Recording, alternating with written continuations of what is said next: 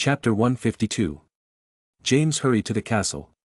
Upon entering, he was more cautious and stealthier, as curfew was nearby. The professors must have been searching for the scattered students. His destination was the library located on the second floor of the castle, so it didn't take him long to get there. That was where the Vault of Fear was hidden, specifically in the restricted section. He arrived at the library.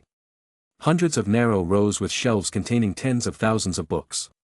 As it was only a few minutes before curfew, there was no one in the place. Not even the librarian. As he was about to head for the forbidden section, he saw the space on one of the shelves begin to ripple. He was showing the presence of a person. "Finally, you arrive," said Gwen, who deactivated her disillusioning spell. "Why didn't you go with the others?" asked James, confused. "No time to explain. The bald guy already arrived a few minutes ago." "Let's go," said Gwen, taking James' hand and heading for the forbidden section. The reason why she waited for James was simple. She didn't like hearing from Sirius that James went to the Dragon Club with Narcissa Black. Although she knew he did it to distract her, she didn't like the idea of James being with Narcissa. She didn't tell him because she knew he would scoff at her, calling her jealous, and she wasn't. Well, just a little bit. I hope nothing bad happened, James thought. It took him longer than he thought to get rid of Narcissa. They entered the forbidden section easily. The only thing protecting this section was a simple rope. "Shelf number 8. Book number 13, said James, remembering where the secret entrance to the vault was located. They stood in front of shelf number 8. Book number 13 was moss green in color and worn. On the shelf were dozens of books.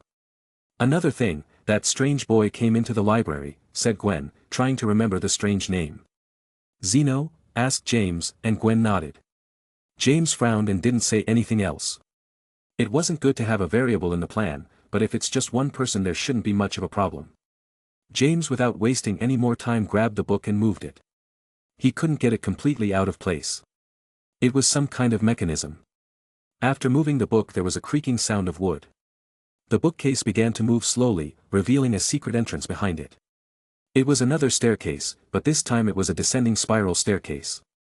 James went first and began to descend. Gwen followed close behind. As narrow as the spiral staircase was, two people couldn't go down side by side.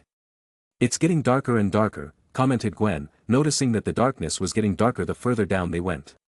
"Yes. Lumos," said James, flicking his wand. Gwen did the same. The tip of each wand lit up, allowing them to see in the darkness. The descent continued. They went down for 5 minutes until finally, the spiral staircase came to an end. They came to a small square stone room. The walls were cracked and thawed. The lighting was dim. 2 lanterns each held a candle that barely gave a little light. "Cover your eyes," James said as he cast Lumos Solum to illuminate the entire stone room. Thanks to his contact lenses, he was not blinded and could observe every corner of the place. There was nothing.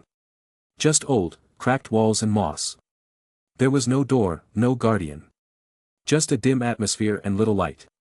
"They cast a protective spell," James said, and Gwen nodded. There were protective spells used to hide a specific area.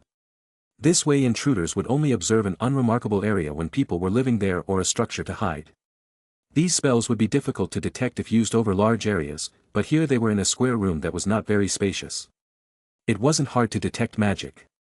James knew it wasn't good that someone had cast a protective spell. The only person who could cast this spell would be Eustace. "Did we destroy it?" asked Gwen. "We destroyed it," nodded James. Each one looked to the front and began to cast defensive spells of great power, Bombarda, Incendio, etc. As expected, the spells hit a kind of translucent barrier. Within minutes the barrier was destroyed. The real room was revealed. At the end of it all was a large square door. It had engraved runes and strange scrawls on it. What caught James and Gwen's attention was that on one of the side walls, 3 people were lying on the floor. They were Sirius, Lupin, and Zeno. "Damn," thought James, running towards his friends. Luckily, he quickly noticed that they were only unconscious and tied up with thick rope. "Are they okay?" asked Gwen. "Yes. Just unconscious," replied James. "I only got sidetracked for a few minutes," thought James as he cut the ropes with Gwen's help. Luckily, Eustace just knocked them out. The bad news was that it looked like he had already entered the vault, and Snape was nowhere to be seen. Renovate, said James, pointing his wand at Sirius. This was the counter spell to the stun charm. Sirius started to stir and slowly opened his eyes in confusion. Where am I? He stammered as he struggled to his feet. James. Oh, that's right, that bloody baldy, exclaimed Sirius, suddenly regaining his energy and jumping to his feet. Easy there. Let me wake up Lupin, said James and threw a renovate at Lupin, who after a few seconds woke up confused like Sirius earlier. What happened, Lupin? Asked James after Lupin had recovered. Lupin would be more accurate and not go off the deep end as much as Sirius. Everything was going according to plan, but we didn't think that bald guy would be so strong. He doesn't teach what he knows in his classes, said Lupin as he began to narrate the events. The original plan was for Sirius, Lupin, and James to hide under the invisibility cloak and wait for Professor Eustace to arrive. Within seconds of Professor Eustace's arrival in the vault, Gwen and Snape would appear. These two would tell Professor Eustace that they reached the vault thanks to the meddler's newspaper. Eustace, as he wants to keep the treasures and whatever he is looking for, would have to get rid of Snape and Gwen. Mainly because when Eustace wants to open the vault, Gwen and Snape tell him to look for the other professors and that they are only there to verify if the information is correct or just a joke in the newspaper. This would make it impossible to loot the vault as it would be under surveillance, and the other professors would know that Eustace was there. So, he would most likely attack both Slytherin students. James, Sirius, and Lupin, who are under the invisibility cloak, will take evidence of the evil deeds the professor is doing, taking pictures and recording his voice. Then they would go out and help keep the bald guy from hurting their friends and try to defeat him or run away. This didn't happen as they planned, as James had to go out of his way to get rid of Narcissa so she wouldn't find the paper, and Gwen didn't like knowing James was with another girl, so she was about to go looking for him instead of going through with the plan. This was not all, as one more variant appeared in the plan. When the bald man attacked Snape as he told him that he would look for the other teachers, Zeno appeared and witnessed this scene. For witnessing things he shouldn't have, the professor also attacked Zeno and in one move defeated him. Sirius and Lupin went on the attack, but it was useless. They were no match for the professor who, although he was a little surprised by the surprise attack, defeated them without much difficulty. What happened to Snape? Asked James, trying to find a solution to save the shadowy boy. He went into the vault, and Professor Eustace followed him. Thanks to that we were saved. That bald bastard wanted to erase our memories and put in new ones. He succeeded with Zeno. When he was about to erase my memories, Snape from behind managed to push him out of the way and run to the vault door, explained Sirius, not believing that he was saved by Snape. Yes, when the vault door was about to close, the professor knocked us unconscious and ran straight to the vault, replied Lupin in a worried tone. Wasn't there a guard to protect the door? Asked James. No. The door was open. All you could see was darkness. You couldn't see through it, Sirius replied. His name does him justice, thought James as he walked towards the 10-foot stone door. James tried to open it by any means possible, but it was no use. Neither Alohomora nor Bombarda was working. What are we going to do? We have the evidence, but Snape? Asked Sirius in a worried tone. Odd to see from him, especially when it was Snape. Snape went into the vault without a wand and tied up, said Lupin, also worried.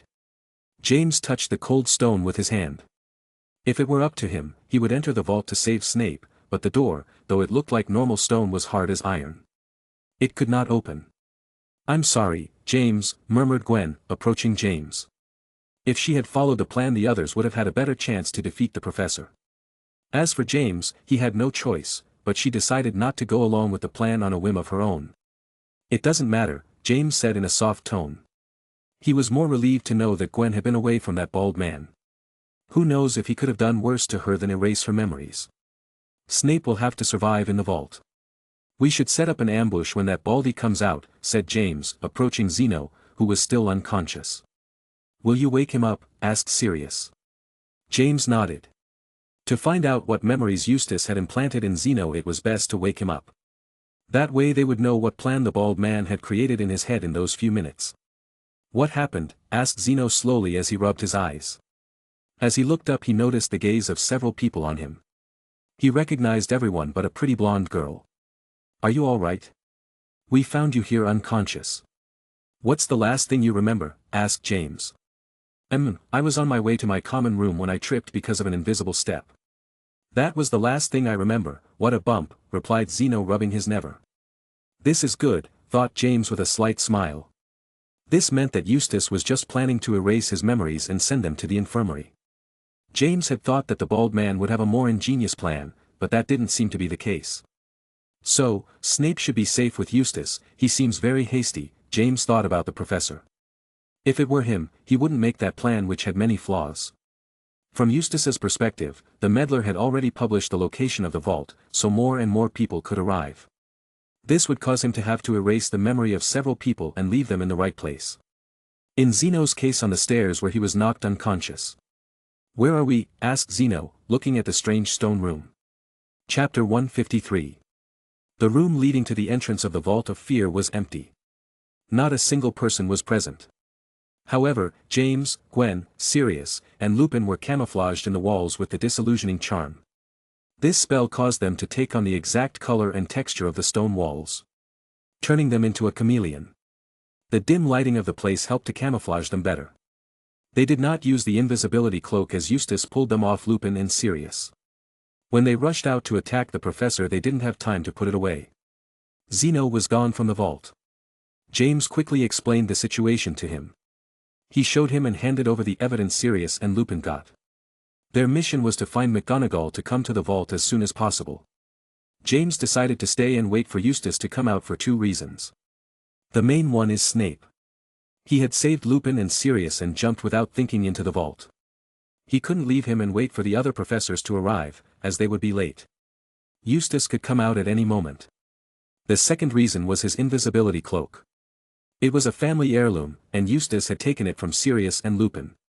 He couldn't let his family heirloom be confiscated by the school, as they would realize he had an illegal item. James didn't know if he could beat a defense against the dark arts professor, although Eustace taught useless things. He didn't seem weak from what Sirius and Lupin told him. He had the element of surprise in his favor, but Eustace coming out of the vault would know that someone might be waiting for him, so he would come out with his guard up. Everyone waited in silence. Each one was guarding a different place. Their wands were ready. Minutes passed until at one point the large stone door began to shake and slowly opened. This time a little of the inside of the other's vault could be seen. However, no one came out. James instantly knew something was wrong. First of all, the place was dead silent and faint, but audible footsteps could be heard thanks to the atmosphere. My invisibility cloak, thought James. Footsteps could be heard closer and closer to the exit. This was not a good sign. For some reason, Eustace wanted to run away. However, James had already prepared himself for this possible situation. Near the entrance, two swords began to float. Once they took a height a little less than that of an average person, they began to advance at a great speed forward. Eustace, who was under the invisibility cloak, was surprised by this. His surprise did not last long. He quickly removed the cloak and waved his wand. Reducto, thought Eustace, and a flash shot out of his wand. It hit a sword that went up in ashes. All this happened in seconds. Then he threw another redoubt at the other sword and continued his march towards the exit. He could not waste any time. What he did not expect was that his spell was cut off by the sword as if it were nothing, and the sword continued its march towards him. What the hell? Thought Eustace, trying to dodge the sword, but it was too late. The sword stuck in his left shoulder. A great pain invaded his whole body and he gritted his teeth to keep from screaming. It worked, thought James. He had raised a normal sword and one with the ancient runes that allow cutting spells. This way, when the bald guy saw that he could destroy the sword easily, he would trust it and let his guard down. The bad thing is that he hit his left shoulder, and the professor was wielding his wand with his right arm. Expelliarmus, shouted James quickly. He didn't want to give his enemy time to think. A flash of red light shot out from a dark corner of the room. Eustace saw the red flash out of the corner of his eye and nimbly flicked his wand. A barrier protected him. Although James' throw was fast, he had to shout to cast it, which made it easier to detect. Nonverbal magic, thought James with a grimace. Finally you showed up, James Potter, said Eustace with a devious grin, looking towards James, who was no longer camouflaged in the wall. I don't know what you're talking about, said James with his senses on full blast. The sword was still stuck in Eustace's shoulder. Don't play dumb, I know all about it. You and your little friends looted the ice vault and created this stupid plan to trap me, said Eustace with anger hidden in his tone. Although he called the plan stupid, he was very surprised by the plan that some sophomores had created. They had turned the school upside down and he had fallen into their trap. What did you do to Snape? Asked James with a dangerous gleam in his eye. The only way the bald man could have found out about all this was to have interrogated Snape. How odd. A Gryffindor worrying about a Slytherin. Your friend was tough. Getting into his mind was hard. He has a natural talent for being an occlumens. However, it was easy after throwing a crucio at him, Eustace replied with an evil grin. Crucio. The curse of torture. One of the 3 unforgivable curses. Stupid sword, thought Eustace, throwing the bloody sword on the ground. He could see some ancient runes. Now he knew why his spell was cut off. Bloody bastard, take this, thought Sirius furiously, throwing a large number of brown spheres. They were stink bombs. Lupin also did the same. They had their backs to the bald man, and since they didn't have to shout to launch this attack, the stink bombs hit Eustace and exploded in a putrid-smelling brown cloud. TSCH already came out the other hidden rats, thought Eustace angrily, and cast a nonverbal ventus. The cloud of smoke was easily removed, but James had already acted and cast a powerful lumos solum. Eustace had no way to defend against this. A blinding flash illuminated the entire room. The effect was more powerful as thanks to the dim lighting, the eyes were used to less light. To suddenly have a large flash appear caused maximum damage to the eyes. How annoying. Everything is useless, thought Eustace, opening his eyes with difficulty after a few seconds. However, he noticed something strange. His right hand was gone. His arm was no longer whole. Eustace roared in pain and surprise. His fist was now reduced to a rough, disfigured stump. A torrent of blood began to pour from the stump, as the bald man held his arm and struggled to maintain his composure in the face of the searing pain. What happened, thought Eustace in confusion, looking up and staring at James. James in his left hand held his wand which was still pointed at the ground. The creepy thing was that in his right hand, he was holding a hand with a wand. Eustace noticed that the sword he had thrown away was gone. How did he do that? Nonverbal magic, thought Eustace in disbelief. He saw the sword near James. It made no sense to him as James had cast a lumos solum earlier. The time interval was too short for him to have cast a nonverbal Wingardium Leviosa. Also, how did he protect himself from the lumos solum? He had a lot of questions in his head. Nice wand, James commented as he played with Eustace's severed hand as if it were a baseball. Lupin and Sirius looked at each other in shock at the scene of James playing with the bloody hand of his enemy. Damn, I couldn't do anything, thought Gwen pissed off as she cast a spell towards Eustace.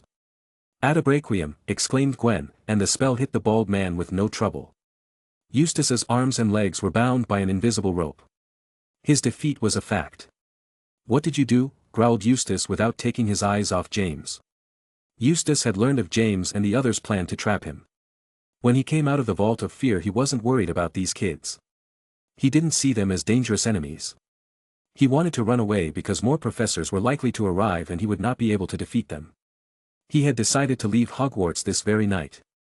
I ask the questions here, James said as he tossed the wand to Gwen and Eustace's severed hand near him to watch his old hand. Since Eustace dropped the sword near his feet, James' victory was certain. He only needed a few seconds to distract Eustace and use the sword to attack him. He could have even cut off his head if he had wanted to. James' telekinesis was key. Eustace would never in his wildest dreams have imagined that a second-year student could use such advanced wandless magic. Just by looking at the sword, he could move it at great speed and from far away. As the sword was planted so close to Eustace, he could not defend himself no matter how much nonverbal magic he could use. In addition, James used lumos solum which did not affect him thanks to his contact lenses. If it had been a proper fight on equal terms, James could not have defeated Eustace. His offensive charms could not hit them, as Eustace knows nonverbal magic and can defend himself without much trouble. Go get Snape, James said looking at Sirius and Lupin, who nodded and quickly headed for the vault. The sword he used earlier to cut off the professor's hand flew smoothly toward James' right hand. Wandless magic, muttered Eustace with wide eyes. He couldn't believe this. Let's start with the interrogation, thought James. He didn't have much time. Zeno could arrive with the professors at any moment. Luckily the fight had ended quicker than he had first calculated. Chapter 154. What is your purpose? Why do you want to find the vaults? Asked James, staring at Eustace. He cast 2 spells on him to stop the bleeding, still, the professor's skin was pale. Isn't it obvious? By the treasures, snorted Eustace with a wince. You'd be willing to threaten a powerful pure-blood family and use unforgivable curses just for a few magical items, asked James as he pointed the edge of the sword at Eustace's neck. While the treasures in the ice vault were of good quality, they weren't worth it to cast an unforgivable curse and threaten a student at Hogwarts. If you get caught, you could end up in Azkaban. A prison no one wants to set foot in. Prisoners go mad in a matter of weeks, and it's a fate worse than death. Eustace didn't answer. He just craned his neck in defiance of James. He knew he was a 13-year-old boy. He wouldn't be encouraged to murder a person. I guess you don't need your other hand.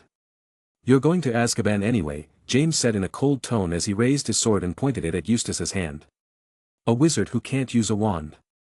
You'll have to learn magic without a wand, added James with a slight smile, and began to bring the sword down at a great speed. Wait, shouted Eustace, and the sword stopped mere inches from his wrist. This bastard really would have cut my hand, thought Eustace with sweat on his forehead. Gwen watched this with a bit of surprise, but also with a slight smile. She had long known this cold attitude of James towards his enemies and loved it. However, this time it was a bit more violent as he was about to cut off a person's hand.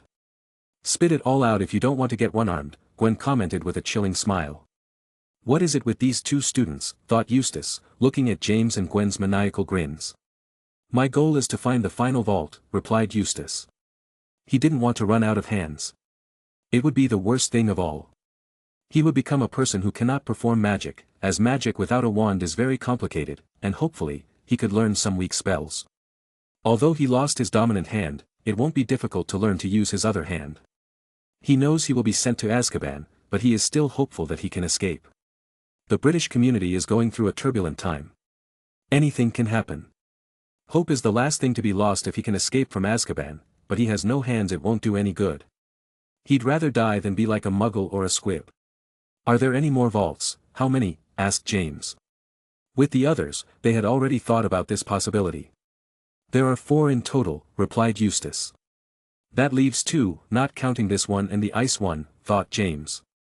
How do you get to that final vault? Asked James.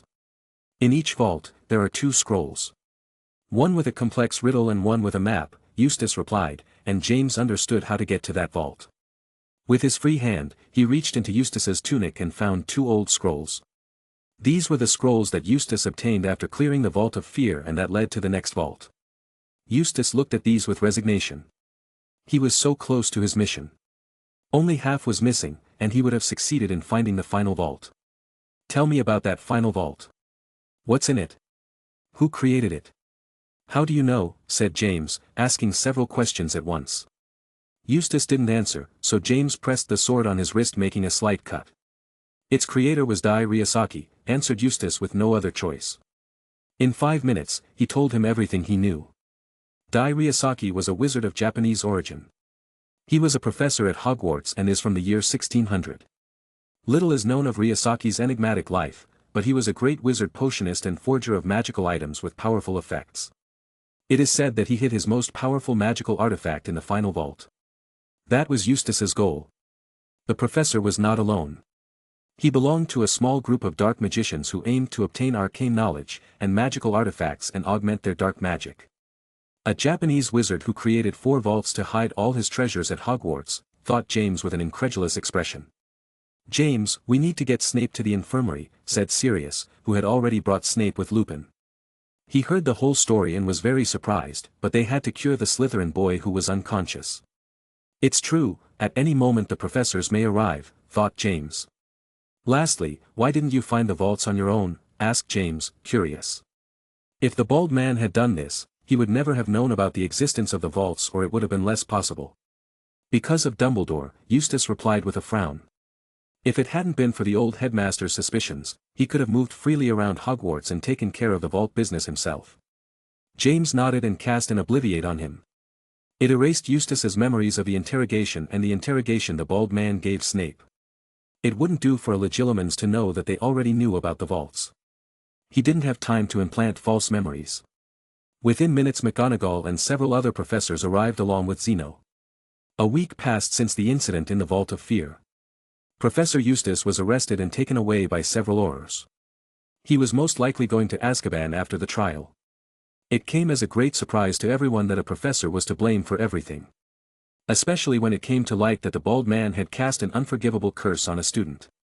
Even more surprising was that 4 students stopped him and saved the other student. This was made public. The professors couldn't try to hide it. Dumbledore was not at Hogwarts, and the existence of the Vault of Fear had already been brought to light by the newspaper, The Meddler. As expected, James, Sirius, Lupin, Gwen, and Zeno were also subjected to questioning, but it was nothing serious. They were only asked how they got there and how they defeated the professor. They all answered the same. They got there thanks to the Meddler newspaper. James, Sirius, and Lupin said they found a copy while wandering around the school. In this copy, it said the location of the vault, and they decided to go after preparing a bit. Since they were friends and slept in the same dormitory, it wasn't unusual for one to have passed the news to the other, and they decided to go to the vault together. Why didn't they tell the professors? Because it was an adventure. They could only scold them, it wasn't their fault, they were only 13. As for Zeno, Gwen, and Snape, they each found a copy of the paper and decided to visit the vault out of curiosity, adventure, whatever. They told the events as they happened without lying. The only loophole was that James arrived later, but he gave an excuse, and they had no choice but to believe him. Why did they bring a camera and a magic voice recorder? Out of curiosity. They wanted to see if the vault was real. The evidence they got and the prior incantato spell made Eustace 100 trapped. He could not escape his crimes. Plus the testimony of James and the others. Above all, Snape, who after regaining consciousness told how the professor tortured him only out of malice, he omitted the interrogation part. Prior incantato was a spell that forced a wand to display an echo of the last spells it had cast. With this, they were able to find that Eustace had cast Crucio, the unforgivable curse, on a 13-year-old pupil. Finally, those horrors are gone, Sirius said, sprawling out on his bed. Yes. I don't know how many interrogations they've done on us anymore, said Lupin, sighing with relief. Their lies were solid and had validity, but they could find the occasional loophole. Luckily, as they were 13-year-old students, they couldn't push them too hard. In the end, they were the victims who were almost killed at Hogwarts, and they also saved Hogwarts. The only thing they could reprimand them on was that they decided to go to the vault without telling the professors. I heard they helped the professor stop the curse from spreading, Toby commented. Thanks to them acting fast, the curse of the Vault of Fear didn't have time to spread like it did with the curse of ice, said James. They didn't know what the curse of the Vault of Fear would be.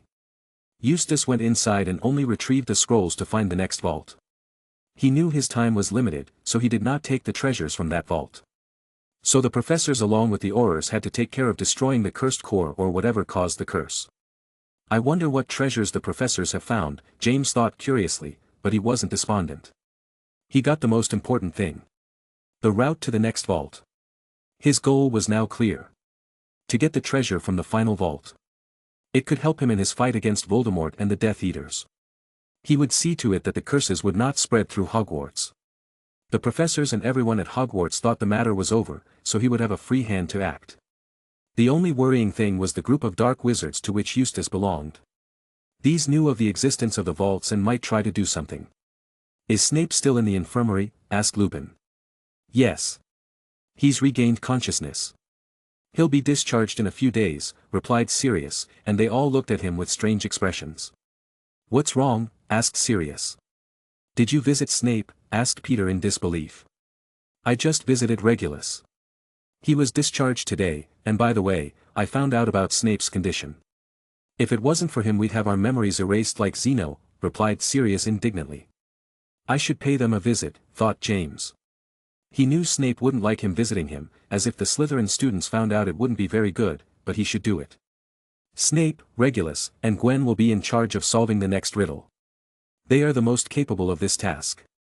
Although he has basic knowledge of ancient runes, he has no time to devote to this task. It is best to delegate. Where are you going? Asked Toby as he noticed Sirius heading for the door. To study, replied Sirius, and everyone looked at him with shocked expressions. I got held up because of the Aurors and the damn vaults. It's a month until exams, justified Sirius indignantly as he walked out of the dormitory. Chapter 155. The tense atmosphere generated by the cursed vaults dissipated from Hogwarts. It was replaced by a nervous and tense atmosphere caused by the exam season. It was only a month and a few days away. James had already told Sirius, Gwen, Snape, and the others that they would continue to search for the cursed vaults. They all knew about the final vault and that the creator was the ancient Japanese wizard, Dai Ryusaki. They all agreed to continue the search for the vaults. Even Snape and Regulus. So they had begun to decipher the riddle as they studied. This meant that they would have to find the other 2 vaults, get inside to get the treasures, and destroy the cursed core. The latter so that Hogwarts would not be in danger. So James decided to give the Marauders a training regimen. Especially Sirius, Peter, and Toby. Lupin usually studies and practices with him in the evenings in the Room of Requirement and is stronger than the other 3 Marauders. I've got to hide. At this rate he'll catch me, thought Sirius, who was running through the corridors of Hogwarts Castle. He had sweat all over his body. He looked back, and there was no one there. He quickly opened the door to a hall and stepped inside. Phew, sighed Sirius wearily as he leaned against the door. As he looked into the hall he noticed that there was a group of Gryffindor students. They looked smaller than him, so they would be first years. They were a group of 2 boys and 3 girls. They had pushed the tables together to prop up books, parchment, and papers. Sirius noticed the strange looks on him but said nothing. His expression turned ugly when he heard the sounds of footsteps. He quickly ran over to a large cupboard, climbed in, and closed it. The first-year Gryffindor students looked at each other not understanding what was going on. They knew Sirius. He was a very popular second-year student.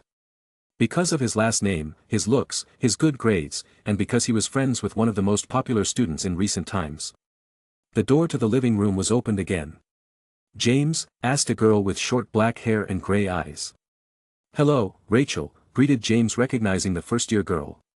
Remember my name, thought Rachel nervously as she combed her hair and adjusted her robe. Sorry to interrupt your study. Did you happen to see a rushed, sweaty student come in? Asked James. The students looked at each other.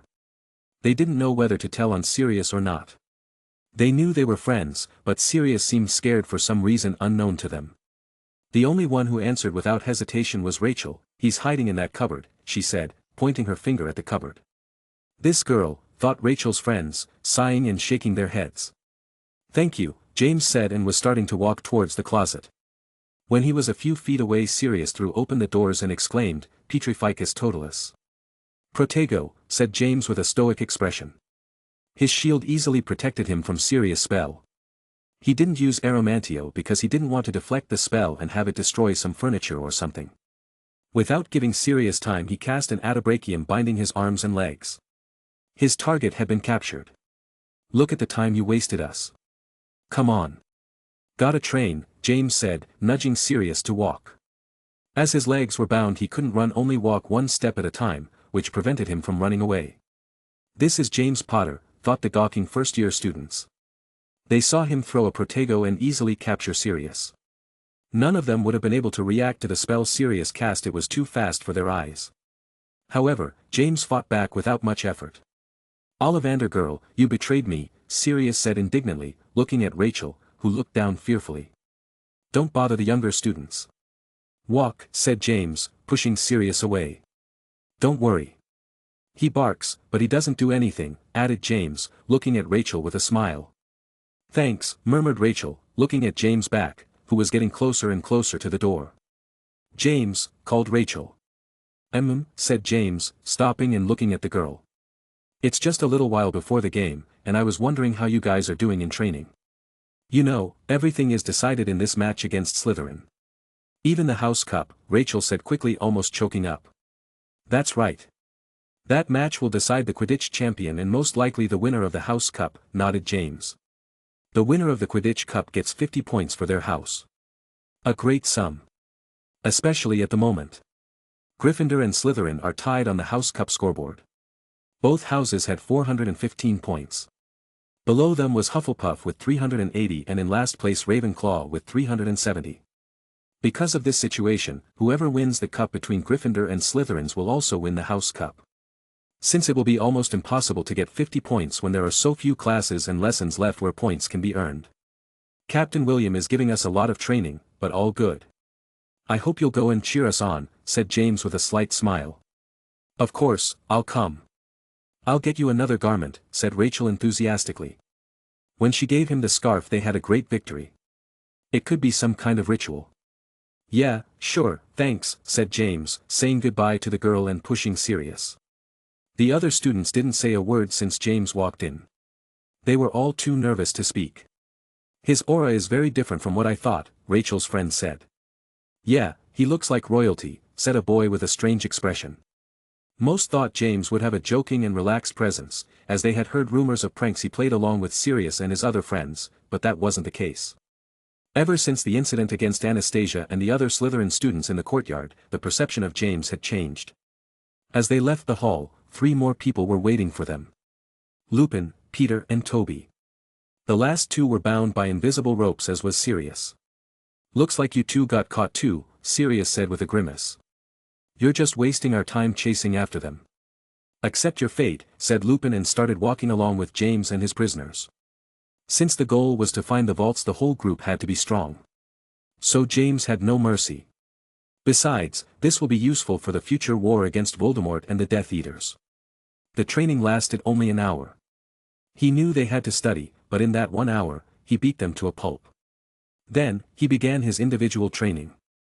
Later they study more advanced subjects, and lastly, study subjects they don't like so much, like astronomy and the history of magic.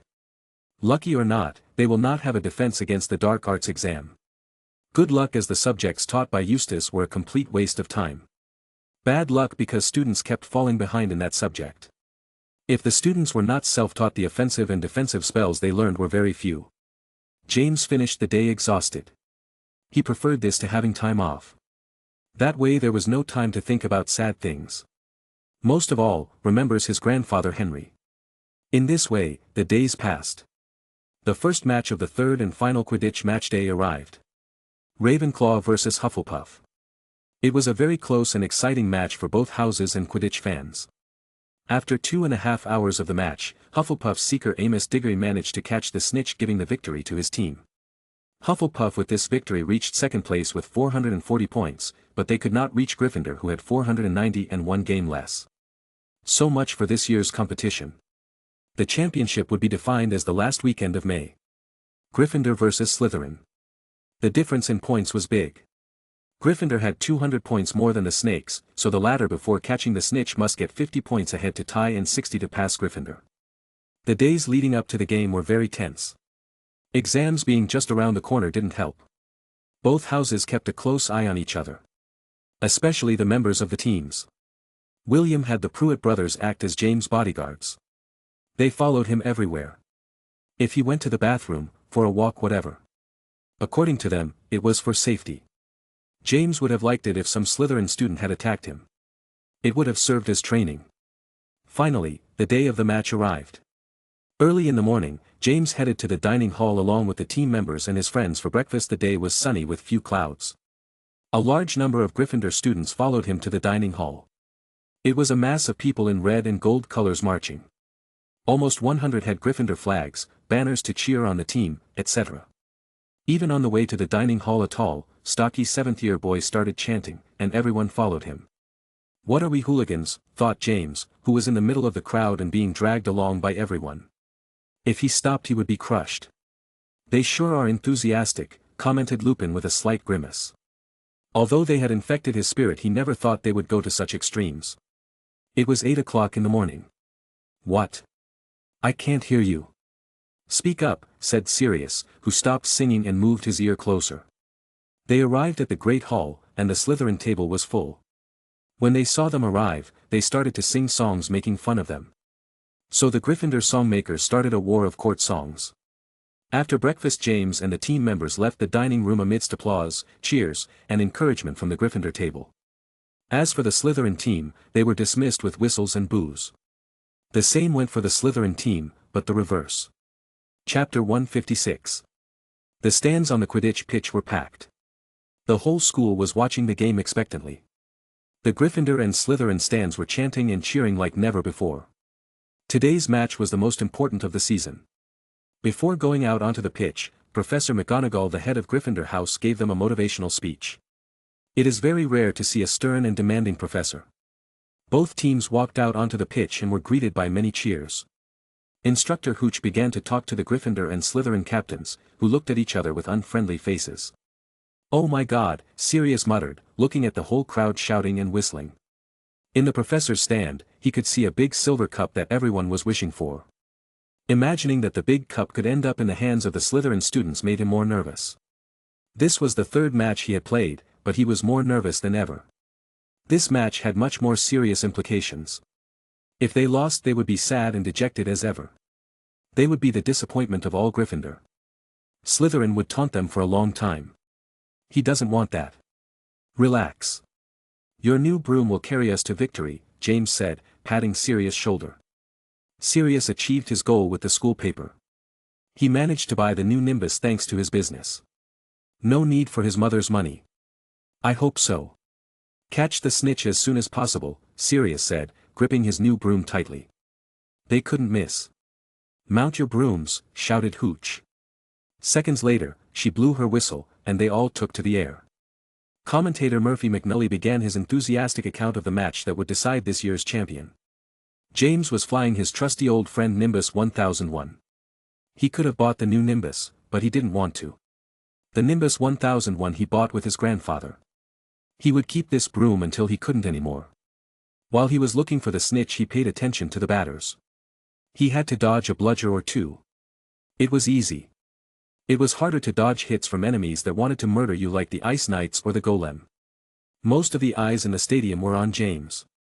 In the previous match, he used a very difficult and almost unseen technique to get rid of the opposing seeker. Everyone wondered what he would do today. The opening minutes of the match were quiet. The snitch was out of sight, which allowed the Slytherin team to reach 50 points. Now they could breathe easily. From this point on, the air was more tense. Whoever caught the snitch would win the game. The score was tied 70-70. The game was getting close and tense. Damn, growled Gideon as he was tricked by an opposing chaser. Watch out, James, shouted Fabian. Neither of them expected that the three chasers would use a tactic to intercept them. This allowed the Slytherin batters to hit the two bludgers and send them toward James at great speed and aiming at different parts.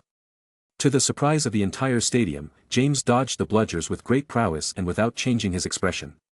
At no time did he get nervous. Did you all see what I saw? Gryffindor's seeker, James Potter, performed a perfect tail-rack twirl, shouted Murphy excitedly and jumped to his feet. The entire Gryffindor stand applauded James, and the Slytherins were disappointed that he didn't dive. The tail-rack twirl was an advanced flying technique, where the player rolls their broom more than once to avoid bludgers. It is difficult to do as you need great skill, speed, and reflexes. James was attacked by bludgers thrown by his father, grandfather, and uncle. Adult Quidditch fanatics who showed no mercy to anyone. So it wasn't hard for him to dodge the bludgers from the Slytherin students. Well done, you little monster, shouted Gideon, sighing in relief. This will never happen again, shouted Fabian angrily. Because of him they almost lost their star seeker. Little monster, thought James with a strange expression without saying anything. He kept looking for traces of the snitch. Finally, he found it. The bad thing was that the Slytherin seeker also saw it and started a race. The whole stadium had its eyes on them. The other members of each team also wanted to support their seeker and stopped paying attention to the quaffles. The snitch felt the threat of being caught and began to rise higher and higher into the sky. Way up. James and the rival seeker followed it without losing speed. The people in the stands looked smaller and smaller, like black dots. The higher they went, the harder it was to breathe, and the more difficult it was for the brooms to reach new heights. From one moment to the next the snitch began to descend at breakneck speed. Both seekers began to descend at a great and dangerous speed trying to catch the snitch. As they got closer and closer to the ground, the Slytherin seeker began to slow down. It would be dangerous to maintain those miles per hour and then not be able to stop, which would cause him to crash into the ground. However, James did not slow down. On the contrary, he increased his speed using inertia and his broom. He began to spiral downward, gaining even more speed past the Slytherin seeker. He was hurtling towards the ground like a bullet, metaphorically speaking, which provoked gasps and cheers from the crowd. Many closed their eyes at the impending crash into the hard ground, many others kept their eyes on James. Thanks to his blazing speed he managed to catch the snitch. The bad thing was that to stop and not break several bones in the attempt he had to be fast and precise. He managed to slow down, but not stop completely. Knowing that his fate was sealed, he jumped off the broom to roll and not fall on his face. Also so that his Nimbus 1001 would not suffer serious damage. He rolled on the ground kicking up dirt and feeling pain in all his joints. He gripped the snitch tightly. Finally, he stopped. The stadium was silent. Gwen had stood up, fingers crossed over her mouth. She couldn't believe why James was so extreme at playing Quidditch. James stood up spitting up some dirt and being watched by hundreds of eyes. He held out his arm with his fist in the air. He then slowly opened it, revealing the golden snitch. The silent Gryffindor crowd erupted in cheers and applause at the sight of such a scene. They started shouting champions and more things that James didn't understand because of all the shouting and headaches from the hit. He had a big bump on his forehead. Before James could see the state of his broom, several hands pulled him was the rest of the team, who were shouting in jubilation. "We won," bellowed Sirius. William, Gideon, Fabian, Annabeth, and the rest of the substitute team were bursting with joy as they surrounded James, lifting him into the air. It hurts, thought James without saying anything so as not to stop the team's celebration. Although he was sure that with the euphoria they wouldn't hear him. After catching the snitch, the game was over. The awards ceremony was held, where Dumbledore himself handed the silver cup to Captain William. The walk back to the Gryffindor Hall was more animated than this morning. The team members were surrounded by a very noisy scarlet and gold crowd. The silver cup was being passed from hand to hand among the team members. Sirius took the cup, climbed onto James' shoulders, and raised the cup as high as he could while being cheered by everyone. "Let's crush those damn snakes," shouted Sirius, as he continued to insult the noble house of Slytherin that his mother was so fond of. The party in the Gryffindor common room was the craziest and longest that James and the Marauders have experienced since they have been at Hogwarts. It lasted all day and into the night. After dinner in the large dining room, which was very noisy on the Gryffindor side, they continued with the party. The Pruitt brothers didn't want it to end and continued it until many fell asleep on the couches and the floor. James didn't even have time to take a bath and go to the infirmary because of the bruises he received from the fall. The next day James met Gwen on the balcony in hiding. Although their relationship was no longer a secret, it was the best place to talk with nice views and undisturbed. "That last move was very dangerous," Gwen said as she sipped her tea elegantly. "That's the third time you've told me that already," said James, taking a bite of a rich chocolate dessert. "I'm telling you again because you don't seem to make a big deal out of it," said Gwen. "Next time, I won't do something so dangerous," said James, giving up. If he didn't, they would continue this conversation that was going nowhere. "Fine," said Gwen with a smile. She didn't care that her house had lost the Quidditch Cup. She was happier that James had won it, as she knew he loved Quidditch. "Have you been studying for exams?" asked James. It was just a short time before the week of exams was about to begin, which made many students nervous and stressed. "Of course I have. It will be easier since we don't have a data exam. Since I have you for a professor, I don't care that we don't have that exam," Gwen replied. "I'm glad you find my lessons useful," said James with a slight smile. At this last time, he showed Gwen the room of requirements, and they started practicing together. Since there were 2 vaults left, it would be good for Gwen to increase her power in combat, which was already very good. "You are doing well with your study. I can help you with something if you want," said Gwen, willing to help James in his study. I'll need some help with astronomy," James said. Even though he knew he'd pass, the help wouldn't hurt, and he could spend more time with Gwen. "Fine. I'll help you," said Gwen with a smile. In this way, she accomplished her mission. She could spend more time with James. "After exams, you should have your talk with Emily. My parents are already ready for her to come with me to Potter Manor," James commented. "Yes. I don't know how she will react," said Gwen, worried. She didn't want to force her sister, and if for some reason she refused, she won't be able to do much. "Don't worry. We'll convince her. I'm sure she'll be happy she doesn't have to go back to your crazy mother," said James, realizing at last he called Gwen's mother crazy. "It doesn't matter." "Yes, she is crazy," said Gwen with a chuckle, noticing James' expression, who was about to take back that last sentence. "That's 2 people already who consider their mother crazy," thought James. He was referring to Sirius and Gwen. In his past life might have considered his mother crazy, albeit in a different way. Since Elizabeth was in control of everything, she wasn't a screaming or thrashing madwoman like Gwen's and Sirius' mothers. Chapter 157. "So, you want me to be considered a blood traitor? So, I can be erased from the family tree so I can live at Potter Manor," said Emily with her usual expressionless face. In front of her stood James and Gwen, who had explained their plan for her to escape her home safely. "Exactly. You're a half-breed anyway. It would be idiotic for you to attach yourself to the supremacist ideals of the Shafiq family. If you ask me, James said with a calm expression savoring a rich cake that Gwen prepared for him or most likely the Hogwarts house elves. James already considered the supremacist ideals of pure-blood wizarding families idiotic. More idiotic he would consider a person who was half-blood and knew it, accepting these ideals. Emily frowned at James' comment.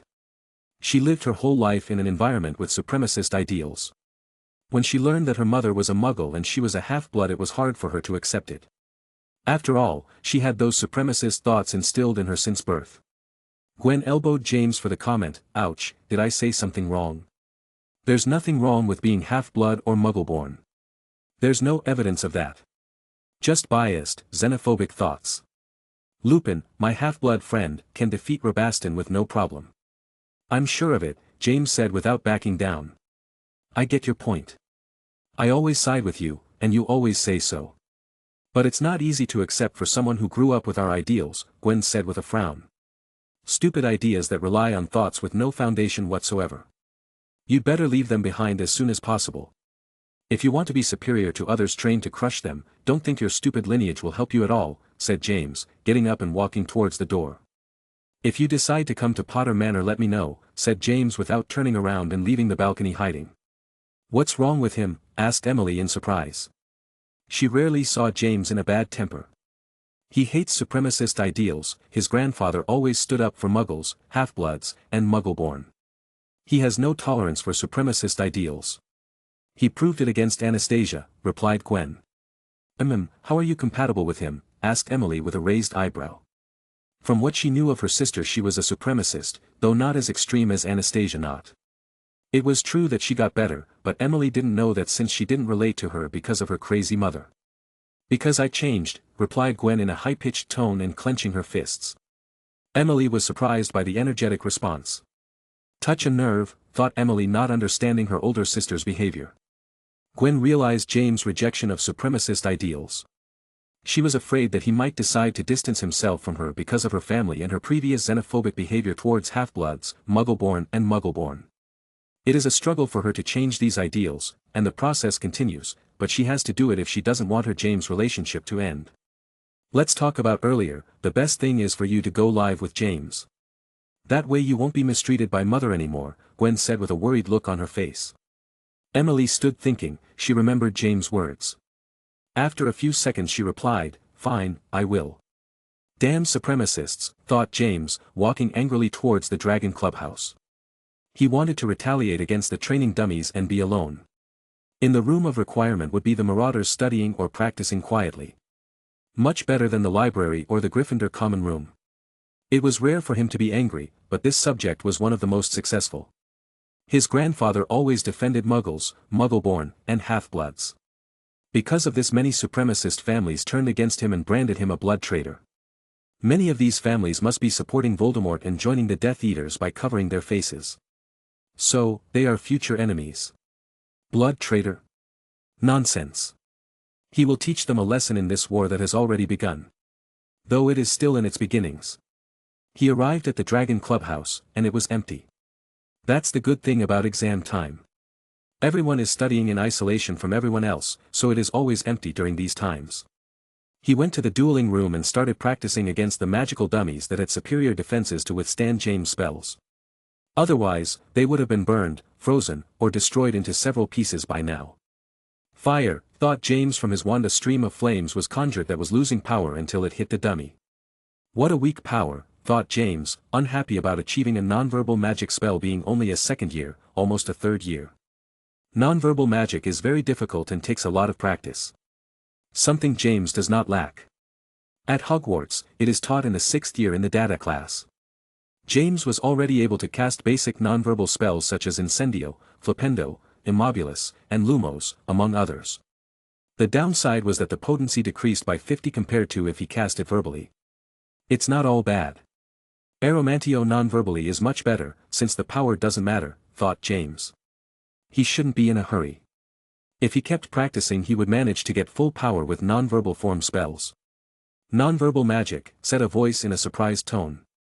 James turned his head and noticed a girl with pale skin, blue eyes, and long almost silver blonde hair. It was Narcissa Black.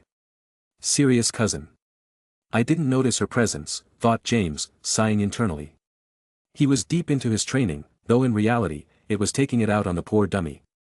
James, since the day he stood Narcissa up at the Dragon Club with the promise of a serious duel, had begun to avoid the cold-hearted Princess Black. He didn't want to argue with her and have to apologize by giving a cheap excuse. As for Narcissa, she was annoyed and indignant with James. No one ever dared to stand her up, least of all a boy. She wanted to look for James, but he always avoided her, something that made her angrier. Finally today she managed to find him alone in the Dragon Club, but she ended up seeing something that left her speechless. How did an almost third-year boy know non-verbal magic? She hadn't even learned that yet. James and Narcissa stared at each other in silence. "Aren't you going to say anything?" asked Narcissa, breaking the silence and walking towards James. She stopped a few feet away from him and looked at him with her blue eyes. "What do you want me to say?" asked James. "Why did you stand me up? Tell the truth." "You were found in the Vault of Fear that day with Sirius and the other students who managed to get there," said Narcissa, who knew James had taken her to the Dragon Club to distract her. "It's simple. With Sirius, we found the paper, and I didn't want someone else to see us with it. So, I distracted you so you wouldn't tell the professors about the paper, and we could go quietly to the vault," replied James without hesitation. That was true in a way. What he didn't tell her was that they planned everything themselves about the location of the vault, the newspapers, etc. Narcissa said, staring at James. She found no trace of doubt in James' eyes, so she decided to believe him. It's only natural that he and her cousin, who always wants to run riot, would want to head towards the Vault of Fear. She wouldn't have done something so dangerous and would have handed them over to the professors. James wanted to leave the room, but Narcissa stood in his way, not letting him walk. "What are you doing?" asked James with little patience. Today was not a day when he had much patience. "Apologize. You stood me up. So you owe me an apology," Narcissa said, crossing her arms and looking at James with her cold eyes. "Are you serious?" asked James, pissed off. Narcissa was right, but the way she was asking for the apology angered James, who already had little patience. Besides, he remembered that Narcissa follows the ideals of blood supremacists. So, it made the situation worse. "If you want me to apologize, beat me in a duel." "What do you say?" asked James angrily, gripping his wand tightly. Narcissa's expression fluctuated. She had witnessed when James swept the floor with the Slytherin students in the courtyard. Even a fourth-year student. She had just witnessed James perform non-verbal magic. Also, the rumor of him defeating Professor Eustace Burke went all over Hogwarts. Even though the bald man didn't look very strong, he was still a dada professor. Because of all this, she no longer had much confidence in defeating James in a serious duel. His presence is similar to that of the day in the courtyard, thought Narcissa, seeing James' icy stare. She felt a strange feeling. It wasn't fear. Fine, all or nothing. "Just one round," Narcissa said after a few seconds and stuttering slightly. Something odd to see in her, though James didn't notice it because of her anger. James nodded and walked away from Narcissa, putting the appropriate distance for a duel. "The starting signal will be when the galleon hits the ground," James said, and Narcissa nodded, gripping her wand tightly and sharpening her senses. James tossed the coin upwards. The coin spun and spun. Narcissa looked at the coin, but James just stared at her. The sound was enough. Narcissa noticed out of the corner of her eye James' gaze on her, but she didn't let it make her nervous, maybe just a little. By the time the coin hit the ground and Narcissa was flicking her wand to cast her spell, James had already made his move. His reaction and speed surpassed Narcissa's. Lumos Solum. From his wand came a blinding flash that blinded Narcissa and stopped her movements as she could no longer see. Before the girl regained her sight, James cast a powerful Expelliarmus that knocked her wand out of her hands and also sent her flying several meters backward until she fell on the ground. "Shit, I crossed the line," thought James, seeing Narcissa's body lying on the cold ground. He quickly ran over to her. "Are you okay?" asked James, kneeling and wanting to help her, but the girl refused with an icy expression and pushed him away. "You're hurt." "Let me help you," said James, noticing that Narcissa's delicate, pale hand was scraped, though it was only a slight wound. "Don't touch me," Narcissa said in an icy tone. "Please." "I just want to help," said James, looking at Narcissa, who after a few seconds of silence nodded and held out her hand. James took Narcissa's hand gently and with his free hand cast a spell to heal the scratch. In a few seconds, Narcissa's hand was as good as new. Then he cast a muscle pain spell on her, as the Expelliarmus hit, and the fall must have hurt. You know healing magic too?" asked Narcissa, surprised and feeling her body like new. She no longer felt any pain at all. "Yes, my mother taught me from a young age," James replied. "How is he so good at everything?" thought Narcissa, looking at James as if he was a monstrous genius. She considered herself a genius, but compared to James she was a long way off. James' level was not at all normal, even for those considered geniuses. This to Narcissa reminded her of Dumbledore and all the accomplishments he had when he was at Hogwarts. The old headmaster's life was very famous, and there were many stories of his accomplishments.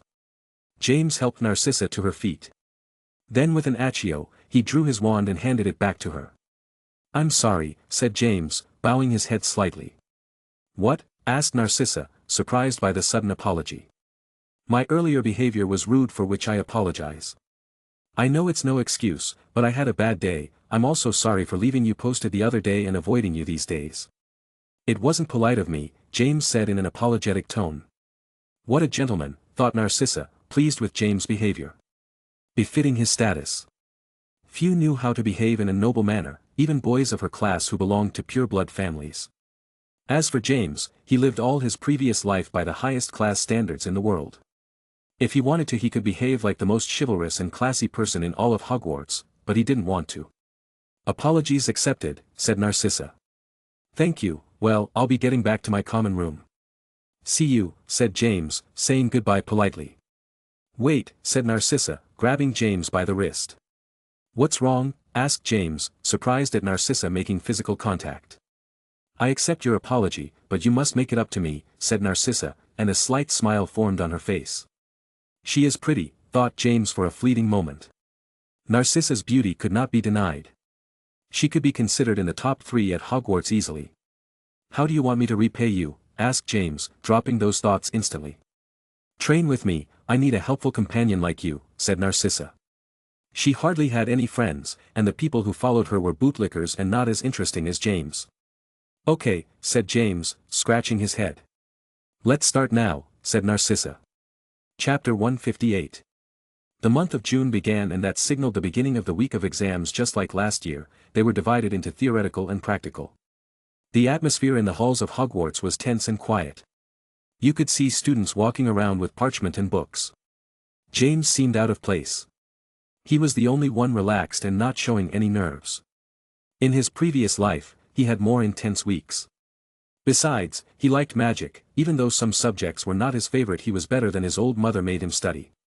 Just like last year, he managed to pass all the exams, becoming the best second-year student of all the houses. Despite his hellish training, his grades were barely affected, and remained at the top. Professor McGonagall was even more surprised than last year when she saw James' practical transfiguration skills and theoretical knowledge. This is normal, since this year one of its focuses was the transfiguration. Their goal is to achieve conjuration. In charms, it was easy, as his level is very advanced compared to the easy spells they have to do with Professor Flitwick. He couldn't show everything he knew in data, but he didn't mind. More time to practice on his own and not waste time on a useless exam, since the topics the bald guy taught sucked. Finished exams we all passed. We were champions in Quidditch, and it's just a matter of time before the House Cup. A perfect year. Plus, we had the best adventure in the vaults, said Sirius, leaning back on the grass and looking up at the sky with a satisfied smile. Yeah, it was a crazy year. I didn't think it would be any more eventful than the first year, commented Lupin. On top of everything, Sirius said, his friends found out about his lycanthropy and accepted it, and he trained like crazy because of James, though he didn't see it as a bad thing. Next vault we go in, said Toby, clenching his fists with determination. He didn't want to be left out. With James' training, he had the confidence to be useful in battles. US, thought Peter fearfully. He didn't want to go into a deadly vault no matter how much training he had done this last while. Way to go, Toby, said Sirius with a faint smile. The Gryffindors had to be brave and not hang back. By Snape, Gwen, and Regulus progress on the riddle next year when we get into Hogwarts we'll already be able to go to the vault, commented Lupin. That's the best thing. An adventure at the beginning of the year. We won't have any homework, we can focus on the bloody vault, said Sirius. Yeah, nodded Lupin and then looked at James, who had his eyes fixed on the intermediate transfiguration book. "Are you still studying?" asked Lupin, and everyone looked at James. "Yes. The leader of the Death Eaters finally showed up," said James with a slight frown.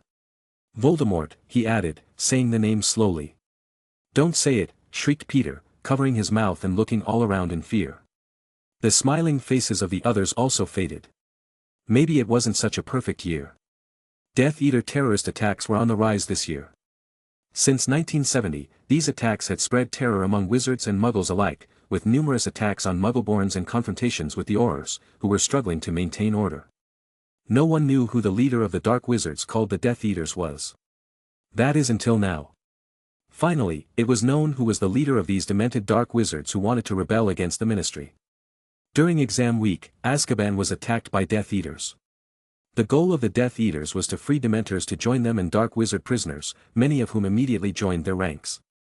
Despite the surprise attack and the brutality of the Death Eaters, the Aurors stationed at Azkaban, led by Alastor Moody, a well-known and powerful Auror, put up a fierce resistance. In that same battle, Voldemort proclaimed himself the Dark Lord, declaring a new era of terror and supremacy of pure wizards. His other nickname is Lord Voldemort, but for some reason, everyone fears the name Voldemort. They feel it is an ominous name.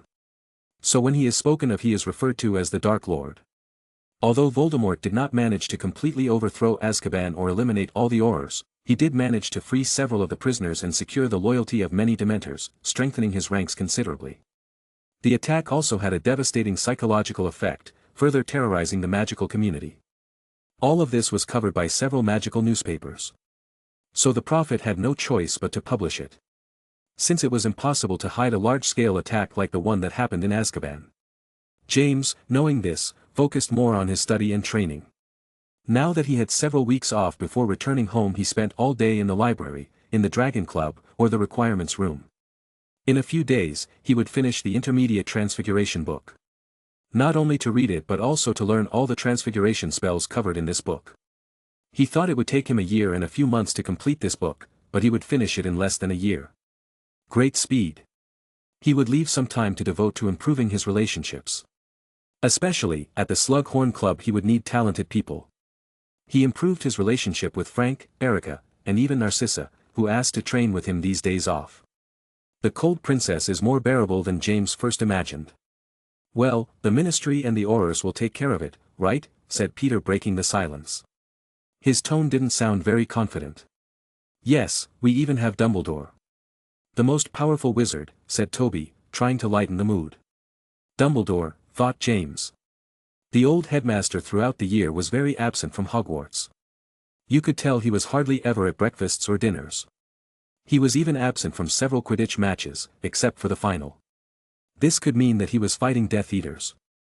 James knew that Dumbledore was the head wizard in the Wizengamot.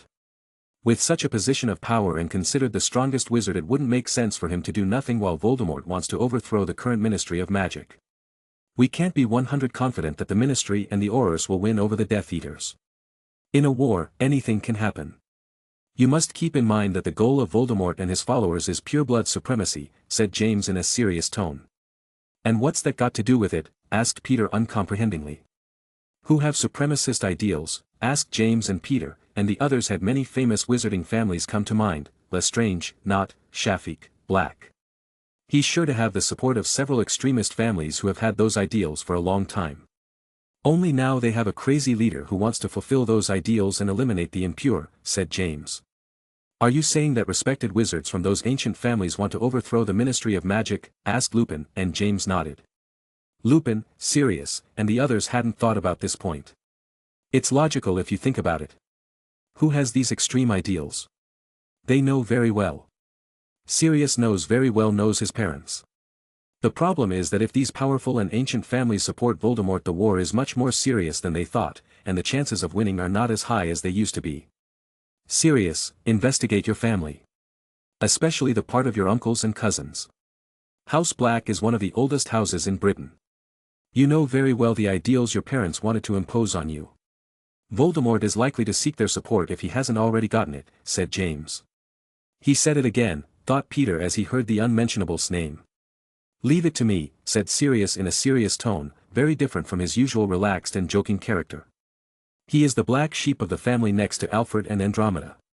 He doesn't want his parents to join the Death Eaters and wear ugly masks while murdering innocent people.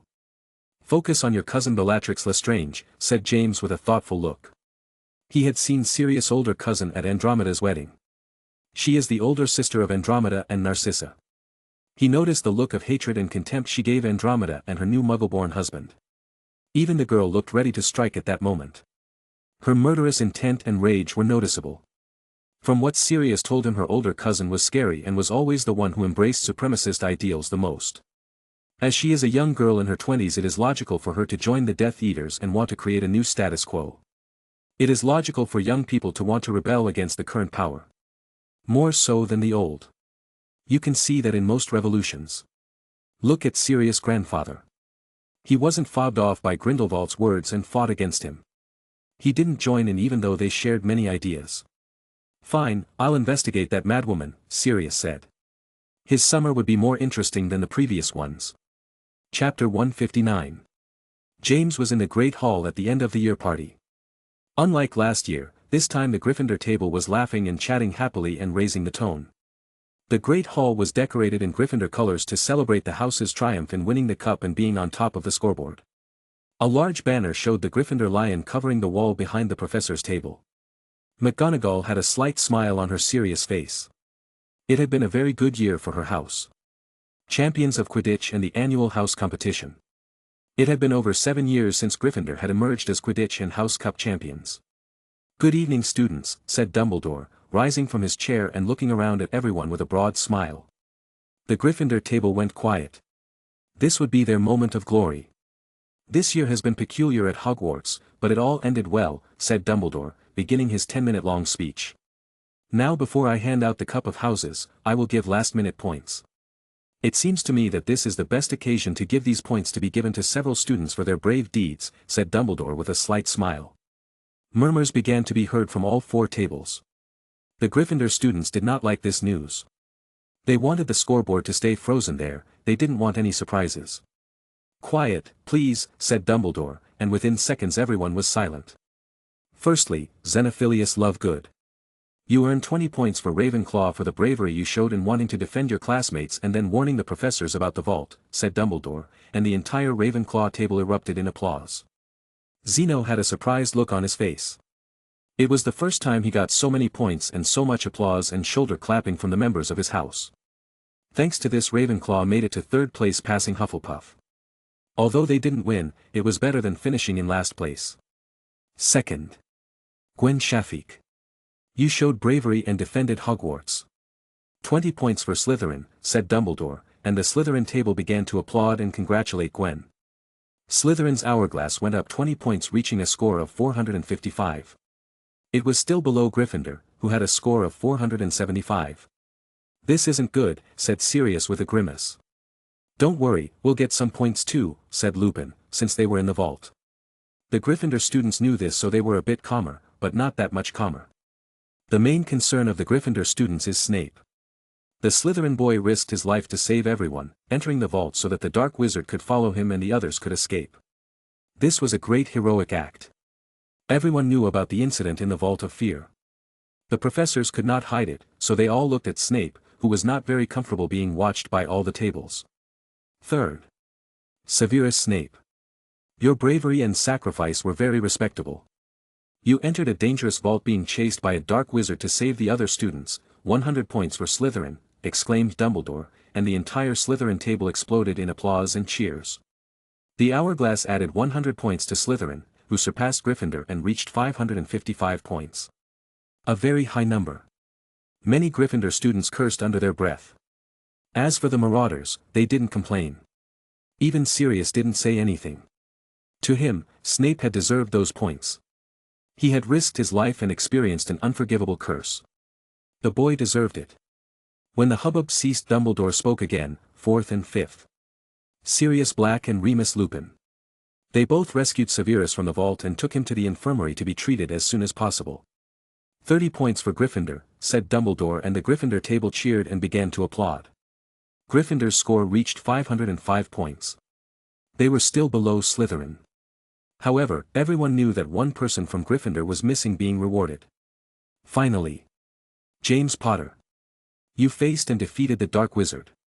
It was a dangerous and reckless act, said Dumbledore, and all eyes fell on James. Defeating a Dada professor as a second-year student was a feat rarely if ever seen. Everyone wondered how the battle had gone, but they didn't know the details. However, it is not your fault that a dark wizard sneaks into Hogwarts, we adults are responsible. Your act was heroic, and you also showed great leadership by strategizing how to deal with the enemy and sending Xenophilius to warn the professors, Dumbledore said with a smile. 50 points for Gryffindor, exclaimed Dumbledore, and the entire Gryffindor table regained their happiness and energy. Well done, Ace, exclaimed Gideon, hugging James. Fabian brutally stroked James' hair, tousling it even more. Everyone at the Gryffindor table was congratulating him and applauding. A slight smile formed on James' face. He didn't know how to react to so many congratulations. The hourglass changed again. 100 points were added to Gryffindor, who reached 555 points. Tying with Slytherin. When the Gryffindor table stopped celebrating their 50 points, they looked at the clock with confusion. The Slytherin table was the same.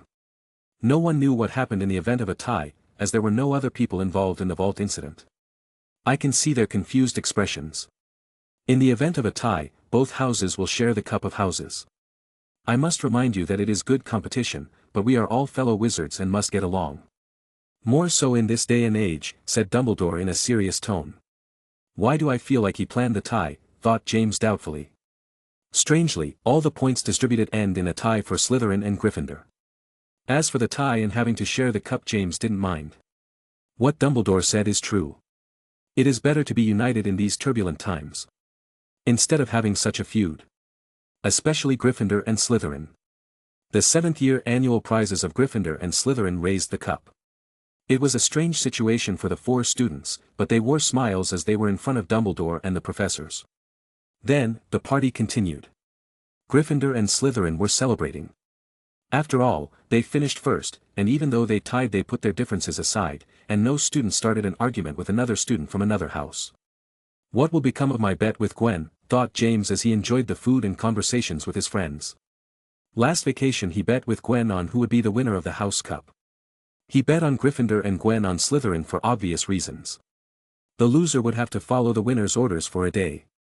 That was the strange bet Gwen wanted. I guess it's nullified, thought James, putting the subject aside. The next day, the school year ended. James and his friends boarded the Hogwarts Express home. The vacations began. Chapter 160. Potter Manor, Gloucestershire, England. The sky is bathed in soft shades of blue and violet. The horizon is increasingly lighter in hue, indicating the impending dawn. As the sun rises over the horizon, the first rays of light filter through the silhouette of trees and a huge mansion. The atmosphere is filled with a soft silence, broken only by birdsong announcing the new day. Rays of light filtered through one of the numerous windows of the mansion. The curtain of the room stopped the rays of light, but it failed to stop everyone. James slept in an oversized, luxurious bed. The sun's rays landed on his face. His blue eyes slowly opened, and he surveyed his new room. Triple or more the size of his previous one at Godric's Hollow. The room reminded him of his old room when he was Edward. He didn't like it very much. A week ago the vacation started, and this was his new home. Potter Manor. Today is the day, thought James, getting out of bed and starting to change. In a few hours, it would be the ceremony where he would be named Lord Potter, and the entire British magical community would know about it. James left his room and walked through the gigantic mansion. The ceremony would be in the main courtyard, which was very large. Forget the feeling of walking so much in your own house to get to the outside, thought James. At Hogwarts, with how gigantic the castle is, much more so than this mansion, he was used to walking, but it's different. Hogwarts is the school, here is his home. He finally reached the main courtyard and could notice a lot of movement. His parents, his 2 house elves, his aunt and uncle, and a few more family members were making all the preparations for today. Since so early are they, thought James, looking at all the movement. A huge white tent stood on the lawn to protect the guests from the sun.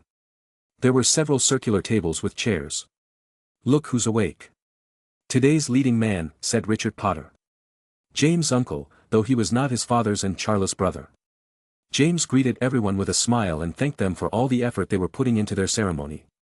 Strangely, they don't hire people to do this job, since the Potters aren't short on money, but that's just the way they are. Sweetheart, what would you like for breakfast? Asked Euphemia, putting aside what she was doing. Ma'am, you can't do that. I'll make Master James food, said Mimsy in a nervous, squeaky tone. Euphemia looked at the house elf who had tremors and a nervous aura, and sighed internally. She was getting used to the attitude of these two elves by now. Well, I'll leave it to you, Euphemia said. Anyway, she had to take care of a few things to make the ceremony perfect. James found himself in a luxurious and spacious dining room. The furniture was antique and in very good condition. A large chandelier hung from the ceiling. In a few minutes, Mimsy served a large number of breakfast dishes. So much for James. Breakfast for 5 people. Just as James began to eat, a girl with short black hair and a slightly sleepy expression entered the room. The girl was wearing all black pajamas. It was Emily. Good morning, said Emily in her usual monotone, sitting down across from James and starting to eat breakfast next to him. She's settled in nicely, thought James, a little surprised at Emily's ease of adjustment. He thought the girl would be more stubborn, but that was not the case. Before finishing Hogwarts, Emily began to be an idealistic Muggle advocate, showing it to all of Hogwarts. Even the subject she signed up for was Muggle studies, and she made sure everyone knew it. Earning the rejection of several students in her house. This reached the ears of her family. After that, James doesn't know the exact details of what else happened. After school, Emily returned to her family, but the next day, she arrived at Potter Manor. From what Gwen told him, there was an unbreakable vow involved. Most likely to keep Emily from talking about how she is a half-blood and her father is a cheater. She was then erased from her family tree and banished. As they planned with Gwen. It has most likely reached the Shafiq's ears that the Potters welcomed Emily into their chambers. So the relationship will be strained when she meets Gwen's parents in the future. Good morning, sister, James said with a faint smile. Emily's frown fluctuated slightly. It should be clarified that I am your older sister. I'm older than you by several months, she commented in an attempt to annoy James. What Emily was saying was true. She was born in November 1959, the same year as his best friend Sirius. As for him, he was born in March 1960. Oh, she accepted that she is part of the family, thought James, a little surprised. Emily, from the moment she arrived at Potter Manor, was very spoiled, especially by Euphemia. James' mother had always wanted 2 children. A girl and a boy, but she almost didn't have either. Emily, who never had love from their mother or father, was very surprised, but internally very happy about this love she never experienced. She never had a mother. Her blood mother died, and her stepmother verbally and physically abused her. I will be Lord Potter, so it doesn't matter if you are older than me. My position will be higher, said James, continuing to play the game of who had a position with more relevance in the family. Following that logic, will your parents have to obey you? I doubt you can do that. I know mother still kisses you goodnight, said Emily, undeterred.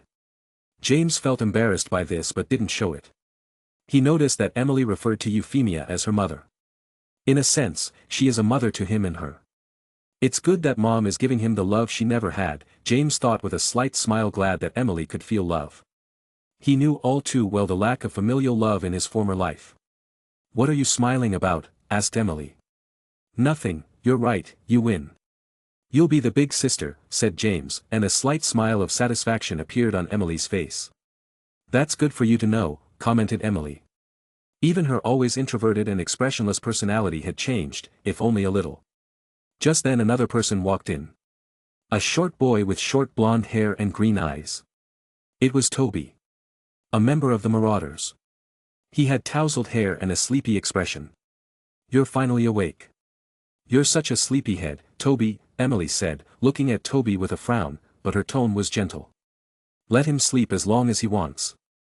It's vacation, and it's still early, James said, defending Toby. I know, but today is your ceremony, said Emily. Sorry, sister, said Toby, apologizing enthusiastically. Sister, mumbled Emily, a little surprised. It's okay, no big deal, said Emily, seeing Toby's innocent expression. Good morning, brother, said Toby, greeting James with the same enthusiasm as before. Especially in the word brother. Good morning, brother, sit down and have breakfast, said James with a slight smile. Another big news was the adoption of Toby Copper by James' parents. Now Toby Potter. His new brother. Euphemia broached the subject to James seriously. James was an idiot not to realize that his parents might adopt Toby. After all, the boy was in an orphanage. If he had realized it he would have proposed it sooner, but his head was thinking of 1,000 things at once. James, after finishing Hogwarts, got 2 new siblings, Emily and Toby Potter. The 3 new siblings had a leisurely breakfast as they chatted happily. Is Sirius going to be next? Sirius Potter, thought James amused. Because of Sirius' rebellious personality, his mother could banish him at any moment. As for the jealousy he felt last year when his mother paid attention to Toby, James didn't feel jealous this time. He didn't have time for that. His goal was to defeat Voldemort, and for that, he couldn't pay attention to useless things. "Where are you going?" asked Emily as she saw James get up. "I'm going to the training room," James replied. "Will you be training today?" "On the day of your ceremony?" asked Emily, looking strangely at James. "Yes. There are several hours until the ceremony begins." "I have time," James replied regardless of the look on Emily and Toby's faces. He said goodbye to his new siblings and left the room. Since he got here there's not a single day that he doesn't train and study like crazy. He said himself that it's a vacation, but it doesn't feel like it to him, commented Emily, surprised by her brother's study and training regimen. "He's been like that since he started his 2nd year at Hogwarts," said Toby, remembering that James wasn't as extreme in the first year. "If that's what he likes. No one's forcing him," said Emily without giving the subject any more importance. Toby didn't say anything, but he had a worried look on his face. On the one hand, he felt that James loved magic, but on the other hand, he felt that his friend brother had a huge burden on his shoulders. Chapter 161. James had an hour to practice. Since classes were over he began to focus on his telekinetic abilities. In addition to transfiguration and nonverbal magic, his wandless magic ability is a great asset. He began to research further and the possible uses he could put this ability that for some reason he has a greater talent than others. Wandless magic offers unique flexibility and control, especially useful in combat situations. In his research, he learned that, in African and Native American cultures, they did not rely on wands to perform magic, developing techniques that allowed direct manipulation of magical energy through gestures and willpower. The wand was a European invention, and before colonization, several cultures traditionally did not rely on such tools to perform magic, although their spells were more primitive. However, that didn't matter to James. He would not use wandless magic for complex transfiguration spells or advanced charms. He needed to use it for combat situations, and for that he was perfect. In addition to moving objects with his mind, he looked for other ways to use magic without a wand. He remembered that when Regulus was about to die, he managed to stop the Ice Knight and send him flying backward. With the method he used to move objects at great speeds, he could use it to immobilize living things. Like an immobilis, but much faster and more effective, although the fatigue is greater. But if he practices enough it will improve and be better than control spells. He used small animals to test these powers. Since they were living creatures they opposed the force that held them. This made it more difficult to keep them frozen unlike a control spell, but it is much faster and more effective. He found that if he used gestures like holding out his free hand it was much easier and more effective. As if his hand was his wand or catalyst, many options of this wandless magic allowed him to replicate combat spells and make them much more effective since he didn't need to waste time on movements with his wand and speaking out loud. Also, the surprise factor is key, as no one expects a third-year boy at Hogwarts to possess nonverbal wandless magic. James with his wand turned a pair of slippers into 2 living white rabbits that began to investigate the place where they were. He extended his right arm, and the rabbit remained static on the spot. The animal tried to move, but could not move no matter how hard he tried. Its little body trembled. "Defindo," thought James, making a gesture with his left hand in which he held his wand. From his wand came a cutting flash that in a few seconds cut off the rabbit's head without any difficulty. The other rabbit, sensing the death of his companion, began to run away from James, who was now looking at him, and pointed his right arm at the rabbit. The rabbit's flight suddenly stopped. The small animal remained static in its place. This time, he did not use his wand. He focused on the rabbit's neck. He made a strangling gesture with his right hand, closing it slowly and concentrating on his target. The rabbit's eyes widened in panic, feeling an invisible force around its neck. The pressure gradually increased, and the rabbit began to convulse, trying to free itself from the invisible oppression that immobilized it. Finally, there was a dull crunch, the sound of bone yielding under magical pressure. The rabbit's neck twisted sharply, and the body fell lifelessly to the ground, lifeless. James' eyes sparkled with satisfaction. The timing was good, and the skill was very effective. He wondered how good it would be against a dark wizard. He doesn't think he can pin him down and break a human's neck at his current level. The resistance of a dark mage will be much higher compared to a rabbit. I must move on to a heavier animal, James thought, turning around and noticing that several people were watching him. His parents, Toby and Emily. I'm done with my training, said James, approaching his parents and new siblings. He didn't mind the looks they gave him. His parents, Toby and Emily, were already aware of his talent in wandless magic. A war was happening. He would do whatever it took to protect his family and loved ones. Even if it meant murdering Death Eaters. He was Lord Potter now and he must protect his family. I'm so sorry, James, said Euphemia, suddenly hugging James, who had a look of confusion. Huh? Why are you apologizing, mother? Asked James, not understanding what was going on and why his mother was crying, as she hugged him. I just wanted you to live a normal life. I'm a useless mother, Euphemia murmured sadly at the way her son was going. She was not an idiot. She knew about the turbulent times that were hitting the magical community. She knew about all the crazy training her son had been doing since he came home. She knew her son inside out. He could tell the change from the first year to the second year at Hogwarts and since Henry died. All the responsibility he would have as Lord Potter, all the weight that Henry passed on to him, and the war that started not too long ago. Making the situation more stressful and difficult. It wasn't something a 13-year-old boy would have to take responsibility for. It's my decision, mother. You are not at fault at all, James said, patting Euphemia on the back. Come on, you must bathe and get ready for the ceremony, said Fleamont, patting James' shoulder. After bathing and cleaning up, he changed. For this occasion, he wore a special robe custom-made by Madame Malkin.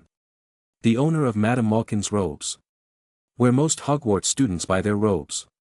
James gave her directions on how he wanted the robe. It was blue with black borders and small details, but noticeable to the naked eye. The robe was minimalist, he didn't want something extravagant. He asked for a simple design, but one that was still elegant and in keeping with the dress of the magical community. Underneath, he wore elegant plain black pants made of the highest quality fabric and low black boots. Around his neck hung the circular locket necklace that his grandfather always wore around his neck and was passed down from generation to generation among the Lord Potters. It's about time, thought James, looking at the time on a tall clock in the hall. The guests would begin to arrive. The bad thing was that he had to wait in the house, he couldn't leave yet. He would leave when everyone had arrived. He would walk down the carpet and be watched by everyone. Then he would be named Lord Potter by his father, and at that point, he would greet all the guests. They are almost all here. In 5 minutes we will be leaving, said Euphemia, entering the room where James was waiting. Euphemia was also dressed in a ceremonial robe that was very luxurious and appropriate for the occasion. Good, nodded James, who was sitting in an expensive armchair reading a book quietly. You don't seem nervous at all. That's good, said Euphemia with a slight smile, sitting down next to her son. She had already regained her composure. She couldn't get sad at this important moment for James. James stopped reading the book and chatted with his mother for the last 5 minutes before leaving. Finally, a trumpet blast echoed into the room where they were standing. That was the signal. James, accompanied by his mother, left the hall that connected to the place where the ceremony would take place. A red carpet marked the path he had to follow until he reached a platform where his father was waiting for him. He noticed a large number of people dressed elegantly and ostentatiously. They were all settled in their seats and watched as he walked down the carpet. He saw many familiar faces. At a steady pace and being watched by many eyes, James reached the dais. His mother gave a slight nod of her head and positioned herself to the side. In the presence of these distinguished guests, and under the testimony of lineage and tradition, we are here to invest you with the title of Lord, Fleamont said in a serious and loud tone. James knelt, and his father, who held a ceremonial silver sword, made a solemn gesture, touching the blade to his shoulders. By the power vested in me as the most senior successor, Fleamont proclaimed, I name you Lord Potter, guardian of this lineage and defender of the family. James stood up, and his father draped a black velvet cape with gold embroidery over his shoulders. The crowd erupted in applause and cheers. I will protect the family no matter what, thought James. With the ceremony concluded, the guests stood to greet the new Lord Potter. The music began to play, and James began to chat with all the guests. Some are more familiar than others. Among the acquaintances were Sirius, Alfred, Andromeda, Regulus, Arcturus Black III, Sirius' grandfather and old friend of his late grandfather, and even Narcissa. He was surprised at so many blacks at his ceremony. Gideon and Fabian had come with their entire Pruitt family. James met the father of his Quidditch friends and his older sister named Molly, who had married a member of the Weasley family who also came to the ceremony.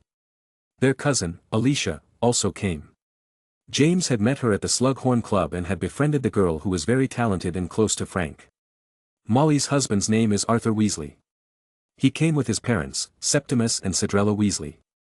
His mother belonged to the Black family when she was unmarried. After marrying a Weasley she was disowned and erased from the Black family tree. The Longbottoms also came, Frank, his mother Augusta, and his father Elliot, who was much less strict than Augusta. The Ollivander family also attended. They all knew Garrick Ollivander. He came with his son, a squib who came accompanied by his wife and daughter, Rachel Ollivander. A Gryffindor girl James knew as he spoke to her a few times. The girl even gave him several nicely made and personalized Quidditch apparel gifts. Also in attendance were Lupin and Peter with their parents. Members of the Dragon Club, all the members of the Quidditch team with their families, and several Gryffindor students that James knew of. He didn't care if they were from pure-blood families, half-bloods, or Muggle-born. Even Lily was in attendance with her parents, who watched the magical culture with curious eyes. As Lily came, so did Snape. A pleasant surprise for James. He had invited him but didn't think the boy would come, but he did. He came accompanied by his mother. James met her for the first time. Her name is Eileen Snape. The party was fun. James talked to many friends and was able to improve his relationships with other people. Most of the extreme pure-blood families were conspicuous by their absence. However, there were a lot of members of House Black in attendance, which was something to talk about. Chapter 162. The vacation days passed. Now there was a new Lord Potter, only 13 years old. It had been a long time since this had happened. Usually, in ancient times, there were lords at such a young age.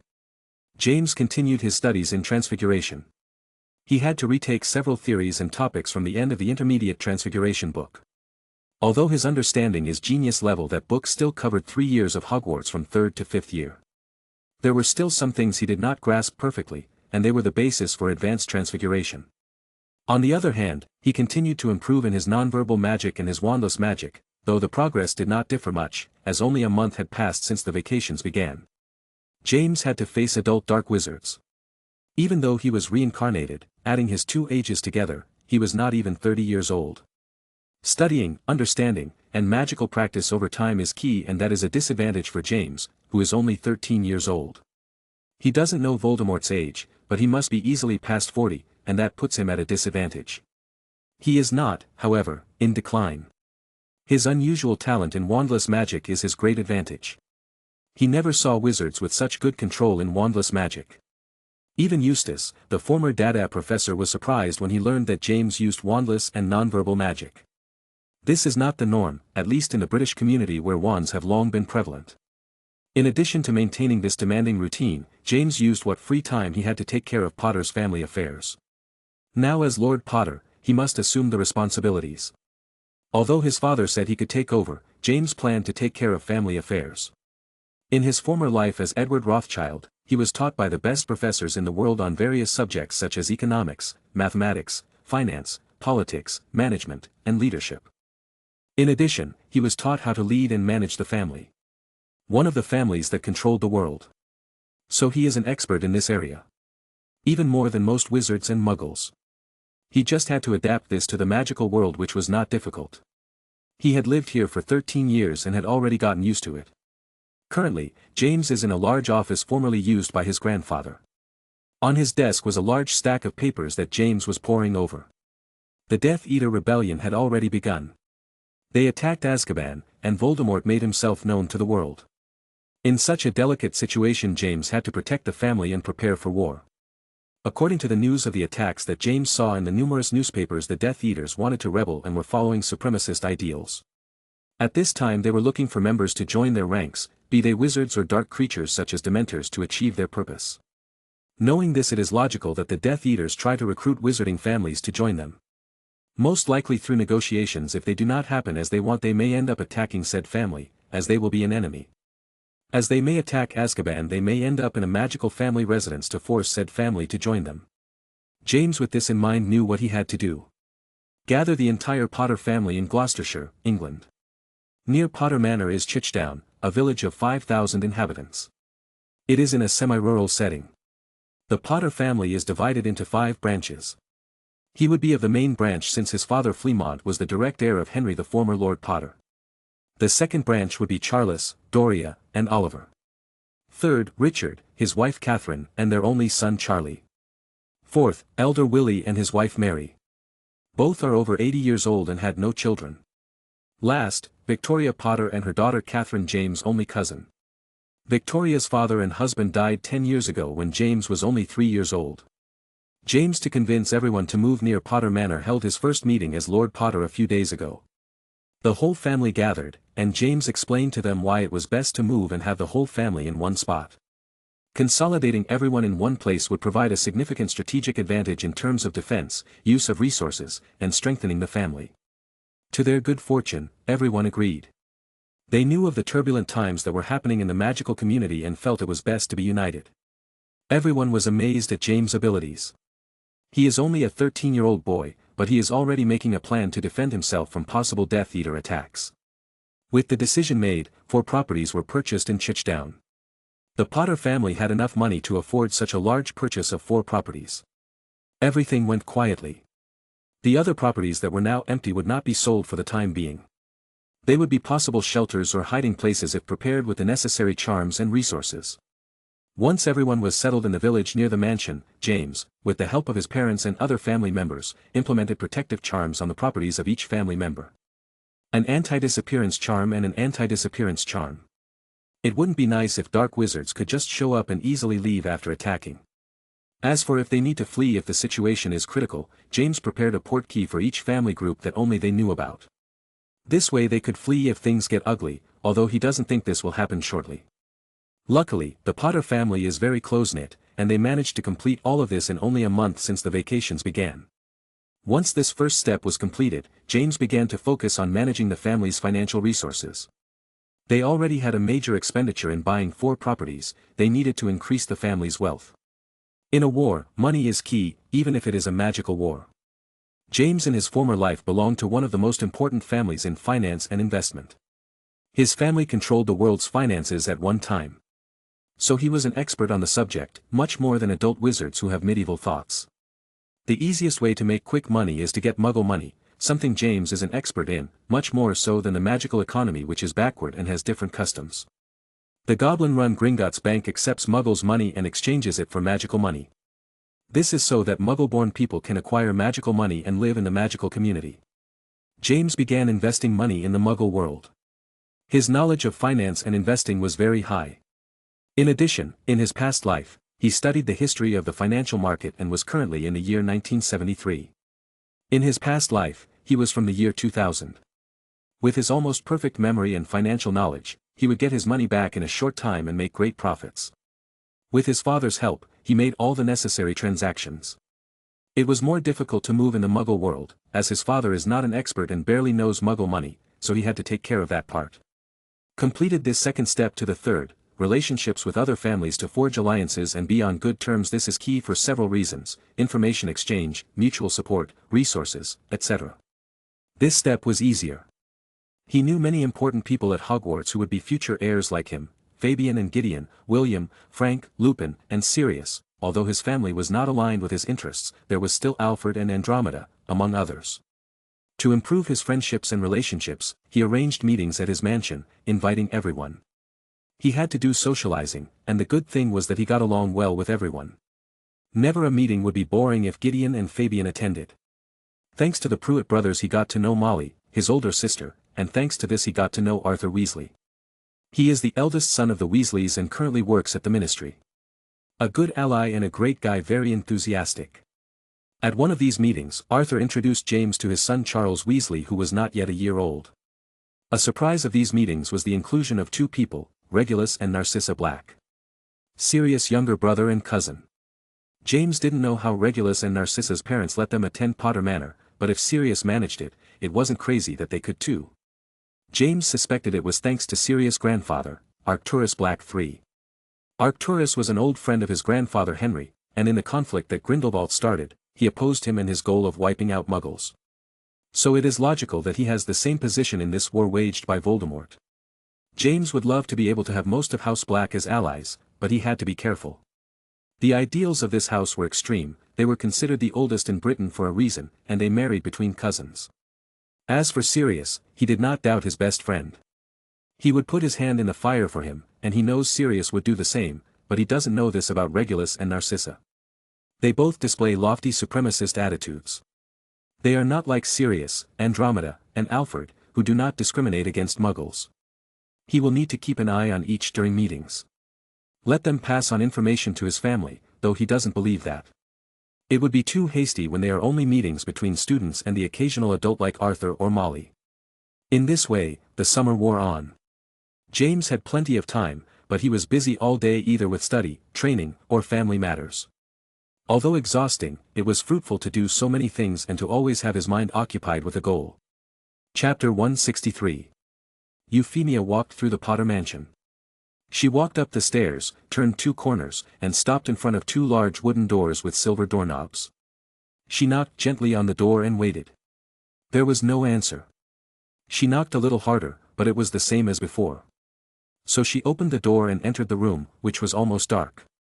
The window blinds were closed, and the only thing illuminated was a magic lamp above the solid wood desk. The same thing again, thought Euphemia, sighing internally. With a slight wave of her wand, the blinds opened allowing sunlight to enter the room illuminating it completely. With his head lying on the desk amongst hundreds of papers and parchments lay James sleeping soundly.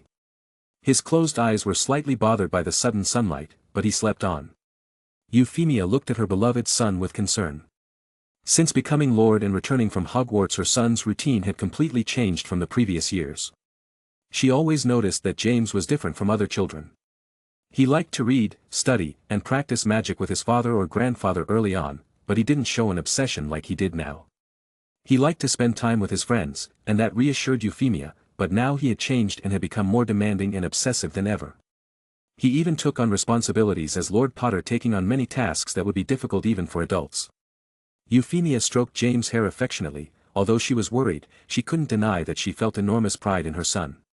What boy showed such abilities at that age? "Mom," murmured James, opening his eyes slowly. It was hard to get used to the light, but after a few seconds, he opened them fully. "What time is it?" asked James, rubbing his eyes and putting on his circular glasses. "Almost 10 o'clock. 2 friends came to visit you," said Euphemia. "2 friends?" asked James with a raised eyebrow. He didn't remember having a meeting today. "The Black Sisters. Andromeda and Narcissa," Euphemia replied with a slight smile and a different twinkle in her eye. "Did they get what I asked for?" thought James, standing up. He stretched out his hand, and his wand flew to him. Then with a slight movement, he made his clothes completely straighten out of their wrinkled state. "That Narcissa girl is very elegant and polite. I am amazed at your ability to attract supremacist girls," Euphemia commented with a giggle. To her, Narcissa reminded her of Gwen. Although their personalities were very different, they both came from old pure-blood families and had supremacist ideals, but ended up becoming close to their son, whom they call a blood traitor. "Mom," said James, not knowing how to respond to it. He also didn't understand why he ended up befriending girls with ideals so opposite to his own. It would be easier to befriend girls like Andromeda or Lily. Much more bearable girls. "Tell me, are you interested in her?" "I'm sure she is, otherwise, she wouldn't come to all the meetings you do," asked Euphemia with a slight smile. "Mom, she's in 6th grade, and I'm in 3rd grade, she only comes because she gets to see her sister, who was kicked out of her family," replied James in a roundabout way. "I doubt she would be bothered by your age. You are much more mature than boys your age and even older than you. As for her older sister, she indeed got along with her and she can't see her because of her parents who expelled her, but she always talks and practices with you." "I've seen it," said Euphemia. Said James, who again didn't know how to answer. "She's a good candidate," commented Euphemia. "Candidate?" asked James with a raised eyebrow. "To be your wife," Euphemia replied, and James almost choked on his tongue. He forgot that in this day and age, and being wizards who look like they are from the Middle Ages, the age to get married usually is when you finish Hogwarts or shortly after. Many wizarding families arranged marriages for their children while they were at Hogwarts. His mother was, after all, still from a pure-blood wizarding family. She was very interested in who her future daughter-in-law would be. She didn't care about the girl's family background, she just said that Narcissa was a good candidate because of the relationship she saw she had with James. She also felt that James got along well with the girl named Lily Evans. As for Gwen, Euphemia hadn't seen her in a long time. She knew James got along well with her, but she hadn't seen their relationship up close either, so she couldn't give her opinion. "She's a supremacist. You saw her parents at Andromeda's wedding. Do you want to deal with those freaks?" asked James with a slight grimace. "James," exclaimed Euphemia, raising her tone slightly. "Don't talk like that. You'll do the same thing they do to us or Muggleborns." "You're better than that," added Euphemia. "Sorry," said James, scratching his head. He was still thinking the same thing though. Most likely such a marriage would cause a lot of trouble just because of the difference in ideals and that her family is pure blood. "Your friend Gwen is in the same situation, and you get along very well with her," commented Euphemia. Gwen, thought James with a slightly downcast expression. Since the vacation started he hadn't communicated with her. Rather, she didn't answer any of his letters. He asked Emily, his new sister, if she knew anything, but she said she didn't know why she didn't answer his letters. James stopped thinking about this topic. He had no more desire to think about this extraneous family drama. His goal is clear. The war against Voldemort. He has no time for topics like this or his future marriage. "They'll be waiting a long time," said James, winding up the subject and leaving his office. James arrived in the guest room. The room had a high ceiling and large windows with multicolored stained glass windows. Hand-carved dark oak paneling, along with gold-veined black marble floors, created an opulent setting. Velvet sofas in rich hues, mahogany tables with precious inlays, and antique tapestries adorned the room while floating chandeliers and fairy lights illuminated the place. Narcissa and Andromeda were seated on a double sofa drinking tea that was served by Puddle, the house elf who follows the Potter family's orders. Both sisters wore luxurious robes and drank tea with great poise. When they heard footsteps they turned their heads, and James' gaze met theirs. "Sorry I'm late," said James, giving a slight nod of his head. "No problem. Your house elf took very good care of us and he's very funny," said Andromeda with a slight smile. "Puddle is very innocent and energetic." "I hope he didn't make any mistakes," said James with a slight smile. "What brings you two here?" asked James, sitting down across from both of them. "I brought the book you asked for," said Narcissa, pointing to the mahogany table. There was a thick black book. Its letters were barely discernible. James took the book, which had the following title, "First Steps in the Art of Legilimency." "She brought it to me," thought James, surprised to get a book on legilimency. In the forbidden section of Hogwarts, there was no book on this art used to navigate people's minds by reading memories and thoughts. There were only books on occlumency, the art of countering legilimency and protecting your mind from outsiders. Books on legilimency were almost nowhere to be found. Not even in the stores of dark objects. It is an art considered obscure and very restricted. The older families and the ministry will not like wizards having access to this art. The Potter family has no books on these arts considered dark. For James, it is a mistake. It is considered dark by people who want to control this type of magic. It will be dark depending on how you use it. In a war, it can be very useful as the Protego Diabolica. James, to get a book on this art, resorted to House Black, a very old house and expert in the dark arts. First, he asked Sirius, but his mother wouldn't let him check out books from the library and they had a lot of defensive charms, so he couldn't bring him a book on legilimency. Andromeda had been expelled, so he couldn't ask her. So he asked Narcissa, but he never thought the girl would manage to bring such a valuable book and lend it to him. "Surprised?" asked Narcissa with a slight smile. It was rare that you saw James with an incredulous expression. "Yes, how long can you have it?" "And what do you want in return?" asked James. "In a week, I have to return it to the family library." "As for payment, here," said Narcissa, pulling a small letter out of her sleeve. She tossed it to James. James uncomprehendingly took the letter and opened it. "A birthday invitation?" asked James with a raised eyebrow. "Yes. There's the day," Narcissa said without another word. "Narcissa's birthday. 10 days from now. Shortly before school starts in September." "Fine, I'll go," said James. Although he didn't like having to be in a place surrounded by supremacists, he had to pay for the loan of this book. A very low price compared to the book. Besides, at the birthday Sirius and Regulus were sure to be there, so he wouldn't be alone, and he would be able to chat with his best friend. "Sorry for not being able to attend your birthday, Narcissa," Andromeda said with a sad expression. It's not your fault, sister, Narcissa said with a slight gentle smile. James in the past would never believe that Narcissa could smile like that, but with his sister, she is very close. She always seems conflicted with her ideals and the opposite path her sister took by marrying a Muggleborn.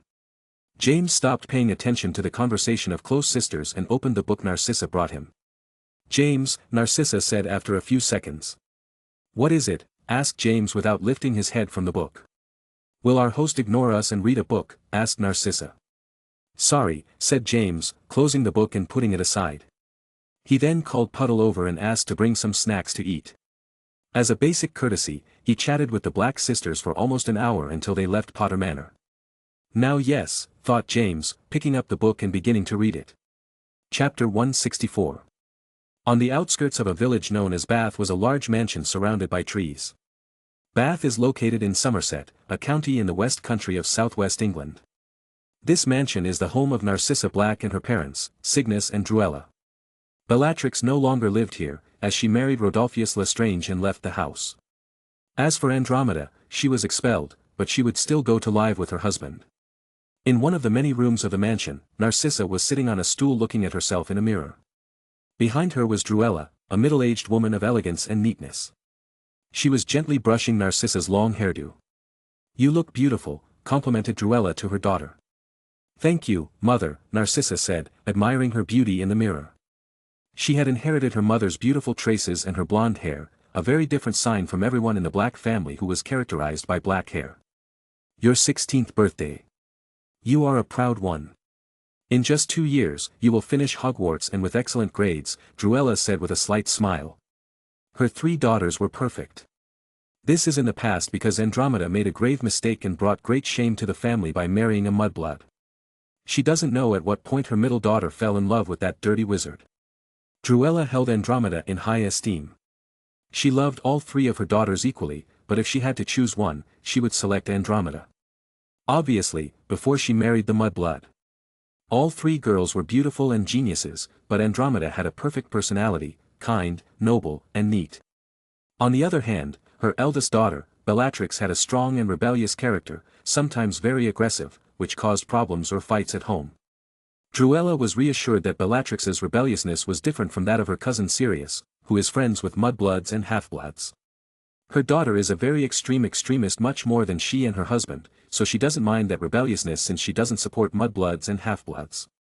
On the other hand, her youngest daughter, Narcissa is perfect in appearance, she was even the only one to inherit her blonde hair, but she is too cold and expressionless. Too much for her taste. This caused problems in finding a candidate to be her husband.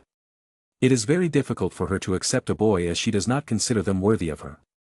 After all, the Blacks are considered the noble and oldest pureblood family.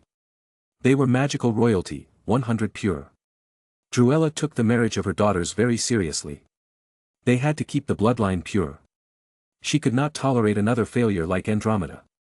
Lucius is coming today. I'm sure he will bring you a gift to your liking, Druella commented. She was referring to Lucius Malfoy. A Hogwarts boy in the same year as her daughter who is also a prefect and one of the best students in his year. Druella gradually got her daughter to like this boy a little bit. Lucius was also making an effort. He considered Narcissa a beauty worthy of him and his noble family name. Who wouldn't want to marry someone from the oldest house the Blacks? I wonder what gift he will bring me, said Narcissa, waiting for Lucius' gift. She had approached the Malfoy boy. His notes and familiar backing were good. So were his manners. Though his aura is not as peculiar as his, thought Narcissa, remembering the image of James in the courtyard half sweeping the floor with several Slytherin students and terrifying them with his presence alone. What are you thinking about? Asked Druella, noticing Narcissa's thoughtful look. I forgot to tell you that I invited James Potter, replied Narcissa after a few seconds. James Potter, muttered Druella without changing her expression. An image of a boy with jet hair and blue eyes like her daughter's popped into her head. She did not meet him in person. She saw him in a picture published in the newspaper about the ceremony that made him Lord Potter. She also knew him from the 13-year-old boy who cast a corporeal Patronus in the shape of a dragon and the boy who defeated a Dada professor who was actually a dark wizard. Oh, also I almost forgot that last year he humiliated Rodolphus' brother, and the Knot Girl, thought Druella with some interest in meeting the Potter boy or rather Lord Potter. The events in this boy were several and very striking. With all that he showed and was published he would be considered a genius, but a genius different from the normal ones. None of his daughters would cast a corporeal patronus at that age and beat an adult professor to a duel to death. The only thing Druella disapproved of was his family supporting muggles, mudbloods, and half-bloods. A grave dishonor to his blood and other families. Mother? Good. His position as lord is high, and his talent is good. As for his ideals, they may not be the same as his grandfather's, hopefully, said Druella, not bothered about James coming to the birthday. The time for the birthday arrived. The guests were arriving punctually. Her sister Bellatrix with her husband Rodolphus and her younger brother Rabastin. Her grandfather Pollux Black came with his uncle Alfred. Her mother didn't look too pleased to see Alfred but said nothing.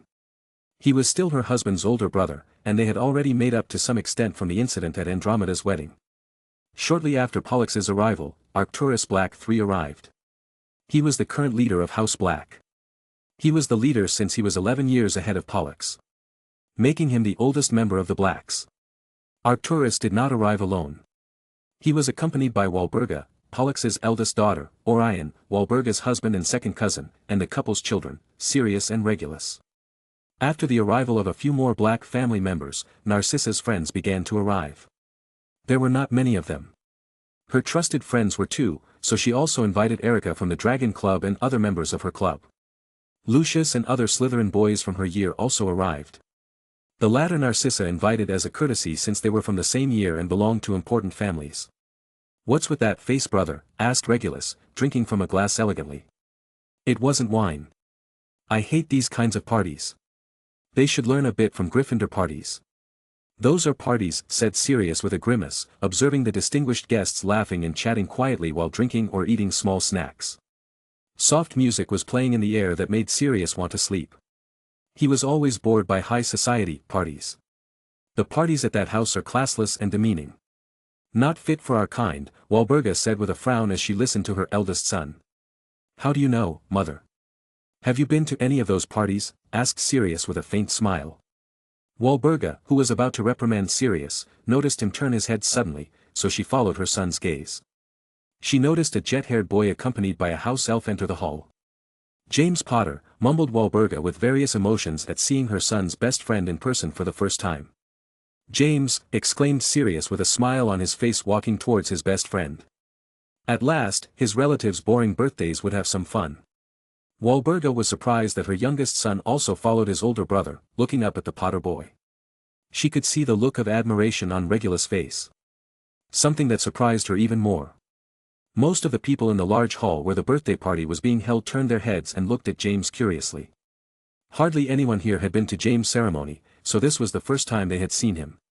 "Sirius." "Regulus," James said with a slight smile, extending his arm and squeezing Sirius' hand. He then did the same to Regulus, who happily accepted the handshake. "Do you think you can survive here for 4 hours?" asked Sirius with a faint smile. "I'm more used to it than you'd imagine," James replied. "Let me say hello to the birthday girl," he added with a slight grimace, seeing a few feet away Narcissa and her parents. There was also her sister Bellatrix with her husband and Rabastin. Narcissa was already looking at him. The same was true with Druella and Cygnus. Even Bellatrix was looking at him, and obviously Rabastin, who hated James to the core. "Good luck," Sirius said lightly, tapping James' shoulder, who started walking in the direction of the entire Black family. His pace was steady and calm, without lowering his gaze despite being watched by many eyes.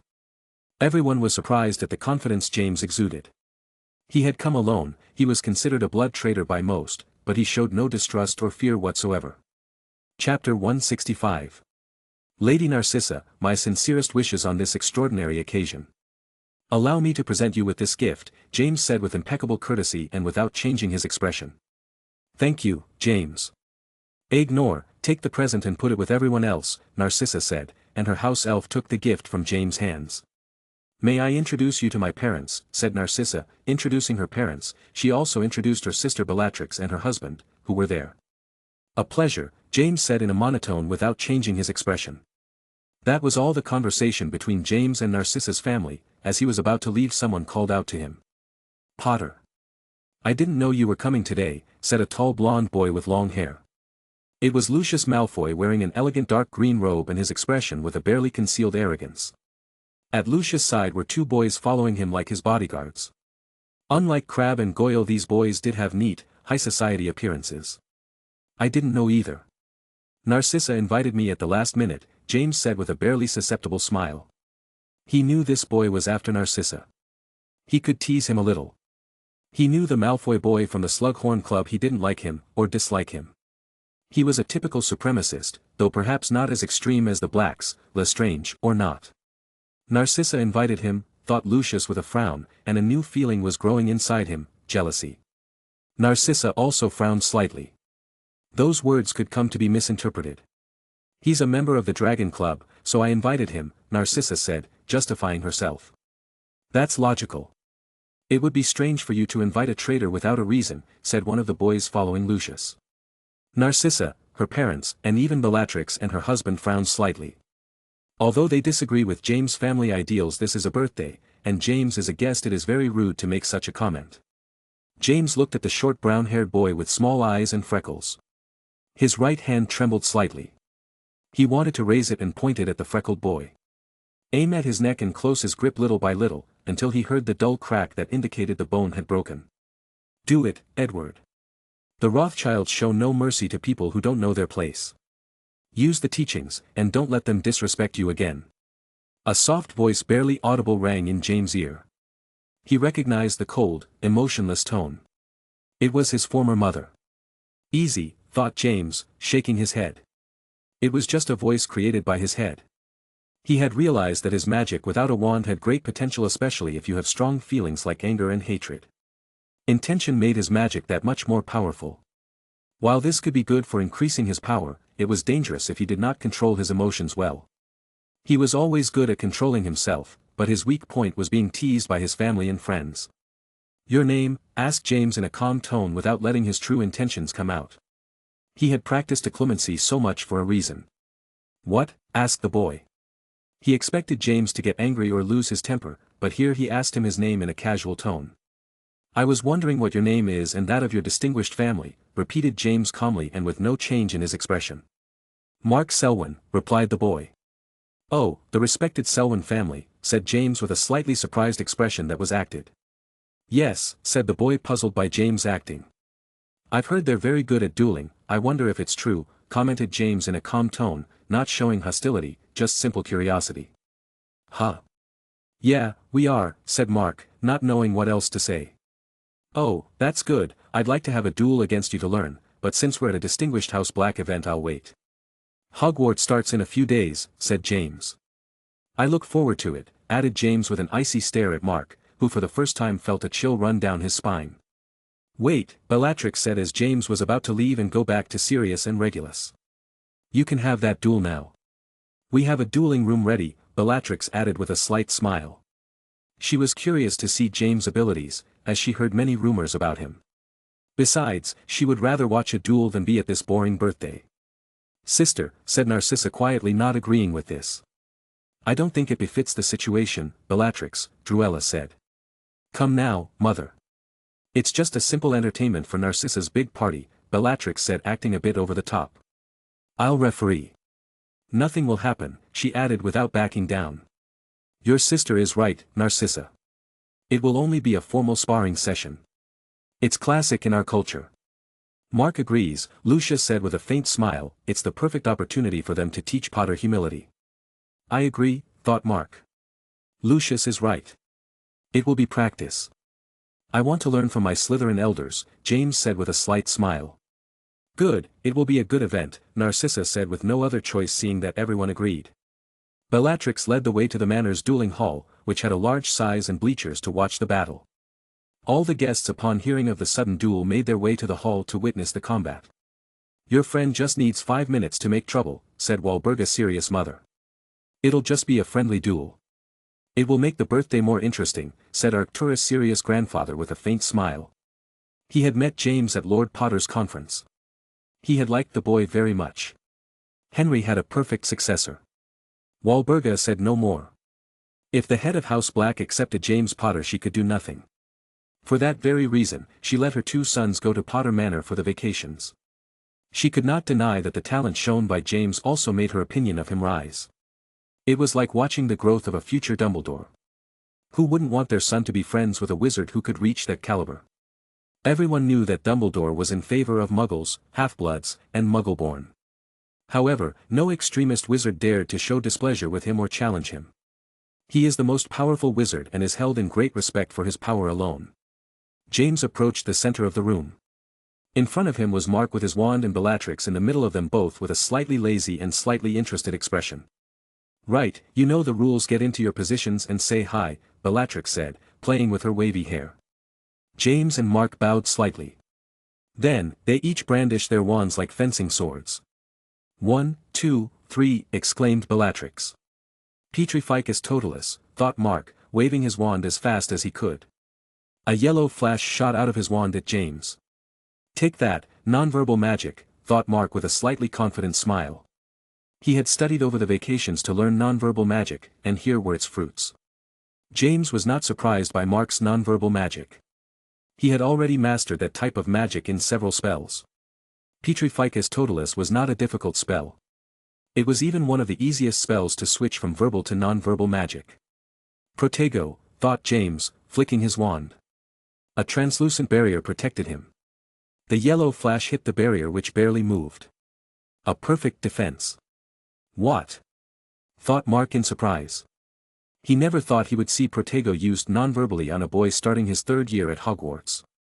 All the other guests watching the duel also had surprised faces. James looked at Mark with disdain. Why was this idiot so surprised? If you studied hard enough you could learn Protego relatively quickly. Sirius, Lupin, Peter, and Toby learned it. You just needed to have self-discipline and study on your own. As for the nonverbal form, it is more difficult, but also not something so surprising. Hogwarts during these years had different professors with different curricula, and some worse professors than others, like Eustace. This caused the quality of defensive spells to drop by a large margin. A simple Protego spell had become advanced at Hogwarts. Expecto Patronum, exclaimed James, waving his wand precisely and quickly. He took advantage of Mark's surprise to make his move. James was to defeat Mark majestically. That it would be etched in the minds of all people watching. He must not humiliate him aggressively as he did Rabaston. The situation does not warrant it. He must show him his place in a sophisticated way. From his wand emerged a silver, ethereal dragon, majestic and fearsome. The dragon lunged at Mark with a speed and ferocity that seemed palpable. Mark, at the mere sight of an imposing dragon pouncing on him, raised his arms in a gesture of protection. It was an instinctive reaction. Those seconds were all James needed. As the dragon Patronus harmlessly pierced Mark, vanishing in a shower of silver sparks, James took advantage of the distraction. With a quick and precise movement, he cast a simple Expelliarmus, non-verbally. The red beam of light flew through the air, hitting Mark, who was unable to defend himself. His wand flew out of his hand towards James, who grabbed it in his right hand. Mark just fell on his butt. James did not send him flying. He controlled the force of his Expelliarmus. This is what is known as class. The place went silent, as everyone took in everything that just happened in just a few seconds. "Nice wand," James said, breaking the silence as he looked at Mark's wand, which he was still processing the way he lost. "You should know that a Patronus is harmless. Read a book or two about Patronus and learn something," added James, tossing the wand to Mark and turning around. That Patronus was magnificent, thought Bellatrix, who was enchanted by the sight of the huge dragon. She knew it was harmless, but the dragon had an imposing aura. She didn't learn that spell. Why did she want a defensive spell that was only good for defending against stupid dark creatures? She never thought someone would use it to win a fight memorably. Most of these high society wizards had not seen James' majestic Patronus. Now they saw it, and they wouldn't forget it. "There you go for wanting to insult him," Rabaston thought with a faint smile. It was good that someone else there had suffered at James' hands, and he had been humiliated most extraordinarily. Mark grabbed the wand as he picked himself up off the floor. His cheeks began to heat up, and a red flush appeared. He had never been humiliated in such an extraordinary way. At the sight of James' unprotected back, a feeling of hatred washed over him. He started to wave his wand, but before he could do anything he felt a punch hit him in the chest and sent him flying into the wall and out of consciousness. "Tsch, you coward." Attacking from behind, Bellatrix commented with wand in hand. She only needed a second to knock this idiot out. "Hey, Lucius. You better teach that scum some honor, Bellatrix said, looking at Lucius, who had an ugly expression on his face.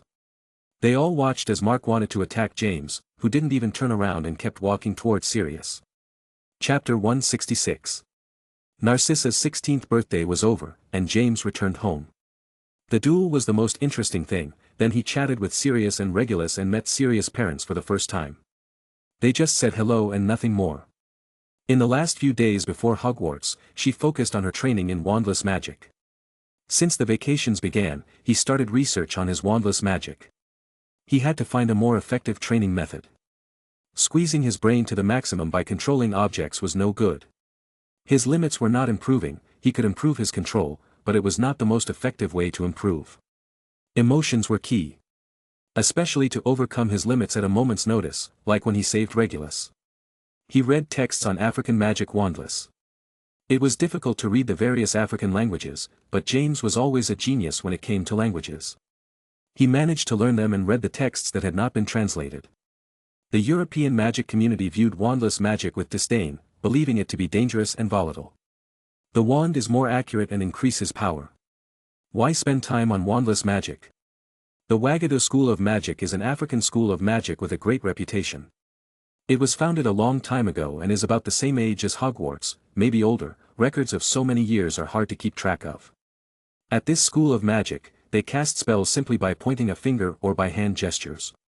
James found that if he used his hand to channel his magic, his power increased. This was useful for immobilizing living things or strangling them.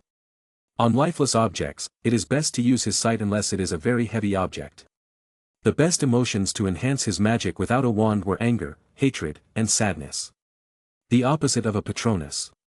A dangerous path, but necessary for this war. James was trying to balance them with his Patronus, to have a balance between negative and positive emotions. Maybe a feeling of protection will do the trick too, thought James with a new idea in mind. Protecting his family and friends was his main goal after all. When he protected Regulus from almost dying, he did it because he wanted to protect his best friend's younger brother. Not because he felt hatred or anger towards the Ice Knights. James did tests.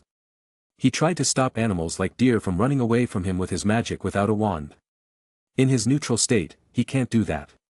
He tried trying to evoke more positive feelings like protection towards his family and friends. There were changes in his power, but it was minimal. Although his desire for protection is strong, it is difficult to channel. It requires more concentration and control, for some reason. It is much easier to channel hatred and anger. The moment he remembered the people who insulted his family by calling them traitors, a great anger radiated from him, and the deer stopped instantly. He drew it to him until it lost power and the deer regained mobility. TSCH is difficult, thought James, clicking his tongue. Maybe the European community wasn't all bad.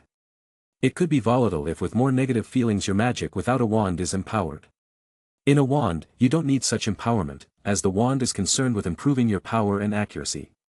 However, it is not the same in all spells. James knew that in unforgivable curses you had to have great intent behind them to make them effective. Not just great skill and power. You had to want to murder or harm your enemy. On the last night before starting his third year at Hogwarts, James stood on the balcony of his room. The full moon lit up the night. Finally, a month passed, thought James, spitting a saliva-filled leaf into a small glass jar. The leaf James spat out was a mandrake leaf that could be used as an ingredient in potions, but he was using it for a different purpose, to become an animagus. An animagus is a wizard who can transform into an animal and back again at will. It is an ability that can be learned, it is not hereditary. The process of becoming an animagus was a kind of long and difficult ritual. You must have skill and patience. James decided to become an animagus as it would be useful for war, although he could not transform into the animal he wanted. It was random. In a casual chat with the marauders at Potter Manor, he told them this, and Sirius jumped up with excitement saying that he too wanted to transform into an animagus. Furthermore, he proposed that this way they could help Lupin on his full moon nights. So that Lupin wouldn't have to be locked up in a lonely house hurting himself. Since without them being animals Lupin wouldn't attack them when he was transformed into a wolf. James liked the idea and hadn't thought of it that way. Peter and Toby also liked it. James had a lot of knowledge in the Transfiguration branch. He already knew the whole ritual and explained it to the marauders. The first step was to keep a single mandrake leaf in the mouth for a full month from full moon to full moon. If the leaf is removed or swallowed, you must start over. I wonder if they've succeeded, thought James. Toby, if he had made it, he knew he still kept the ugly leaf in his mouth from the ugly expressions he made during this last month. After the month has passed you must spit out the leaf and place it in the glass jar which must be illuminated by the pure rays of the moon. That is not all, before closing the jar you must add a hair of your own, a teaspoonful of silver dew taken from a place that had not seen sunlight or been touched by human feet for 7 full days, and the chrysalis of a death's head hawk moth. James made the mixture with extreme care. It was hard to get that damn teaspoon of silver spray. He won't miss. He'll get it right the first time. He'll be pissed if he has to start the whole process all over again. Once he had the resulting mixture, James put it in a new wallet that had an extension spell. He prepared this wallet to hold the vial, as it should be kept in a quiet, dark place. He would just keep the vial here.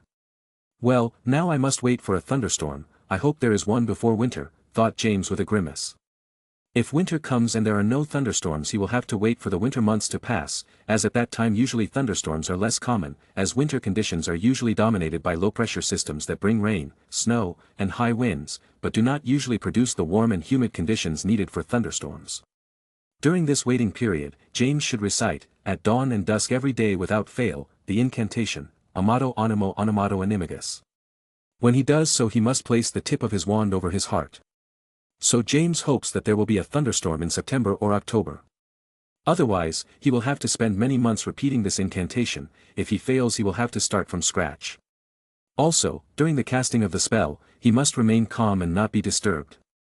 If any part of this process was done incorrectly, it had the potential to backfire and cause the transformation to go wrong, such as causing permanent half-human, half-animal mutations. If I'm lucky in 2 or 3 months, I'll be an animagus, James thought with a slightly expectant smile. He wondered what animal he would transform into. As for the process, he wasn't afraid of failing. He was confident in his transfiguration skills and knowledge. Moreover, he was patient, disciplined, and hard-working. Before going to bed he visited Toby, who had good news. He had placed the leaf in the jar and completed the initial step of the ritual. Now came the hardest part. After saying goodnight to his family, which had now expanded to include a brother and sister, James went to bed. He couldn't deny that he was excited to begin his 3rd year at Hogwarts. Although there was the anticipation of war, he always enjoyed Hogwarts. This year, he will have 2 more subjects compared to previous years.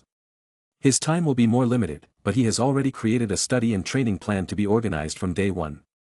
On the other hand, they will start from day 1 the search for the 3rd vault. With no word from Gwen, Regulus and Snape solved the riddle at Potter Manor during the vacation. They had already solved the riddle. The vault was in the Forbidden Forest. According to Hagrid, a friend of James, the forest hid many secrets, and he was right. He already had the map and directions that would lead them through the forest to the vault. After that, there would be the last vault, where the supposed Japanese dark wizard, Dai Ryusaki, had hidden his most powerful magical artifact. That was James' goal. The items he found so far were good. Short weapon spells, which he could not replicate. Besides being an expert in ancient runes, you had to know how to forge those runes in very complicated metal. Dangerous curses, ice spells, knights, and a giant golem alive. Whatever is in each vault, James knows it will be helpful. Weapons that cut spells were very useful to him. Thanks to that sword, he defeated Professor Eustace. He couldn't take credit for it. I wonder if Gwen will be alright, thought James, slowly falling asleep. Chapter 167. In the dark and silent main room of an old mansion, a hushed and tense atmosphere enveloped those present. A long, antique wooden table occupied the center of the room, dimly lit by floating candelabras. Around the table, several individuals dressed in dark robes and masks concealing their faces sat silently, expectantly. At the head of the table, one figure stood out with a terrifying aura.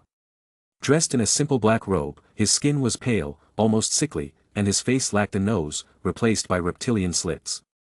His eyes, 2 glowing red slits, watched everyone with a mixture of contempt and cold calculation. This was Lord Voldemort, the cause of all the chaos that was happening in the British magical community. The people seated around him were his main and most loyal followers. Standing at the end of the table, 4 wizards with nervous expressions waited, making sure not to make contact with Voldemort's dark eyes. Voldemort spoke in a cold, serpentine voice that echoed in the silence of the room.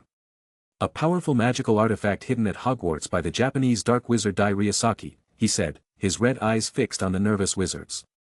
You couldn't tell from his tone if he was interested in said artifact. My lord. Your information has some validity. It is known that last year at Hogwarts 2 vaults were opened that unleashed 2 powerful curses, said the person to Voldemort's right. His tone is respectful and serious.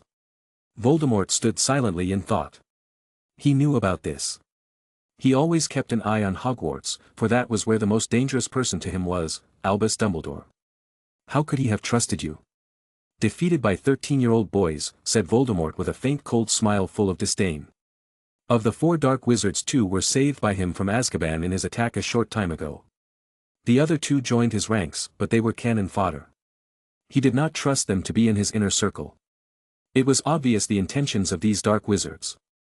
They wanted to curry favor with him and enter his inner circle by bringing him a powerful magical artifact. One of the wizards, his voice trembling, stepped forward. Dark Lord, this was the fault of our companion's incompetence, he said, looking slyly at a bald man without a hand. It was Eustace Burke. Eustace clenched his one hand angrily but said nothing. He just made sure not to make eye contact with Voldemort. He couldn't deny his failure, losing to Hogwarts students. They weren't even the greatest students. Thanks to the Death Eater's attack on Azkaban, he was released very quickly. He only spent a short time in that hellish prison. He managed to follow the Death Eaters thanks to his last name, Burke. His surname belongs to a pure-blood family and one of the Sacred 28. That's why he was able to follow them despite being one-armed. Trust us just this once, Dark Lord. The 4 of us will go to the vicinity of Hogwarts and bring back the artifact as if our lives depended on it, the wizard said. Voldemort held and watched his wand, as he thought, fine, I will allow you to join our inner circle, but you will not only have to bring me that magical artifact, he said in a slow and calm tone. What else do you want us to do? Asked the wizard respectfully and more relieved than before. You must assassinate James Potter, replied Voldemort after a few seconds, taking the Death Eaters sitting around him by surprise. Why would his lord care about a 13-year-old boy? Although with all the events surrounding James Potter, it wasn't strange that his lord would know about him. Patronus at 13, knew Lord Potter, defeated a dark wizard and humiliated several boys his age and older than him with no help from anyone.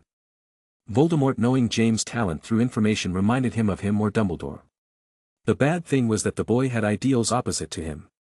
His family were clear-blood traitors. Best to get rid of a growing talent before it matures. He loses nothing by giving this task to these idiots. I'll do it, Dark Lord, Eustace said, stepping forward with a look of hatred as he remembered how James cut off his hand and humiliated him before all wizards as he was defeated by a mere student. Oh, that's the attitude, Voldemort replied with a cold smile, followed by a serpentine laugh that echoed throughout the room. The other dark wizards, aspiring Death Eater wannabes, looked on nervously but determined. They knew they had to prove their worth and absolute loyalty. Number 15, Voldemort said after he finished his laughter. Yes, my lord, said a figure standing respectfully. Your inclusion into my inner circle was only a short time ago. You must go to Hogwarts and begin your recruitment of talented students. There are many interested in our cause, said Voldemort. Several talented students in Slytherin did not have their families in the Death Eaters. Voldemort wanted to bring them into his ranks, even if they did not become part of his inner circle. Perhaps he would discover a hidden talent with similar ideals. Along the way, help these aspirants.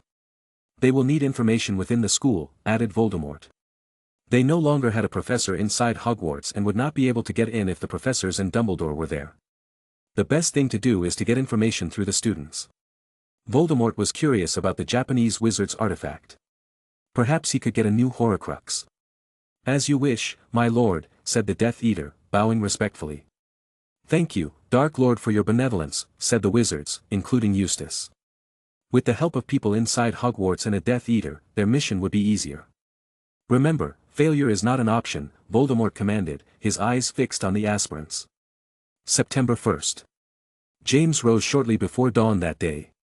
To recite the Animagus spell was the first time he had ever done so. He placed the tip of his wand over his heart and began. Finished with his task, which from now on would be daily until the thunderstorm, he changed and headed for the kitchen. His mother was already awake. With the help of Puddle and Mimsy she prepared breakfast for everyone. His father, Emily, and Toby were already there. James greeted everyone and sat at the table, awaiting the rich breakfast his mother and the house elves would prepare. Excited to start Hogwarts? Asked Flemmont, reading the paper and taking a sip from his coffee cup. Yes, we're finally going to Hogsmeade, replied Toby excitedly. Hogsmeade Village, simply called Hogsmeade, was the only wizarding village in Britain. Students in their third year at Hogwarts and above were allowed to go on weekend excursions to the village. Hogsmeade is a quaint and very pleasant place, commented Flemmont with a nostalgic smile. James, Emily? He asked, looking at them. I'm not that struck by a magical town, replied Emily. Being honest, she barely had any friends to go there, and most at home hated her because she showed herself to be pro-muggle. Her hobbies were considered boring for people her age. She preferred to stay in her room reading rather than visit stores or food stalls. You sure are boring, joked James, who was reading his father's newspaper, trying to find out if there had been another Death Eater attack or any important news. Look who's talking, Mr. Training Madman, Emily said with a slight smirk. In my first year, I belonged to the funniest prankster group at Hogwarts, James said. Oh, yeah. What was the name of the group? The Smug Ones, replied Emily, feigning confusion. James frowned slightly. The Marauders, Emily. That's the name. We made it quite clear in the Slytherin finals match, James said. Oh, yeah, I almost forgot because of their absence. Did they take a vacation or did a member of the group die? Asked Emily and started a harmless argument with James. Toby was trying to stop them or mediate, but his tone was barely audible. Flemmont shook his head and continued reading his journal. Euphemia turned and watched the situation with a faint smile. She always wanted to have more than one child and have them make noise at the table or fight while eating breakfast, typically. After breakfast, they headed for King's Cross Station in London. Euphemia made sure several times that no one forgot anything. A week ago they went to Diagon Alley to buy all the necessary books, supplies, and uniforms for the first time. Emily and Toby had new, custom-made uniforms. They wheeled the trolleys past Platform 9, and James could see the Hogwarts Express. A steam locomotive, Scarlet. The platform was slowly filling up with people.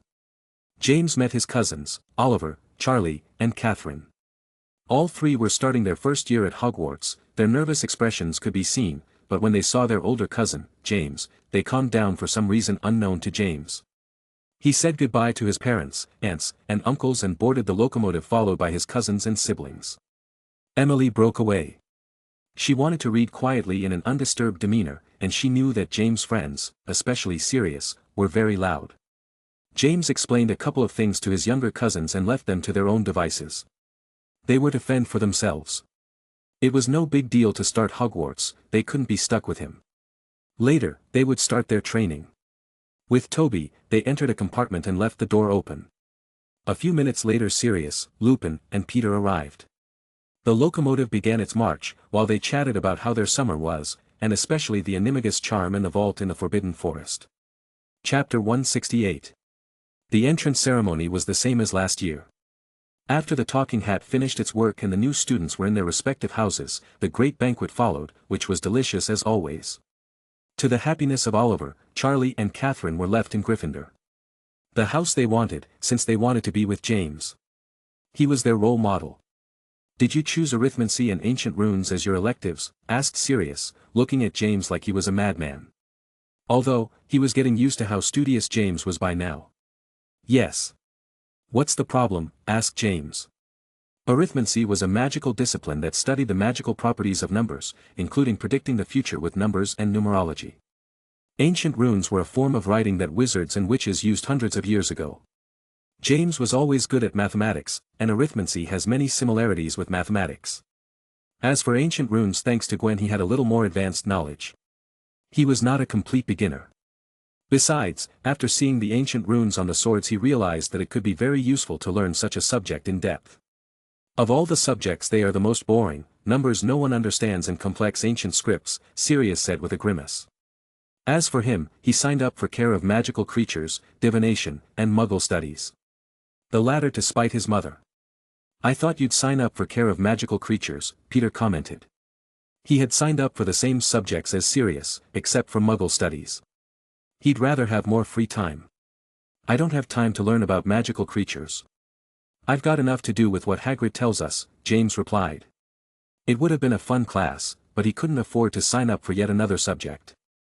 "Did you get your enchantment back at dawn today?" asked James in a lower tone.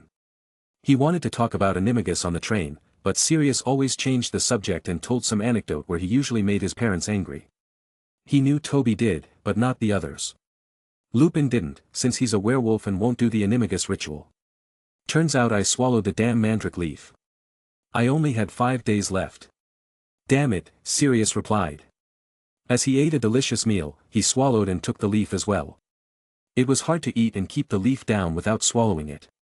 The same thing happened to Peter. They would both put the leaf on tomorrow. Since they wanted to have today's feast without an ugly leaf under their tongues. After that, they continued to talk about trivial things. In the dormitory they would talk about the vault in the forest and when to start the expedition. James greeted the team members and several other students who had improved their relationship. Where will Gwen be? Wondered James, looking for the blonde hair on the Slytherin table. Within seconds, he found her. Gwen was sitting at the end of the table chatting with Emily. It was odd to see her without her group of friends surrounding her as the leader. Although it had been that way ever since she distanced herself from Anastasia. Gwen noticed James' gaze and looked at him. Their gazes met. A cute smile formed on Gwen's face that greeted James from a distance. How cute, thought James, a little gawking at Gwen. He managed to come back to reality quickly and waved back. In all the vacations Gwen didn't answer his letters. The good news was that it was most likely because of her mother, not because she didn't want to, since she had just greeted him with a smile in public. The banquet ended, and the prefects of each case began to organize the students to take them to their common rooms. Before the students from different houses split up, Gwen approached James quickly. "See you at the usual place at 11:30, Gwen whispered, and then followed the students from her house. "Date with your girlfriend?" asked Sirius with a slight smirk. "Shut up and walk," said James, nudging Sirius slightly, who laughed and said nothing more. When they got to their dormitory, the boys decided to go on the expedition to the Forbidden Forest vault tomorrow. They hadn't been able to talk to Snape, Regulus, and Gwen. So they have to let them know. "I have to go," said James, getting up and grabbing his trusty invisibility cloak. "Say hi to Gwen," said Sirius, who was lying on his bed reading a Muggle superhero comic book. "Let her know about the vault," said Lupin with a slight smile as he tidied up the side of his room. James grunted slightly. He put on his invisibility cloak and walked out of the dormitory. When he reached the Gryffindor common room, no one was there, so getting out was easy. He walked through the dark corridors of Hogwarts feeling a familiarity he had missed. His destination was the hidden balcony. He passed through the secret entrance and reached the balcony. James stopped in his tracks and looked at Gwen, who was sitting on the edge of the window watching the scenery with a serene gaze. Her figure bathed in the silver light of the half-moon. Gwen was wearing the Slytherin uniform, with the green and silver tie neatly fastened and the robe perfectly in place. Hearing James' footsteps, she turned slowly, her eyes meeting his. James, for some unknown reason, was fascinated at the sight of Gwen. His heart beat faster as he saw Gwen's blue eyes watching him. "What the hell is wrong with me?" thought James, confused at himself. Gwen smiled slightly, her pink lips curving into a soft expression until she cried out, "James." She ran to James and hugged him tightly, almost knocking him over. Luckily, he had strength, as he was a Quidditch player, and you had to have a fit physique. "You're finally here. Late as usual. We haven't seen each other in months, and you have the luxury of being 10 minutes late," Gwen began complaining without letting go of James' embrace. Her arms went around his neck, and their faces were very close.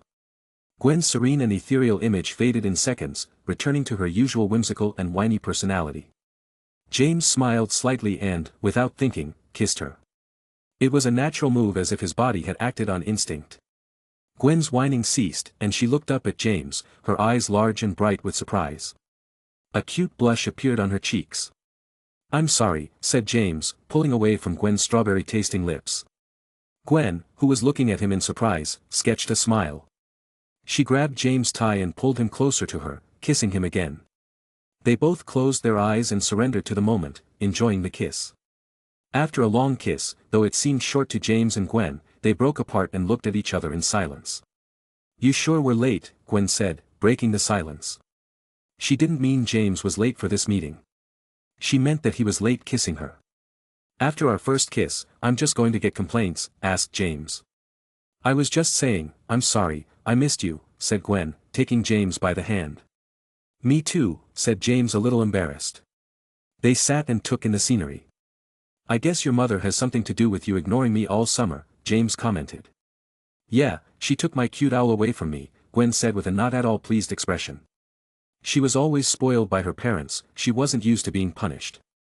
I punish you because you walked away from your supremacist friends and got close to me, asked James worriedly. Yeah, a little of both. She says you're a bad influence on me. You know the typical, said Gwen, making a dismissive gesture with her hand.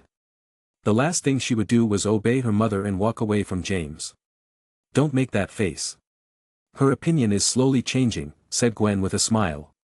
What do you mean? Asked James blankly. Most of the magical community is aware of your abilities. It was public for you to become a lord, to cast a corporeal patronus, to defeat a dark wizard posing as a Hogwarts professor, replied Gwen, listing all the things James did that were made public in one way or another. For all that, my parents know your talent and can't ignore it. Besides, you're lord and leader of your family. Who will be a better candidate for me? There isn't one. My mother can't beat me in an argument when I list all your accomplishments, Gwen said with a big smile. Oh, I almost forgot, you were seen with several members of the Black family at your ceremony. Even your relationships are good, she added. Candidate? Asked James with a raised eyebrow. Yes, to be my husband, Gwen replied, completely matter-of-factly. Our wedding will be great. The biggest of all. I've already got it all planned, began Gwen, talking about the details of a future wedding with James. Isn't that going too fast? Thought James with a strange expression. James let Gwen go on talking about the wedding. It seemed a long way off to him. At the very least they had to finish Hogwarts. For that, they must survive Voldemort and his followers at all costs. I'll protect her, James thought, looking at Gwen, who kept talking about how great the wedding would be. Several hours passed. James and Gwen talked about many things. They had to make up for the months they didn't see each other. James escorted Gwen to her common room under the invisibility cloak. Before they parted, he told her about the forest vault and that their excursion would be tomorrow night. He told her to pass the message on to Snape and Regulus. Chapter 169. The first day of school arrived. James got up early in the morning, before dawn along with Toby to perform the Animagus charm. Then they went to breakfast with the others in the Great Hall. In the first class, they had defense against the dark arts. They had a new professor. Her name was Isabel Argyle. An elderly woman, with grey hair, pale skin, and brown eyes. She wore a dress of different shades of blue and had a light blue scarf around her neck. Her face was stern, and the students upon entering and seeing her fell silent and sat down on their benches quickly. Welcome to the third-year Defense Against the Dark Arts class. Unfortunately, you are way behind because of the change of professors year to year, began Isabel in a quiet tone and with slight pauses. Last year's professor was a big fraud. I've seen the curriculum he used to complete Swill, Isabel said, clicking her tongue in irritation. She could not believe how the ministry accepted such useless books. Although she had an idea why the ministry accepted such education books. They didn't want children to know good spells, especially Muggle-born or half-blood children. Everyone in the class was surprised by the professor's words. That's the way to talk. We're going to have a good professor this year, said Sirius, who was next to James, sitting at the end of it all. The book the professor asked for is much better, thought James, nodding at Sirius' comment. He also thought that Dada would be a much better subject this year. Not for him. For everyone else. He was way ahead and was now training in nonverbal magic and wandless magic. Quiet, Isabel said, and all the students fell silent, waiting for the professor's next words with interest. They all wanted to know useful spells for dueling and powerful magic. Show of hands for students who know how to cast Expelliarmus, said Isabel. In the class, there were 2 houses, Gryffindor and Slytherin. Making a total of 52 students. James and the Marauders raised their hands. Sirius with a confident smile. From the crazy training James made him do, he knew a lot more spells. Expelliarmus was easy for him. On the Gryffindor side, almost no one else raised their hand. Even Lily and her friends Jasmine and Connor hadn't learned it either. All that suffering was not in vain, thought Peter, who for the first time put on a proud expression.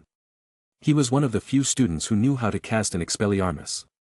On the Slytherin side raised their hands, Rabaston, Avery, Mulciber, Dolohov, Evan Rosier, Snape, and Emily. How can I lose to those dirty Gryffindors, thought Dolores Umbridge, clenching her fists tightly. What a low rate, thought Isabel. Out of 52 students, only 15 students could cast an Expelliarmus. This was bad. Hogwarts is supposed to be the best magical school in the world. Isabel continued to list offensive and defensive charms. The hands continued to go down. The ones who always kept their hands up were the Marauders, Rabaston, Emily, and Snape. That is until the professor asked who knew how to cast a Protego, and only James, Sirius, and Lupin were left. Who knows how to cast a Patronus? It doesn't matter if it's corporeal or incorporeal, said Elizabeth. This time, Sirius lowered his hand with a grimace. He didn't like losing, but it was better to lose to his best friends than to the Slytherin students who had lost earlier.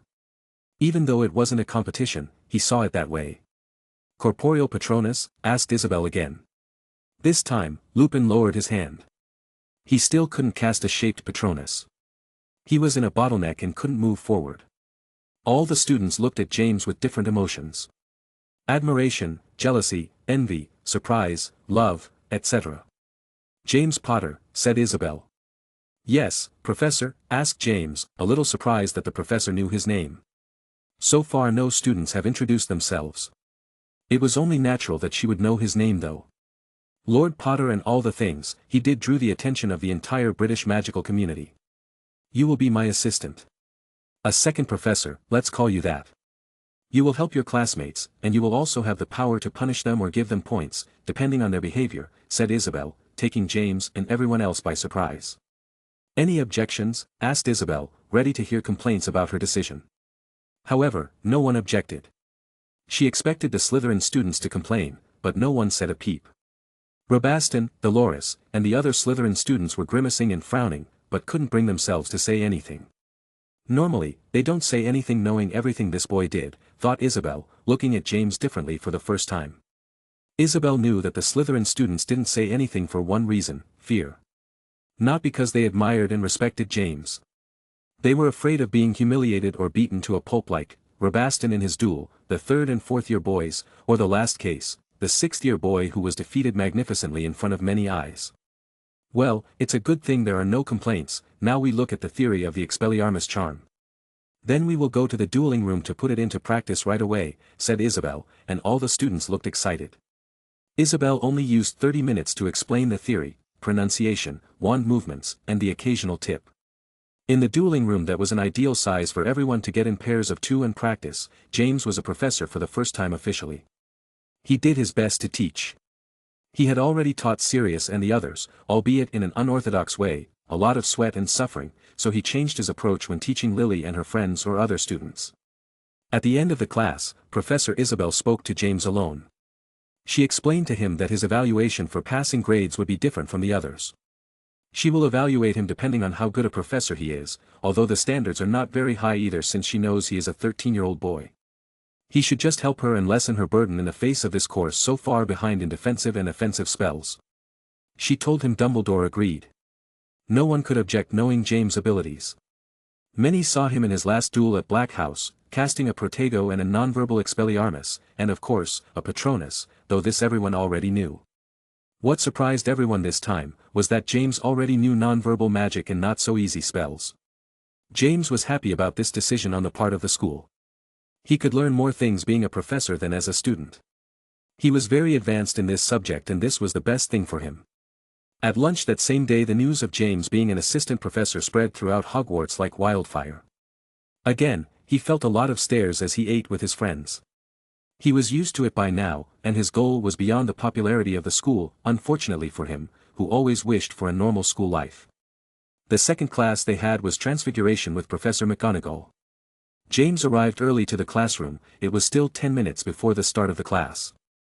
McGonagall was sitting at a square wooden desk, reviewing various scrolls. The nerdiest students were arriving and taking the best seats. Professor, James said softly, calling McGonagall over. What do you need, Student Potter?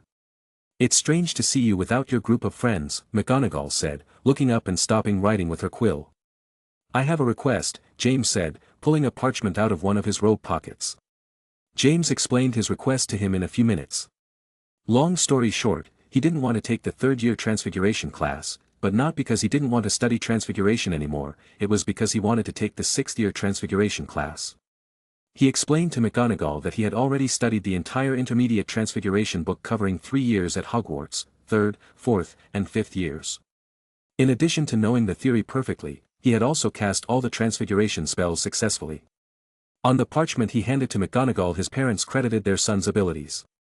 On the other hand, James told McGonagall that he could demonstrate his skills and knowledge by taking the appropriate exams. He didn't think they would just take his and his parents' word for it. James was doing this for 2 reasons.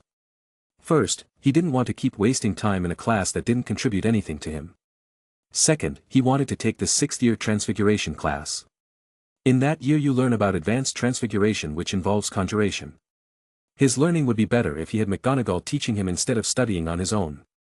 There was no denying McGonagall's excellence in transfiguration and teaching. "You learned a 3-year book on your own, on par with taking your 2nd year?" asked McGonagall in an incredulous tone, looking at James with wide eyes. It was rare to see the stern professor with that expression. "Yes. I also studied a lot over the vacations," James replied. James had finished the intermediate book just before the start of the vacation.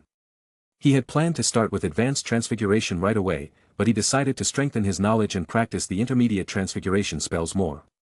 Especially the curriculum that covered the 5th year at Hogwarts. Transfiguration is complex and dangerous. His foundations must be firm. So, he was patient and returned to those subjects of study. In addition, the 5th-year subjects were more difficult and complex than previous years as they took the OWLs. Each subject had its own OWL exam. The score a student earned on a particular OWL determined whether or not they would be allowed to continue studying in the more advanced classes in that subject in their 6th and 7th years. For this reason, if James wanted to take the advanced transfiguration classes he would need a high score. If he asked to take the exams early he would have to have good grades or he would not have the necessary score to take the 6th-year class. McGonagall said nothing. She was silent in thought. If another 3rd-year student had told her this she wouldn't believe a word of it, but the student in front of her was the boy who cast a corporeal Patronus and knew nonverbal magic. Plus, she had a parchment signed by James' parents. "I'll talk to Dumbledore. You will take your 3rd-year classes for now. This is the first time this has happened since I've been a professor," said McGonagall. "Well, thanks," said James, bowing slightly. Before going to his seat to take the class the professor spoke again. "I will testify on your behalf. As your professor, I have seen your perfect transfiguration spells, but if accepted you will have to take several heavy exams. Be prepared." "Thank you, Professor. I'll be ready." "I prepared throughout the vacation," James said with a smile. He wasn't afraid of an OWL exam. He felt ready. However, he didn't deny that it could be challenging. The first really difficult exam. James as he turned around to head to his seat. He noticed that the room was full and silent. Everyone was watching him with surprised and incredulous expressions. Since when did the hall fill up, thought James with a slight grimace heading towards the seats where the marauders were. Once again a rumor about him would spread at great speed and he would be the center of attention. Chapter 170. After the first day of classes, James began to head to the large Hogwarts library to continue with his study routine. On the way he was intercepted by a red-haired girl. It was Lily Evans. Lily had grown a few inches since James last saw her. Her fiery red hair falls in soft waves to her shoulders. Her eyes are a deep green and she has freckles, scattered delicately over her nose and cheeks. "James," Lily said, stopping in front of James. "Hi, Lily, how are you?" asked James with a smile, happy to see his study partner. The last time he had seen her was at a meeting he had at Potter Manor attended by Snape, the Marauders, and Regulus.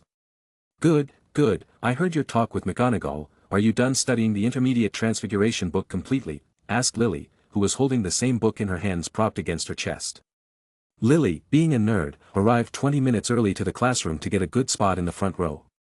"Yes. I managed to finish studying it thoroughly over the vacations," James replied. "Study it thoroughly?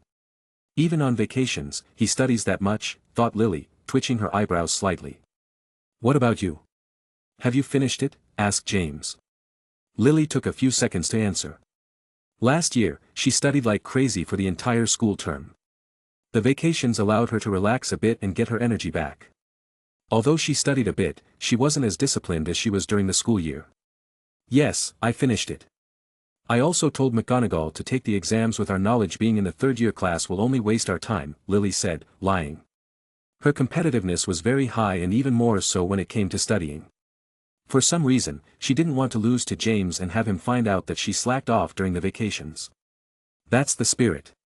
Do you want to go over fifth-year subjects? If our application is approved they'll take OWL exams for us, James said. I was thinking of going over some fourth-year transfiguration spells and concepts, said Lily in a low tone, but James got to hear her. Fourth. We should focus on fifth-year subjects. It will be the hardest exam, James said. Unlike you, I can't use magic in my house, so I couldn't practice them on my own, said Lily. Lily visited Potter Manor over the vacations and was very surprised when she learned that James could use magic there as a minor. All thanks to the charms above the manor. That's right, I forgot, said James, scratching his head. Lily living with muggles had no such advantages as him living in a magical mansion like centuries-old spells. Do you want me to help you? I have the necessary animals in my wallet which is bigger than normal, said James with a slight smile and whispered the last part. Your wallet is very useful, said Lily with a giggle. Fine, let's go to the library, added Lily with a smile and started walking with James. James and Lily studied and practiced fourth-year transfiguration until dinner time. James only reviewed a little, as he was completely fluent in those subjects. Lily faltered more in the charms, as she was not able to practice them 100. After dinner, the students from each house were taken by their prefects to their respective common rooms. James and the others spent some time in the hall waiting for everyone to go to bed so that they could leave the common room. At 11:35 a.m. they were left alone. James took the invisibility cloak and this time headed with the others to the Dragon Club house. Before starting their expedition to the Forbidden Forest they had to have a meeting and plan things well. The Dragon Clubhouse was open to anyone who was a member. Each club member was given a small key. Before entering the house, James made sure the place was empty and because of the time of day, there were no monkeys on the shore. They entered the house, and Sirius and the others were amazed at how quaint the clubhouse was. Have them invite me. It will be nice to be able to hang out here. Away from the castle. It's like Hagrid's hut, but better, Sirius commented, as James led everyone into the meeting room. In the meeting room, there was a long table and expensive chairs around it. Make yourselves comfortable. I'll go get Gwen and the others, James said. Don't ignore me, Sirius said a little annoyed. If you want to be invited have a duel against a Slytherin student and humiliate him, commented James, putting his invisibility cloak back on and leaving the house. That's a good idea, said Sirius with a hand on his chin. He was confident in his dueling skills, having trained with his crazy best friend. He didn't think Rabaston or another student his age could beat him. Only Lupin would be his opponent in his year. Not counting James, since he wouldn't put him in the same league as them. James walked briskly through the Hogwarts grounds and back into the castle. With his invisibility cloak and his Silencio Barriera, it was impossible to be caught by Filch. He then headed for the dungeons where the Slytherin common room was located. He waited a few feet from the door. After a few minutes, 3 students came out. They were Gwen, Regulus, and Snape. James took off his invisibility cloak, and Gwen saw him and ran straight towards him. She was about to hug him but remembered the 2 strangers so she stopped herself. I didn't know you were shy, James whispered with a slight smile, and Gwen elbowed him in the stomach. James was surprised that the elbow was very weak, he barely felt any discomfort. Usually, Gwen doesn't control the force she puts into her punches, but this time she did. For now let's use the invisibility cloaks to get out of the castle. Then when we get out I'll lead them to the Dragon Clubhouse, James said. Regulus and Snape nodded and put on Regulus' cloak that he got from the ice vault. James pulled the invisibility cloak over himself and Gwen. He then cast a Silencio Barriera and began to retrace his previous steps. James as he walked beside Gwen wanted to take her hand, but the girl's hand was closed and hard as stone. Don't you want to go holding hands? Asked James with a raised eyebrow. Yeah, why not? Gwen said, reluctantly as she opened her hand and took James. What's wrong with you? You're acting weird. 2 minutes ago, you wanted to hug me, but now you seem angry, James said, confused. I'm not mad, and I didn't want to hug you before, Gwen said stubbornly. Come on, Gwen. I'm not a fortune teller. If something bothers you and you don't tell me, I won't guess. Although in the future, I will be able to read thoughts just by looking at you, James said with a slight smile. He was just short of that level in legilimency. He had barely begun to study said art. Hey, that's a violation of privacy, exclaimed Gwen, not at all pleased. I know. I won't read your mind, though it will be tempting since I have to guess why you bother and not tell me anything, James said, stopping and staring at Gwen. Gwen lowered her gaze shyly and looked down at her boots. Only James could provoke such a reaction from her. Come on, just say it, James said, reaching out his hand to Gwen's chin and making a little force to make the girl look at him again. He noticed that her cheeks were flushed for some reason. I saw you in the library today with Lily Evans, you seem to be having a lot of fun instead of studying, Gwen said, dropping her blush and frowning. Jealousy again, huh, thought James, sighing internally. He understood why Gwen was this jealous and possessive. She was always a spoiled child in a rich family and got everything she wanted. I told you she's a friend. I even told you they could meet, but you didn't want to. Are you shy? Asked James with a slight smile. I'm not shy, I was with Emily. I have to make up for all the time I lost and she's very studious, said Gwen, twitching her eyebrows. Next time, I'll introduce you to Lily. You might become good friends, said James, unsure. He wouldn't stop seeing Lily out of jealousy of Gwen and he made that clear. Fine, Gwen growled, knowing James wouldn't change his mind. If it were anyone else, she would have kept arguing, but against James she couldn't win on some things, and she was more shy than usual. James and Gwen walked out of the castle. They took off their invisibility cloak and saw that Regulus and Snape were already waiting for them. What took you two so long? Asked Snape with a frown and an annoyed tone. None of your business. Let's go, said Gwen grumpily, starting to walk towards the Dragon Club. James looked at Regulus and shrugged, as he followed Gwen. Is this girl never in a good mood? Thought Snape, though he wasn't the best person to say that. Arriving at the Dragon Club they all sat down in the empty seats. The group already knew each other inside out. Regulus knew all the Marauders, one of them being his brother. He even managed to resume his relationship with Sirius thanks to James, since meeting him in the ice vault he managed to join their group. Snape also knew the Marauders. At first, he had a grudge against them, especially Sirius, but now he got along well. They fought together and almost died. It was there that a strange friendship was forged. Regulus at the Great Hall table propped up 3 scrolls. 2 were originals from the Vault of Fear. The other was where they translated the riddle. Then he propped up 2 large books and a large map. James nodded in satisfaction at everything Regulus brought with him and said, let's get started with the meeting. Chapter 171. The translation of the riddle that Regulus, Snape, and Gwen solved was as follows. Where the shadow grows thick and time seems to stand still, you will find the entrance. Between the oak and hawthorn, the hidden portal awaits. Follow the brooklet westward until the water disappears. There, under the light of the full moon, look for the sign of the centaur in the forbidden forest. With this translation, it was easy to realize that the vault was in the forbidden forest. Forbidden Forest Brook. West, that damn forest is huge. Couldn't it be specific? Asked Sirius with a frown, looking at the large map on the table. According to Hagrid, there isn't a complete map of the forest, commented Lupin with a serious expression. This map is the best I could get. Few people were encouraged to map the forest, Regulus said. There are areas of the forest that are already off limits to Hogwarts, Snape said with a hand on his chin, looking at the map. Those areas we can safely rule out, said James. Why? Asked Toby. The Japanese wizard created the vaults at Hogwarts because he wanted the protection of the school. He wouldn't create the vault outside the school boundaries, James replied, and Toby nodded in understanding. This book talks about the creatures known to inhabit the Forbidden Forest, their characteristics and ways to counter or deal with them. This other book talks about the known magical plants and fungi there, Regulus said. Well done, Regulus, James praised. He had asked the youngest Black to bring these books and the map of the Forbidden Forest. I'm glad the information will be useful, Regulus said with a smile, happy to be praised by James. Since when does he put on that smile for simple praise, thought Sirius, looking at his younger brother, who usually has a cold and arrogant expression. Well, let's get to work. We should know in advance all the possible dangerous creatures and plants we may encounter once we enter the forest, said James. I thought we were starting the expedition today, said Sirius a little disappointed. He'd rather go into the dangerous and scary forest than do a job with old books. You said it yourself. The forest is huge. Remember the fake jungle in the ice vault, said James, and Sirius got the point.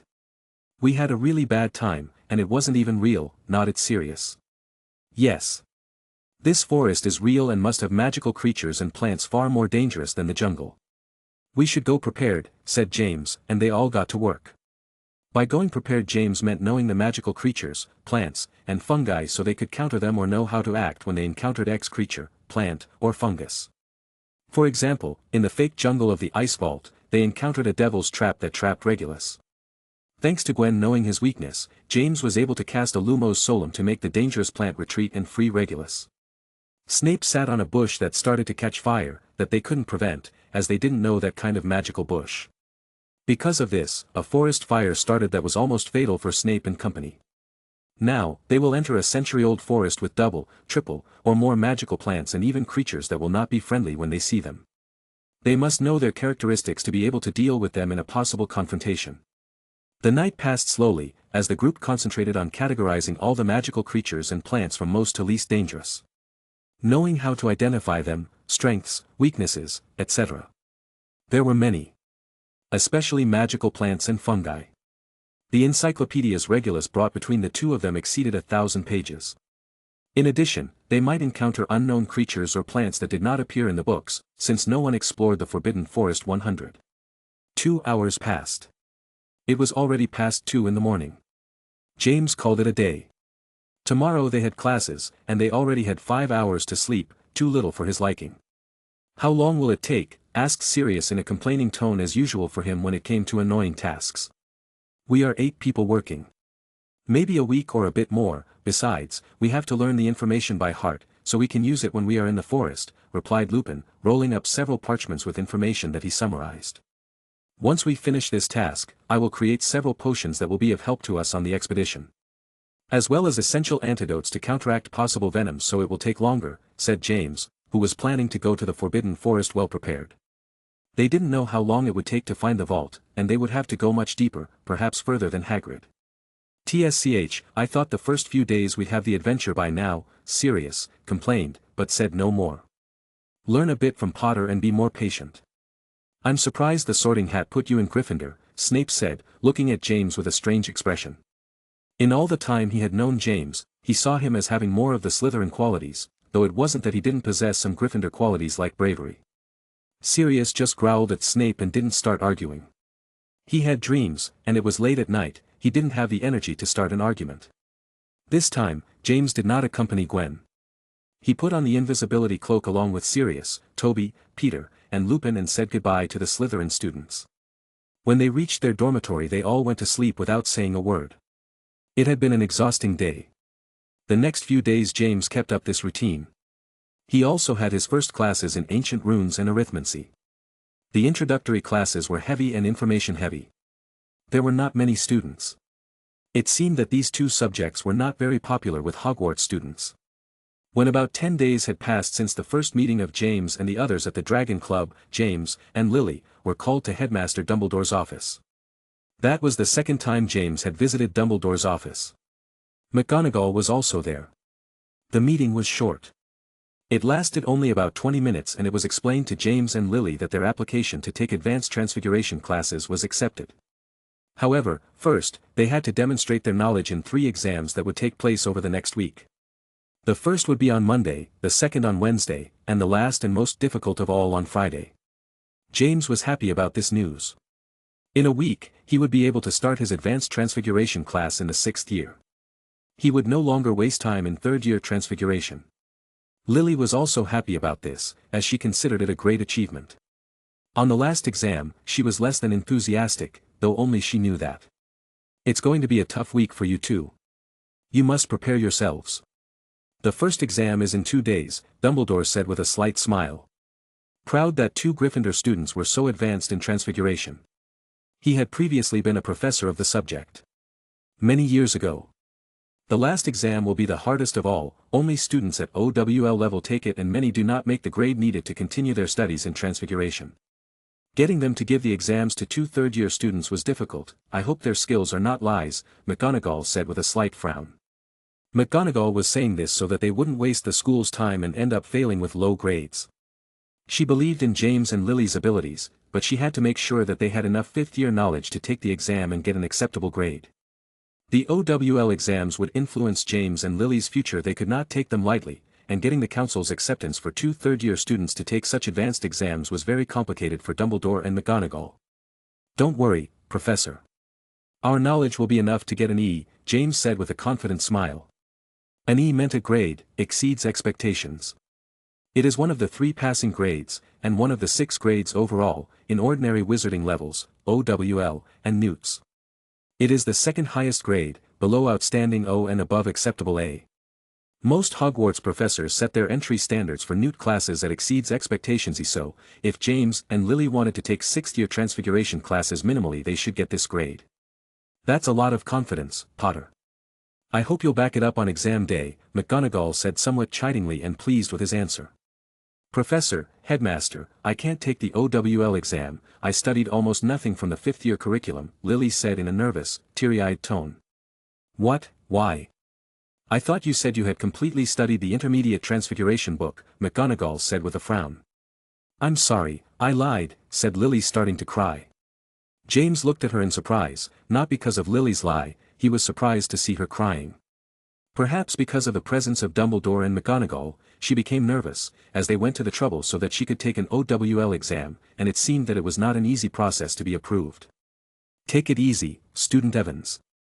Have some candy," Dumbledore said with a kind smile, extending a red-colored candy to Lily, who accepted it and stopped crying. "Explain to us, don't worry, you won't be punished. You are one of the best students in all of Hogwarts. This is just a small mishap. As long as a student takes the OWL exam, nothing serious will happen," Dumbledore said with a slight smile, looking for a moment at James. Lily began to explain that she lied because she didn't want to fall behind James, and it would be a unique opportunity to be able to take an OWL exam as a 3rd year. As a Muggle-born daughter, she always wanted to show her worth in the magical world, and this was the golden opportunity. Dumbledore and McGonagall looked for a few seconds at James, who didn't know what face to make at being the cause of this. Both adults sighed internally at the story. Lily was unlucky to be in the same year as this monstrous boy. Dumbledore knew that James wasn't just making progress in Transfiguration. He was also doing so in potions, charms, and especially in martial magic and data. What kind of super demanding and crazy routine did this boy have? It reminded her of him in his student years, maybe more obsessive. "It's okay, Lily. It's okay. You'll take the corresponding exams for the 3rd and 4th years. If you pass them, you'll take the 5th-year classes," McGonagall said with a slight gentle smile. She held Lily in high regard. "Thank you, Professor," Lily said, wiping away tears and snot. The image was a little funny and cute at the same time. "As for you, Potter, I hope you pass the OWL exam with an E," said McGonagall, and James nodded with a strange expression.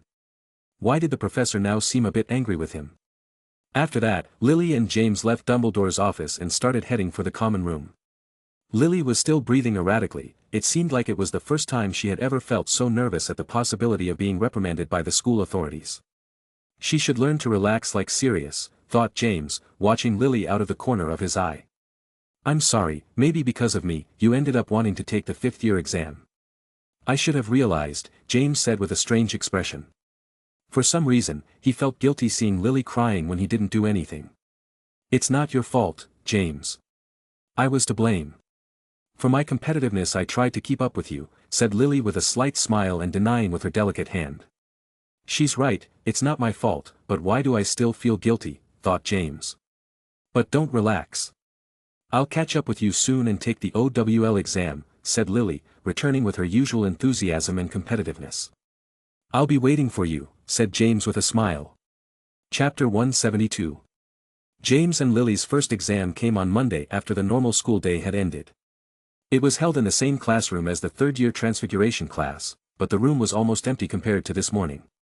McGonagall, having only 2 students to test, took a different approach to make the exam more practical and quicker. She asked them oral questions as they had to demonstrate these transfiguration spells. They did not have a theoretical exam, although this did not make it any easier. James, in this exam, cast several transfiguration spells, Draconifers, a spell that transforms objects into small dragons.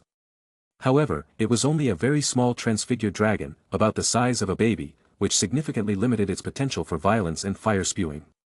Lapifers, transforms the target into a rabbit, works best on small targets. James was used to this spell. He had used it to use rabbits in unconventional experiments. Fellophors is a spell that transforms a cat into a cauldron. James didn't know what the usefulness of this spell was. To be able to make potions by turning your beloved cat into a cauldron. The last and most difficult in the third year was to transform a teapot into a turtle. If the spell was not performed perfectly, the turtle could exhale steam or have the willowy pattern of the teapot on its shell. It was the transfiguration spell that ended James and Lily's advanced examination. McGonagall told them right then and there that they had both passed with perfect marks. Lily walked out of the classroom with a big smile. That meant she could now take her fourth-year classes in transfiguration. No, I have to pass the next exam and take the fifth-year classes, thought Lily with flames in her eyes. She had studied the fourth-year syllabus, she could do it, though it would be harder than the third-year questions and spells, no doubt. That was quicker than I thought. That's good, thought James, who would now have some time to practice a bit. He planned to go to the room of requirement. See you later, said Lily, saying goodbye with a happy smile. She would tell Jasmine and Connor the good news. James said goodbye and watched Lily's back as she walked away. He thought the girl would tell him about going to the library to brush up on fourth-year subjects. He shrugged and started to head for the room of requirements. The hour is dangerous, and someone might notice the strange door appearing out of nowhere, so James casts a cloaking spell so that the door cannot be seen. James asked for a large circular room with several magical mannequins in a row and at different distances. The ceiling of the room was high, and the floor was smooth and shiny, almost mirror-like. It's not bad to have a change of scenery now and then. Let's see, an hour to practice, thought James, looking at the time on a clock hanging on a wall. James positioned himself at a far distance from the dummies, wielded his wand, and took a deep breath. Incendio, exclaimed James in a clear, determined voice. He pointed his wand at the center of the triangle of dummies. A ball of fire, as large as he had ever conjured, erupted from the tip of his wand. The flame advanced with impressive force and speed, reaching the central dummy in the blink of an eye.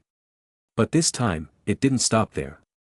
The explosion of fire spread rapidly in all directions, engulfing the three dummies in a fiery eruption. The room was lit with an orange and gold glow, with shadows dancing frantically on the walls as the fire continued its expansion. Fascinating, James thought, watching the crackling embers and rising smoke. An incendio could reach such a degree of power and destruction. A spark glowed in his eyes. He had to master the fire to feel that fiery force under his control. Why did he want to master fire? One of the reasons was to be able to cast the Protego Diabolica. In all this time, he had not even managed to get a spark of black fire out of that spell. He knew the theory perfectly, but nothing came out of his wand. So he decided to improve his fire elemental spells. Incendio, although at first a basic spell that is only good for lighting candles or fireplaces, if you improve it enough, it can reach such a degree of destruction. However, James was not happy with his current level. In the Protego Diabolica, you must control fire. Mold it, like drawing a line to protect you or your allies. It's not just throwing it with great power. You need to have very good control. If you just throw fireballs left and right, it won't improve. Your firepower is already at a good level. Now it's time to move on to control and precision. Could I shape fire with my telekinesis? James thought but quickly shook his head. That would be cheating and would cause him to not improve in his fire mastery. He would only master it against his will. After extinguishing the fire with water spells, James performed precision and moving fire control exercises. With much less power than the previous cast, he always used the same incantation, Incendio, but conjuring the jet of flames with different powers. An hour flies by. James almost stayed 30 minutes longer than he thought he would, but luckily, he saw the time on the clock and left the room of requirement for the Great Hall. After so much magic and throwing, he was very hungry. I feel like I'm forgetting something, thought James as he walked down the deserted corridors towards the Great Hall. When he arrived, the place was crowded and noisy, as usual. He didn't remember exactly, so he shrugged and headed for the Gryffindor table. Before he could reach the table with Lupin and the others, two sturdy hands grabbed him by the wrists. James, shouted Gideon and Fabian, forcing him to sit with them. For some reason, he saw that the entire Gryffindor team was eating dinner together.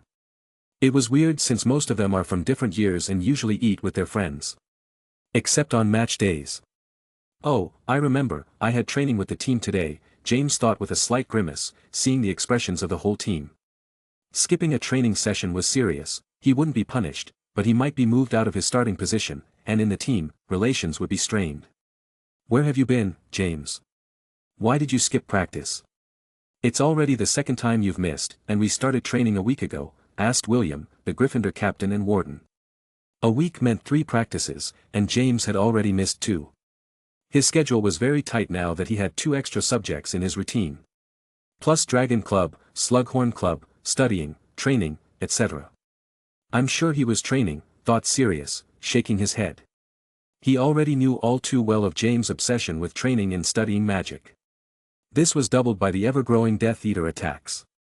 Before James could respond and think of a cheap excuse, a lanky brown-haired boy spoke up, he can't be a starter anymore. It's unacceptable for him to miss 2 practices in a row. We've only had 3 practices. I demand a vote immediately. His name was Mark Petrie. He is a sophomore and less than a week ago, he joined the Gryffindor team as a substitute seeker by trying out. His talent was good, and so was his family background. He came from a family of professional Quidditch players. That was why he dared to try to displace James, despite his reputation. He wanted to be a starter, not wait until James finished Hogwarts or beat him to the position.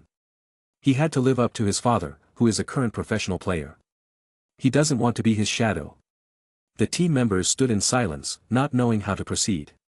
James was their star seeker. They couldn't put him on the bench. Even though Mark was good, William and the others didn't think he was on James' level. All the students at the Gryffindor table listened intently to the Quidditch team's conversation. Most of the students either liked Quidditch or liked to make fun of the other houses when their team won and were currently champions. I think it's a bit of a hasty decision, said William, breaking the silence. He had a great friendship with James. He visited Potter Manor and believed that James could be the best Gryffindor seeker in history. He wasn't kidding. He saw the data of all the seekers the Lion House had and saw firsthand James' skills. They weren't normal. 3 matches, 3 golden snitch catches. 100% effectiveness. No. Mark is right. Missing practice twice is a serious offense, said James, speaking for the first time as a plate of food appeared out of nowhere in front of him. He took the knife and fork and began to calmly cut the meat. The best thing is for him to be the lead seeker. What's more, I'll be leaving the team, James said. As he finished, he ate a piece of meat. He noticed the strange silence. He looked up from his plate and noticed the incredulous looks of everyone, even Mark. Mark, even though he was competitive, didn't want James to leave the team. Last year, when he was first, he cheered for James and came to admire him, now he sees him as a worthy rival. What? Shouted the entire Gryffindor table in unison. Chapter 173. James created quite a stir at the Gryffindor table when he said he was leaving the team. He had his reasons. His routine is very demanding, and having 3 days of training that lasts more than an hour makes things very difficult for him. The most important thing now is to improve his strength, and his social relations and prepare for the war against Voldemort and his Death Eaters. The war is already happening. Although in silence and in skirmishes on the part of the Death Eaters who want to rebel against the Ministry of Magic and impose their ideals. By the plea of the whole team and the Gryffindor table in general, James decided to stay as a substitute seeker and was given a leave of absence so that his training sessions would not last so long. Instead of an hour and a half, he would train for 45 minutes. On the other hand, although he liked Quidditch and it was a hobby, he wasn't as passionate about it as he was about magic. He already won the trophy last year and dedicated it to his late grandfather. He didn't have much ambition to win the championship again, his mind was focused elsewhere. You caused quite a ruckus today, Lupin commented from under the invisibility cloak. Beside him were all the marauders. They were on their way to the Dragon Clubhouse. It had been 14 days since they had started investigating the magical creatures and plants found in the Forbidden Forest. It took them longer than expected, but they had everything ready. The next step was to brew potions and antidotes for the venoms. They would do that today in the potions room of the house. James and Regulus used their house elves to bring them the necessary ingredients for all the potions and antidotes they needed. I didn't mean to.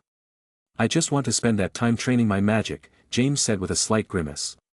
He said it without much thought, forgetting that he was at the table with everyone watching him. He would have had to discuss it privately with William. Worst of all, he didn't get his assignment to leave the team. He'll have to go 3 days and have 45 minutes of Quidditch training. That's 2 hours and 15 minutes a week. He could spend that time improving his elemental magic, his occlumency, or his wandless magic. Every improvement counts towards becoming a little stronger. Lupin, Sirius, Peter, and Toby looked at each other with worried expressions. They already knew all too well James' obsession with training his magic. How else would he have cast a corporeal Patronus at the age of 12 and defeated a Dada professor? Besides, they knew of his unusual talent in wandless magic. What worried them was James' growing obsession with each passing day in his magical training and study. He seemed to want to take charge of the war and personally defeat Voldemort. That was strange and disturbing to them. They walked in silence. When they reached the Dragon Clubhouse they met Gwen, Regulus, and Snape, who had already arrived. "Let's start with the antivenoms first," Severus said without greeting. In his pale, long-fingered hand he held a long parchment. Here they had written down all the potions and antidotes they should take on their excursion. "Hi, Snape. Nice to see you," Sirius said sarcastically. Snape just grunted slightly and started to head for the potions room. Regulus followed him with the ingredients in a leather bag. "James. Follow me, I want to talk to you," Gwen said, taking James by the hand and leading him to the dueling room for privacy. James reached to pass the bag of ingredients he got to Lupin and had no choice but to be dragged into the living room by Gwen. "No one says hi," said Sirius, shaking his head. "I'll take this to Snape. Then we'll talk strategy for exploring the Forbidden Forest," said Lupin, starting to walk towards the potions room. James, Snape, and Gwen would get to work on the potions and antivenoms. The first two were the most knowledgeable in the art of potions, and Gwen as a fourth-year student had more knowledge and experience than Lupin, Sirius, Regulus, and the others. Lupin along with the remaining marauders and Regulus will discuss the first route to take when they enter the forest, while the others work in the potions room. "What's going on?" asked James as Gwen locked the door to the dueling room. "Let's sit down," said Gwen, heading for the bleachers that allowed them to observe the duel. James followed her and sat down next to her. Their knees bumped. "What's wrong? You look worried," he asked.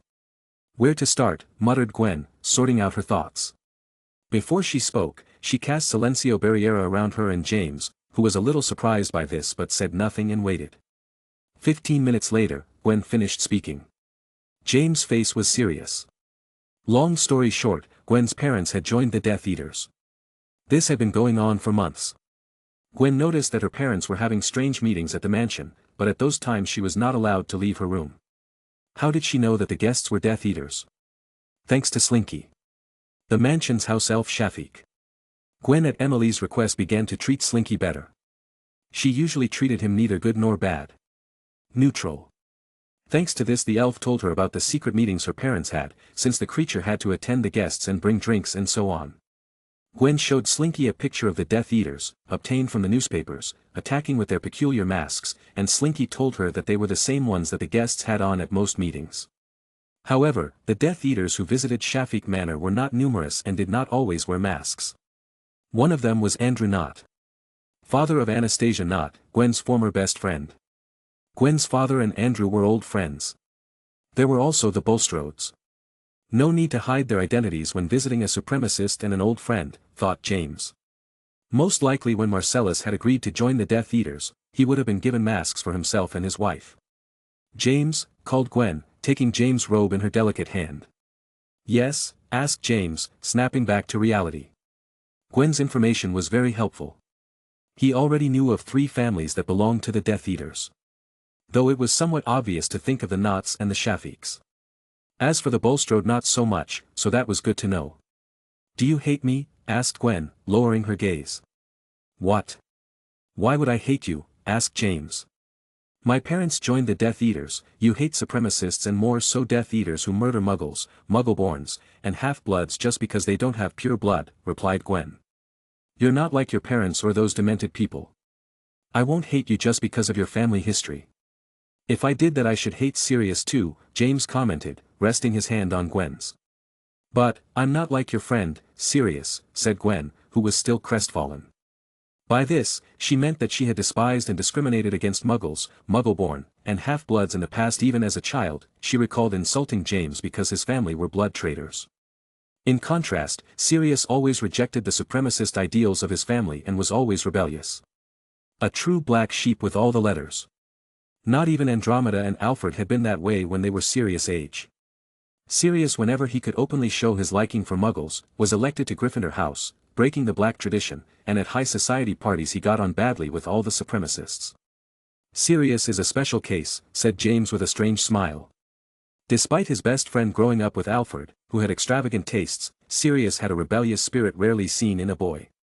You changed. Besides, your discrimination was always fueled by your parents.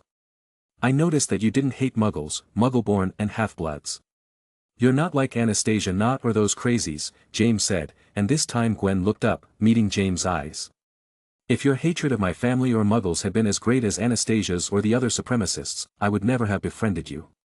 Your change was real, and it shows what a great person you are, James said, placing his hand on Gwen's cheek and slowly moving his face toward her until he kissed her lips. After a few seconds, James slowly pulled away from Gwen, opening his eyes, and noticed that the girl was still static in her place. Tears were coming out of her beautiful blue eyes for some reason unknown to him. Are you okay? Asked James worriedly. Yeah, sniff, I'm so glad you don't hate me, exclaimed Gwen, suddenly hugging James. Easy, easy, said James, accepting the hug and patting Gwen, who had this fear for a long time. I'm worried about your safety when you go home, commented James after Gwen calmed down. Why? Asked Gwen. It would be impossible for her parents to put her in danger no matter how much they belonged to the Death Eaters. They were always very protective, especially her father. James didn't think Marcellus or Lysandra would put Gwen in danger either. He was worried about the other Death Eaters. Especially because of the relationship James has with Gwen. James is Lord Potter, the leader of the Potter family. One of the few pure-blood families that is openly considered a blood traitor. The other is the Weasley family. Death Eaters could target blood traitors in the future as they oppose their goals. They could use Gwen to get to James, although he still believes this will not happen. Since to the Death Eaters and Voldemort, he is only a 13-year-old boy. He does not pose a real threat at the moment, or a threat where the Death Eaters should turn on the Shafiqs for wanting to use Gwen. James explained this to Gwen and told her to be vigilant and on guard whenever she returned to the house. Also, don't rule out Marcellus and Lysandra joining the Death Eaters against their will. If the Death Eaters knock on your door and you refuse, you could be putting your family at risk. So James didn't write off Gwen's parents. After all, they would be his in-laws in the future. He should try to save them or have them redeem themselves. Give them a chance as long as they haven't committed irreversible crimes. After that 20-minute talk, James and Gwen left the dueling room. They headed immediately to the potions room, where Snape was already starting. Snape said no comment, as he knew Gwen would start an argument and preferred to spare him. They spent 2 hours creating potions. It wasn't much time to create a large batch, so they would need several days to have the necessary potions and antidotes for the whole group. Chapter 174.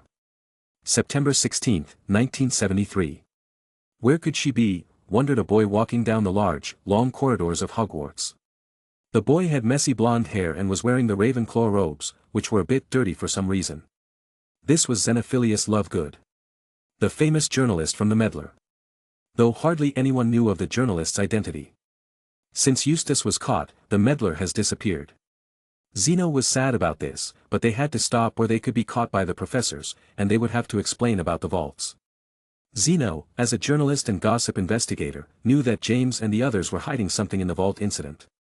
Especially since in the final paper where the location of the Fear Vault was announced, only a few people got there, and all those people were known to James, his close group of friends, Gwen, who seemed to be his girlfriend, or so Zeno thought, a big scoop, and Snape, who seemed to have approached James for some unknown reason. However, Zeno couldn't figure out what James and the company had planned. There were no clues, and everything had gone well, so he put the subject aside. I wonder what they're up to, thought Zeno with a downcast expression. Sirius, Lupin, Toby, James, and Peter were his first friends. As sad as it sounded, they were from different years, and he had been at Hogwarts for a full year when he met them. Now that they no longer had the paper in common, they hardly saw each other as they were from different houses. Don't think about such things, I have a friend now, Zeno thought, shaking his head as he continued on his quest. He was exploring the castle for almost an hour until he finally found the person he was looking for. At the end of an enclosed hallway, under the shade, sat a girl on the ground. The girl had almost pale blonde, shaggy, waist-length hair. Her green eyes were watery. Like Zeno, she had a distinct aura about her. Her fashion sense was also different. On her fingers, she wore strange rings and earrings that no normal girl would wear. Pandora. I finally found you, exclaimed Zeno with a smile, walking hurriedly towards the girl. The girl's name is Pandora Rosemary. A third-year Ravenclaw student just like Zeno. Pandora, when she noticed Zeno approaching, quickly wiped the tears from her eyes and sketched a forced smile. "Hi, Zeno," said Pandora. "What's wrong with her?" thought Zeno, confused by Pandora's droopy and somewhat hoarse tone. The girl, just like him, is always enthusiastic and different from the others. So, the two of them got along very well. The bad thing is that it took them a while to get to know each other, even though they were in the same year and in the same house. Zeno's smile disappeared when he could see Pandora more clearly. The girl's blonde hair was dirty and gave off a foul smell. Her robe also had a yellowish liquid on it. It was rotten eggs. "Who did this to you?" asked Zeno, trying to control his anger. "Nobody, never mind, Zeno," Pandora said, not wanting to talk about it. Zeno got angrier hearing the sad tone of Pandora, who was always enthusiastic and had a smile on her pretty face. The latter was for him, as he had fallen in love with her. "You were students in our house, weren't you?" asked Zeno, sitting down next to Pandora and looking at her. Pandora simply nodded slightly and said nothing. "Those bastards, they never get tired of bothering us," Zeno thought with a frown and helplessness. One would think that a house of wisdom like Ravenclaw would have no bullies, but the person who would think this was wrong. Zeno had also suffered at the hands of bullies for being so different. However, he didn't care, he tried to ignore them. Even though they would make fun of him and his beliefs. Sometimes they would play unkind jokes on him, but he always tried to think positively. "What was the cleansing spell James taught me like?" thought Zeno with a finger to his chin. He remembered the charm and wand movement and tried to replicate it on Pandora. The result was better than nothing. He cleaned up some of the eggs that soiled the girl's robe, but not all of them. "Thanks," said Pandora, who was still slumped. She stood up and started walking. She wanted to go somewhere alone. Her room couldn't be, since she shared it with 4 other girls who started bothering her this year because of her main bullies. "We must tell the professors. I'm sure Professor Flitwick will help us," Zeno said, getting up and following Pandora. "They'll be punished for a couple of days, and then the bullying will be worse. It's best to ignore them until they stop targeting us," Pandora said, twitching her eyebrows. "That'll just make it easier for them to bully you," Zeno thought. "I want to be alone, Zeno." "I'll see you tomorrow," Pandora added with a slight smile. "Fine," said Zeno, tightening his robe. When Pandora was no longer in sight, Zeno turned around and started looking for his only friends who could help him. He found them faster than possible. In the middle courtyard, sitting on the grass, were Sirius, Lupin, Peter, and Toby, who were conversing in low tones. When they saw Zeno approaching them, the group quickly stopped talking and looked at him. "Hey, Zeno. What's up?" asked Sirius, trying to act normal. They were talking about the vaults and the potions they were missing to be ready. Sirius was already getting impatient. He wanted to explore the Forbidden Forest as soon as possible, but the preparations were taking longer than he thought. "Something wrong?" asked Lupin as he noticed Zeno's helpless expression. Usually, the boy had a laughing smile on his face and an enthusiastic aura. "Hey guys, aren't you with James?" asked Zeno, sitting down on the grass. "He's taking a 5th-year transfiguration exam," replied Lupin, with a strange expression on his face. He was still amazed at how far James was progressing in that subject. Oh, the rumor was real. "I hope he passes," Zeno said without as much enthusiasm as usual. "What's the matter?" "You don't look well," Sirius said, straightening up. He considered Zeno his friend. He shared and talked with him a lot when they worked together on the paper. That was the same reason why this year he also tried to continue the friendship, but it was harder because of how busy he was with the vault thing and so on. "It's nothing," said Zeno, not too sure about telling them the problem. He wanted James' help specifically. Since they were to face a group of girls who had siblings in their 6th and 7th years, only James could defeat them if there was any confrontation. "Tell us. We'll help you with anything," Sirius said with a confident smile, placing his hand on Zeno's left shoulder. Lupin and the others nodded in agreement. "Guys," said Zeno with a renewed smile. "This is what it feels like to have good friends." He began to tell them about his problem. Not the part where he was bullied, but the part where Pandora was bullied by the upper-class girls from Ravenclaw. He could fix his problems on his own. He didn't want to intrude on Sirius and the others and get them in trouble. "Girls are sometimes worse than boys," Toby commented, shuddering, knowing all that Pandora suffered at the hands of the Ravenclaw girls. "Girls are scary," muttered Peter, shivering and looking at the grass. The Marauders had already met Pandora. though they had spoken only once when Zeno introduced them to her this year at the beginning of September. "We should just give them a beating, and the next time they bother Pandora, they'll suffer another beating again," said Sirius, cracking his knuckles like a Muggle gangster. "Don't be a random bully, they're girls, and if we attack them out of the blue, our punishment can be severe," Lupin said with a thoughtful expression. He had to find a solution that would work in the long run. It was no use protecting Pandora for a few days, and then the bullying would return with more force than before. "We challenge them to a duel and humiliate them like James did with Rabaston. Now look at that cocky boy. He's got his tail tucked between his legs and won't make eye contact with us," Sirius said with a smirk. "I don't think it'll work," said Lupin, shaking his head. "Our enmity doesn't exist with those girls. They will most likely ignore us when we challenge them to a duel or use their older brothers to fight us," said Toby, who also started a way to help Zeno and Pandora. "Got it," said Sirius, and an imaginary lamp lit up above his head. "What?" they all asked, looking at him expectantly. "We tell Gwen to challenge them to a duel and beat them up. They'll be scared shitless when they see her violent personality. Even Snape is afraid of her. Only James can control her. I'm surprised at how he puts up with her," said Sirius, who was still talking without noticing that the expressions of Lupin and the others had turned ugly. Lupin was waving his hand for Sirius to stop talking about Gwen's violent personality and how James could put up with her. "What's the matter? What's with the faces?" asked Sirius with a raised eyebrow. At that moment, he felt a presence behind him. He slowly turned around and noticed a pretty blonde girl with a frown looking at him. Her aura seemed to be below zero, and her blue eyes gave off a scary coldness. It reminded Sirius of James when he was angry. "Gwen, it's not what you think," began Sirius, panicking. It was rare to see him panic. Even with his mother, he wouldn't get that nervous, but this girl was very violent, and her spark was short with most people. Plus, she was very good at dueling. She was better than him and the others. Only James could win against her. "Who are those girls?" asked Gwen after Sirius stopped making cheap excuses. "Tell her, Zeno." "We're going to get revenge," said Sirius, drawing attention elsewhere. He had to direct Gwen's violence towards those Ravenclaw girls.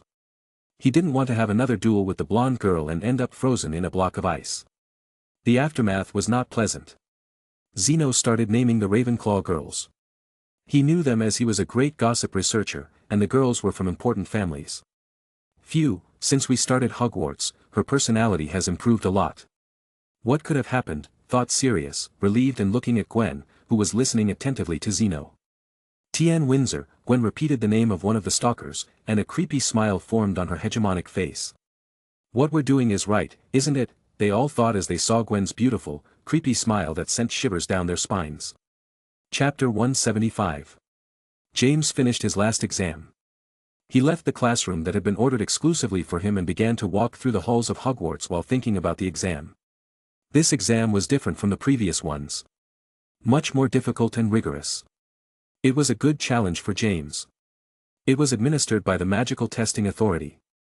A group of wizards and witches examined the students of Hogwarts School of Witchcraft and Wizardry during their OWL and NEWT exams. Usually, this group of wizards traveled to Hogwarts every year on the exam date, but that date was a long way off. Dumbledore had arranged for them to come early to examine James. It must have been difficult for them to agree to test a third-year boy. "I hope I exceeded expectations," James thought with slight concern. Rarely did his confidence in his knowledge waver, but this time it did. The exam had been tough. The exam was divided into two parts, written and practical. Strict measures were used, such as anti-cheating plumes and anti-cheating spells. One of the theoretical questions was about the definition of the change spell. One of the practical spells he had to cast was the vanishing spell, Evanesco. Used to make both animate and inanimate objects disappear. James had to make a mouse disappear at a much higher level, as when you learn this spell, you start by making a snail disappear, which, being an invertebrate, is simpler than a mouse. James got the spell perfect, and in the practical part, he knew he did well.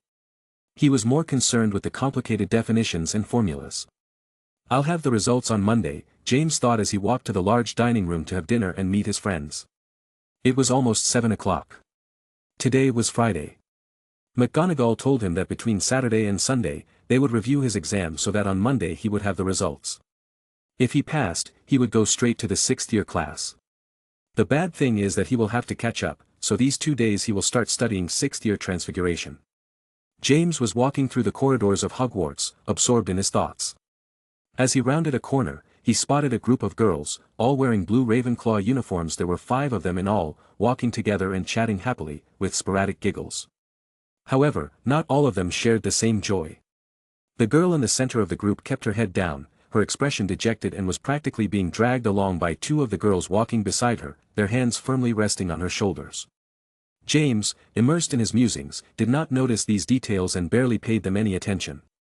As they advanced, the 2 groups drew closer and closer together, walking down the same hallway in opposite directions.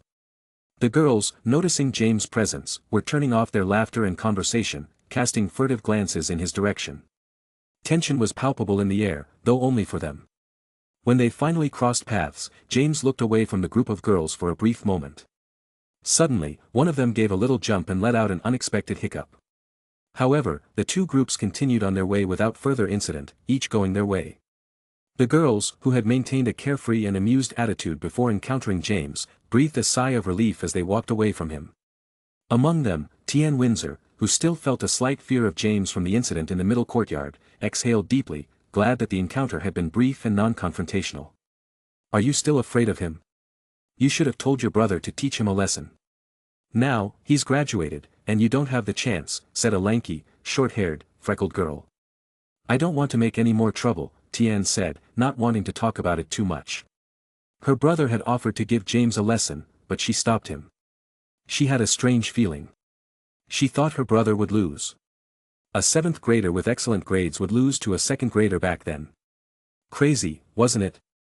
But that was her intuition, and after learning about the other events James participated in, it was a good call.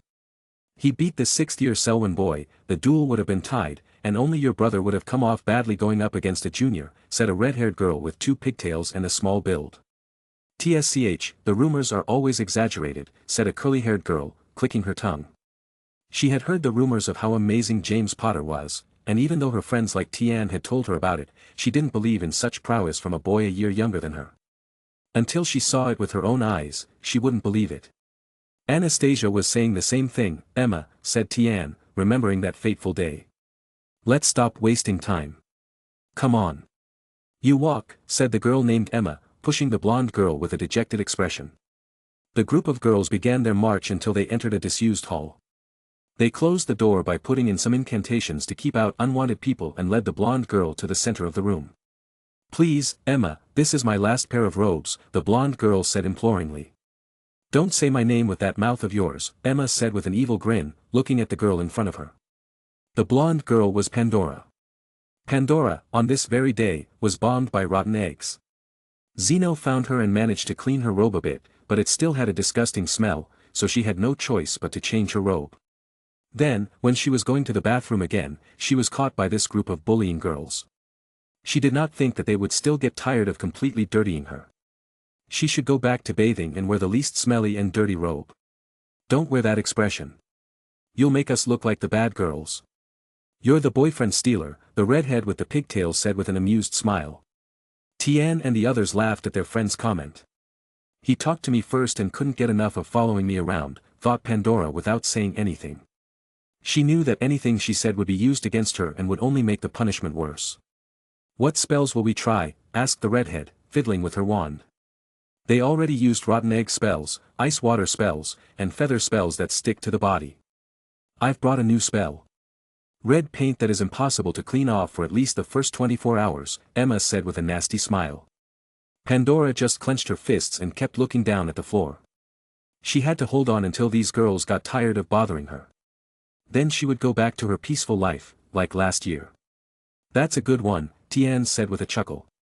"It was just a bit of paint." Emma began to explain to Tian and the other 2 girls the pronunciation of the spell and the wand movement. It was a simple spell. After 5 minutes, they knew what was needed. "Will they all cast it?" thought Pandora, looking at the 4 wands pointed at her. She would be bathed in red paint if they all cast the spell on her. Just at that moment of silence where Pandora was being watched by the 4 bullying girls, the doorknob of the door was heard turning. A creak was heard in the hall, and the door slowly opened. James was the person who entered uninvited. As for the protective spells, it was very easy for him to remove them. Compared to a student in his year, he would be considered an expert. Tian, Emma, and the others instantly turned their heads. It would be too bad if it was a professor. Luckily for them, it was a student. However, seeing James's expressionless face made them shiver more than if he had been a professor. At least in the latter case, they could create some excuse or be punished lightly. James Potter, Zeno's friend, thought Pandora with surprise, raising her head and looking at the Gryffindor boy. Tian froze in place. The hand holding her wand was shaking, and her gaze was fixed on James. Emma and the other girls also stood silently watching. Emma no longer showed the earlier bravery in questioning the rumors of James' strength. For some reason, none of the four could bring themselves to say a word.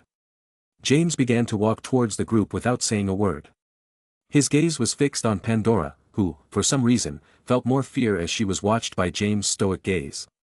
It was a strange sensation that she never felt with any of her bullies or older student bullies. His presence had an invisible pressure. Also, knowing the events James was involved in, no one quite knew how he would act. In the duel he had against Robaston, he showed great brutality by aggressively humiliating him in front of everyone. The same is true of Anastasia and the others in the middle courtyard. He defeated a professor by cutting off his hand, most certainly with a diffindo, or so everyone thought. On the other hand, against Mark Selwyn, he showed great calm and tranquility in defeating him. The same was true when he challenged Robaston to a duel or on other occasions. James, a few feet away from Pandora, stopped and asked, "You're Pandora Rosemary, right?" "Yes, I am," replied Pandora. Zeno's friend, I was right to come back, thought James. It was obvious what was going on here. Four girls pointed a wand at a girl, who was trembling and staring at the ground. "Come on," said James, gesturing with his head to leave the room. "What?" asked Pandora. "Let's go to the Great Hall. Zeno and your friends should be waiting for you." "Let's go," said James in a calm tone, and Pandora nodded dumbly as she started to follow him. "Stop," shouted Emma as James and Pandora were about to leave with her wand. She pointed her wand at both of them. Tian and the other girls, who were about to sigh, quietly looked at their friend with wide eyes. "Let him go," they thought to themselves but said nothing. "What's wrong?" asked James, turning around and looking at the curly-haired girl pointing her wand at him. "You think you can just come in here and do whatever you want," exclaimed Emma angrily. What exactly did I do wrong?" "I'm just talking to a friend who wants to join me in the Great Hall for dinner," said James, raising an eyebrow. "Shut up. We were having a meeting." "Pandora, get back here," shouted Emma, who was looking more and more angry by the minute. To James, she was like a Chihuahua dog. Pandora flinched at the order and was about to walk back towards Emma and the others, but James stopped her. "That looks like a threat, and you keep pointing your wand at us," James said with no change in his expression or tone of voice. "Shut up. Mind your own business, Pandora, come back or you will see," exclaimed Emma. It hadn't crossed her mind that James would attack her. That was her grave mistake. Expelliarmus, thought James, grabbing his wand in a second and pointing it at Emma, who couldn't react to the quick attack. An angry red flash hit her and sent her flying until she landed disastrously on the dust-filled desks. After all the noise caused by Emma's disastrous landing, the room fell into a spectral silence. "TSCH, you've got it coming to you. I wanted to speak peacefully, but you keep barking like a dog and pointing your wand at me," James commented with a scornful expression on his face. Tian and the others looked down at her friend's unconscious body with frightened faces. Why was her friend so stupid? Everyone knew from the incident in the middle courtyard that James attacked Anastasia not, and she didn't even have a wand. It was obvious that he would be encouraged to attack a person if she yelled at him and was pointing her wand at him. "What's that idiot girl's name?" asked James, looking at Tian and the other girls, who were still frozen in place. "Emma Parkinson," Tian replied without making eye contact. "Oh, the grand old Parkinson family. They're usually left in Slytherins, though they like Ravenclaw House too," James said in a tone of false praise. "Does she have any older brothers or sisters?" asked James. "Yes, an older brother," replied Tian, not knowing why James wanted to know that. "That's good, what's his name, house, and year?" asked James. "His name is George, and he's a 7th year in Ravenclaw," replied Tian, looking up out of curiosity and noticing a slight smile on James' face that gave her chills. "That's great. Big brothers should take responsibility for their sister's irresponsible actions." "Let's go," James said, walking out of the room. Pandora took one last look at the crestfallen faces of her bullies and quickly followed James. Chapter 176. Pandora was walking down the corridors of Hogwarts next to James in the direction of the Great Hall. She was still processing everything that had just happened a few minutes ago. The image of Emma Parkinson being blown up by a nonverbal Expelliarmus was a huge shock. The rumors about James were true. Magical prowess on an incredible level for a third-year boy. Will you be alright? Emma will report you to the professors, and you'll be punished, said Pandora after a few seconds of silence. James laughed dryly. What's funny? Asked Pandora, not understanding this peculiar boy's actions. That girl Emma was pointing at me and threatening you. It's not the first time you've been bullied, is it? Asked James, and Pandora nodded slightly. So why be afraid? We'll tell the school staff that you were being bullied. I saw it, and you're the main victim, said James, untroubled by the subject. True, but there are 4 of them, and they are all from important families, Pandora said uncertainly. Her main concern was that the harassment towards her would increase after the punishment of Emma and the others. I am Lord Potter. My opinion matters too, James said. I didn't mean that. Before Pandora could continue speaking, James interrupted her and said in a solemn tone, I know. I'll teach those spoiled students how a true nobleman should behave. James in both lives was born into noble families. The Rothschilds and the Potters. The first were of the nobility, but James, or at that time Edward, had another vision of nobility compared to his parents and other family. For James, noble is the one who practices excellence, demands the maximum when exercising his faculties, and puts his life at the service of others. For that reason, he sacrificed himself to save a little boy from being run over by a truck. His former relatives would never give their lives for what they would consider an inferior life, but Edward thought differently. His study in etiquette and the definition of noble he took very seriously. He would not look down on others just because of their higher status. Having such a status forced you to be responsible. If he had been happy in his former life, his decision to save the child would have been the same. Those were his values. The noble person has a great sense of justice like his grandfather, Henry Potter. He cannot let him down. However, he will not go to extremes of being merciful to an enemy who has no salvation. Pandora felt a strange feeling in her chest, a fee-free protection that everything would be all right. Her bullies would no longer dare to bother her again. That was conveyed to her by James' determined look. It was strange. When they reached the large door of the Great Hall, they noticed a peculiar group arguing. It was the Marauders, Gwen and Zeno. It was odd to see everyone together when James wasn't acting as a liaison. Especially Gwen. We were looking for you, Pandora, exclaimed Zeno with a big grin. Then he looked at the odd combination of James and Pandora, who came together. At the door, as other students entered the dining hall for dinner, the group chatted and explained things to each other. The coincidences were unbelievable, James thought to himself. Zeno and the others were looking for Pandora, worried that her bullies were still bothering her. Gwen wanted to defend her, or rather fight back to test her dueling skills in a more exciting battle. James, coming out of his 5th-year transfiguration exam, happened to run into Pandora by chance and, recognizing her at the last minute, went and saved her from the evil Ravenclaw girls. What are we going to do now? Asked Zeno nervously, yet relieved that James was involved in the problem. If he was, he could solve the problem. He could defeat a Dada professor. He could take care of older Ravenclaw students. We'll wait for Tien Windsor. When she gets to the Great Hall she'll see, Gwen said, clenching her fist tightly and an expectant smile for the duel. No. You won't get involved, James said, looking at Gwen. What? Why not? Asked Gwen in a not at all happy tone. For now it is not necessary for you to challenge Tien and her friends to a duel. For them to stop bullying Pandora we must expose them to the whole school, explained James. If they continue with their bullying in the future, that will be the time for you to teach them a lesson, added James with a slight smile. Fine, said Gwen with a smile and calmer. Sirius and the others were surprised at how easily James calmed this girl with little patience. You think he and she already whispered Sirius in Lupin's ear, but was interrupted by Zeno. So, what's your plan? Asked Zeno. From what he was saying, James already had a plan in mind. We'll head over to the Ravenclaw table and have a nice chat with George Parkinson, Emma's older brother. Just Pandora and Zeno follow me. You observe from your tables, James said, starting to walk immediately without letting the others ask any more questions about the plan. Pandora and Zeno quickly followed James hesitantly. They didn't know what exactly he wanted to do. Gwen went back to her Slytherin table without taking her eyes off James. Sirius and the others went to their table and watched James. "This is going to get interesting," Sirius said with a slight smile without once looking at the delicious food on the table. James, followed by Pandora and Zeno, arrived at the head of the Ravenclaw table. Many students at the table looked at him. His Gryffindor uniform gave him away, and more so his identity. Everyone at Hogwarts knew him from various events he was involved in. "Do you need anything, Gryffindor student?" asked a girl with circular glasses who was eating and reading a book at the same time.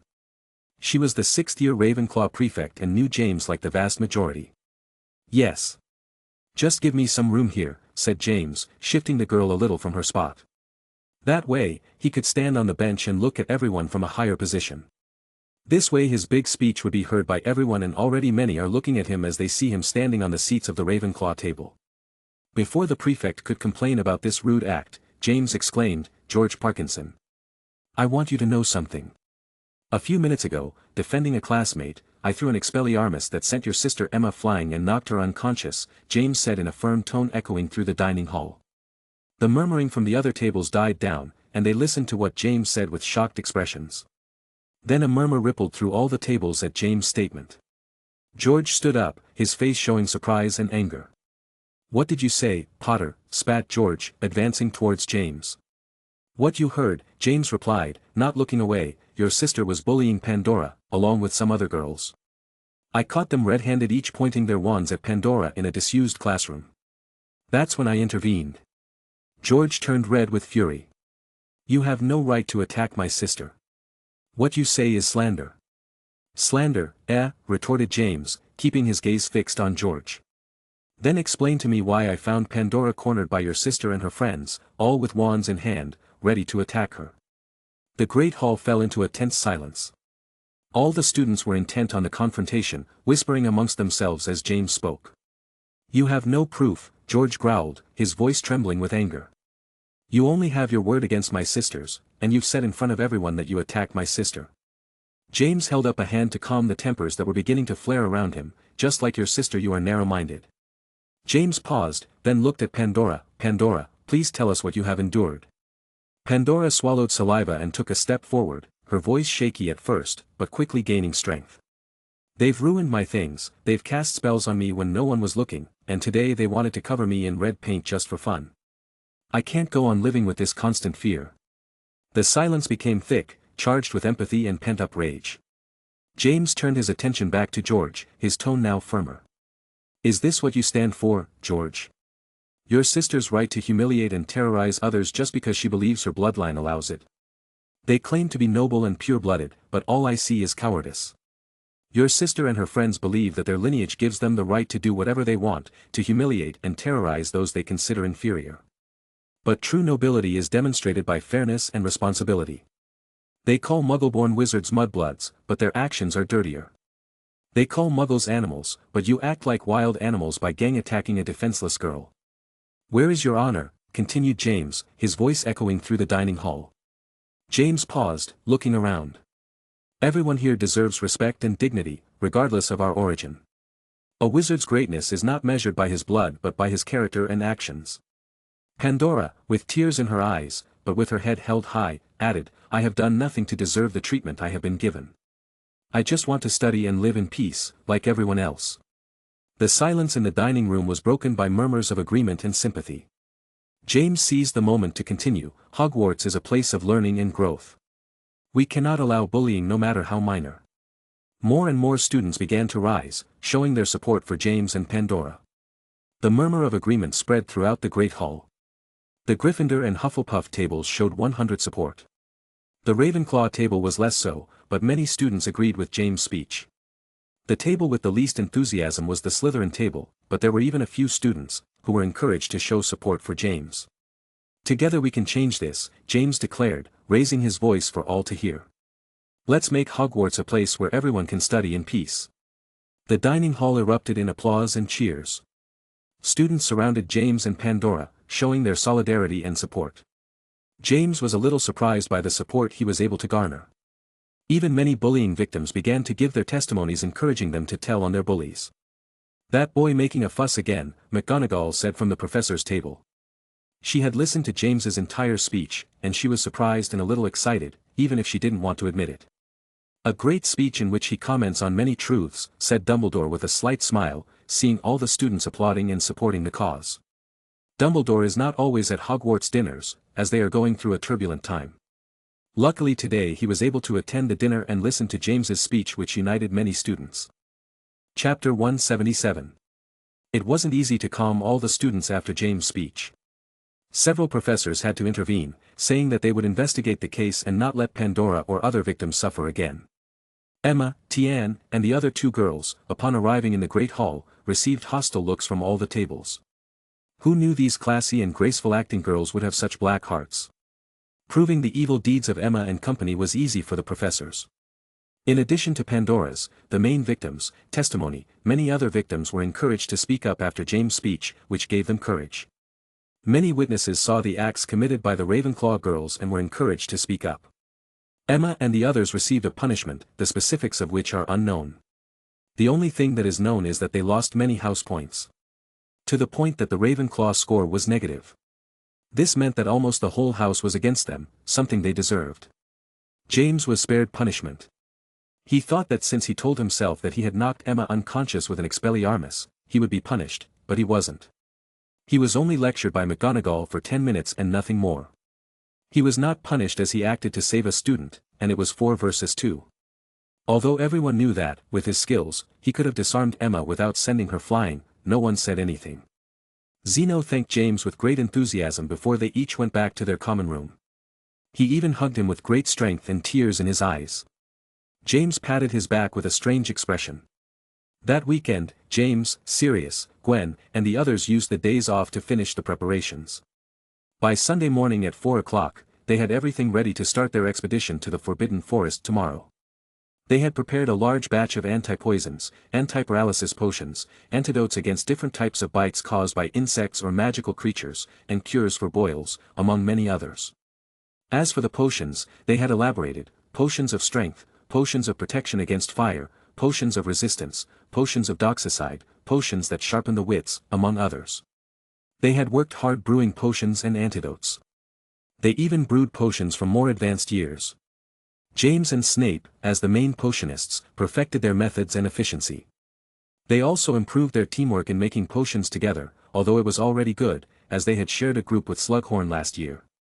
To carry so many quantities of potions and antidotes, James was prepared. He had his wallet, a gift from his family, which possessed an undetectable extension charm. He then cast the same spell on a cute little wallet of Gwen's. Extension spells were advanced magic.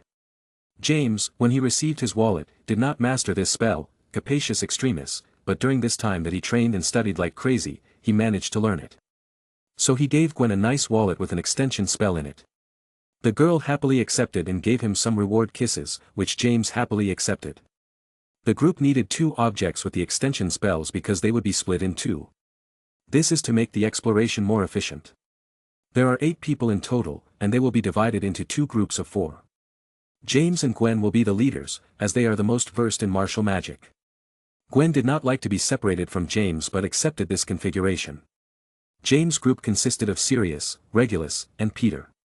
Gwen's group consisted of Snape, Lupin, and Toby. The routes each group would take were already decided. Lupin and company, while James, Snape, and Gwen brewed potions, were in charge of seeing the best routes to start exploring the forest. With everything ready, each one returned to their common room to rest. It was late at night, and tomorrow they had classes and, at night, the first exploration. James has always performed the Animagus charm twice a day. Still, no thunderstorms occurred.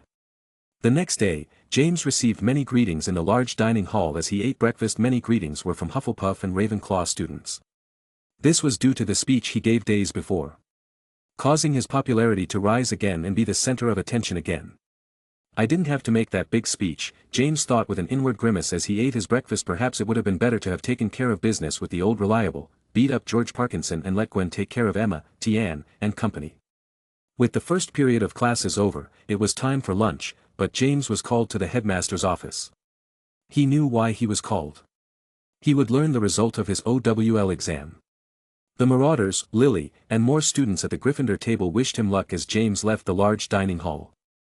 The trip to Dumbledore's office for James took forever. For the first time, he felt nervous about knowing the grade he had gotten on an exam. It would depend on whether he could learn conjuring with McGonagall in a better prepared environment or if he would have to study it on his own and be self-taught like before. Although he didn't do badly being self-taught, he would rather have Professor McGonagall's reputation precede her. Arriving at the tower where the office was located, James said the password, which McGonagall had told him from the letter, and the stone gargoyle moved, revealing a spiral staircase. He climbed the staircase and, within seconds, arrived at Dumbledore's office, who was already waiting for him along with McGonagall and two women James didn't know. At the large antique wooden desk, Dumbledore sat with his usual calm smile. In front of him, 4 chairs were arranged for visitors. 3 were occupied, and James was invited to sit in the last available chair. Will they belong to the Magical Examinations Authority, thought James, trying to guess the identities of the women. Let me introduce you to our 2 guests. This is Christine Day, senior reporter for Transfiguration Today, said Dumbledore, gesturing slightly towards the middle-aged woman. She wore a classic, elegant wizard's robe. A large dark violet hat with black and square spectacles gave her a scholarly air. James was inwardly surprised to hear the woman's name. He knew it, as he was a faithful reader of Transfiguration Today, and many articles of importance and helpful to him in his study were by this lady. Transfiguration Today is a scholarly journal focused on the latest news on developments in the magical field of transfiguration. It published articles as well as papers presented by prominent and knowledgeable figures in the field. It is a pleasure to meet you, Ms. Day. I am a great reader of your articles, James said with respect in his tone. The pleasure is mine, young man. I am aware of your 2nd, 3rd, and 4th year exam scores. Your knowledge of transfiguration is excellent for your age. You remind me of McGonagall, Christine said with a kindly grandmotherly smile, looking at James. On the other hand, may I introduce Helen Yvette Cuff from the Prophet, said Dumbledore, gesturing to the young girl in her early 20s. At most she has short black hair and blue eyes that stand out against her white skin and black hair. As she was introduced, she looked at James with a wide smile and introduced herself. Nice to meet you. It's always good to meet talented students, though I've never seen someone your age so advanced in such a complex field as transfiguration, she said, remembering her days at Hogwarts. She was never very good at that subject. My pleasure. Thank you for the compliments, James said with a professional smile on his face. The Daily Prophet was the most widely read newspaper in the British community, and the Cuff's surname was well known. If James' information was correct, Helen must be the granddaughter of the owner of the Prophet, so she had a very important position as the granddaughter of the magician who ran the giant journalism company. Both Helen and Christine were there to interview James. Something made him very happy for several reasons. First, it would be in 2 very important and respected newspapers. Then, for the contacts he would form, he would be able to stay in touch with both of them. In the magical world, in addition to magical strength, contacts are important, especially in turbulent times like the ones the British magical community is going through. If James manages to improve his relationship with Helen, he could have first-hand information about the most important events since she belongs to the Prophet and has a high position.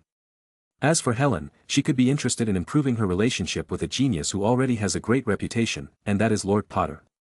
As for Christine, James could talk about transfiguration and ask her advice, as her opinion and ideas would be highly valued by him and every wizard who is interested in transfiguration. I have here the envelope where your exam score is announced. It arrived this morning, Dumbledore said, pulling a very elegant red envelope with black borders out of a small drawer. James looked at the envelope nervously and swallowed spittle. McGonagall and the other ladies also looked at the envelope expectantly and nervously. Although the grade was not for them, if James passed, he would be the first student in Hogwarts history to take a 5th-year OWL exam and pass. Dumbledore took his time opening the envelope. He didn't want to tear it or leave any small imperfections in it. He then took out the letter and calmly unfolded it. His expression was stoic as he read the grade. At no time was there a smile on his face, as usual. This made James more nervous. After a few seconds, he turned the letter over so that James and the others could read the note. The letter contained the following. Honors tuition in witchcraft. Approved, outstanding, O. Exceeds expectations, E. Acceptable, A. Disapproved, poor, P. Dreadful, D. Troll, T. James Potter's results. Transfiguration, O. James' breath quickened as he read an O. That meant outstanding. The highest grade possible. He had made it. He could take sixth-year classes in Transfiguration and get a higher grade than he needed. James was aiming to exceed expectations. He never thought he would achieve the top grade. He knew the difficulty of the exam and wanted to get the highest grade possible. His long hours of reading he had paid off. Even McGonagall, Christine, and Helen's eyes widened in surprise. Dumbledore was the first to enthusiastically congratulate James, who was already breathing easy and waiting eagerly for his first advanced Transfiguration class today. His achievement is no small feat. He achieved the highest mark in a fifth-year OWL exam in his third year. It was the first ever. Both Christine and Helen were very enthusiastic about starting the interview as soon as possible for their respective magazines. James didn't see it as spectacular since he is a reincarnated person and had that advantage compared to students his age, although he didn't detract from what he accomplished. In his past life, he had similar achievements without this advantage. Chapter 178. After both interviews, which did not last long, James' lunch break was over. He could not eat, but he did not care. He had passed the OWL exam in Transfiguration, and on this very day, he would have his first advanced Transfiguration class. James, accompanied by McGonagall, headed to the sixth-year Transfiguration classroom. The corridors were already empty. All the students were in their respective classrooms having their corresponding classes. McGonagall was always punctual, and this would be the first time she had been a few minutes late to class, but she showed no discomfort on her face. She was happy to have such a talented student, and even more so because she belonged to Gryffindor. After a few minutes of walking, they arrived at classroom 1B, which was known as the Transfiguration classroom. James followed McGonagall and looked around the large classroom, surrounded by tall windows. There were 4 rows of 3 desks and still enough room for several cages and bookshelves, 2 golden cat statues, 2 blackboards, and a desk for the professor. Despite the numerous desks in the classroom, there were many empty and disused desks. There was a reduction in students compared to previous years because of the OWL exams. Not everyone could pass them and continue with their advanced classes in the subject. The sixth formers from all houses were already sitting at their desks with their books open, waiting for the professor. The place was silent. Everyone was taking their classes very seriously. Murmuring began to flourish when they noticed James following Professor McGonagall. Rumors of his advanced exams had already been heard all over Hogwarts, but no one thought he could pass the OWL exam. They already considered it unbelievable that he would manage to pass the third and fourth exams. Narcissa Black opened her beautiful gray eyes in surprise as she watched McGonagall introduce James as a new classmate and explain a bit of the situation so that everyone would be satisfied that a 13-year-old boy was sharing classrooms with them. She wasn't the only one surprised. Lucius, Mark Selwyn, and other Slytherin boys were surprised and with little happiness to see such a talented Gryffindor boy. James sat next to his Gryffindor superiors. He knew several thanks to his efforts to improve his social relationships. He was welcomed and helped as the class was challenging for him. He had not yet caught up, and it was the first challenging class in a long time. Finished with the class, it took little time for the news of James taking advanced Transfiguration classes to spread throughout Hogwarts. That same night, the moment James, Sirius, and the others had been waiting for arrived, the exploration of the Forbidden Forest for several weeks. They had prepared meticulously, brewing potions and antidotes, plotting the best paths to follow, and anticipating potential dangers. They believed they were ready. As on previous nights, they gathered at the Dragon Clubhouse. There, under the dim candlelight, they reviewed their supplies and strategies one last time. James and Gwen, carrying items enchanted with extension spells, made sure everything was in place: potions, antidotes, antivenoms, and other essentials for the expedition. Finally, once they were ready, they began walking through the Hogwarts grounds towards the Forbidden Forest. The night was silent, with few clouds in the sky, allowing the half-moon to illuminate the path with a silvery light. There were several entrances they could use to enter the forest from Hogwarts, one of which was near Hagrid's hut, but they decided not to take that route, as the ranger might be awake. Instead, they opted for a lesser-known entrance, located behind the greenhouses. There was no entrance per se, just a dense curtain of giant, shadowy, dark-wooded trees with few leaves. Their branches, moved by the gentle night breeze, cast eerie shadows on the ground. "It's time to split up. You know what to do," James said, pulling a fancy pocket watch from his tunic. It was 12:01 at night. The group planned to explore for 2 hours. Then come back here and discuss their findings. Gwen nodded, looking at a cute little watch on her delicate wrist. She touched a small button and started the countdown. In 2 hours an alarm would sound, and they should return. The two groups went into the forest. Each member respected a position and held wands in their hands, except for Lupin and Regulus, who held maps and were in charge of guiding the way. After a few minutes, each group took different routes. James led the way, in his left hand extended upwards. He held his wand, which had a lighted tip serving as a lantern. A method of communication would be key, thought James as he walked carefully, making sure he didn't trip over roots or get branches caught in his robes. James stopped thinking about this quick communication method and turned his attention in front of him. It hadn't even been 5 minutes yet since they had parted from Gwen and the others, and already he was hearing strange noises. "Stop," whispered James, raising his right hand to signal the group to stop. Sirius walked over to James. "What did you hear?" "I'm not sure," James replied quietly, "but it sounds like a lot of buzzing," James said, trying to sharpen his hearing. Out of the trees shot towards them some insects that were very hard to discern because of the darkness. They were like bees, but a little fatter and blacker. The only thing white were the two little wings on their backs. "They're a Glumbumble hive," exclaimed Sirius, preparing to defend himself. Glumbumble were magical, black, hairy insects that contained a mild poison in their sting that caused sadness, fever, and a bit of weakness. "Why would a whole hive want to attack us?"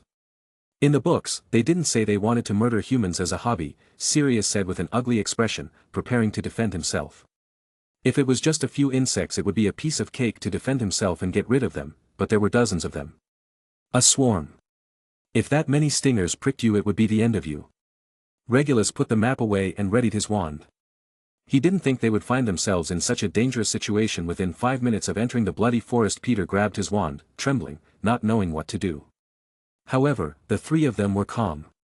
In front of them was the straight back of James, who looked fearlessly at the swarm of insects. James quickly waved his wand, and out of it shot a jet of fire. The spell Incendio took shape, but what came out of James' wand was not a simple jet of fire. The fire seemed controlled, as if it were a snake of flames moving with precision. The fire traced a path through the air, engulfing the entire swarm of insects and turning them to ash. The fire moved quickly, but before it could touch a branch, leaf, or anything else, it was gone within seconds, dissipating into thin air without causing any additional damage to the forest. Sirius' eyes widened in amazement, and a smile appeared on his face. "Wow, James, that was amazing. Take that, you bloody insects." Peter, still shaking, let out a sigh of relief. "I thought we were done for." "Amazing," thought Regulus, looking admiringly at James. Ever since he had been saved by James in the ice vault, his admiration for him had been growing. James turned to them, his expression serious but calm. "Let's move on. We can't let this stop us. I must not stay behind. I must be of help," Regulus thought, following James and company. After an hour and 40, James and the others started back. They had a long stretch back. Their aspects weren't very good, but it was a good exploration for a first day, if a bit slow for James and Sirius' liking. They didn't find anything, but they had marked their way on the map so that the next day they would know where they had already passed. They were still a long way from finding the little stream when there were hundreds or more in this forest. It took Gwen's group about 10 minutes to get there. If they took more than 20 minutes, James and the others would go looking for them, but luckily, it wasn't necessary. Their appearances were a little dirtier than James and the others, but they managed to survive 2 hours in the forest, and that was quite an accomplishment.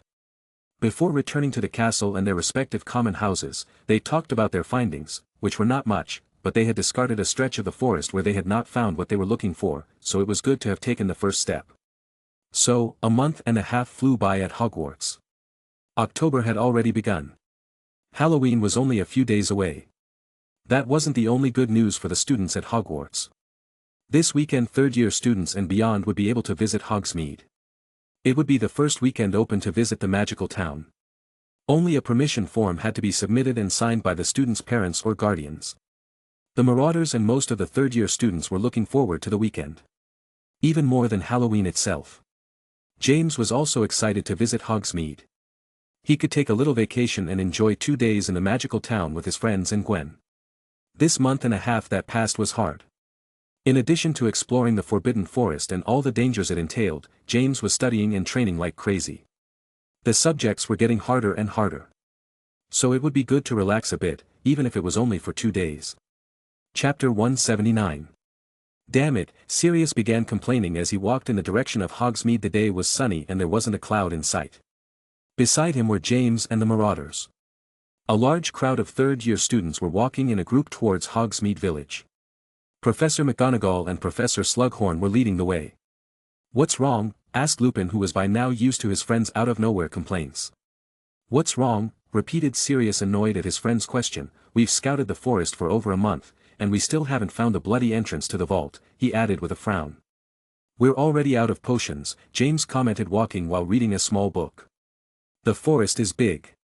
There are fewer places left, and we crossed out a lot of little brooks that lead nowhere," said Lupin, not wanting to lose his optimism. "It's true that we've already ruled out a lot of brooklets, but there must be twice as many or more left to explore," Toby commented. Luckily, they had a location, west within the Hogwarts grounds, but it was still a lot of ground to explore. "James must do the potions with Snape. I don't want to go to that forest without antidotes," said Peter in a nervous tone. Thanks to the antidotes, he was saved many times from near-fatal poisons.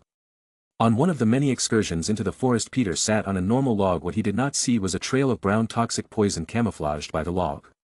It was Streeler venom. The Streeler is a larger than normal snail that changes color every hour and leaves behind a poisonous trail. Luckily, they had the antidote ready, and James cured Peter, as the poison was corrosive and had left a bloody wound. This was one of the unfortunate cases. Peter was not the only one who suffered misfortunes. Although they had studied insects, plants, and poisonous fungi, they could not see the future and explored at night. There was always a small accident that resulted in being poisoned. "This weekend we'll make a new batch," said James without looking up from his book. "On Halloween?" asked Sirius, and James nodded slightly. "Didn't you say you'd rest on Hogsmeade visits?" asked a voice that James and the others recognized instantly. James took his eyes off the book and turned his head. A cute face was just inches away from his own. It was Gwen. "Yes. I said that," said James, closing the small book and stuffing it into one of his inner pockets of his robes. "Good. I've got lots of places to show you in Hogsmeade," said Gwen with enthusiasm and a cute smile. "Only she gets him to stop studying," thought the marauders with rolling eyes. "It's weird seeing you with such a cute smile, Gwen," said a girl with a giggle, approaching James and the others. "What's weird?" asked Gwen, returning to her bad temper. However, the new girl didn't care and continued with an amused smile on her face. "You usually make the face now and don't have much patience, but it's different with James," the girl said, covering her laughter with her delicate hand. Gwen's cheeks flushed and she looked at the girl with a frown. "It's not like that," she exclaimed, but this only made the girl's smile grow wider. "Yes it is," the girl said in amusement. "No. Yes. Stop teasing her, Diana," James said, looking towards the girl named Diana. Her full name was Diana Greengrass. She was in the same year as Gwen, in Slytherin House. She was his new friend since she stopped hanging out with Anastasia and other supremacist girls. Although Diana was a Greengrass supremacist, her degree of hatred for Muggles and others was non-existent.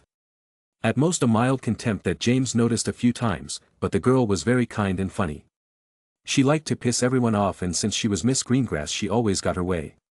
The Greengrasses are a family of pure-blood wizards, wealthy and respected, one of the Sacred 28. Unlike the other supremacists like the Knots, Lestranges, Shafiqs, etc. The Greengrasses remain neutral in the many conflicts that plague the magical world, such as Grindelwald's revolution. They prefer to focus on business and expanding their magical wealth while remaining neutral in the magical world. This is good news for James. It would be bad for such a wealthy and ancient family to support Voldemort. It would be good to bring them to his side, but it will be difficult if they have always remained neutral. Why would they make the exception now? Diana, like Gwen, had blonde hair, but very long and in curlers. Her color was brighter and her eyes were a green color that looked like two small emeralds. Her figure was smaller than the girls in her year and her skin was pale. Most of the boys in her year, senior and junior, saw her as a beauty and many asked her out, but to no avail.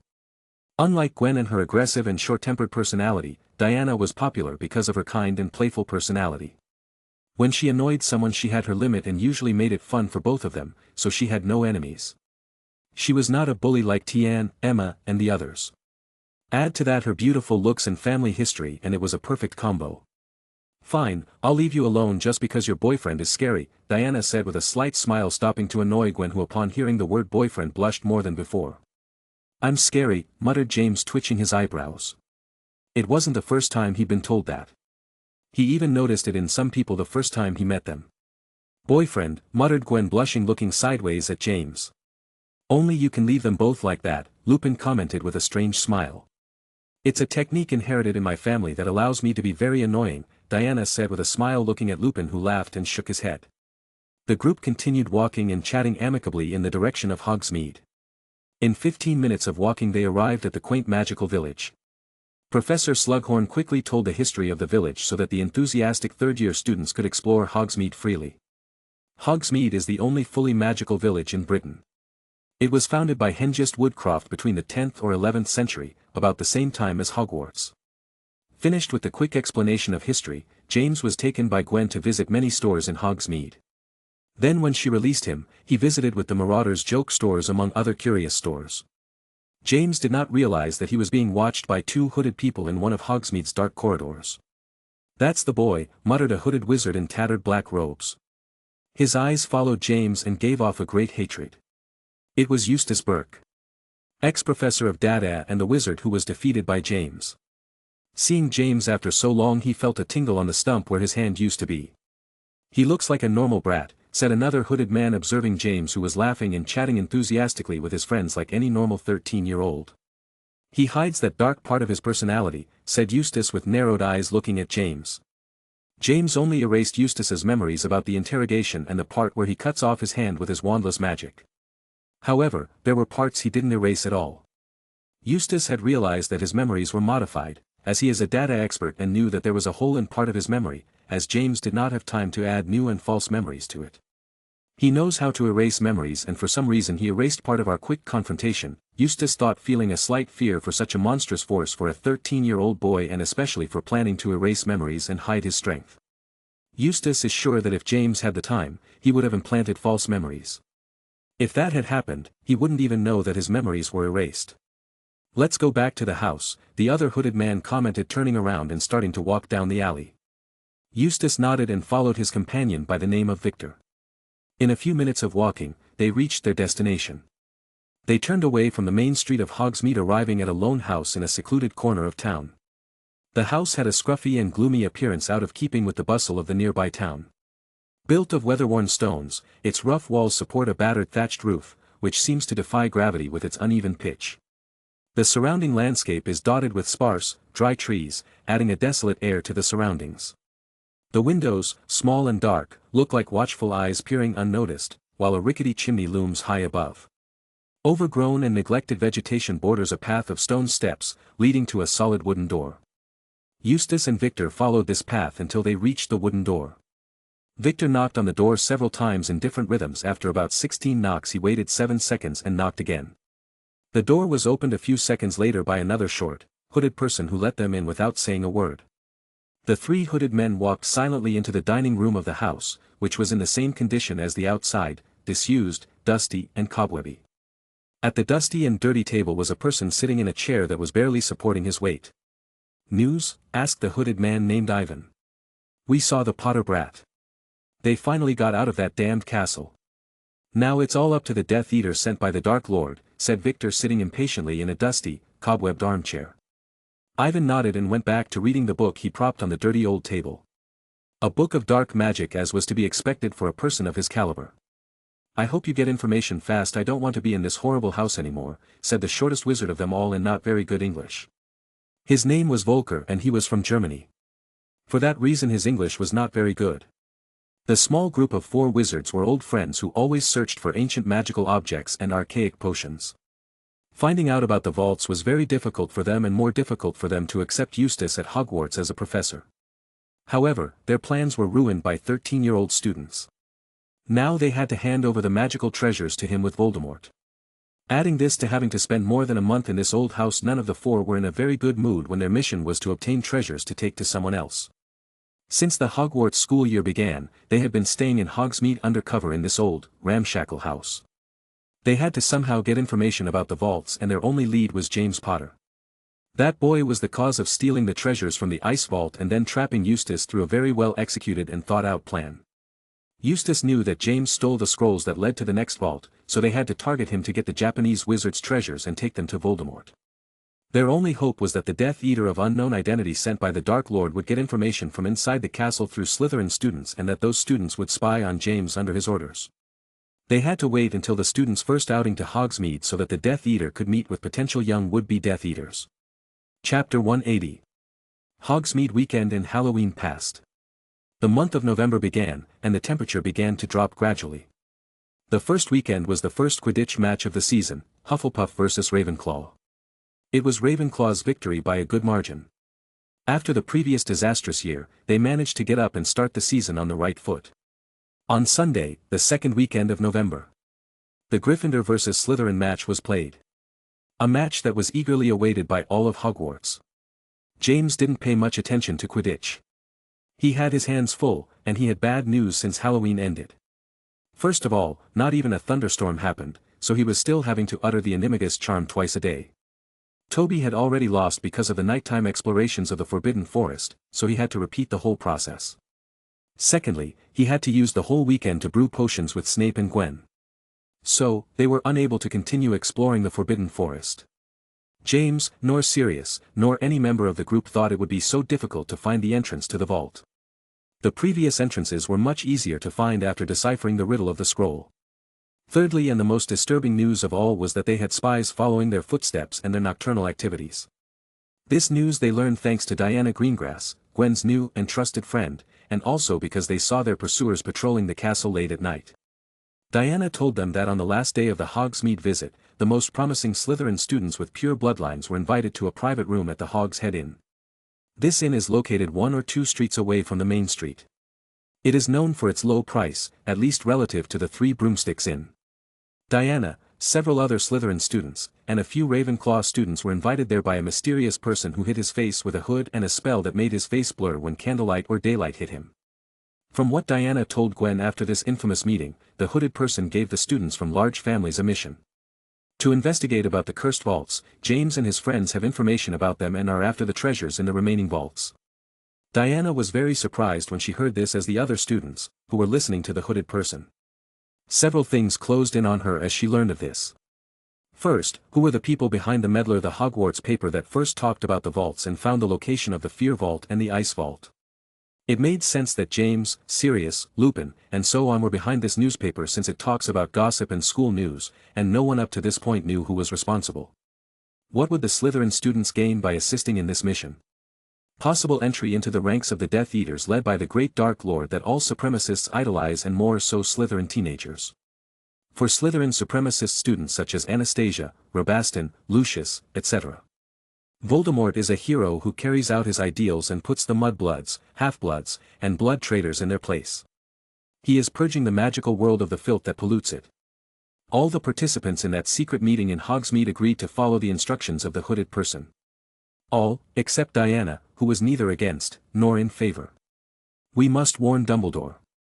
It's dangerous for a Death Eater to be in Hogsmeade," shrieked Peter, who was in his dormitory with the other marauders. "Not only is there a Death Eater in Hogsmeade. Eustace and his little group of dark wizards are there too," commented James with a relaxed expression as he set up a tall tower of cards. The cards moved and were arranged by themselves as if by magic. "How are you so sure?" asked Lupin, a little surprised by James' calmness. "There's only one way the Death Eaters could have found out about the vaults. Through Eustace Burke. In the Azkaban attack several months ago they must have released him. Since he is a useless one-armed maniac, he wants to join the Death Eaters and must give the vault treasures in exchange. His companions must also want to join the Death Eaters and must be from normal families, so they must be cannon fodder," James explained calmly. "Have you deduced that much already?" asked Toby, looking at James in surprise. The others were surprised as well. "Simple deduction. It's not hard to make those connections. Death Eaters want troops in their ranks, but their hierarchy is strict.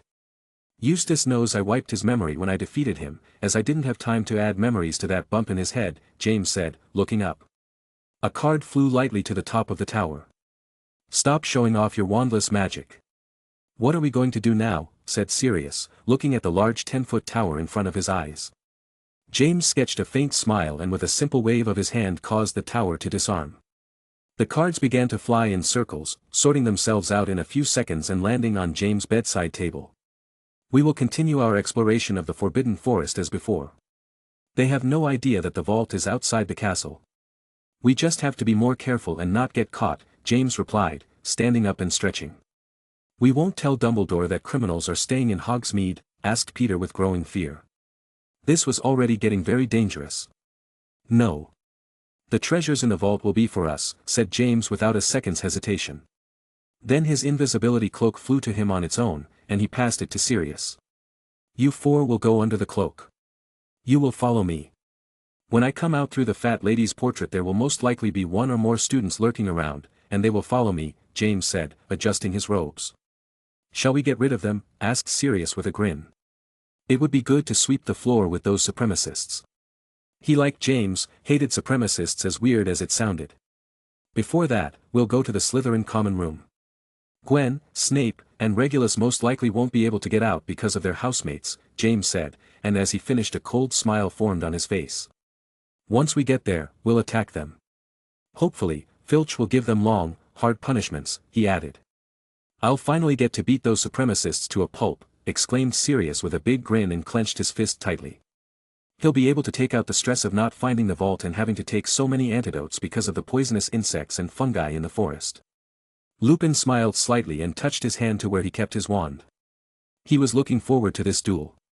It wouldn't be the same as facing insects or creatures of the Forbidden Forest. He wanted to see how far he was compared to older Slytherin students. Toby and Peter both showed a determined look. Exploring the Forbidden Forest so much at night caused them to greatly improve their magical skills, and besides the training James gave them was no joke. They weren't afraid to face older students. Peter was more afraid of an adult dark wizard or a giant ice golem than a student a little older than him. "They'll never think Diana ratted them out," Lupin said as he walked with the others to the now empty common room. Thanks to Diana, they knew the identities of the students who wanted to spy on them and know about the vaults. They were Rabaston Lestrange, Anastasia Knott, Evan Rosier, Lucius Malfoy, Mark Selwyn, Amicus and Electo Carroll, Luke Mulciber, Dylan Avery, and Emma and George Parkinson. "Our great spy. They made a big mistake inviting a Greengrass to their secret meeting," James said, shaking his head and thinking that the Death Eater was either very stupid or thought very highly of his Dark Lord. Diana's family was known for remaining neutral in all conflicts in the British magical community. No matter how popular and famous the Dark Lord like Grindelwald was. They did not choose sides. Perhaps he thought that since Diana was young and displayed such ideals, though not as extreme, she would take Voldemort as some sort of hero to follow. On the other hand, Diana was very popular. She is friends with almost her entire household, so they do not see it odd that the girl is friends with Gwen. Another misunderstanding since at this time both girls became close friends. "Before we leave, wouldn't it be better to get rid of the rats following us before we go to the Slytherin common room?" asked Sirius, looking at James. "It's a better option, we won't have to face everyone at the entrance to the Slytherin common room," said James with a hand on his chin. This way was better for facing them and not fighting at a numerical disadvantage. "We'll do that. Follow me closely, and when you notice me attacking, come out and attack yourselves as well," James said, and the others nodded as they wrapped themselves in the invisibility cloak. Chapter 181. James exited through the portrait of the fat lady. His expression was one of caution and looking all around as he began to walk carefully through the dark corridors of the castle. He had to act a little for the eyes that were watching him. Sirius and the others followed behind him under the invisibility cloak and with the spell Silencio Barriera. "I wonder where they'll be," thought James, who held his wand in his left hand. He felt watched, but he didn't know where and how many people they were from. It was a strange feeling. They must have been following him with the disillusioning charm, so they should be close to the walls to take on color and texture like a chameleon. The spies did not know that James was aware of their presence, and having the wand in his hand was not unusual, as he could find himself in a dangerous situation if the janitor and his cat found him, so they did not think they were in danger of being attacked. Hominum revelio, James thought, making a motion with his wand. The movement was very natural, and his expression remained unchanged. Also, no light came out of his wand, so everything stayed the same, or so it seemed.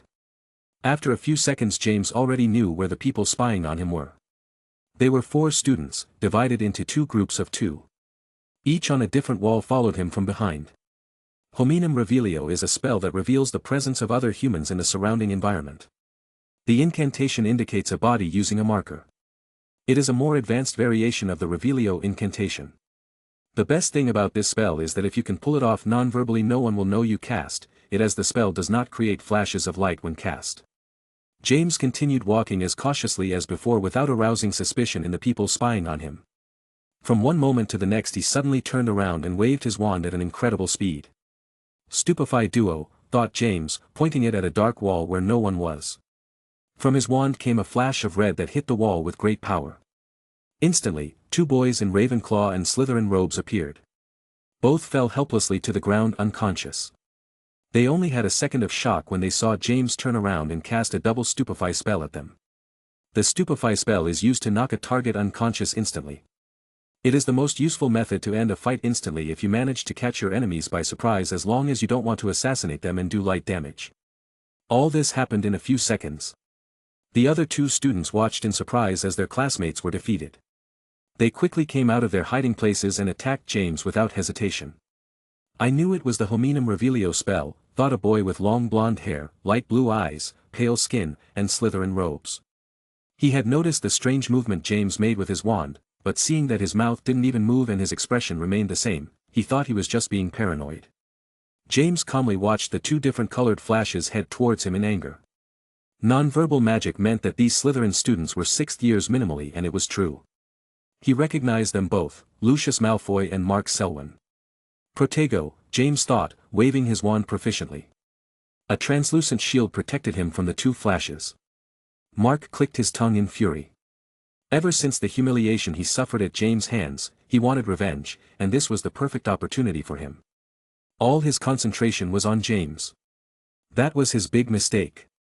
Sirius and the others had already emerged from the invisibility cloak and attacked.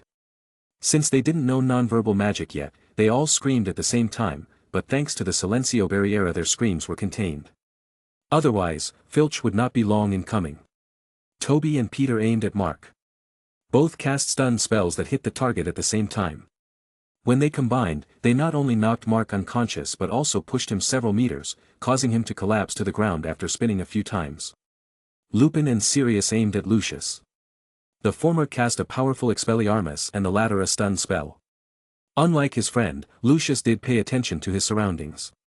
He knew Potter had friends, so his guard was up. This allowed him to cast a nonverbal Protego and fend off Sirius and Lupin's attacks. However, that distraction gained by his friends was all James needed to cast an accurate and swift Expelliarmus at Lucius.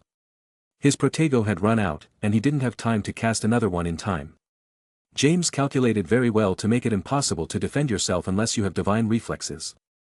The red flash sent Lucius' wand flying, and he made an ugly expression as his wand flew through the air and landed far away from his position. Lucius wanted to mediate words with the group of juniors, but he didn't have time. The last thing he saw was 3 stun blasts heading his way. Then his world went black, and he lost consciousness.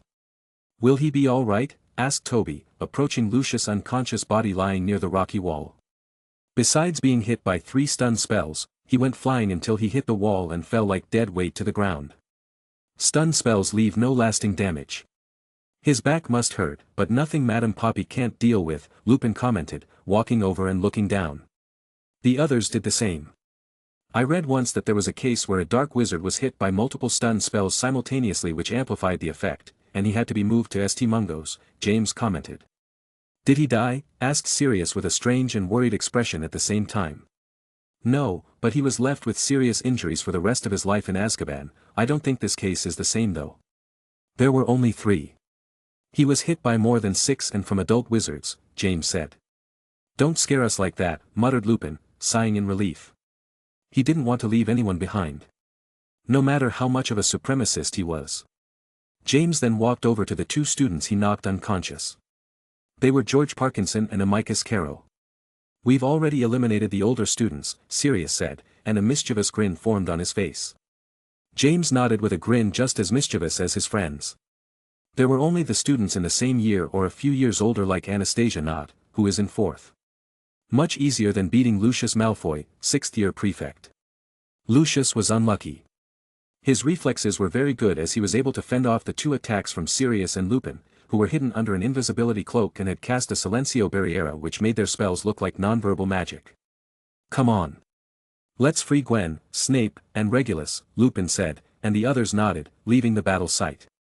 It would be bad if Filch arrived after all the commotion, as there were loud bangs on the walls and flashes of light flying here and there. James cast a disillusioning spell on himself and started walking towards the dungeons. Sirius and the others followed him under the invisibility cloak. This time, they would make a surprise attack. They were not to be seen. In total, the students behind them numbered 11, according to Diana.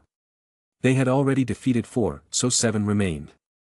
They were still outnumbered, but the 5 of them knew they had the advantage for several reasons. They knew it would be an easy battle. The difficult battle was over. They had the sneak attack in their favor and were to face students from their years such as Rabaston, Mulciber, Rosier, and Avery. Then Emma, and Anastasia from the 4th year. Finally, Alecto Caro from the 5th year. We defeated 6th-year students, Peter thought with a proud smile under the invisibility cloak as he headed with the others to the dungeons. It was not the first time the group had visited the entrance to the Slytherin common house. With a brisk walk, they arrived there in a few minutes. The hiding places that could be used to observe the sliding rock door of the Slytherin common room were not many. So it was very easy for James and the company to observe the hidden people watching the door to the common room. As they expected, they were standing guard and waiting for Gwen and Snape to come out to follow them or attack them and question them about the vaults. None of them are using a disillusioning spell. This will be easy, James thought with a slight grin, moving halfway up the wall to get a full view of his enemies. His disillusioning spell was perfect. It made no difference to the rocky wall, so it was unseen by Rabaston and the others. Also, he had a Silencio Barriera which silenced their footsteps and breaths. James extended his wand as high as he could and thought, Lumos Solum. A blinding flash of sunlight shot out from his wand completely illuminating the dark dungeon corridor. Anastasia, Rabaston, and the others seeing a sudden light appearing out of nowhere looked in that direction and were more effectively blinded. They grunted in pain and quickly covered their eyesight. James acted instantly, aiming at Alecto Caro. Within seconds, he knocked her unconscious with a stun spell. Sirius and the others also acted. Like James, they possessed contact lenses with a spell that protected them from the blinding flash. This gift was courtesy of James. The contact lenses he gave his friends had only that function. To protect them from blinding glare and the sun. Nothing more. Their views remained the same as before. The glare disappeared after a few seconds. Rabaston opened his eyes with difficulty and confusion. What he saw made his blood boil. 5 of his allies lay defeated on the ground unconscious, and 5 people he recognized very well had appeared. Anastasia the person, who was saved from being knocked unconscious also looked at this with surprise and shock. In a normal situation, she would scream angrily at her attackers, telling them how they dared to attack her, but seeing James she swallowed hard and began to back away slowly. Her only salvation was to get back to her common room. She was only a few feet from the door. Hey, Rabaston. Long time. How have you been? Asked Sirius with a smile as if he was seeing an old friend. Rabaston grimaced at Sirius' comment and started walking backward. He had the same thought as Anastasia. To his bad luck, he was further away from the entrance to the common room than the fat girl. Anastasia stopped abruptly when she heard the sound of the stone door shifting. She turned her head with her heart pounding in her chest, expecting to see an opportunity for escape, but instead met Gwen's cold gaze. Glacius, Gwen said in an icy, almost whispery tone.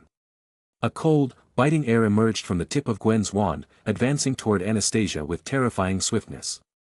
The icy mist reached her in an instant, starting at her feet. Anastasia felt an intense shiver run through her body as her feet were caught in a layer of ice that spread rapidly upward. The ice moved up her legs, completely immobilizing her, and continued its inexorable advance toward her torso. Anastasia tried to scream, but her breath caught in her throat as the ice closed over her chest and arms, enveloping her in a crystalline prison. When the spell ended, Anastasia was completely frozen in a block of ice, an expression of terror etched on her face. Her eyes, wide open, reflected the light from the nearby torches, giving her an almost spectral appearance. Gwen lowered her wand slowly, her light blue eyes showing no trace of emotion, and looked at Rabaston, who paled at the scenario he found himself in. Surrounded on all sides and without any allies. Chapter 182. Luckily for Rabaston, Sirius took it upon himself to knock him unconscious. The Lestrange boy put up no resistance.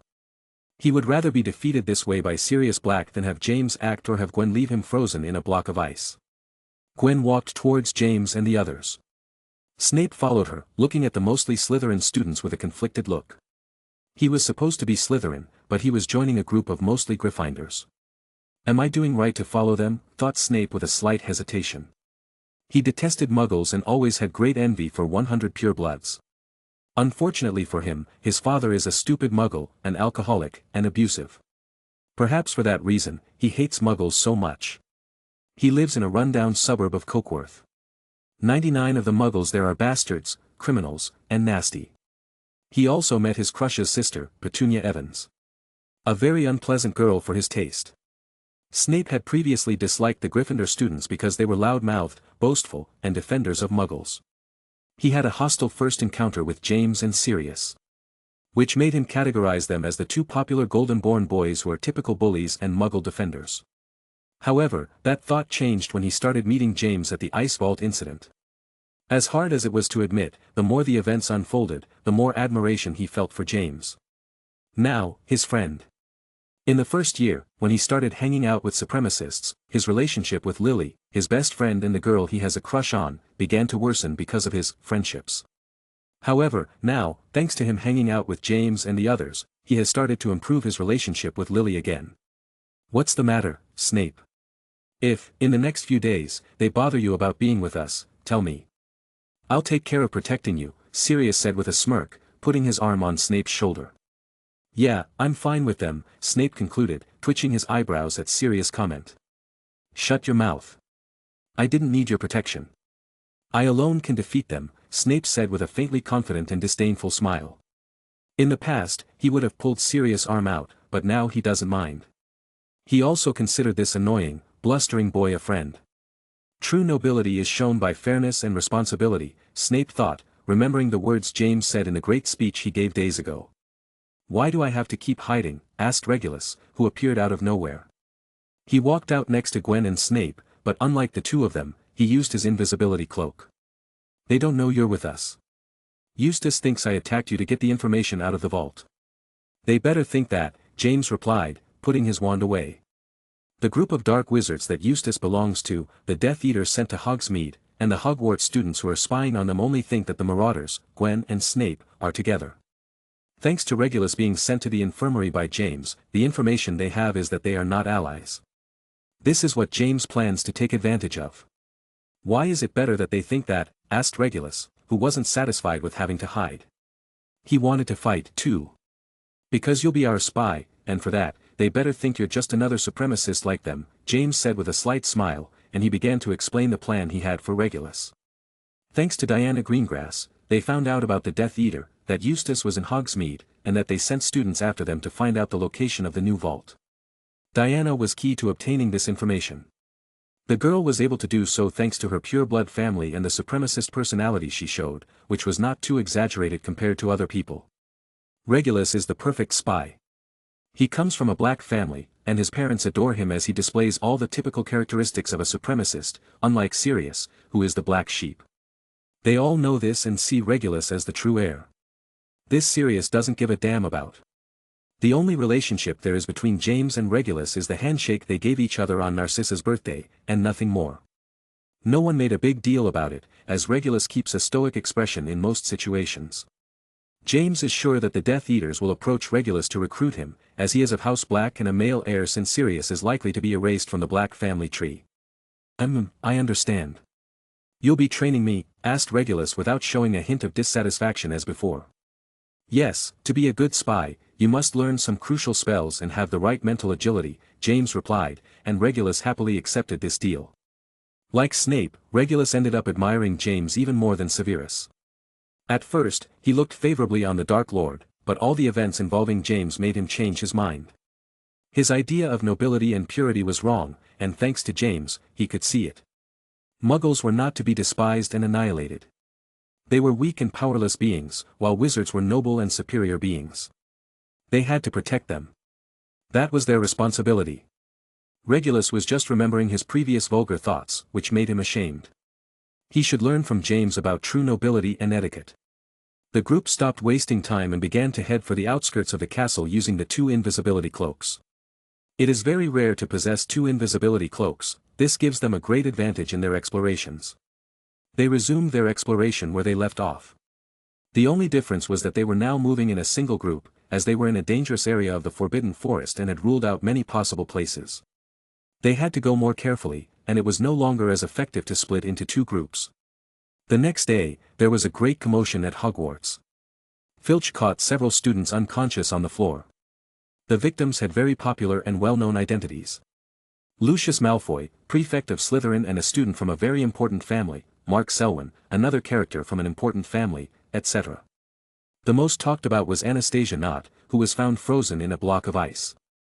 A student caught a glimpse of her, as the Slytherin girl was taken to the infirmary by Filch, who was ranting. It reminded many of the incident where Alan Abbott was found frozen, although this time Anastasia was released after only a day, as it was normal ice. The culprits were not found despite the professor's interrogation of the victims, who did not open their mouths. That was good news for James and company, as they were not punished. They can't tell the professors, or their stupid plan to chase us may be discovered, Sirius said with a grin, looking towards the Slytherin table. It was odd for so many Slytherin students and some Ravenclaw students to be outside the castle at that time of night. The professors wanted to know what they were doing to violate curfew, but they all kept their mouths shut. They wouldn't want to let down the great Death Eater who gave them the mission, James commented with some derision. The next few days passed normally at Hogwarts. James' routine was maintained with one difference. In the evenings, before they could head into the Forbidden Forest, they had to face their pursuers. So, small skirmishes happened in the evenings. So far, James' group has been victorious, as they had surprise attacks on their side thanks to the 2 invisibility cloaks they possessed and, of course, the martial prowess of James, Sirius, Gwen, and company.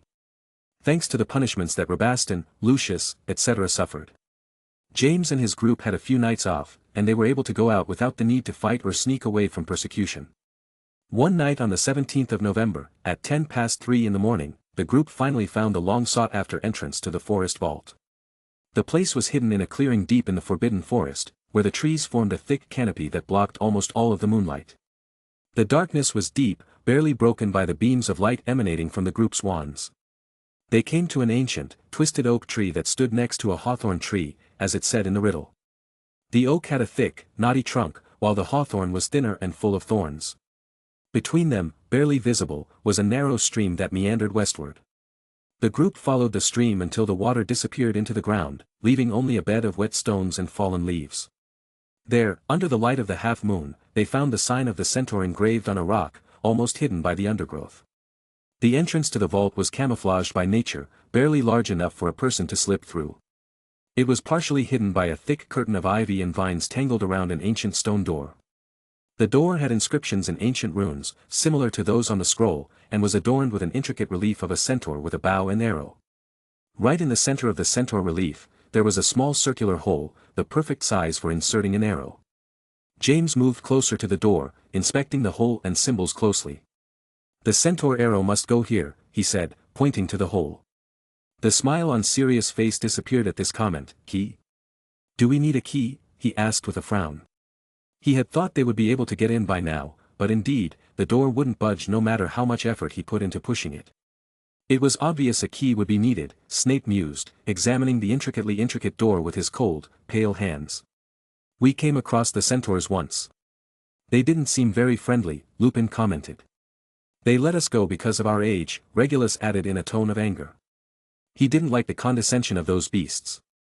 "Let's just freeze them and steal an arrow," said Gwen, unafraid to face the centaurs. "Will any arrow do?" asked Toby doubtfully. "I suppose so, as long as it's a centaur.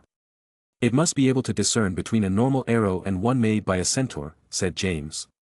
"Are we going to look for those centaurs now?" asked Peter, yawning, and they all looked at James, waiting for his answer. "No, it's too late now, and we must go back a long way to the castle." "Tomorrow we will," replied James, and they all started back to the castle with their senses alert. Chapter 183. The next night after getting rid of their pursuers again, they headed to the area of the forest where the centaur camp was located. When they were about 10 minutes away from arriving, James stopped everyone and told them to wait for him. It would be best for him under the invisibility cloak to steal an arrow with his telekinesis. So, he must be careful, and it is best to go alone. Everyone agreed, except Gwen, who ended up accompanying James in the invisibility cloak. James agreed for 2 reasons. One because he liked being alone next to Gwen, and the other because it would be good to have a backup if he ends up in a battle against the centaurs, and being 2 people stealth with the invisibility cloak is still good. "It's cold. Come closer, Gwen said, intertwining her arm with James to pull him closer to her. We're not taking a stroll through the forest, James commented, moving closer to Gwen. The forest in front of their eyes was scary, dark, and with eerie sounds of strange and ugly creatures. It would be a good place for a date, Gwen commented, looking at the gloomy forest in front of her eyes. Since when do you like scary things? I remember in your room, you had lots of cute, brightly colored stuffed animals, James said with a slight smirk. That was when I was a child. Now I'm all grown up. I don't have those stupid stuffed animals anymore, Gwen said in a dismissive tone. Oh, does that mean you got rid of the stuffed animals I gave you? Asked James, acting hurt. Gwen's previously scornful expression changed to one of concern, and she quickly took back her words. Those stuffed animals, I still have them. I just kept them in a different place so they don't get damaged, she explained. What she was saying was partly true. What she didn't tell James was that she slept next to 2 of those stuffed animals. She even brought one with her to Hogwarts and used it to sleep with when she closed the curtains on her bed so no one could see her. I don't know if I believe your words, miss. You seemed very grown up and confident before, James said with a thoughtful expression and a hand on his chin. Believe me. I wouldn't lie to you, Gwen said, grabbing and shaking James' arm, who was still playing dumb to annoy her more. It's easy to piss her off, James thought with an amused grin looking at Gwen. Only he could piss her off like this and not end up frozen or something. After telling her that, he believed her words. They continued chatting jovially until they reached the centaur camp. They seemed to be taking a stroll through the countryside, instead of showing the seriousness that this mission should have. When they saw the camp a few yards away from them they stopped talking and looked ahead seriously. They seem to be nocturnal beings, these centaurs, Gwen commented, looking at the active centaur camp. They like to watch the stars and give cryptic answers, James commented. The camp was lit by torches arranged in a circle. Consisted of several leather and canvas tents, designed to protect the centaurs from the elements without losing their connection to nature. Each tent was adorned with symbols and runes, indicative of their culture and traditions. In the center of the camp, a large bonfire burned brightly, around which several centaurs were gathered. The centaur that caught James and Gwen's attention the most was one with long, dark hair. His face had high cheekbones and a proud expression. He was taller than his peers, and his muscles were larger. James' eyes were fixed on a quiver, a cloth cylinder used by archers to carry arrows. There were several of these cylinders. With Gwen, they moved a little closer and stopped. Looking at the most unprotected quiver, he used his telekinesis to cause one of the arrows to slide smoothly out of the quiver and fly toward him. The arrow moved silently through the air, hidden by the darkness and shadows of the forest. No centaur noticed its absence as the arrow reached James' position. Gwen with a swift movement pulled her hand out of her cloak and grabbed the arrow. That was easy, Gwen said, noting the crude arrow she held in her hand. After that quick adventure, they returned to the others, who were happy that it had been so easy, though they had already guessed as much. James possessed wandless magic, an invisibility cloak, and the Silencio Barriera. Stealing was easy having those 3 advantages. Reaching the entrance to the vault again, James placed the arrow in the hole. The arrow went in perfectly, but nothing happened. No gears activated, nor was any noise heard. The stone door remained firmly in place without moving an inch. The whole group was silent until, after a few seconds, James spoke up. Looks like it wasn't as easy as we thought. Will there be a special arrow? Asked Snape. It's the safest thing to do. The problem will be finding it and stealing it. You'll have to go into the camp and inspect the whole place, said Lupin, looking at James, who made a slight grimace. It is one thing to position himself in a faraway place and steal an unimportant arrow with his telekinesis. The centaurs didn't notice anything because of the darkness and how careful James was in moving the arrow, but it's entirely different to go deep into the camp and investigate the centaur tents. However, he had to do it. He was the only one who could use magic while wearing the invisibility cloak. So, it was safest for him to perform this mission. If you have an invisibility cloak you cannot cast spells as they will hit the cloth of the cloak. This does not happen when you use your telekinesis. Gwen was reluctant to let James go alone, so this time, she also accompanied him, even though the dangers had increased. The others stood anxiously waiting at the entrance to the vault. They arrived more quickly than the other time, as they were not distracted by merry chatter. The camp was still the same as before. Where could that arrow be? Asked Gwen, looking toward all the quivers, but she only saw arrows just like the one they stole. There was no difference. Probably, in some of the tents, replied James. Which one? Asked Gwen. It would take too long if they had to go into every tent, and the chances of getting caught were higher. I'd say in that one, replied James, pointing his finger at a tent just like all the others. Gwen raised an eyebrow, not understanding the difference of this tent from the others. The tall, long-haired centaur went into that tent. From the interactions I saw him have with the centaurs, I'd say he's the leader. If an object of value is to be guarded in any tent, it should be the one of the leader of the herd, James explained. You're very perceptive about these things, said Gwen. It's just a bit of observation and deduction, said James with a shrug. James and Gwen walked deeper into the camp, trying to be as far away from the centaurs as possible. They waited a few feet away from the long-haired centaur. When he comes out and moves away, it will be time to go in. Once the centaur was out and away from the tent, they slipped inside as quickly and stealthily as possible. Inside the tent, it wasn't hard to find what they were looking for. James' deduction was true. The long-haired centaur possessed what they were looking for. The items in the tent were simple. On a low wooden table, they saw a quiver that possessed a single arrow, unlike any other arrow they had seen. This arrow had a jewel-encrusted tip. Bingo, thought James, approaching next to Gwen at the small table. Gwen again was quick to grab the arrow. She pulled out her small purse and stowed it in there, as it would be awkward to carry it back. As they were about to leave, they quickly backed up as they saw a shadow approaching the entrance. The centaur returned. James, having it so close, could see more clearly the great height and muscularity of the centaur. It was imposing. Gwen tensed and approached James. Unable to use her wand as she had the invisibility cloak over her and a centaur at close range, she felt insecure. The centaur, with a simple glance, noticed the absence of his important arrow and roared in anger, aware that something was wrong. A few minutes ago, he saw the arrow there. His instinct was right. His sense of smell noticed two different odors a few minutes ago. Two peculiar smells he recognized and loathed. Humans, the centaur said in a hoarse tone and with a furious look, fixing his gaze on James and Gwen, who were under the invisibility cloak. The centaur began to walk slowly towards James and Gwen, who were still frozen in place.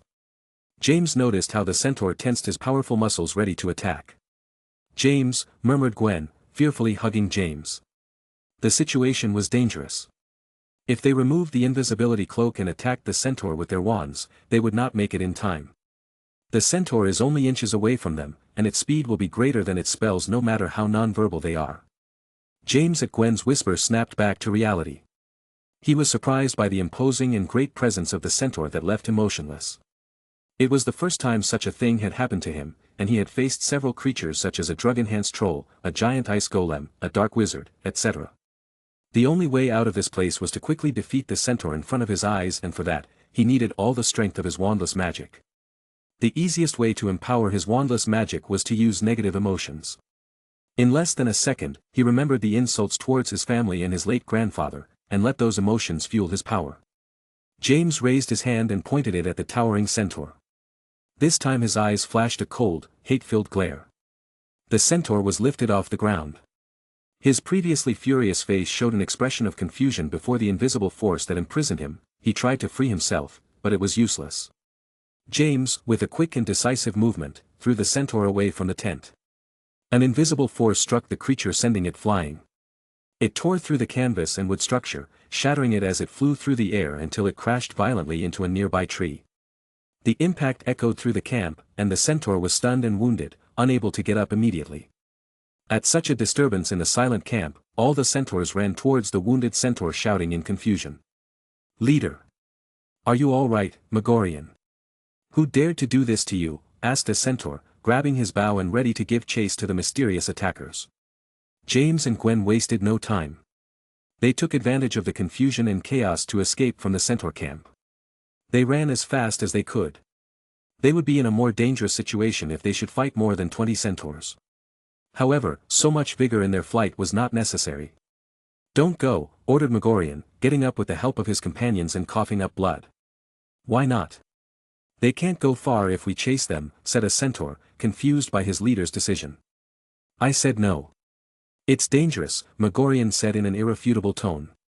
When he was enveloped by the invisible force, he felt a hatred and fury directed at him. He had never felt so many negative emotions. As a centaur and prophet, his insight into these things was more acute. Though he thinks any living being would feel hatred and intent to kill of that caliber. A dangerous power, Megorian thought with much conjecture in his mind. He didn't care about the theft of the arrow. He preferred not to mess with a person who could harbor so much hatred. He didn't want that hatred to be directed towards his herd. He would choose the safety of his companions over a stupid arrow that hasn't been used in years. The centaurs looked confused at the look of fear on their leader's face, followed his command, and helped him heal and set up a new tent. Chapter 184. Are you okay? Asked James, stopping and hiding behind a large tree. He checked to ensure there weren't any dangerous magical creatures or plants. Yes, replied Gwen with bated breath. She felt like her heart was about to burst out of her chest. This was the first time she had ever been in such a dangerous situation. Calm down. We're not being followed, James said, resting his hand on Gwen's slightly trembling hand. That's good, said Gwen, sighing in relief. After calming down, she looked at James strangely. What's wrong? Asked James, noticing the look on the girl's face. Nothing, I was just slightly surprised how you sent that centaur flying, commented Gwen. You don't see every day how a centaur weighing hundreds of kilograms is lifted off the ground and sent flying like a rocket. All this is done with magic without a wand. Gwen knew of James' wandless magic ability, but she had only seen him use it on objects like swords. He was not using it to immobilize creatures and send them flying. I've improved since last time, James said with a slight smile. He wouldn't tell her that to increase his powers, he should have negative emotions. It would only make her worry. James, like Gwen, was surprised to send the centaur flying and before that pinned it in place. A centaur is a much stronger creature than a deer or a common animal. You could see it by its large muscles. If he manages to replicate this, he could immobilize an adult wizard with his wandless magic alone. As long as the wizard doesn't defend himself with a protego or some such method. With this power, defeating Eustace will be easy, James thought, looking at the hand he sent the centaur flying with. Thanks for saving me, Gwen said with a warm smile, pulling James close to kiss him. I will always protect you, whispered James, accepting the kiss. As long as he could protect her, and it was within his power to do so, but it wasn't romantic to say this. After that, they both resumed their walk towards Sirius and the others. When they arrived, they told them in a nutshell what had happened. They didn't want to worry them too much, and the robbery had gone well. It's 1:30 in the morning, Regulus said, looking at his pocket watch. Let's do it, said Sirius, gripping his wand tightly. Usually, their previous expeditions lasted until 3, almost 4 in the morning. They had time to explore the vault and get the treasures. It's not just taking the treasures after defeating who knows what creature or monster. We must also destroy the dark core so that a curse is not released, Lupin said. That would take them longer. True, but we are a large group, and we have a large amount of potions, Snape commented. It wouldn't take as long as it did when James and Regulus entered the ice vault alone. Will a curse be unleashed? The vault is a long way from the castle, Toby said doubtfully. The curse would have to have a long way to go to reach the castle. We know that in the first 2 vaults, there were 2 cursed cores. So it stands to reason that this one would also have one that would release a curse, Regulus replied. So, what do we do? Asked Snape, and everyone looked at James, who had a thoughtful expression. He had grown accustomed to being left with the decision-making. We're going in. Snape is right. We have many potions for combat, and we are more numerous than last time. We'd better finish this vault tonight. Having pursuers is very annoying, James replied, and everyone nodded. Gwen pulled the arrow from her satchel and placed it in the hole. Everyone felt a slight tremor under their feet. The arrow fitted perfectly, and a soft click echoed in the silence of the forest. Suddenly, a soft blue glow emanated from the center of the door, spreading through the grooves and carvings in the stone. The hidden gears began to turn with a deep, metallic sound. The stone door began to move slowly, lifting off the floor and revealing a dark opening. A cold breeze surged from within as if the air had been trapped there for centuries. Inside, barely visible in the light of their wands, a descending staircase carved from stone, covered in moss and dampness, could be seen. They all looked at each other and after a few seconds began to descend the steep, slippery staircase. James led the way. The stone walls were covered with moss and vines, and the air was damp and cold. Every step they took was accompanied by the rustle of vegetation beneath their feet. Sirius refrained from his offhand remarks and descended silently with his senses alert. The darkness was almost total, mitigated only by the dim light of their wands. After what seemed like endless minutes, the staircase finally opened into a vast room. The room had vines climbing up the stone walls and moss covering the floor. More than the state of abandonment, what caught the attention of James and company was a large figure in the center of the room. A creature about 10 feet tall that was wearing shining armor. "What the hell is that?" asked Sirius, watching as the creature's eyes behind the helmet widened. Its eyes were a dull green and small. "Look at its feet," commented Lupin, noticing that they were larger-sized feet compared to its body. The creature's feet had no armor, they had thin pale green fur and sharp yellowish nails. "Forest troll," said Regulus, recognizing the creature by its green feet. The forest troll, Troglodyterum sylvaticum, is a race of trolls originating from forests as its name suggests. Classified as a XXXX beast. "A troll in armor and a huge axe with ancient runes on it, Dai Ryusaki, you fucking bastard," Sirius commented with his eyebrows twitching. He didn't know why the damn Japanese wizard put so much security in his vaults. It seemed like he wanted to murder anyone who entered instead of just handing over his inheritance quietly. "Everyone in position," James said, noticing the troll begin to walk towards them as he roared. His hoarse, loud voice echoed throughout the chamber, echoing off the overgrown stone walls. James and the others were already expecting to encounter a creature protecting the treasure, and they knew that this creature might possess a weapon with ancient runes, short spells, and special armor. Therefore, they devised a specific strategy to defeat it. Like the golem, the troll's armor repelled control spells and protected it from spells like Expelliarmus and Flipendo. However, it was 8 wizards against a single troll with limited intellect. Their defeat was imminent despite their armor and special weapons. "Now," commanded James, and they all raised their wands. In a single coordinated motion, all 8 conjured the spell Incendio. A torrent of flames erupted from each of their wands, engulfing the troll in a circle of fire. The flames roared and crackled, illuminating the chamber with a hellish glow. The fire powers of each were different, but all had decent power, and when combined the fire increased in power. The troll's armor, while repelling other spells, did not repel the fire already conjured. The metal began to heat up rapidly under the intense flames. The troll, trapped in the fire, roared in pain and fury. The heat penetrated through the armor, reaching its skin and flesh. The burning metal became a searing prison, intensifying the troll's suffering. The troll, unable to bear the excruciating pain, staggered and fell to his knees. The armor, now red-hot, burned its flesh with every movement. The fire was spreading through his body, consuming him from within. His roars turned to moans of agony as the life drained from his eyes. Finally, after 5 minutes or less, the troll fell face-first to the ground. His body, covered in burns and wounds, lay motionless. The fire continued to burn for a few more moments before slowly dying out, leaving only smoke and the smell of burning flesh. "A painful death," commented Sirius, holding his nose. The smell of burning troll flesh was disgusting. Trolls in and of themselves had horrible body odor. "I kind of feel sorry for him," Toby said.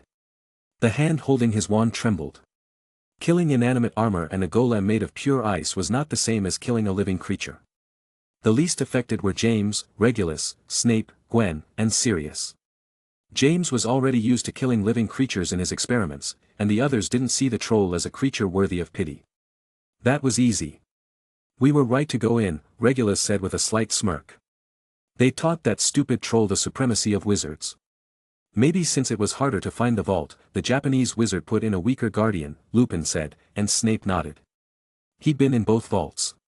Neither was as easy. Better for us." "Let's see our loot," James said, holding in his excitement and walking towards the large chest behind the troll a few feet away. The others followed him with hidden excitement as well. Finally, they would see the reward of so much hard work. It took months to get into this vault. Chapter 185. The chest in front of James and the others was in pristine condition. It showed no signs of rust or dirt stains, and not a single vine covered it. It looked like an out-of-place object in the overgrown and mossy room, as if some magic had preserved it intact over time. James approached the chest with a mixture of anticipation and caution. He reached out and lifted the lid. To everyone's luck there were no traps, nor did they need a new key. The instant he lifted the lid, a blinding light appeared. As they all had contact lenses to protect them from this type of light, they could see the contents of the chest without any problems: hundreds or more galleons, a fortune in gold coins that mirrored the faces of James and company.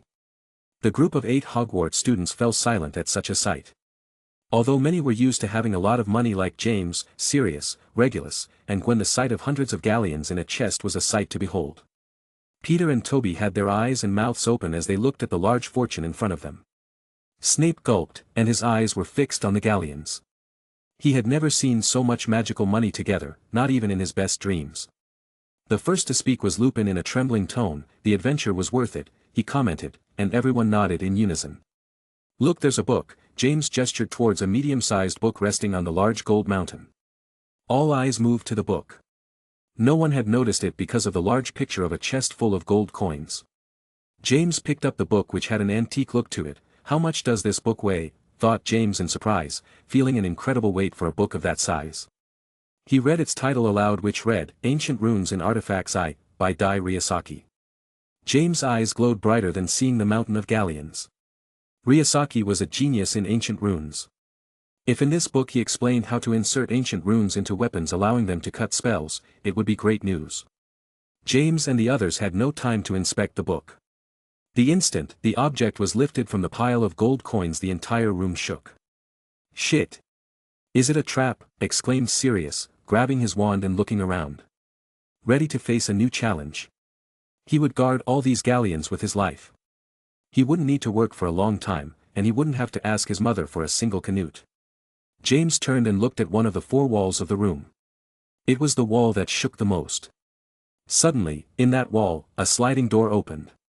A great deal of murmuring, shrieking, and watery voices could be heard. Within seconds, dozens of 3-foot-tall creatures with pointed faces and sinister smiles showing sharp teeth began to emerge. Their eyes were yellow and glowed madly. They had long, pointed noses. "Earthlings!" exclaimed Lupin, recognizing the creature. They had studied the creatures that inhabited the forest, and the Earthling was one of them. No one thought they would get so much out of a bedroom in the forest vault.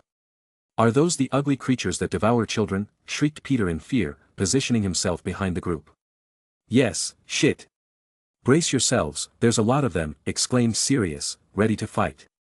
"The best spell to counter them is the Pullus," shouted Lupin for all to hear. The Pullus was a transfiguring hex. It transfigured the target into a chicken. Earthlings are quite vulnerable to this hex. There were only two problems: the spell was an intermediate transfiguration spell, and not everyone knew how to cast this spell successfully. Only James, Lupin, and Gwen, the latter only learned it because she is a year older than the others. The second and biggest problem is the amount of Earthlings that keep coming out the door. There could be 100 or more.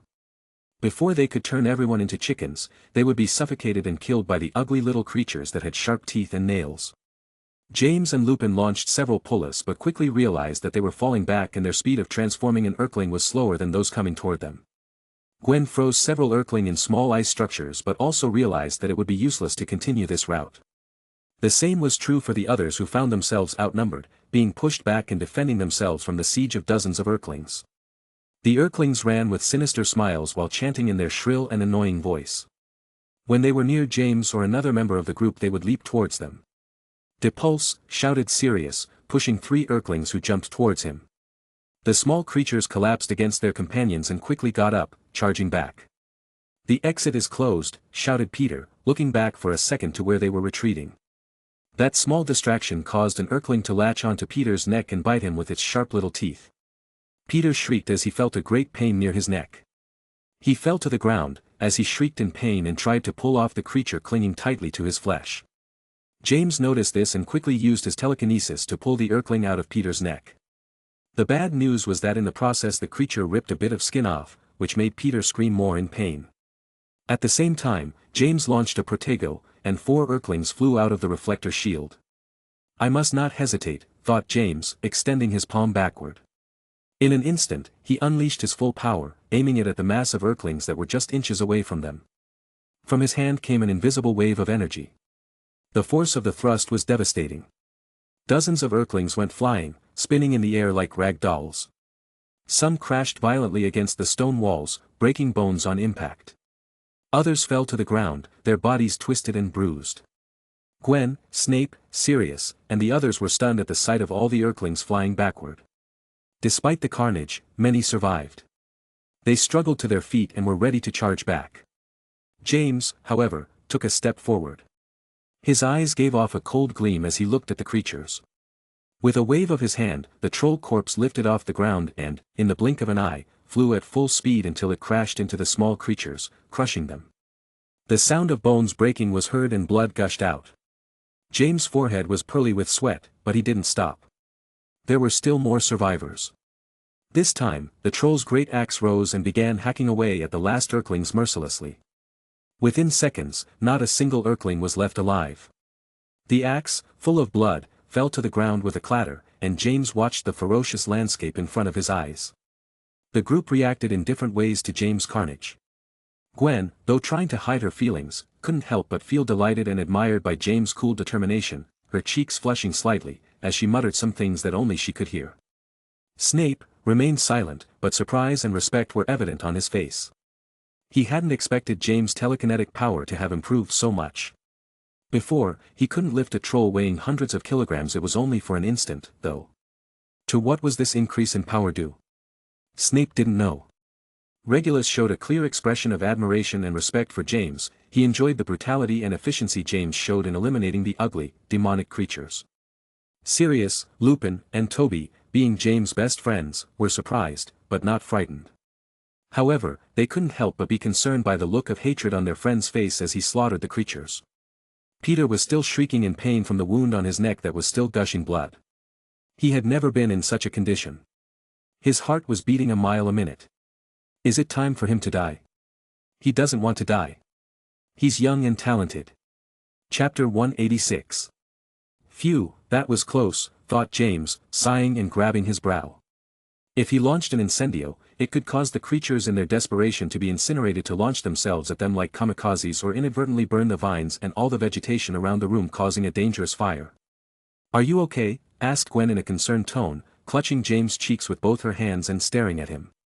James' eyes previously gave off a cold glow turned to a warm glow as he looked at Gwen's face. "Yeah, just a little fatigued," replied James, touching Gwen's hands.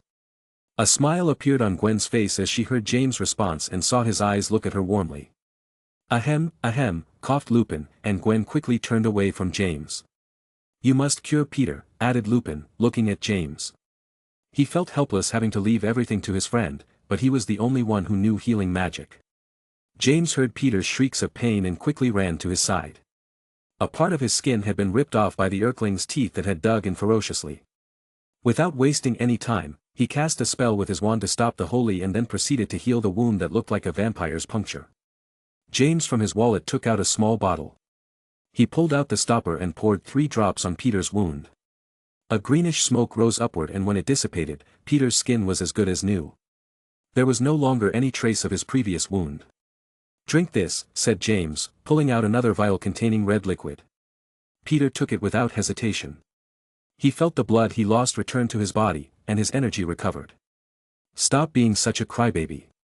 It was just a bite," Sirius said, watching as Peter kept touching his wound, and his face was still pale with fear. "Take this, James," said Snape, passing a vial with a blue liquid in it to James, who took it and drank it without hesitation. "Thanks," James said, feeling his resistance returning. It was good to come prepared. "In that door must be the last 2 scrolls," Regulus commented, walking over and looking towards the door, which opened and out came all the Earthlings. "Come on. Be alert," James said, starting to walk over there. He didn't know if the Japanese wizard had set any more traps.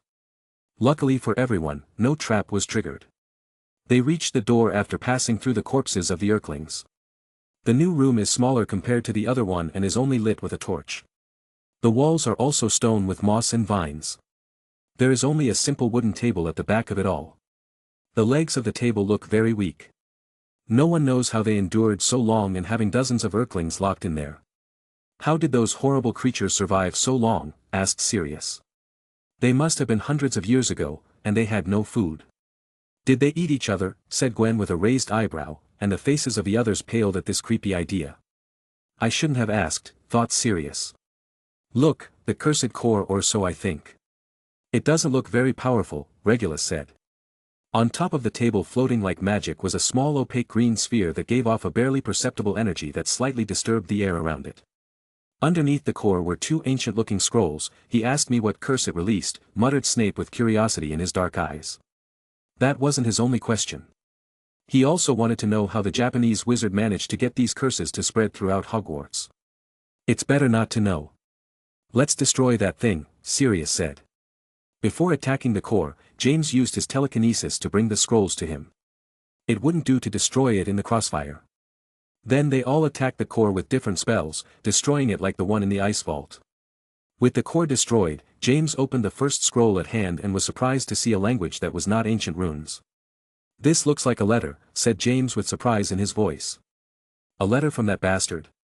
What does it say?" asked Sirius, approaching James. They all did the same.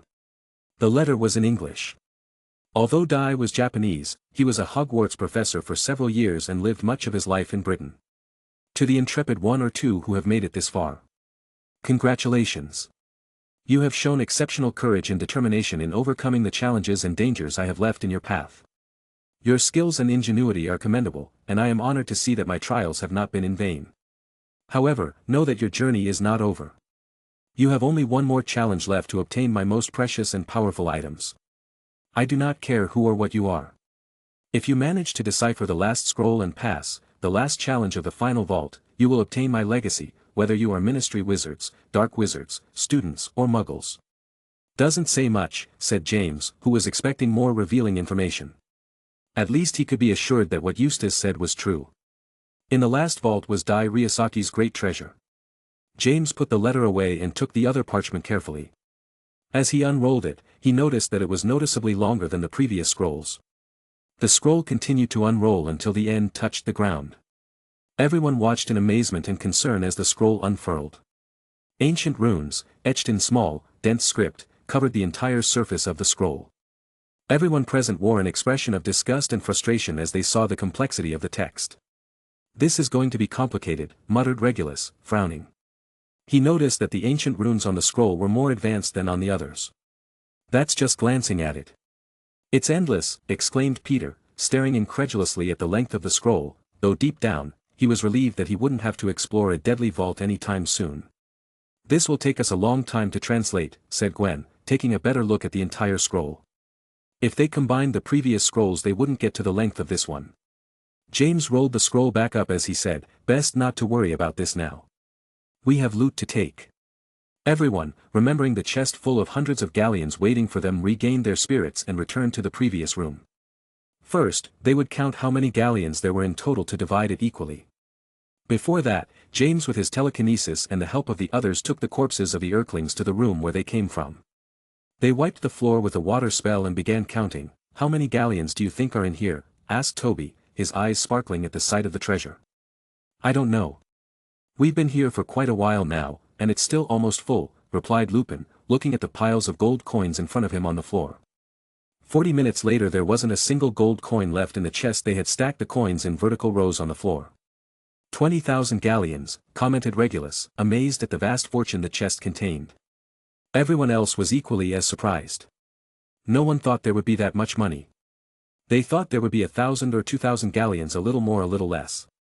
Maybe 5,000 if they were lucky. "I love you and hate you, Dai Ryosaki," shouted Sirius with a look of madness in his eyes. It seemed to form the money sign on his irises. Although he was used to having money, he never saw so many galleons together. Snape was muttering things to himself. Peter and Toby were doing the math on how much money they would get and what things they could buy with so much money.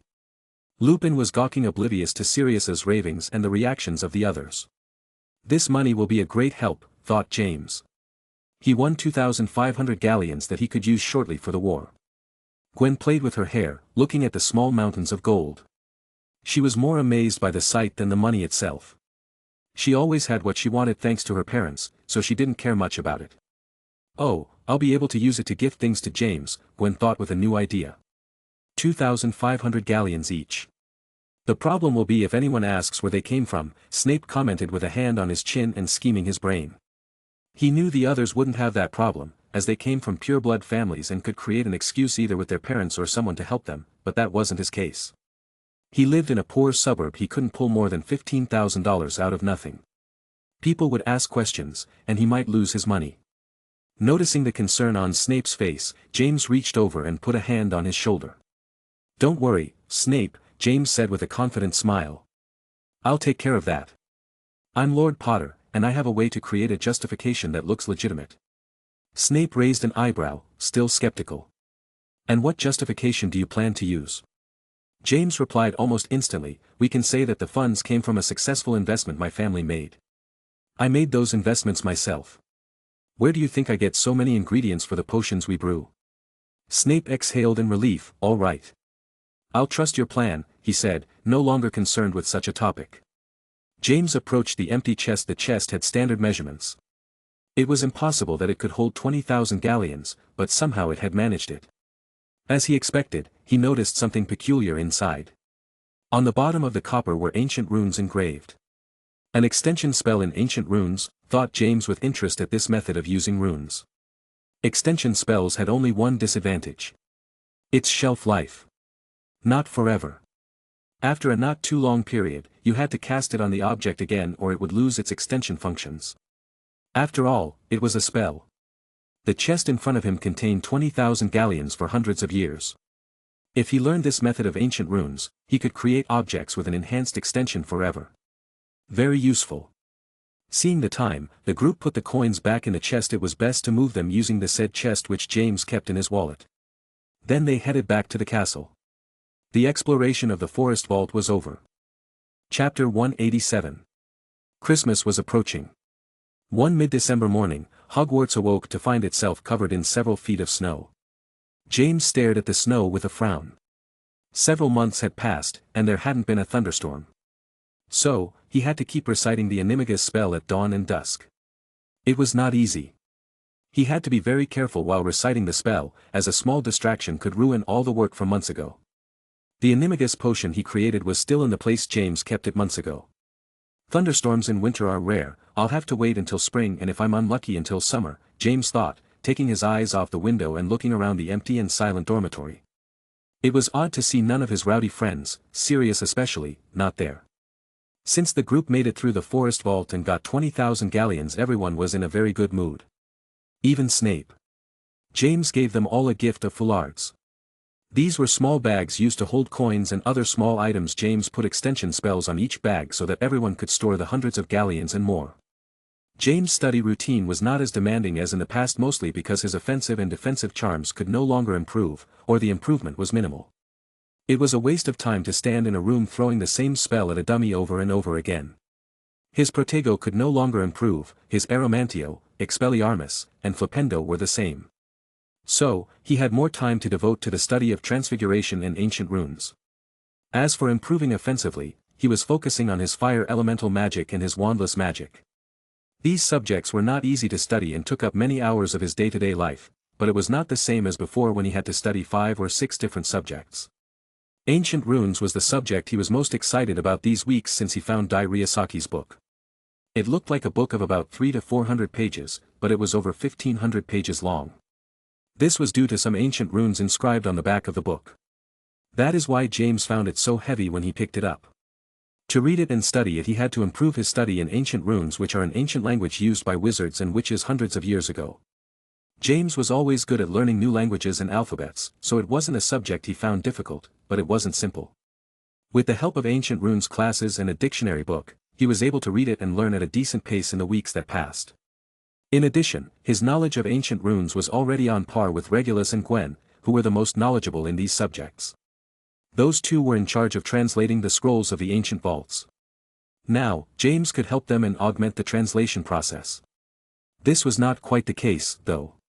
The last scroll was very long and was advanced ancient runes. Much more than in the previous scrolls. So, the translation process was slow compared to before. It was going from normal difficulty to hellish. Maybe it will take months to find the last vault, thought James, leaving the room and walking towards the library. It's Sunday, and he has free time, a rare thing. He wanted to waste time with his friends, but since they're not here, he'll go read some interesting books. Arriving at the library, he went to the healing magic section. It had been a long time since he had improved his knowledge in this subject. Few were the wizards who knew about healing magic. Hogwarts had no subjects on this. Thanks to his mother, James learned a lot, but that was a long time ago. James picked up a book on healing spells using magic without a wand. He hadn't practiced casting healing spells without a wand. He could give it a try. It would be useful in a battle if he could heal himself. With his wand, it is very difficult to aim himself at a wound and cast the spell. He sat at a table away from the other students, who were studying, and began to read the book with concentration. Minutes passed as James read silently. At one point, he heard the sound of 2 books falling on his table and the chairs beside and in front of him moving. He looked up and saw 2 blonde girls. They were Gwen and Diana Greengrass. Both girls rested books, parchment, and their fine quills on the table. "Table occupied, ladies," James said. "Haha, very funny," said Gwen, sitting down next to James and pulling her chair closer to him. "Just play along with me a bit," James muttered. Sirius must have played along with the fact that they were both strangers, just for a bit of a joke. "I've been looking all over the castle for you," Gwen said, crossing her arms. Today was a Sunday, and they had the whole day off. Only now, 5 o'clock in the afternoon, could she see James. Hence her discontent and frown at him. "I was in my dormitory and the common room all day." "It's cold," James said. He was very lazy today. He only moved to go to breakfast in the Great Hall, and now that he came to read a bit in the library. It wasn't bad every once in a while, to do this. It was good to relax his mind. Gwen wasn't convinced by James' words. She was still upset that she couldn't see him for the whole day off they had. She continued with her arms crossed, her brow furrowed, and staring at him. "Here we go," James thought. He knew how to fix this. "You're so cute when you frown," James said, moving a little closer towards her. The only embarrassing thing about this was that he had Diana in front of him, but the girl already knew about their relationship. "Really?" asked Gwen. Amazingly, her tone sounded less angry than before. "Yes, I'm serious," James said, gently pulling her close until he kissed her. Gwen's frown lightened, and a slight smile appeared on her face, accepting James' kiss. "Stop kissing. You 2 lovebirds." "We're in the library," Diana said, looking at both of them with a frown. Odd to see in her ever-mocking expression. Gwen slowly pulled away from James and looked at her friend with a smile. "What's the matter, Diana? Why the face?" "Jealous?" asked Gwen, amused. Rarely could she tease Diana. Before, Diana used to tease how close Gwen was with James, but now they had made their relationship official, especially to close friends.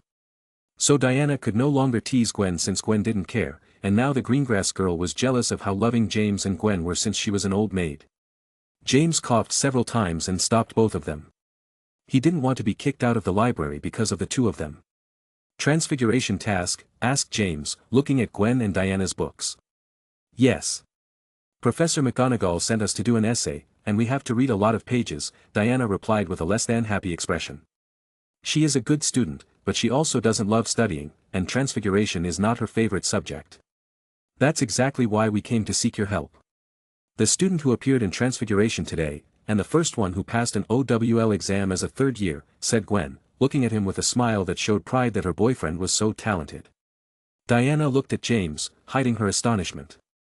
She and Gwen were struggling with a 4th-year Transfiguration essay, and the boy in front of her had given 3 exams in a week.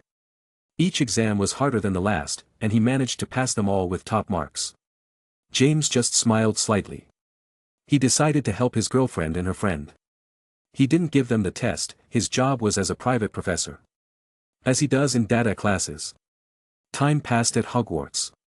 One day before Christmas and James returned to Potter Manor, a noise woke him up early in the morning. He was used to getting up early by now, as he had to do so to recite the Animagus charm at dawn. What he saw through his window pleasantly surprised him. His sleepy face disappeared, and he walked over to the window. A loud rumble of rain and a clap of thunder was what had awakened him. A thunderstorm, thought James with a smile on his face. He didn't think he would have such a Christmas present before he returned home. Chapter 188. James calmed his heart, and took his invisibility cloak, placed it over his shoulders, and went out quietly, making sure not to wake anyone. Sirius and the others were still sleeping like little angels. It wasn't even 6 in the morning yet. He left the common room through the portrait of the fat lady in the direction of the hidden balcony Gwen had shown him last year. He didn't choose the room of requirement, as he doesn't know if he is in the same space as Hogwarts. He could be in a different space where there is no thunderstorm, and his transformation could go wrong, and that would be dangerous. He doesn't want to end up half human, half animal. When he reached the hidden balcony, he looked out the small window at the sky. Lightning was lighting up the night, and rain was coming in through the window because of the fierce wind. Perfect, thought James, taking off his cloak and leaving it in a sheltered place. From one of his pockets, he pulled out a wallet, different from the one he always uses. Carefully, he pulled out a glass vial. He had kept the jar for months alone in a dark place. The liquid inside glowed bright red, confirming that everything was in place. Before continuing, James knelt and drew his wand. He scanned the balcony for a suitable object for his purpose. Finally, he settled on a small, smooth stone that he found in a corner. He held it in his hand and, in a steady voice, uttered a transfiguration spell. The stone began to vibrate and slowly transformed into a simple but functional mirror. James placed it on the ground in front of him, knowing that he would soon need to see the result of his transformation. Without wasting any more time, James drank the potion. At first, he felt nothing, but after a few seconds, he began to feel a burning sensation all over his body that trembled slightly. From one moment to the next, he felt his whole body begin to shrink. His bones were changing. Not a nice feeling, but James endured it. After a few minutes, the process was over. James slowly opened his eyes and noticed that his height was much shorter than when he was human. It was to be expected unless he transformed into a giraffe. His gaze landed on the mirror, and what he saw made him smile internally. A falcon, thought James with surprise, looking at the animal in front of his eyes. That was him. It spreads, its wings are long, narrow, and pointed. It should have a wingspan of about 40 inches. The falcon's height was about 23 inches. James looked odd to see everything from such a low place. It's amazing, thought James as he started to move with his new body. He used the hidden balcony room to get used to his new body. He wouldn't go out in a thunderstorm. He didn't want to have a glitch fly in and end it all fatally. In the process of becoming an animagus, you can't choose what kind of animal you can transform into. No known animagus has shown the ability to transform into magical creatures such as a dragon or a phoenix. For James to transform into a bird of prey is a great fortune for him. He can fly at great speeds, which will give him a great advantage in many situations. As far as he knows, the peregrine falcon is the fastest bird in the world and one of the fastest animals in the world. This is not counting magical creatures. This form is much better than a cat, dog, giraffe, or other animal. In addition, it has sharp claws and spectacular eyesight. After an indefinite time, James imagined his human self, as clearly as he could. After a few minutes, he returned to his human form in his Gryffindor robes. Thank goodness. That felt strange, thought James, looking at his now human hands. It felt strange and a slight ache. He supposed this would get better with time and his transformation could be complete in a matter of seconds. The thunderstorm had ended. James for the past hour has been on the balcony hiding. He was right to hurry, as usually thunderstorms in winter are of short duration. He returned to the Gryffindor common room and his dormitory. Everything was still the same. It was barely dawn. 15 minutes later, Lupin and the others woke up and together with James headed to the Great Hall to have their last breakfast at Hogwarts. They would all be going home. Specifically to Potter Manor. James invited everyone, and they would be spending the vacations at the Grand Manor, deciphering the scroll and preparing for the final vault. In addition, James was to take care of some business as Lord Potter. Especially, the investments he made in the Muggle world. He must follow up and see that everything is in order. He could also make new ones since he earned a large sum of money thanks to Dai Ryusaki. Happy for the vacation? Asked Lupin, looking at James' good mood today. He usually has a good mood, but he doesn't show it on his face with a wide smile like the case this morning. I suppose. My happiness lies in another occurrence, replied James, speaking eloquently and with some mystery. Sirius, who was enjoying his breakfast, looked up and looked at his friend curiously. What happened? If I have the right to ask, said Sirius, also speaking eloquently. Of course, you can ask. Today, gentlemen, said James, speaking clearly and with pauses. He looked at his pocket watch for a moment and continued, exactly 1 hour and 19 minutes ago, a fast and fierce thunderstorm occurred. The marauders' eyes widened in surprise. This could only mean one thing they knew very well. James had explained to them the process of becoming an animagus, and they knew that he was still in the process of becoming one. Before Peter and Toby could shout, "Animagus!" James and Lupin covered their mouths and signaled for them to speak in low tones. Sorry, they both said in unison, controlling their excitement. Even though they weren't the ones who turned into animagus, they were very excited to find out what animal James turned into. Why do you look so calm, you bastard? Tell us what animal you turned into, Sirius said, controlling his tone of voice so that no outsiders would hear them. Like the others, his curiosity was very high. I got very excited an hour and 19 minutes ago, James said. He was now calm, but very happy about his transformation. As for what animal I transform into, you'll know when we get to Potter Manor, James added without talking about it anymore despite his friends' pleas. He wanted to show them his transformation in a practical way to make it cooler, and he could practice his flying at Potter Manor freely. Breakfast over, it was time to leave for the students heading home.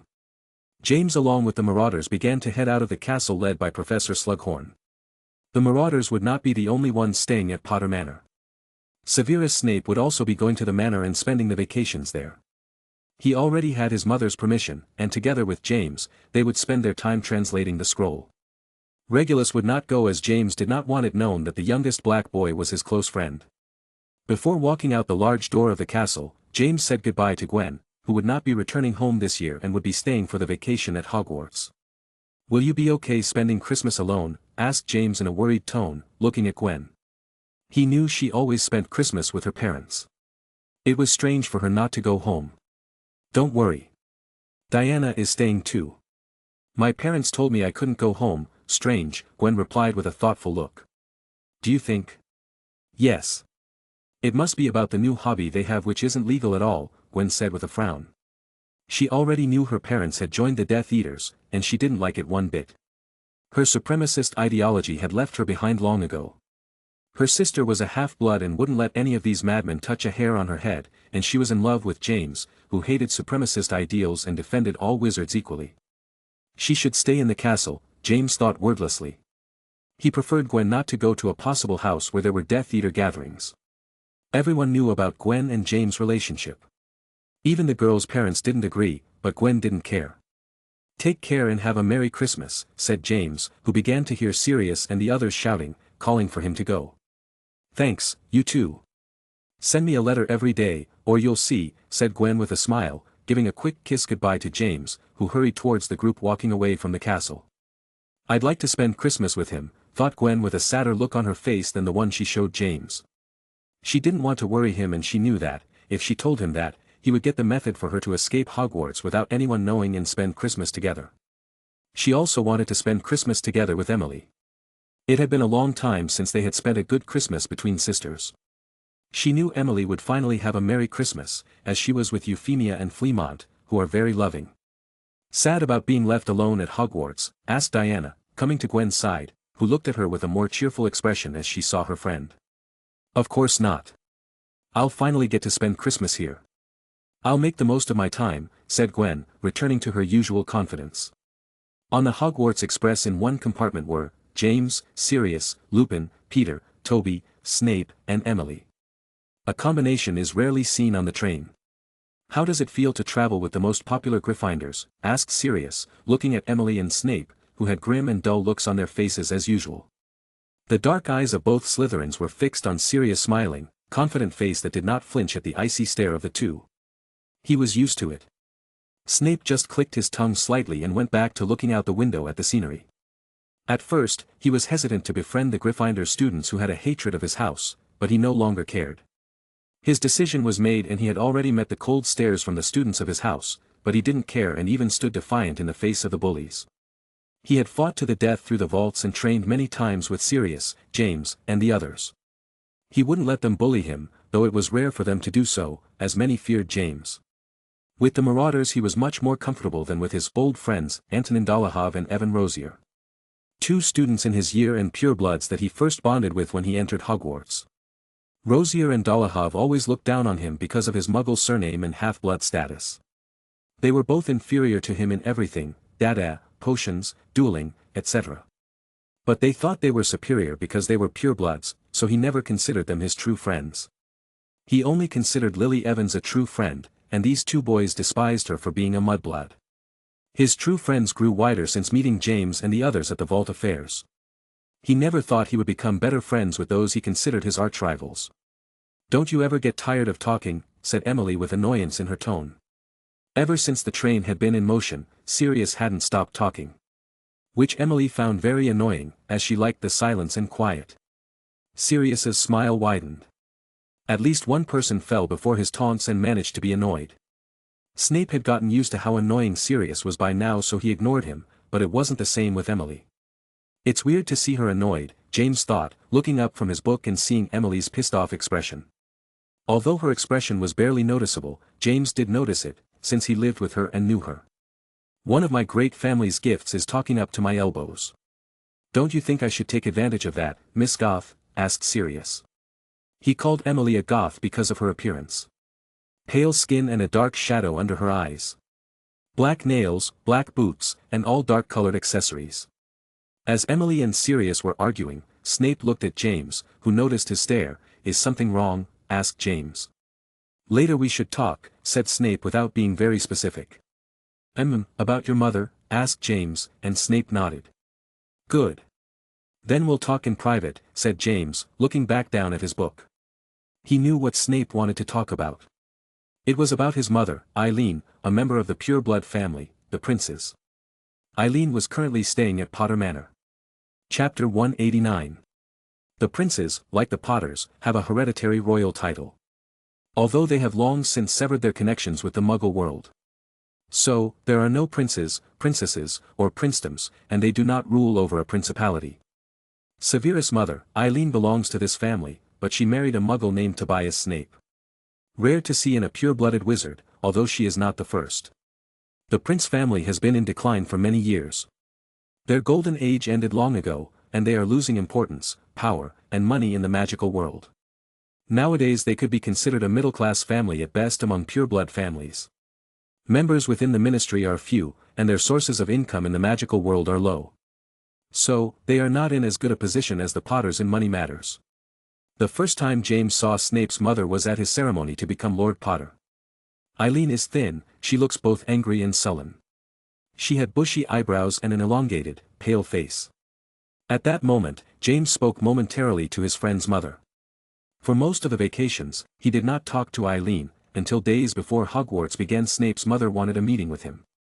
James accepted, thinking that Snape would be there too, but he wasn't. During the last vacation, Snape visited Potter Manor many times with the other Marauders. In this strange meeting, Eileen told James all the history of the Princes and their current state. She also told him about some circumstances and made a peculiar request to James. Her request was to make Severus the heir and leader of the Prince family. The Prince family had a problem, and it was to prevent their family name not to becoming extinct because of a problem that dates back to when Eileen was born. In the decline of the Prince family, only one branch of the family remains. Snape's grandparents are on the maternal side. The great misfortune for Eileen's parents is that they did not have a single male child to carry on the lineage. They had 3 daughters. Eileen is the eldest and twin sisters a year younger than Eileen.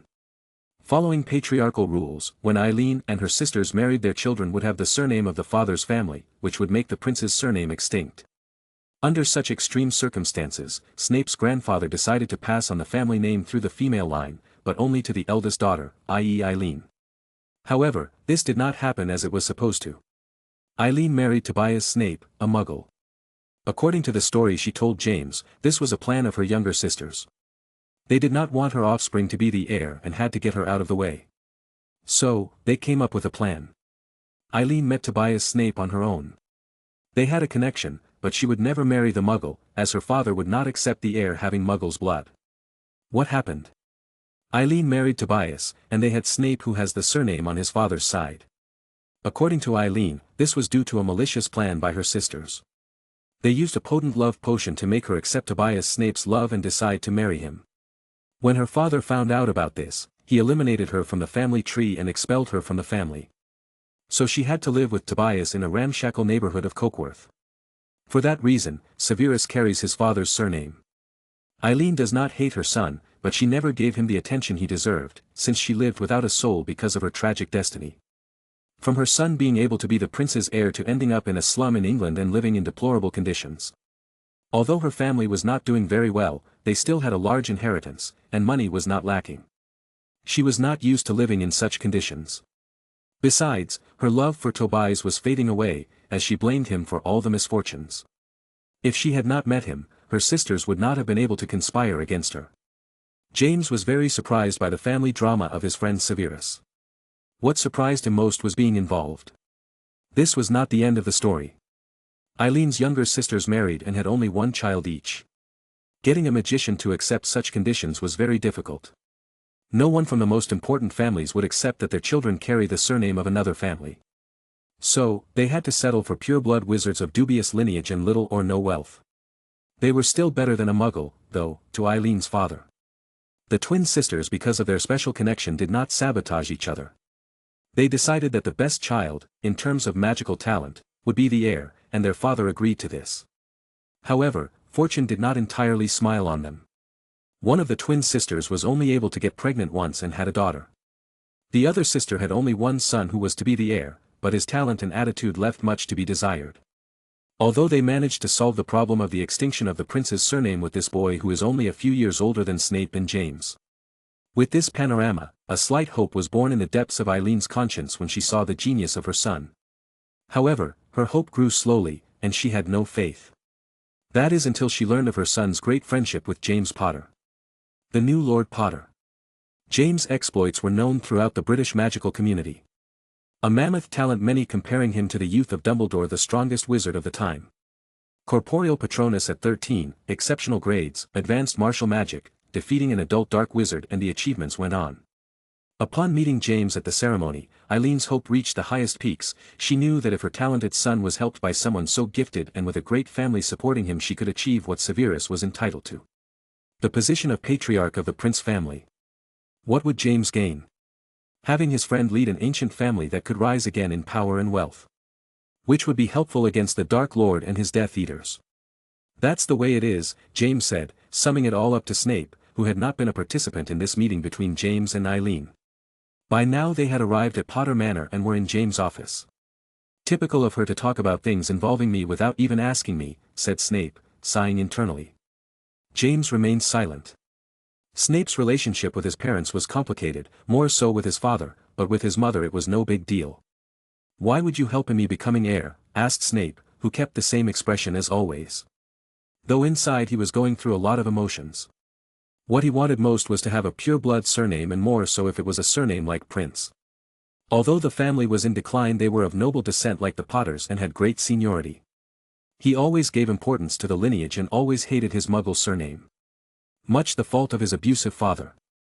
Your mother said so. You could help me against Voldemort and his followers if you lead the Prince's family and their assets, James replied. The Prince's assets are very poor compared to the world scene. They barely keep in the range of a middle-class wizarding family. Why would you go through so much trouble for a little monetary help? Asked Snape. He had previously researched his family on his mother's side. He knew of their economic and power situation. The living members were his grandfather, his grandmother had passed away, and the old man was retired and was only an expense to the family. He was locked up in the mansion and had no important connections. His aunts worked in ministry jobs of no importance and no power. They received a normal salary for a monotonous job. His aunts' husbands were mediocre. She researched them, and it was not difficult to find their names. They were good for nothing. The princes were desperate to find a wizard who would marry his aunts and accept the agreement that their surname would be the predominant one, so they found the most useless wizards in all of Britain. As for his cousins, they were still at Hogwarts. They were both in their 6th year. His female cousin was from Hufflepuff House, her grades were average, and her presence was unnoticed by almost everyone. His cousin the Prince Heir was from Slytherin House and was known by many at Hogwarts, but not for a good record. His record had countless punishments, lousy grades, and many more disgraces to the princes.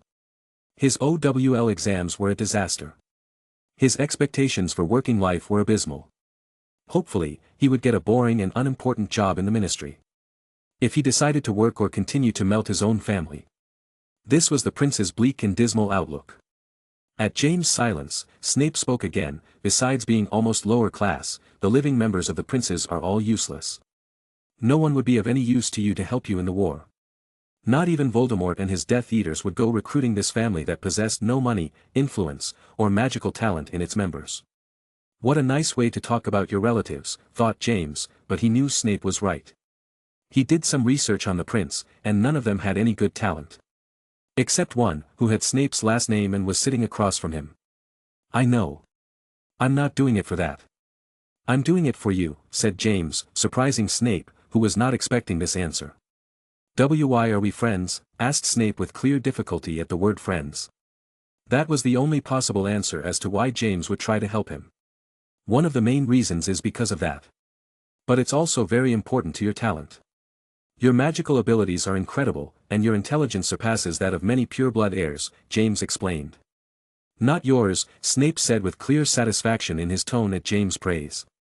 It is rare for you to be humble, James said with a slight smile. Snape quirked his eyebrows and said nothing. He was always confident in his abilities and intelligence, but he had to praise someone like James.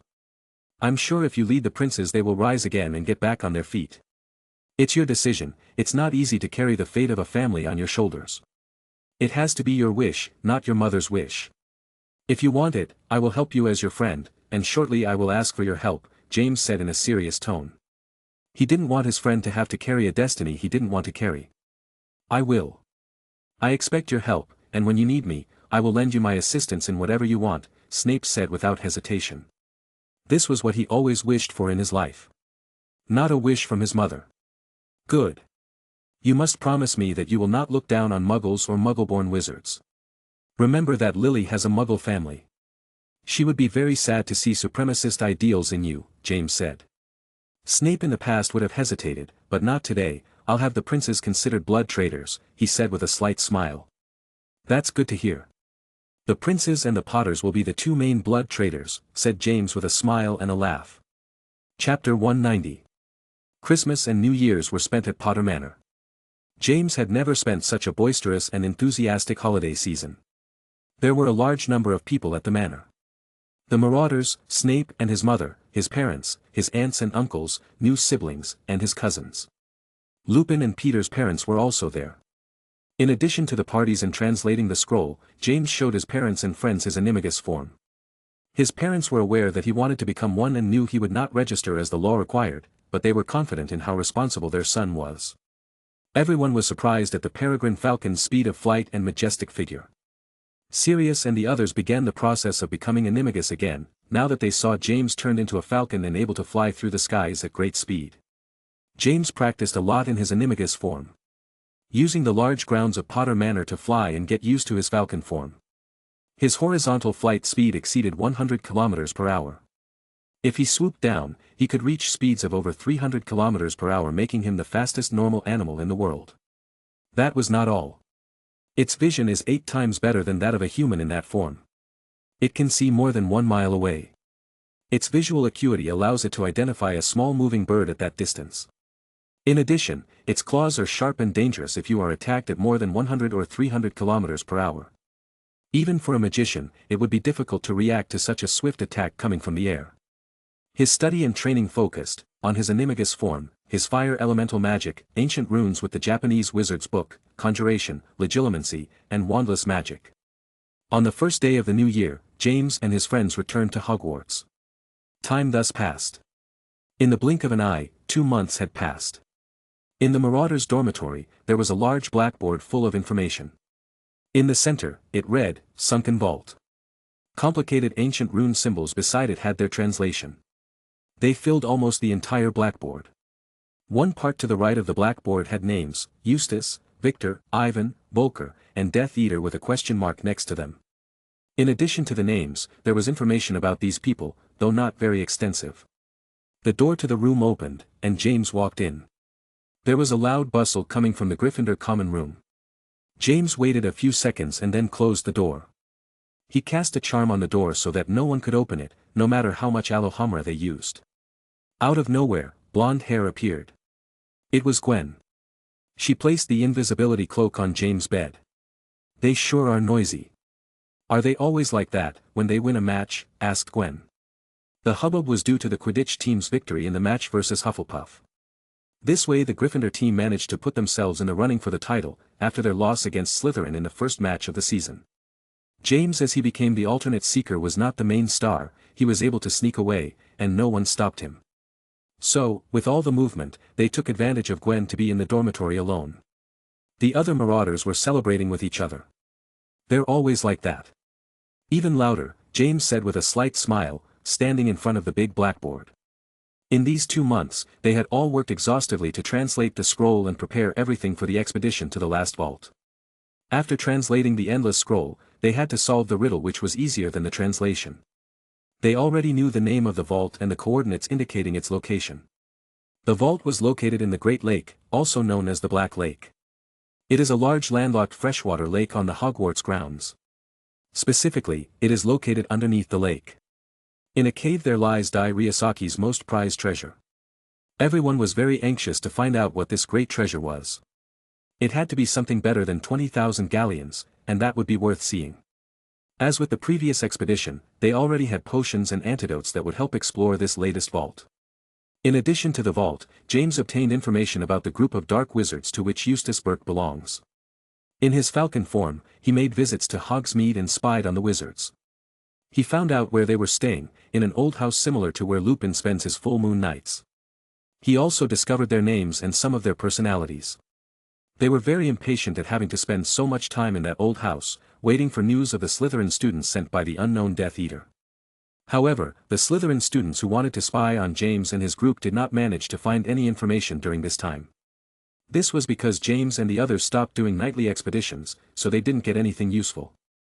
As for the Death Eater, James was unable to discover his identity. Only a little of his personality. From what he spied, he was a man, cold, calm, and calculating. Unlike the other dark wizards, he showed no impatience at the lack of progress in his mission. This showed that he was a better magician than the useless Eustace and his companions. The best thing to do was to get into the sunken vault without being followed by these dark wizards, or they would be in big trouble even though they numbered 8 and the dark wizards numbered 5. "Stop staring at that blackboard and get over here," Gwen said, patting a part of the bed for James to sit next to her. James stopped staring at the blackboard and walked over to her, sitting down next to her. As soon as he did, Gwen wasted no time. She climbed over his legs in one nimble motion, sitting on top of him. She crossed her arms gently behind his neck in an intimate gesture as she looked into his eyes with a mixture of defiance and tenderness. "What would your parents say? You find yourself alone in a Gryffindor boys' dormitory," James said with a faint smile. "They'd be pleased. My boyfriend is the most talented and powerful boy of all the students at Hogwarts," Gwen replied with a smile, kissing James. "I doubt your crazy mother would be happy," James said. "Hey, respect your mother-in-law." "I know my mother isn't perfect, but she's been a lot better since Emily left the house," Gwen said. Her mother had been the victim of infidelity. She had to see the daughter of the woman who slept with her husband every day. Gwen understood this, although she did not forgive her for the abuse and threats she made to Emily. She should have made them to her father, the one to blame for everything.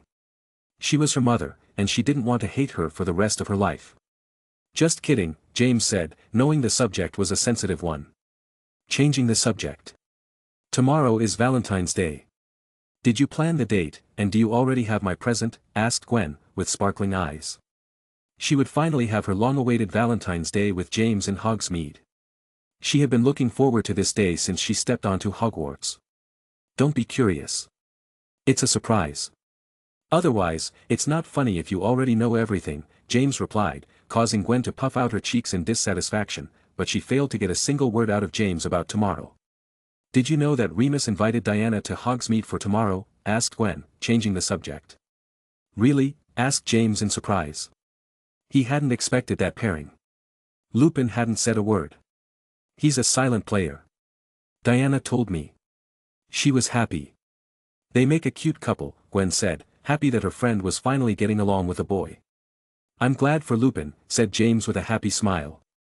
"On the other hand, does Sirius have a date, and what about Peter and Toby?" asked Gwen with curious eyes. "You're such a gossip," said James with a slight smile. "Shut up and answer me." "I already told you about Diana and Remus," said Gwen, wanting to know about everyone else's love life.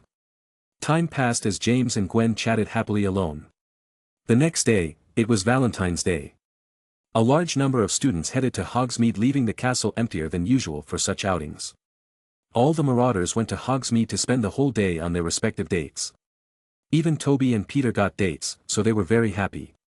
Chapter 191. James addressed the marauders, Gwen, Snape, and Regulus in a serious voice. "The sunken vault is hidden in the depths of the Great Lake," he explained, as he unfolded a detailed map of the lake in front of them. "To get there, we'll have to borrow Hagrid's boats and sail to this specific spot," he continued, pointing his finger at a location on the map. Once on the surface, we'll dive using gillyweed. We should find a hidden mechanism, perhaps a button or lever. That will trigger the entrance opening. Questions. This is the last meeting before their last adventure. They had to get everything straightened out so that nothing goes wrong tomorrow. Shall we do it in the evening? Asked Peter, and James nodded. They were not to be seen for obvious reasons. But it's winter, it'll be very cold and colder at night, said Peter, swallowing his breath. The last thing he wanted was to plunge into the Great Lake at night. Don't be a coward, Peter. It'll just be a dip, Sirius said. The gillyweed helps you to adapt to the cold water temperatures. You won't freeze if you take that first and then dive, James explained, soothing Peter's worried expression. We may encounter hostile sea creatures as we descend, so let's go back over the information on those creatures, Lupin said, unrolling a scroll. On their dive tomorrow, they might encounter Grindylows. They are aquatic demons with a height of 4 feet, horned, and pale green skin. They are considered dark creatures as they are hostile and their diet includes humans. Classified as XX. Selkies, Scottish mermaids, which are not at all beautiful like their warmer water counterparts. From the information they obtained, there is a colony of Selkies in the Great Lake, and they are not at all friendly, so they must be careful. Classified as XXXX beasts. Kelpies, aquatic demons capable of shape-shifting. They usually take the form of a horse, and humans also enter their diet. Classified as XXXX beasts. Those are the most dangerous beasts we may encounter on our way. I am more concerned about the Selkies. They have a colony, so they must be very numerous. We don't know where exactly the colony is in the lake. We would be very unlucky if it is near the entrance to the vault, Lupin finished his report. As expected, Peter had a pale expression, and his fears were once again present. Stop being such a coward. I'll protect you, Sirius said, annoyed at Peter's exaggerated expression. Even Toby had become much braver after experiencing all of James' adventures and training. For the Grindylows we will use the repulsion spell. If used on water its effect changes and causes a jet of boiling water to shoot out. This will drive these little devils away. For the Kelpie, we will use the charm of placement. That way they will become docile and harmless, explained James, giving a demonstration of both spells. Pronunciation and wand movement. Mostly, for Peter. He didn't want him to get hurt like last time. The others were geniuses like him who mastered these spells easily.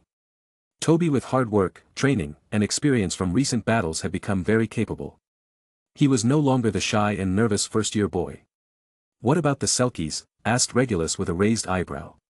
It was no joke facing dozens of XXXX-rated beasts. There's a village under the Great Lake. Dumbledore and the school staff must be aware of the existence. They must have some sort of agreement that they will not harm the students, or they could bring about their extinction. They are more intelligent beings with a civilization unlike the other two. I don't think we are in any danger, and they are probably just watching us, but if there are any attackers we will use Diffindo spells. Because of the water pressure it is the only spell that can be effective, James explained, and everyone nodded. Spells such as Petrificus Totalis, Immobilis, etc. would not reach long distances because of the water pressure, unlike the Diffindo, which is cut with power that can make its way. As for the giant squid that lived in the lake, they knew that it was semi-domesticated, even allowing the students to tickle its tentacles on sunny days when it rested in the shallow water. So they did not fear for this creature. What about the spy rats? Asked Sirius with a slight frown. By spy rats, he meant Lucius, Rabastin, Anastasia, Mark, etc. They never tire of watching our every step, Snape commented with a grimace. If he wanted to leave his common room at night to head here or to the room of requirement, he always had to sneak out so he wouldn't be caught by them. We will defeat them before we leave the castle and head for the lake. At midnight you guys must leave your common room, James said, looking at Gwen, Snape, and Regulus. Come out no matter what. We'll already be waiting for you, he added, and the 3 Slytherin students nodded. With a few more arrangements the meeting ended, and they returned to the castle cautiously. The spy rats were not after them tonight, so they were able to get to their common rooms without much trouble. The next night the time came. 15 minutes before noon the marauders emerged from the Gryffindor common room. To everyone's surprise, no one was spying on them. James cast the charm Hominum Revelio several times, but no one was hiding to spy on them. Their journey to the dungeons was without difficulty. They had to wait a few minutes, as they did not expect to have such a clear path. At noon that night, the Slytherin door opened, and out came Gwen and Snape. Behind them, under the invisibility cloak, followed Regulus. They did not head straight for the outskirts of the castle. They circled to make sure no one was following them. They passed Filch and his cat a couple of times, but thanks to the cloaks and the charm of Silencio Barriera they were not spotted. After making sure there were no rat spies following them, they left the castle quietly, moving quickly and cautiously. They knew exactly where Hagrid kept the small boats that were used to transport the first-year students from Hogsmeade Station to the castle. There were a dozen boats on the dock, tied together with thick ropes that held the small craft in place. The night was cold and dark, with a sky overcast with thick clouds that threatened snow. The icy wind blew across the lake, causing the cloaks and scarves of James and the others to swirl around them. The great lake stretched out before them, its surface seeming as black as the abyss, barely reflecting the lights of the castle in the distance. James' eyes roamed the row of boats until he selected two. With a diffindo of his wand, he cut the ropes that held them together. The sound of water splashing against wood echoed in the cold air. James, Gwen, Sirius, and Peter climbed into one of the boats, while Snape, Regulus, Remus, and Toby settled into the other. The lake water was eerily still, and they could barely see more than a few feet in front of them. They activated the Lumos charm, and the soft, bluish light from their wands dimly illuminated the path through the darkness. "Take it easy, Peter. No ghost will come out of the water to eat you," Sirius said with a chuckle. He loved adventures of this caliber, unlike his cowardly friend. Peter's face paled at the mention of a ghost that might come out of the cold waters of the lake. "Stop bothering him," Gwen said, looking at Peter's pale face. She didn't want Peter's fault for canceling the expedition. James and Lupin looked at each other and nodded. Then, they activated the boats easily. The boats didn't need oars, they moved on their own. They began to glide smoothly across the surface of the lake. They knew how to control them thanks to Hagrid. Always they visited his hut to keep him company and to have him tell them stories, and in the process, they got useful information. Guided by the faint light of their wands, the boats began to move forward, breaking the silence of the night with the faint sound of the water parting under their hulls. They were getting closer, and closer to the center of the lake, where the water was deeper and darker. Chapter 192. "It should be here," James commented, stopping the boat. Lupin's boat also stopped next to him. They all looked out at the water. You couldn't see anything. The water was dark as if it were black. They could only hear the sound of the wind and their breaths. "It's time to take the gillyweed," said James, pulling out 4 vials containing a green magical plant. The shape of the plant was not very appetizing, but they were to eat it. He passed 1 jar to each person from his jar. Lupin did the same. From his purse, he withdrew 4 jars and handed one to each member of his boat. "Bon appetit," Sirius said, and everyone at the same time ate the magical plant. Some have disgusted faces, and others hold their noses and swallow it instantly. "Damn, it's disgusting," Sirius said, swallowing the seaweed. His smile had disappeared. "That's what you get for tasting it," Snape commented. The gillyweed looked like a bunch of slimy gray-green rat tails. Its taste was not good. James felt his body begin to partially transform. It was a strange sensation, but it didn't bother him. When he became animagus, it was a much more painful and savage process. He saw membranes appear between the fingers of his hands and felt the same on his feet. The membranes were thin but tough, fish-like, and stretched gently when he wiggled his toes. It was as if his body was adapting to swim in water as naturally as walking on land. Then he felt a twinge behind his ears. Instinctively, he brought a hand to his neck and noticed that gills had appeared. They burst through the skin, a series of slits that slowly expanded and contracted, processing oxygen from the water instead of air. As the gills formed, everyone experienced the same thing. They quickly took off their boots and robes and jumped into the water. The effect would last for an hour and a few minutes. It should be enough time to find the entrance to the vault. Just in case they had prepared another batch of gillyweed for each of them. As they jumped into the water, none of them felt the penetrating cold they had felt just minutes before just by being in the boats. Their bodies instantly acclimatized to the low water temperature, as if an invisible protective layer had been spread over their skin, insulating them from the cold. Even their eyes adapted, no longer needing to blink as often, and adapted to the aquatic environment, allowing them to see underwater, even though the light was dim and bluish. As they breathed underwater, instead of drowning, they felt their gills process the water, sending fresh oxygen to their bodies. It was a strange but natural sensation. Gillyweed is the best choice for scuba diving. You can move with the speed of a fish, breathe underwater, and see with better clarity than before underwater. The only disadvantage was that they couldn't talk because of the water, but they had prepared themselves. They all knew what to do. As they submerged, they formed themselves in such a way that they could defend themselves from possible hostile creatures.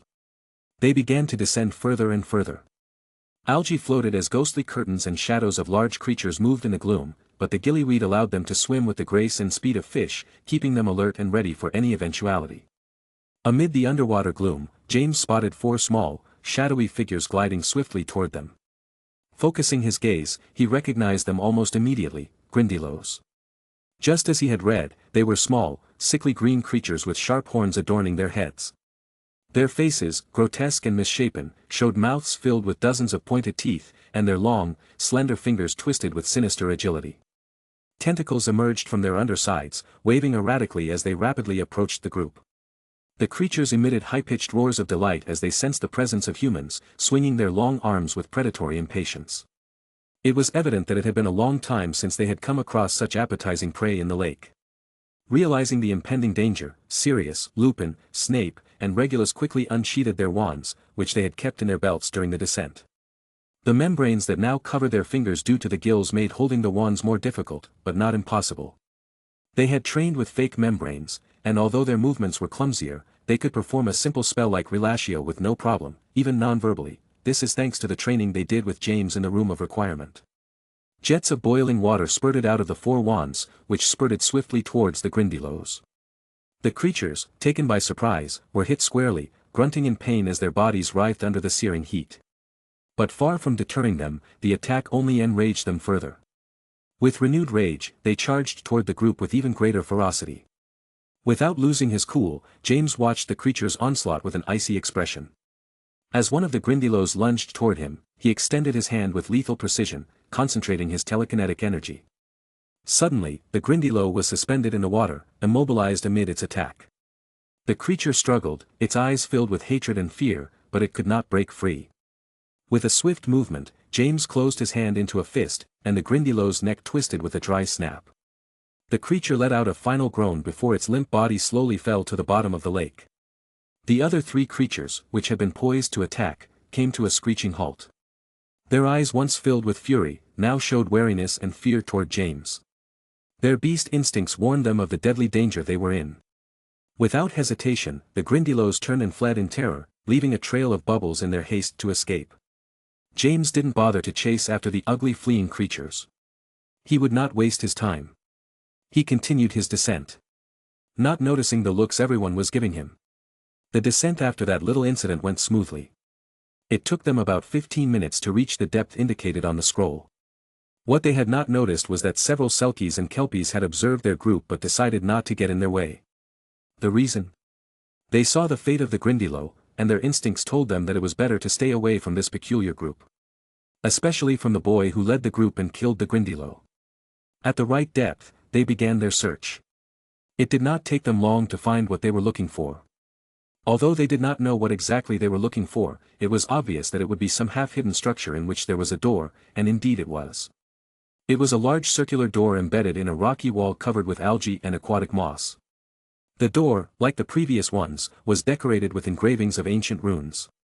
Right in the center was a small square sticking out. James cautiously approached it. He reached out his hand and pressed the square button. For a moment, nothing happened, but then the door gave off a soft glow, and the runes began to glow a deep blue. With a slight shudder, the door slowly opened, revealing a dark passage that descended further into the bowels of the cave. Without hesitation, they began to swim through the passage. As they progressed, they noticed that the tunnel began to slope upward, signaling that they were approaching the water's exit. The water became shallower, and, finally, they began to feel the ground beneath their feet. They emerged into a large subway chamber. They emerged from the water, and James quickly pulled out some potions that returned them to their human forms, canceling the effect of the gillyweed. A few minutes left. That was faster than I thought, commented Lupin, glad to be a human again and breathing normally. Yes, and a lot easier, nodded James. They only encountered a few Grindylows and nothing else. The trip was uneventful. James cast a spell to dry his clothes. The others did the same and then surveyed the room in front of their eyes. There was nothing of importance in this room. Only a stone path led into the darkness. Without wasting any more time, they started to head towards this path that should lead them to the great treasures of Dai Ryusaki. Chapter 193. The stone corridor was longer than expected. There was only darkness, and it took them about 20 minutes to walk it at a moderate pace. They had their instincts on alert, in case something attacked them. Finally, after about 20 minutes of walking, the corridor led to a giant stone double door. James and Sirius exchanged a glance before moving towards it together. No sooner had they rested their hands on the cold, rough surface than an ancient mechanism was activated, and the door began to open with a thunderous creak, revealing the largest room they had seen so far.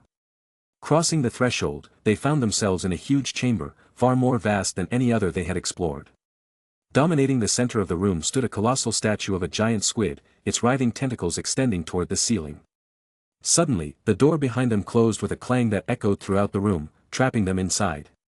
At that instant, an ominous glow appeared in the chamber's center, the cursed core, hovering in the air with palpable energy.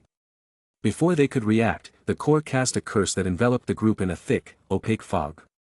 What the hell, thought James, feeling a headache and his vision dimmed. The cold, oppressive atmosphere of the cave was replaced by the sumptuousness of a mansion he knew all too well. His heart sank in his chest as his eyes recognized every detail around him, the Rothschild mansion. He stood in the main hall, where every inch was decorated with exaggerated luxury. The high ceilings, the gilded moldings, the antique and expensive furniture, everything was in place, just as he remembered it. But this was not a happy memory, it was a gilded prison, a cage where he had spent his former life as Edward Rothschild. The perfect heir to one of the richest families in the world. The opulence around him only intensified the emptiness he felt inside.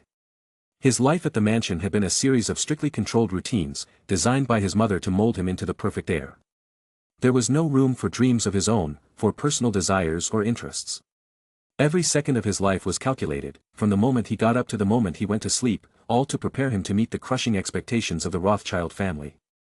Glancing down, James noticed that he was wearing the same clothes he wore in the magical world. A small sigh of relief escaped his lips, even though he was trapped in this memory, he was still himself, James Potter, and not the prisoner he once was. Seeing that there was no way out of this place, he began to walk through the mansion he knew so well. In a moment he came to the door of his old room. He reached out his hand to open it, but, to his surprise, his hand went through the doorknob as if it were a ghost with no other choice. He stepped through the door and into the room that had always remained the same, a replica of the space that had once been his. What caught his attention most was the desk, where he saw his former self, Edward, sitting with a book in his hands. The young man was 12 years old, and his face, normally expressionless and cold, glowed with unusual joy. James watched in amazement as Edward's eyes, normally dull and lifeless, now shone with an emotion he had rarely experienced, happiness. The reason for that happiness was obvious. Edward was engrossed in reading a book, one that James knew all too well, Harry Potter and the Philosopher's Stone. The image hit him like a punch in the stomach. He remembered that day with painful clarity, the day his mother discovered him reading Harry Potter. James's expression darkened. "Hey, stop reading. She'll be here any minute," shouted James, approaching Edward. But, no matter how much he shouted, his words wouldn't reach the boy. He tried to touch him, to shake him to make him react, but his hands simply went through Edward's body, as if he didn't exist. The young boy was still immersed in reading, his face lit up with a happiness that James knew would be short-lived. "It's his footsteps." "Hide the book," exclaimed James as he heard the unmistakable footsteps approaching from the hallway. But it was no use. Edward was completely absorbed in the magical world of Harry Potter, a world that offered him a momentary escape from his controlled and suffocating life. Then, the door to the room burst open. Elizabeth entered with the same cool elegance and dignified bearing that always characterized her. Her gaze, normally calm and calculating, was instantly fixed on the book Edward was holding. Her expression hardened, and an icy fury flashed in her eyes as she recognized the childish cover. It was exactly what the maid had told her. Her son, the future Rothschild heir, was reading a stupid children's book instead of concentrating on his studies. Edward looked up, and for the first time in his life, he saw his mother with a scowl on her face marked by an anger he had never witnessed before. A shiver ran down his spine, and his face paled as he tried, clumsily, to hide the book. But his mother's speed was astonishing. In an instant, she snatched the book from his hands with a swiftness that left him paralyzed. "Harry Potter and the Philosopher's Stone," read Elizabeth disdainfully, her voice laden with a venom James recognized all too well. Her eyes, normally cold and calculating, now burned with fury. Without another word, Elizabeth threw the book into the large fireplace in the room. The fire was alight, for it was winter, and they enveloped the book instantly. "No!" exclaimed Edward in horror, watching as the pages that had brought some joy into his life turned to ashes before his eyes. James watched the tears in his former self, then his gaze fell on his former mother. A cold glint of pitiless contempt appeared in Elizabeth's eyes. That gaze was directed at her only son, who noticed his mother's stare and quickly lowered his head as he wiped tears from his eyes. "This kind of nonsense has no place in your life, Edward," Elizabeth said, her voice icy. She rested her hand on Edward's small shoulder and squeezed it hard, digging her nails in and glaring down at him. Edward saw his mother's look of contempt and quickly looked down at the floor. His whole body was trembling. "Do you understand?" asked Elizabeth, squeezing Edward's shoulder, who didn't even complain. "Yes, mother," replied Edward in a low tone. James watched with a frown, his fists clenched so tightly that drops of blood appeared from his palms. Before his eyes, the images in front of him began to distort. In less than 5 seconds, he found himself back in the same room, minutes before the tragedy. Edward was reading the book with the same expression as before. Unaware that a trauma was on its way. James again tried in vain to warn his old self about the danger. Nothing worked. Again, he relived the scene where his mother burned the book and looked at him with disappointed and contemptuous eyes. James' eyes darkened as he relived the scene with such clarity again, but that was not all. The event repeated itself. The images became distorted and went back to a few minutes in the past. James stopped trying to warn his former self. Helplessness turned to dark fury as he watched Elizabeth, who continued to berate Edward with that same look of contempt and disappointment. The rage in James grew with every second and finally exploded in a scream filled with pain and resentment. "Why that look of disappointment, mother?" he shouted with a fury he had never felt before, but his words did not reach Elizabeth, who was still ignoring his presence, berating Edward. "I'm a genius. The most promising heir in the whole damned family. Can't I have a damned hobby?" James continued to shout, his voice laden with bitterness. But Elizabeth remained indifferent, her contempt for Edward like a sharp knife wounding James. "Tell me, mother. Tell me you're proud of me," said James with his rage fueled by years of unresolved pain. He remembered all those times when he had tried beyond what was humanly possible, only to receive a cold, calculating stare from his mother. No matter how perfect, it had never been enough. The walls of memory began to shake and crack. His magic, uncontrolled by anger, was vibrating the space around him, but he was oblivious. His gaze was fixed on the figure of his mother. "Praise me, bitch. If the Rothschilds live in the Muggle world, I will eradicate them. The family name you bear so proudly will be wiped from the world. Just praise me, and you'll save your stupid family," shouted James, losing himself in a fit of hatred and rage. He never considered himself part of such a family. He sacrificed his life for an ordinary person.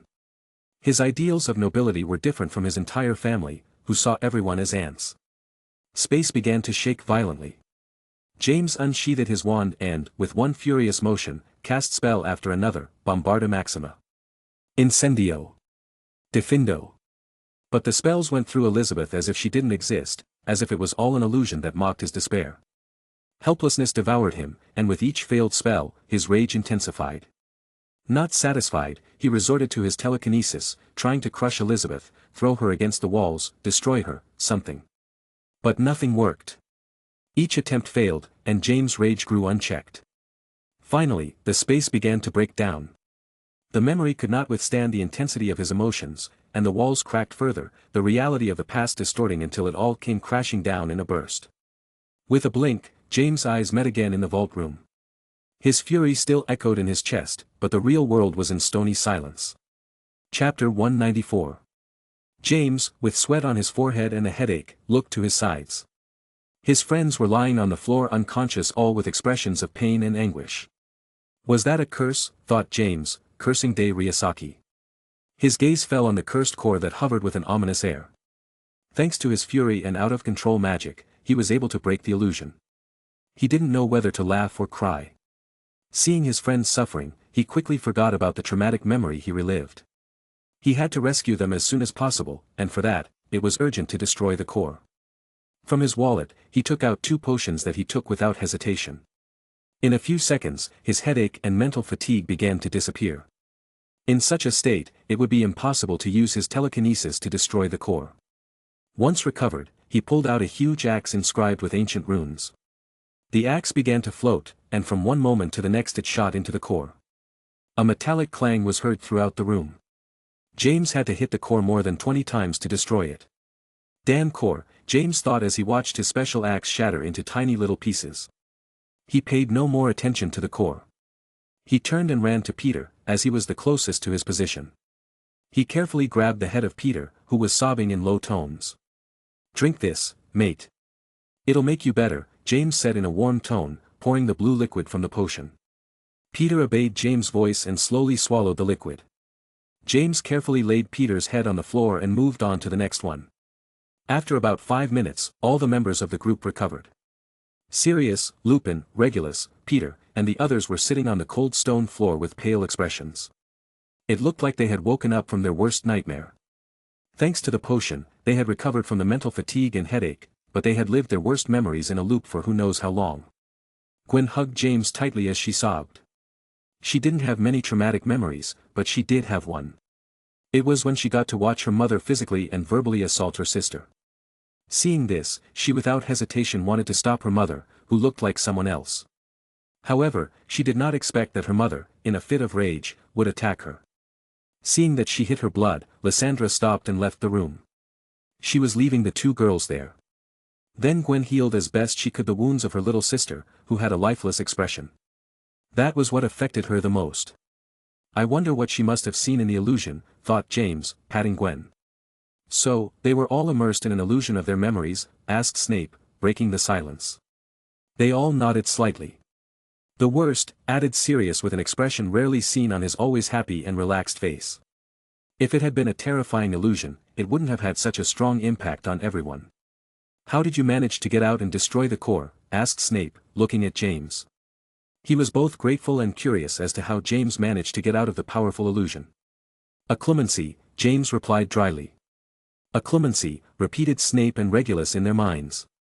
They should learn the art with more urgency.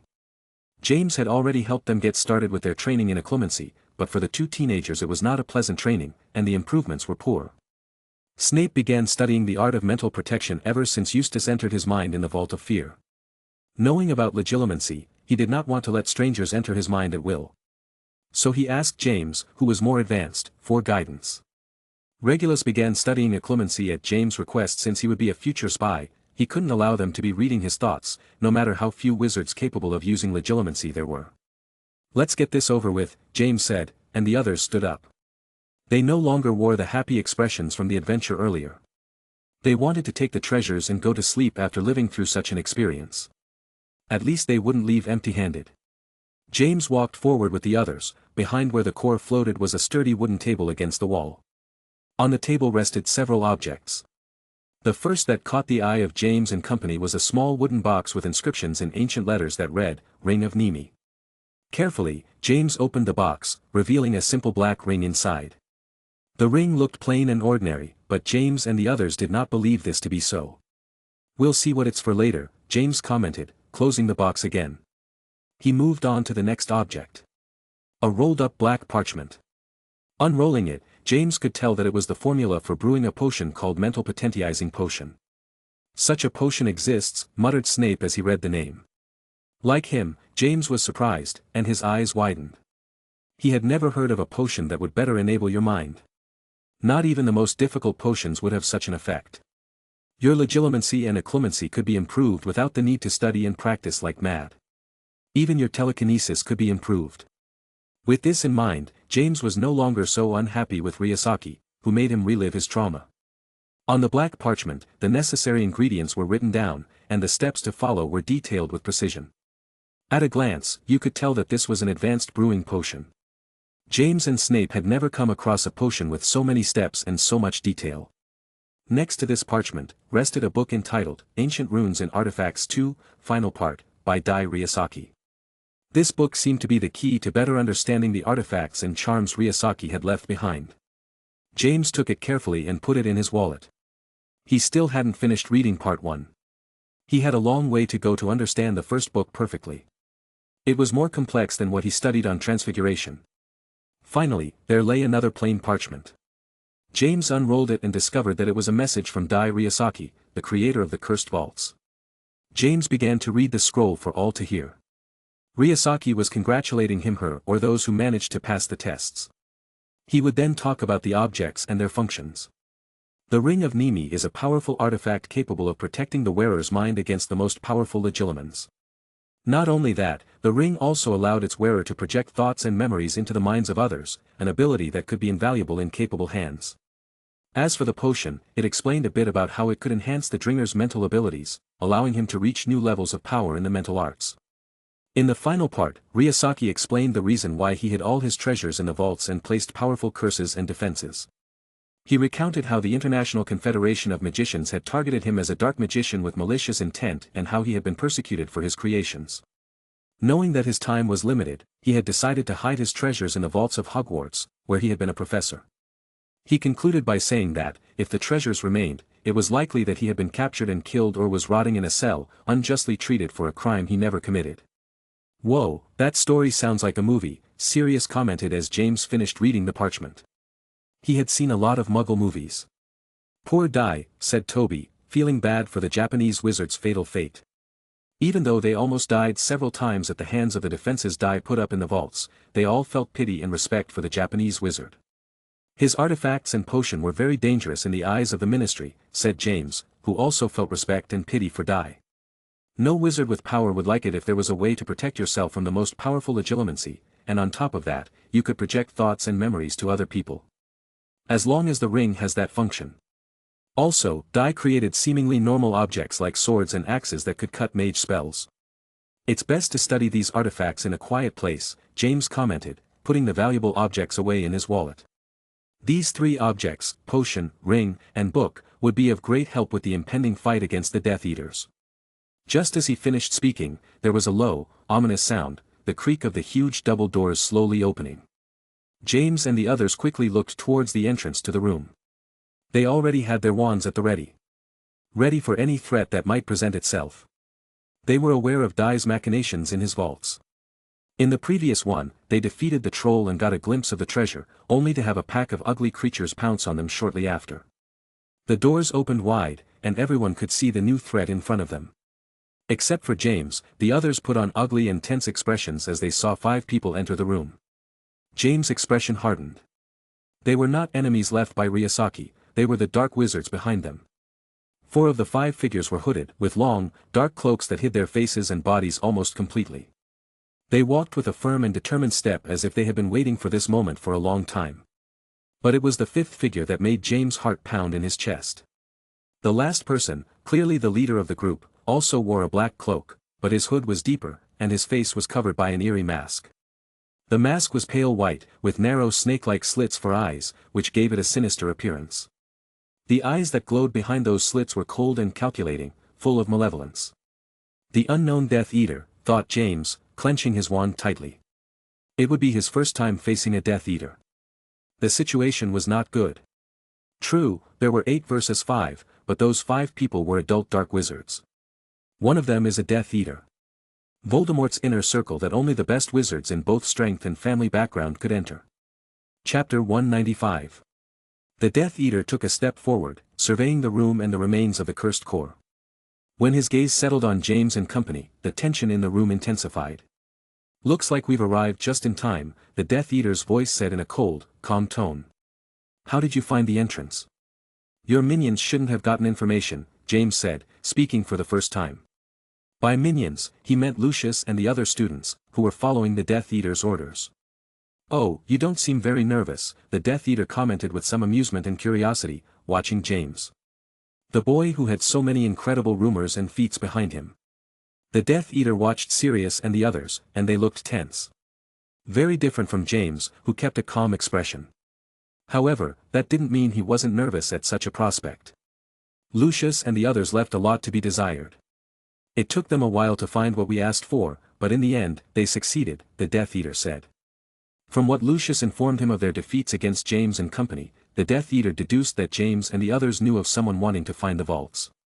"You may wonder how they did it, when not even once did they manage to beat you and take information from you. That's thanks to you guys happily going off on the 14th of February to have fun on Valentine's Day," added the Death Eater with a faint smile behind his mask. Valentine's Day, thought James, clicking his tongue internally. He already knew his mistake. They left his dormitory unprotected.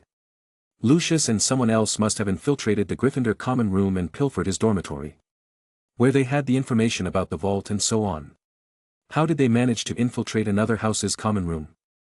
There were several ways James could think of. Especially if you were a talented sixth-form student like Lucius. James, Lupin, and Sirius infiltrated the Slytherin room in the first year. Others could do the same. It wasn't an impossible feat. If they stole the information from our dormitory, why the masks? Professor Eustace, Ivan, Victor, and Volker, James commented with a slight smile. He would at least try to rattle these dark wizards a bit. The 4 dark wizards only growled coldly. They didn't like at all that their identities had been exposed. It was better to be hidden. The rumors don't exaggerate, James Potter. You are different from wizards your age and above. Not even Lucius is your equal, the Death Eater laughed. James did not respond. He scanned the room. He was looking for objects to use as weapons with his telekinesis. However, the room was spotless. There were no stones, no vines, nothing.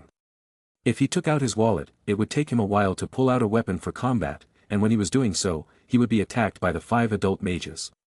Best to use telekinesis like against the Gryffindor or the Centaur, thought James. A great pity. With your talents, you would make a great companion. However, your ideals are very different from ours. For that reason, the Dark Lord wants your head, said the Death Eater, shaking his head. Everyone, including James, was shocked at this statement. The Dark Lord, the person causing all the chaos in the British community, had taken notice of James with no favorable motives. Oh, I shouldn't have said that, said the Death Eater. Well, never mind. The Shafik girl and the smaller black boy, come here. We won't hurt them, he added, moving on to the next topic. Gwen and Regulus were surprised by this order, but they did not obey. The last thing they would do would be to follow this person. The Death Eater was doing this because Regulus and Gwen were children of important families, and from the information he had, they were both supremacists.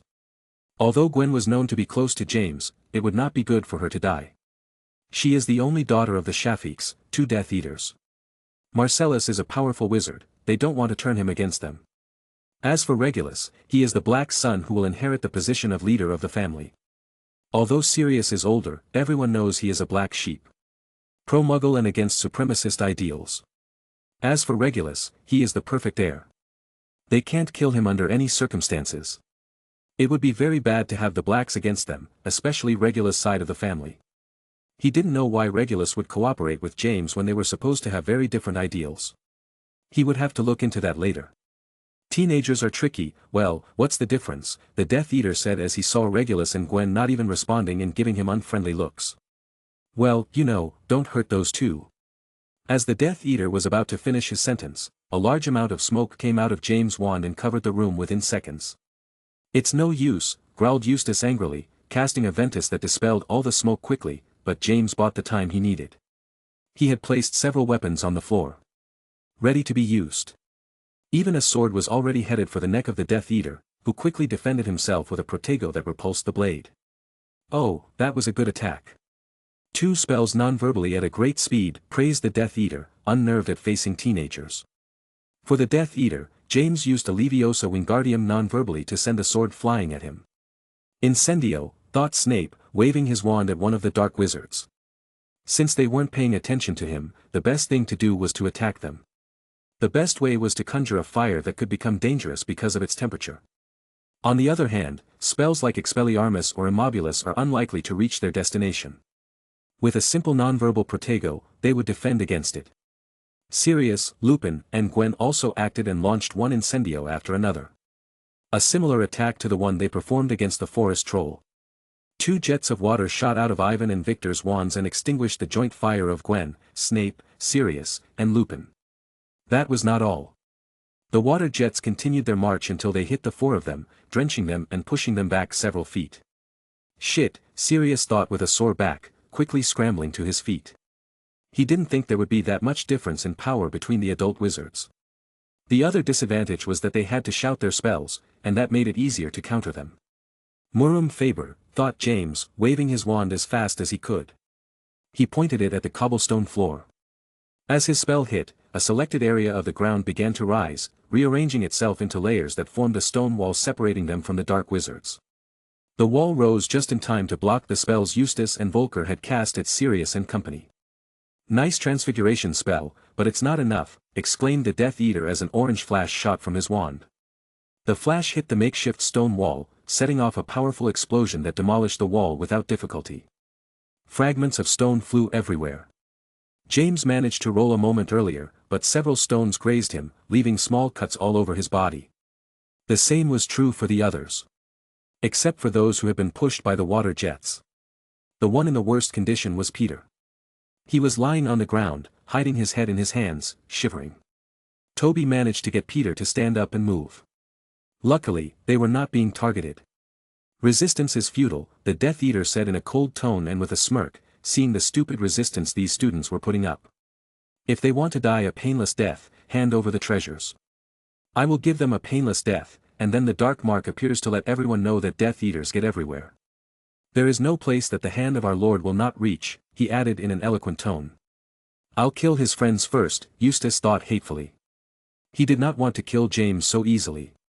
He knew he cared deeply for his friends. As the Death Eater spoke, he attacked Sirius by throwing a bombarda maxima non-verbally. Sirius, who was paying attention to the Death Eater's ramblings, turned his head and looked at the orange flash with an ugly expression. Luckily for him, a second before he was hit, a wind pushed him over, making him stumble, but safely. Boom! The flash hit one of the walls of the room, causing a huge explosion that shook the whole place. Snape sighed in relief when he saw that the blast missed its target. His Ventus arrived just in time to push Sirius away. "TSCH, Bombarda Maxima," thought Eustace, casting the same spell again. This time his target was Lupin, who luckily had already noticed this wizard's malicious intentions and managed to dodge the spell by ducking at the last moment. Boom! "This shit is dangerous," thought Lupin, feeling his heart beating a mile a minute. He watched as the flash grazed his hair. He came within an inch of taking a full blast to the face. "Hey, calm down," shouted the Death Eater towards Eustace. The room was shaking, several pieces of stone and dirt fell from the ceiling. They were in a bloody cave under a huge lake. He didn't want to be crushed to death. James wasted no time. He reached out his hand towards the 5 enemies, concentrating all his energy. A tremor of pure telekinetic force emerged from his palm, an invisible wave that swept everything in its path. The same energy he had used to confront the Erklings was now unleashed with unrelenting fury. The dark wizards barely had time to register the change in the air before they were struck by the telekinetic wave. It was as if a colossal beast was ramming them with all its wrath. They were thrown through the air like rag dolls, crashing violently against the cold stone wall. Without giving them time to recover, James waved his wand with determination and shouted at the top of his lungs, "Incendio!" A gargantuan fireball erupted from the tip of his wand, advancing with ferocious speed. The sphere of flame headed straight for the 5 wizards, who were lying on the floor against the wall. Upon reaching its target, the fireball exploded in a devastating eruption, engulfing the enemies in a column of infernal flames. The flames devoured the air, creating a wave of searing heat that filled the cave with a hellish roar. When the fire finally dissipated, James showed no mercy. Among the clouds of smoke and ash, he saw a figure still faintly moving. Without wasting any time, James used one of the swords he had previously taken from his wallet. The sword rose from the ground and flew with great speed towards its target. Victor, the dark mage targeted by the sword, saw a shadow floating towards him at high speed. He could not discern well because of the ashes and dust generated by the explosion. The man wanted to move his wand to cast a protego, but his movement was slow because of the injury suffered seconds ago. The blade slammed into his stomach, piercing him and pinning him against the wall behind him. What the hell was that attack, thought the Death Eater, casting a Ventus to dispel the cloud of black smoke created by the fiery explosion. He was a little surprised by the sheer power of James' Incendio, but that didn't worry him much. The fire barely burned a part of his tunic. What hurt him the most was the invisible force that engulfed him and sent him flying. He barely had time to see the change in the air. He was indeed distracted by Eustace, but it would have been difficult to defend himself from that attack that was barely visible. There was only a slight perception in the air. The bad thing is that he did not see what James did. If he moved his wand or what exactly he did. When the Ventus cleared the air, the dark wizards, including the Death Eater, were surprised to see Victor with a sword stuck in his stomach in agony. Chapter 196. James, despite having defeated an enemy, was not at all happy. He was kneeling on the ground staring at the dark wizards with a frown on his face. His brow beaded with sweat. He launched 3 very demanding attacks in a span of a few seconds. Telekinetic thrust, incendio, his most powerful to date, and then the sword. His fatigue showed on his face, and there were still 4 enemies left to defeat. Besides, incendio was less effective than he thought. The dark mages barely had some light burns. What hurt them the most was his telekinetic thrust. They seemed to have some moderate wounds thanks to that attack. "Victor," shouted Ivan, going towards the dying dark mage. He had known him for a long time. If he is not treated, he will die in minutes, Ivan thought, noticing his companion's weak breathing. Luckily, the sword did not pierce any vital organs. Still, his condition remained grave. Gwen, Sirius, Lupin, and Snape did not stand still. They were already accustomed to James' skills. They had to take advantage of the enemy's stupefaction and defeat, albeit a dark wizard. The 4 of them targeted Ivan, who was distracted trying to give first aid to his dying companion. 4 flashes were directed at the dark wizard, who turned his head and looked at the spells with his eyes wide open. He had no time to defend himself, and his companions could not help him either. The first spell that hit him was an Expelliarmus that caused him to drop his wand and fly through the air. Then 3 stun spells hit him in unison, knocking him unconscious instantly.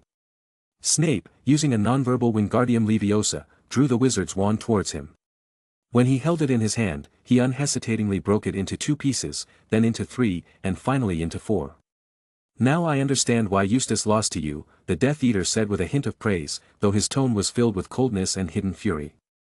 "Immobulus," shouted Regulus, pointing at the Death Eater. He could no longer stand still. He would not be a burden. A blue flash of lightning shot towards the Death Eater, and with a simple flick of his wand he sent a spell that collided with Regulus' spell. What surprised Regulus was that his spell was destroyed, and the Death Eater's flash continued to travel towards him without slowing down. He had no time to defend himself. The flash hit him and he felt his entire body freeze.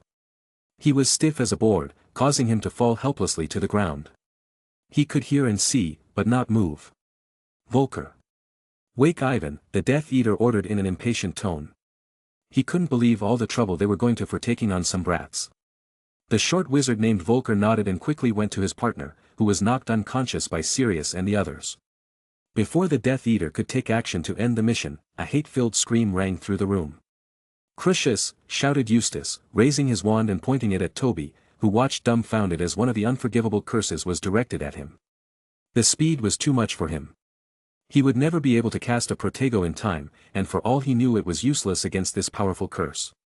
Toby closed his eyes, bracing himself for the pain he would have to endure, but an invisible force managed to push him off at the last second, causing him to fall sideways against the ground. James, pointing his hand at Toby, had a pale, sweaty expression. He felt his headache increasing, and his brain was throbbing harder. "His hand," thought the Death Eater with a raised eyebrow behind his mask. Eustace roared in hatred as he saw that none of his spells were reaching their target.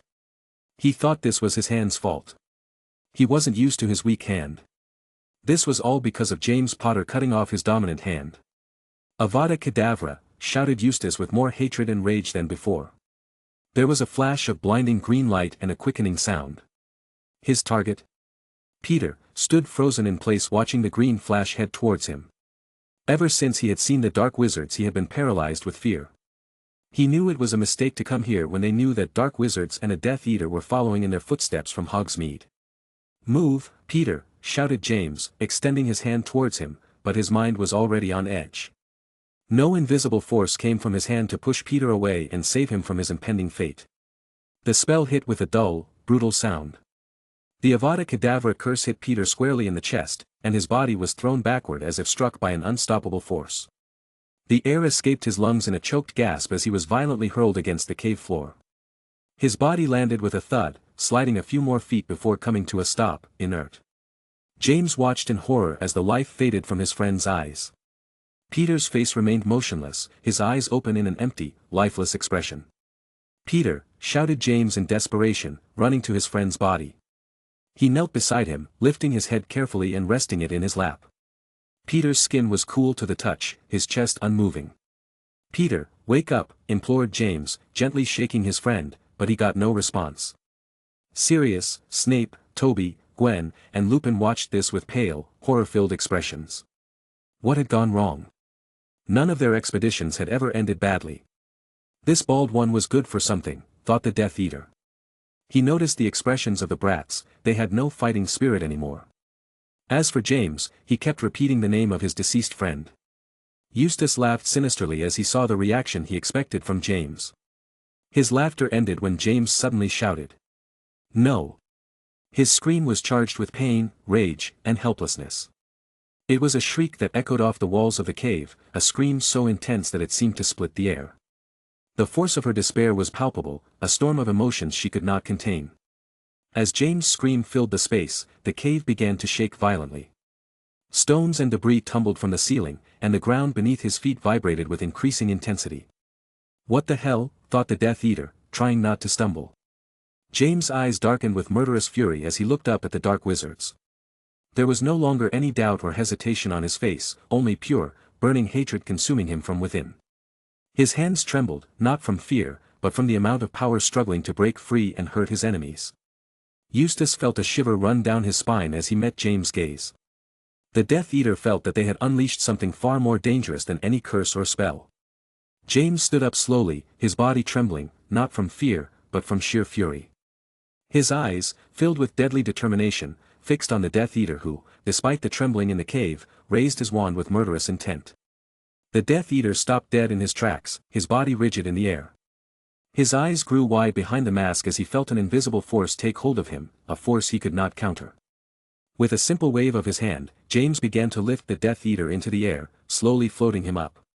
Suddenly the Death Eater's body began to twist at unnatural angles. First it was his legs, bending backward grotesquely, as if an invisible puppeteer was pulling his strings with cruel delight. Then his arms began to bend in the same way, bones creaking under the unbearable pressure of James' telekinesis. Finally, with a sharp gesture of his hand, James flung the Death Eater away, as if he were a rag doll. The dark wizard's body flew through the cave, slamming with brutal force against the stone wall. The impact resounded like thunder, and the Death Eater fell to the ground, his body mangled and dying, barely breathing. Is he a 13-year-old boy, thought Eustace, Volker, and Ivan, who was only recently awakened. Both paled at the fate of their leader and that now James' gaze rested on them. Bombarda Maxima, shouted Volker.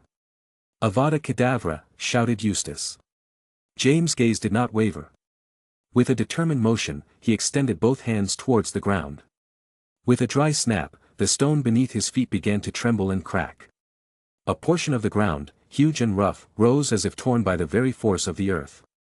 A stone wall emerged in front of him, protecting him like a barrier. All this took him a second.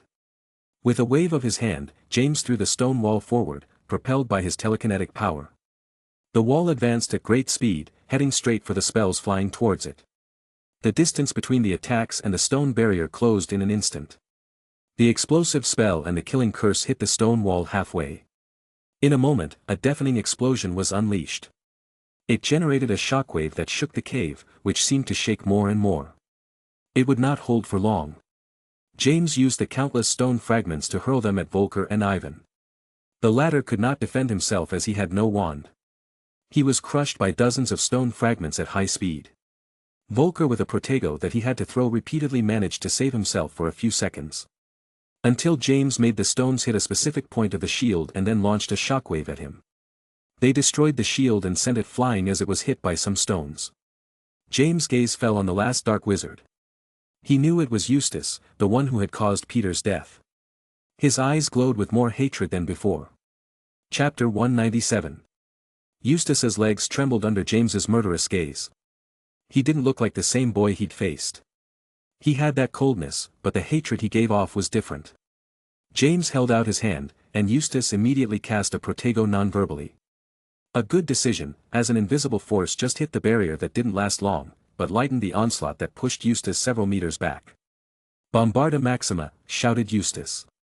He should increase the power of his magic through speech. His target was not James.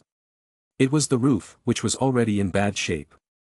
The cave in general already seemed to be crumbling from all the hits and explosions it took. James didn't care about the falling pieces of ceiling, his gaze remained on Eustace, and walked towards him. However, a shout made him stop his steps. "Let's get the hell out of here," shouted Sirius, snapping back to reality. He managed in time to throw a protego to stop his brother from being crushed by a piece of stone the size of his torso. Lupin, with a quick motion, cast the counterspell so that Regulus could move again and no longer be immobilized. Snape walked over to Peter's body with a conflicted look on his face and lifted him as best he could. He wouldn't let his corpse get lost here. Toby helped him, his eyes holding back tears. Now was not the time, or they would all die in the ground. Gwen was still frozen in place. She had never seen murder before, let alone of a person close to her. She also knew how important Peter was to James. A rock was about to fall on her head, but it deflected at the last second. "We have to get out of here, Gwen," James said, bringing the girl back to reality. "James," muttered Gwen, seeing James' expression. It no longer held hatred and anger, only sadness and weariness. "This isn't the time." "Let's go everyone," said James, floating Peter's body with his telekinesis. He didn't know how much time he had left before the headache would return, and he would most certainly pass out. His limit had long since passed. The group made their way as quickly as possible to the exit. James, as he left the room, closed the door with his telekinesis. There were 4 dark wizards, and though their states were bad, he didn't want there to be even a 1 chance of survival for them. This can't be the end, thought the Death Eater, seeing how the only exit was closing, and more stones were falling. The cave was crumbling, and, in a few minutes, he would be buried. However, no matter how hard he tried, his arms and legs were broken. He could not walk, nor use his wand. Victor was pinned to the wall with a sword, still breathing, but only weakly. He was most likely unconscious. Volker and Ivan were in better condition, but they could barely stand up with difficulty, and their only way out was sealed. Fate was also sealed. "Dark Lord, be careful," those were the Death Eater's last thoughts before a large chunk of stone fell on his head, and he lost consciousness forever. James and the others grabbed whatever gills they had and jumped into the water, escaping the landslide. In the water, James and Lupin had to carry Peter's body. They surfaced in a few minutes, as they were not to look for the entrance to the vault, it was just a swim upwards. "Cough, cough, cough," that was a close, Sirius muttered, pale as he leaned back on the grass and looked up at the dark sky without a cloud in sight. Snape passed him the potion so that he would no longer have gills and other fish-like characteristics.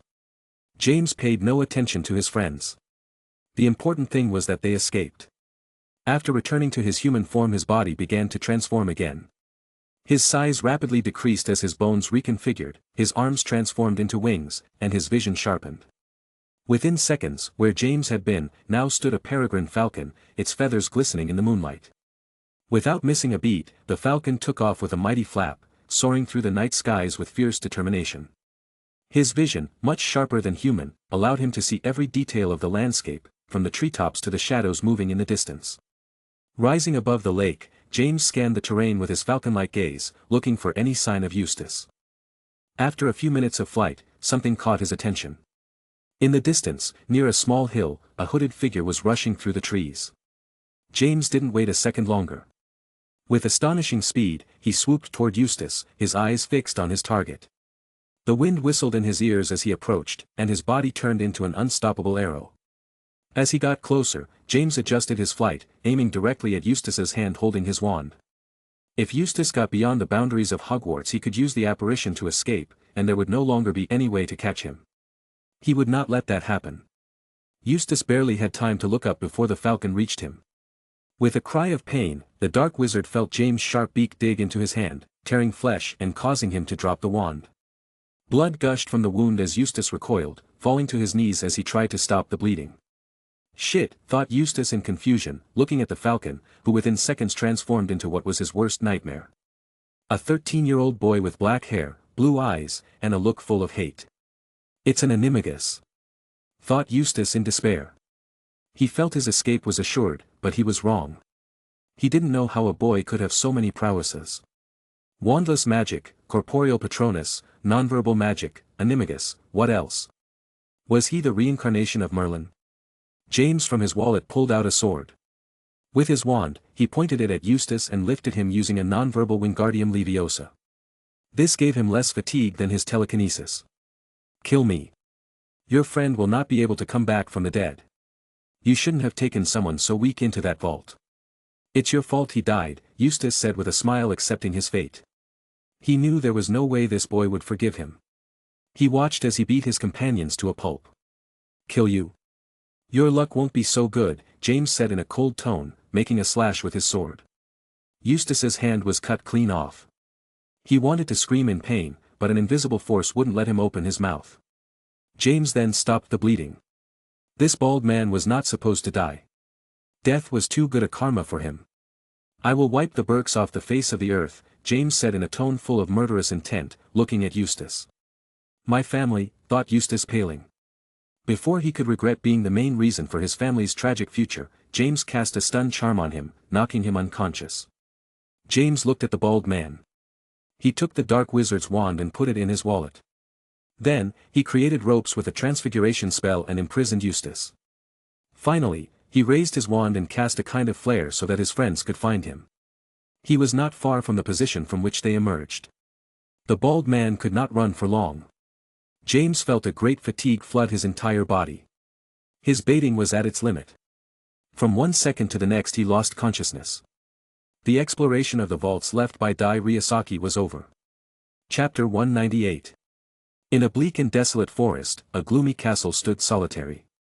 Its grey stone walls were covered with ivy, and the dark-paned windows looked like empty eyes. Inside the castle, a hooded figure slowly descended a narrow spiral staircase. Torches flickered in the darkness, casting dancing shadows on the stone walls. Each step echoed like a heartbeat in the gloom. Reaching the top of the stairs, the figure stopped in front of an iron door, its surface cold and rusted. From his sleeve, he drew a wand, and with a slight movement, the door creaked open on its own, revealing a windowless 4x4 room. It was a typical cell. The cell had the basics. A simple wooden table with a chair and a toilet. Nothing else. The imprisoned person, upon seeing the hooded man, stepped back quickly. His expression was filled with fear. Why so scary? Asked the figure in a monotone and unchanging tone. We are already acquaintances, he added, removing his hood and revealing his identity. Professor Eustace. His height had changed, now exceeding 5 feet. His hair was still as messy as before, only slightly shorter. His blue eyes, cold and calculating, glowed with an intensity that would not allow one to guess his thoughts as he watched Eustace. Professor Eustace, James repeated, with an almost eerie calmness, as his eyes examined the man who had once been a formidable foe. Eustace looked thin. He seemed to have lost years of life, his sunken cheeks and dull eyes, surrounded by deep dark circles under his eyes, reflected suffering and wear and tear. Eustace backed up until he hit the wall. His eyes looked with fear and great caution at James. You look different, James commented with a tone that bordered on mockery. He watched Eustace, his gaze sweeping over every aspect of the decay that enveloped him. Time has not been kind to you. Eustace, unable to find the words, could only watch James with a mixture of fear and resentment. His voice, when he finally spoke, was rough, broken with disuse. What do you want from me, Potter? He asked. James smiled a gesture that didn't reach his eyes. Just a conversation, Professor, he replied, pulling a tray full of hot, delicious food from his ring. He rested the tray on the table and, with his wand, conjured another chair in which he sat. Let's get something to eat. You're in pretty bad shape, he added, sitting down at the table. Eustace looked at him suspiciously, but he had no form to refuse, or he might suffer the same again as he had months ago. He sat at the table, his gaze fixed on his plate as his trembling hands reached for the food. His hands were not normal, they were prosthetic, as James had cut off both of his hands in the past. It's not poisoned, James said, cutting off a piece of steak and eating it. Eustace began to eat already without hesitation. If James wanted to kill him, he would have done it without making this whole scene. After a few minutes in which only the sound of silverware and food being swallowed could be heard, Eustace looked up and watched James warily. Why are you giving me this delicious food now? Is it time for me to die? He asked the last with a faint, odd smile. He would have wished to die the day the sunken vault came crashing down. Before he was captured by this demon. You want a Dementor to kiss you? Your crimes are enough for such a sentence. Manslaughter of a minor, escape from Azkaban, and you've used the unforgivable curses on students countless times, James commented as he continued to cut the meat as if he were commenting on the weekend's Quidditch match. Eustace grimaced at hearing about the Dementor's kiss. For all he knew, it was a fate worse than death. A Dementor sucked the soul out of you, leaving you in a sort of vegetative state. Looks like you're still not that desperate. That's good. It means you still have a faint hope, said James, and his eyes glittered for a moment before changing the subject. I give you this delicious food, since thanks to you I managed to complete my research, he added. Research, repeated Eustace uncomprehendingly. Yes. Do you think all the experiments I performed on you were simple tortures? Asked James, shaking his head. Simple torture, thought Eustace in disbelief. Simple was an understatement. That was why he was in this state. Thanks to having a competent wizard like you as a subject for experiments, my research progressed much faster. For that, I thank you, James said, rising from the table with a smile that gave Eustace chills. Eustace tried to remember the tortures, looking for a clue to the focus of this research of James, but he couldn't link anything. It seemed like complex torture, but not purposeful. You don't seem to get it. Let's do a test, James said, and Eustace quickly got up from his chair and stepped back. James paid no attention. From his ring as black as the abyss, he pulled out a wand. This ring was unique in the world. It was inscribed with ancient runes that gave it the ability to store countless items. The best part was that you only needed to use your mind to store and remove the objects. A simple mental command. Although the method to make it work was not simple at all. James had to study a lot of Dai Ryosaki's ancient rune books. Catch. I suppose you'll recognize this wand, James said, tossing the wand to Eustace, who caught it awkwardly. Eustace looked rather gloomy at the wand in his hands. Of course, he recognized it. It was his wand. The first one he got from Ollivander when he was a brat. Don't look at me with that face. Do magic, attack me, whatever. Just cast a spell, James said, and Eustace, after a few seconds, nodded. He knew that if he disobeyed, he would be in for worse nights. Lumos, Eustace thought, and the tip of his wand lit up. However, the light emitted from his wand was extremely weak. Weaker than a simple candle. A first-year Hogwarts student would cast a more powerful Lumos than that, James commented with a slight smirk. Eustace looked down at his wand in surprise. He cast a nonverbal Lumos again, but the wand's glow did not improve in intensity. He cast it verbally, but there was hardly any improvement. Throw an Expelliarmus, James said, pointing it at himself for the bald man to aim. Eustace hesitated for a moment but ended up agreeing. This time, he opted to cast an Expelliarmus verbally. The red flash was weak, and its speed was low.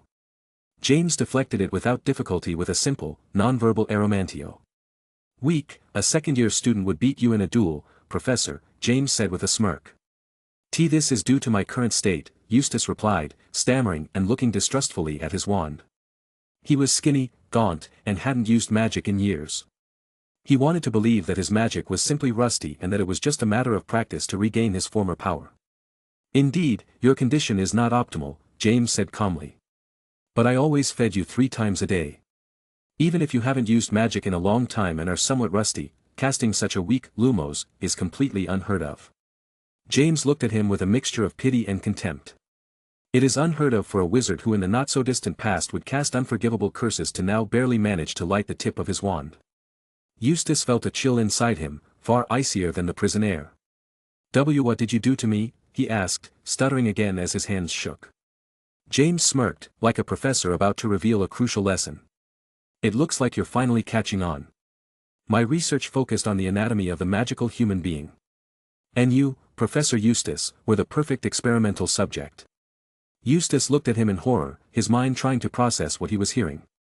Wizards, unlike muggles, have something I call magical veins, James explained, pronouncing each word precisely. It's the circulatory system through which magic flows in the body. Finding these magical veins was a huge challenge.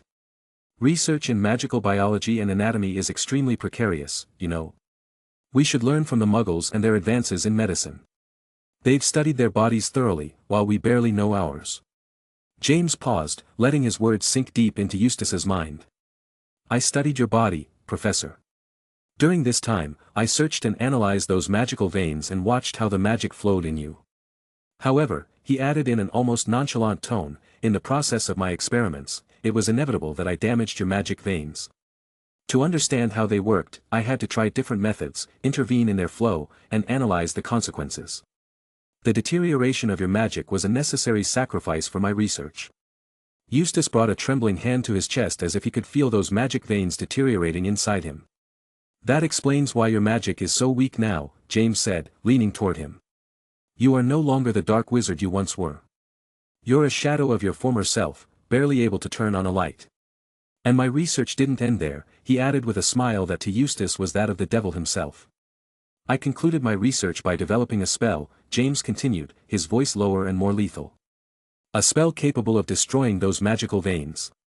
With a simple wave of my wand, I can turn you into a squib, or worse, a muggle. Imagine, Professor, turned into a muggle. The people you as supremacists see as if they were cattle animals, he said, ending his speech with a cold smile.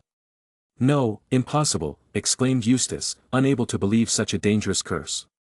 A curse worse than death. Worse than a kiss from a dementor.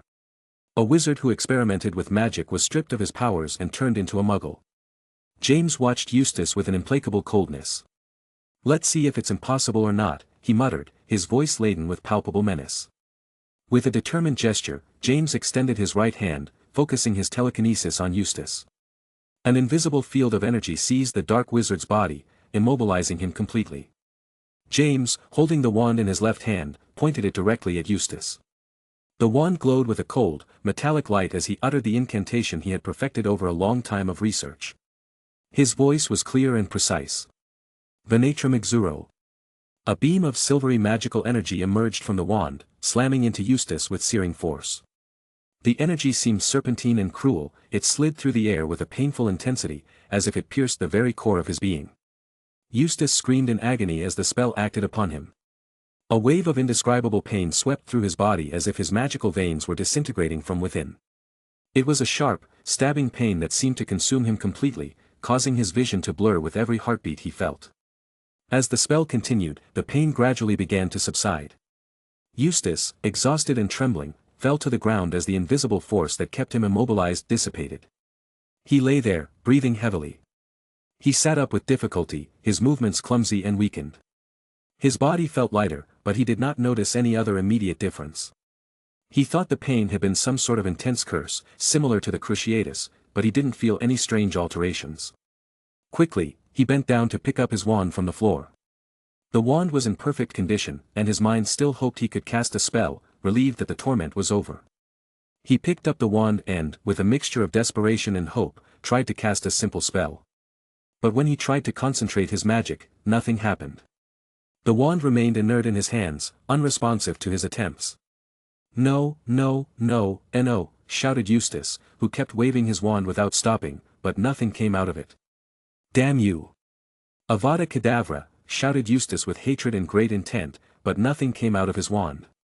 Shut your mouth, said James after a few seconds, making a slight gesture with his hand. Eustace's mouth was closed against his will by an invisible force. Now, you will leave this comfortable room. Your destination is London. Specifically Brixton Prison. A Muggle prison. You will be tried as a Muggle criminal with a life sentence. You will spend the rest of your life with Muggle criminals, James explained as Eustace's eyes widened and bulged in shock. Now the Dementor's kiss seems like a better option, doesn't it? Added James with a slight smile as he saw Eustace's expression. Someone as supremacist as Eustace would rather be kissed by a Dementor than have to live with Muggles for the rest of his life and be a Muggle by being stripped of the magic that made him superior. Chapter 199. James, before leaving the cell, erased some of Eustace's memories. He doesn't want him to tell the information about his new spell to other people, even though he will be in a Muggle prison and is no longer a threat. He doesn't want leaks, even if they won't do much good. No matter how much they know the spell, they won't be able to cast it successfully. The spell that would be best categorized as a curse requires a thorough knowledge of magical biology. You must know where the magical veins are located, as you must drive so to speak, and go about irreversibly breaking down and destroying the magical veins. In addition, you need a competent power, since if the target's magic is far superior to yours, it is unlikely that your spell can leave him magically disabled, and there could be a rebound effect that ends up damaging you. It is best to do this on a captured wizard in poor condition to rule out such accidents or perform the procedures manually on the wizard's body as a surgeon would. Weaken him manually as James did with Eustace and then cast the spell to finish destroying his magical veins. You must have great knowledge and some skill in your hands, as you are handling a real human body as if you were a surgeon. James locked the door and started up the spiral staircase. The gloomy castle was in Oxfordshire, a county in south-central England. James had acquired it with the Potter family's large capital. Since taking over as Lord, he has managed to increase his family's wealth by a large margin. Because of his education as a Rothschild, he is an expert in financial matters and investments. Peter will soon be able to rest in peace, thought James with a slight frown.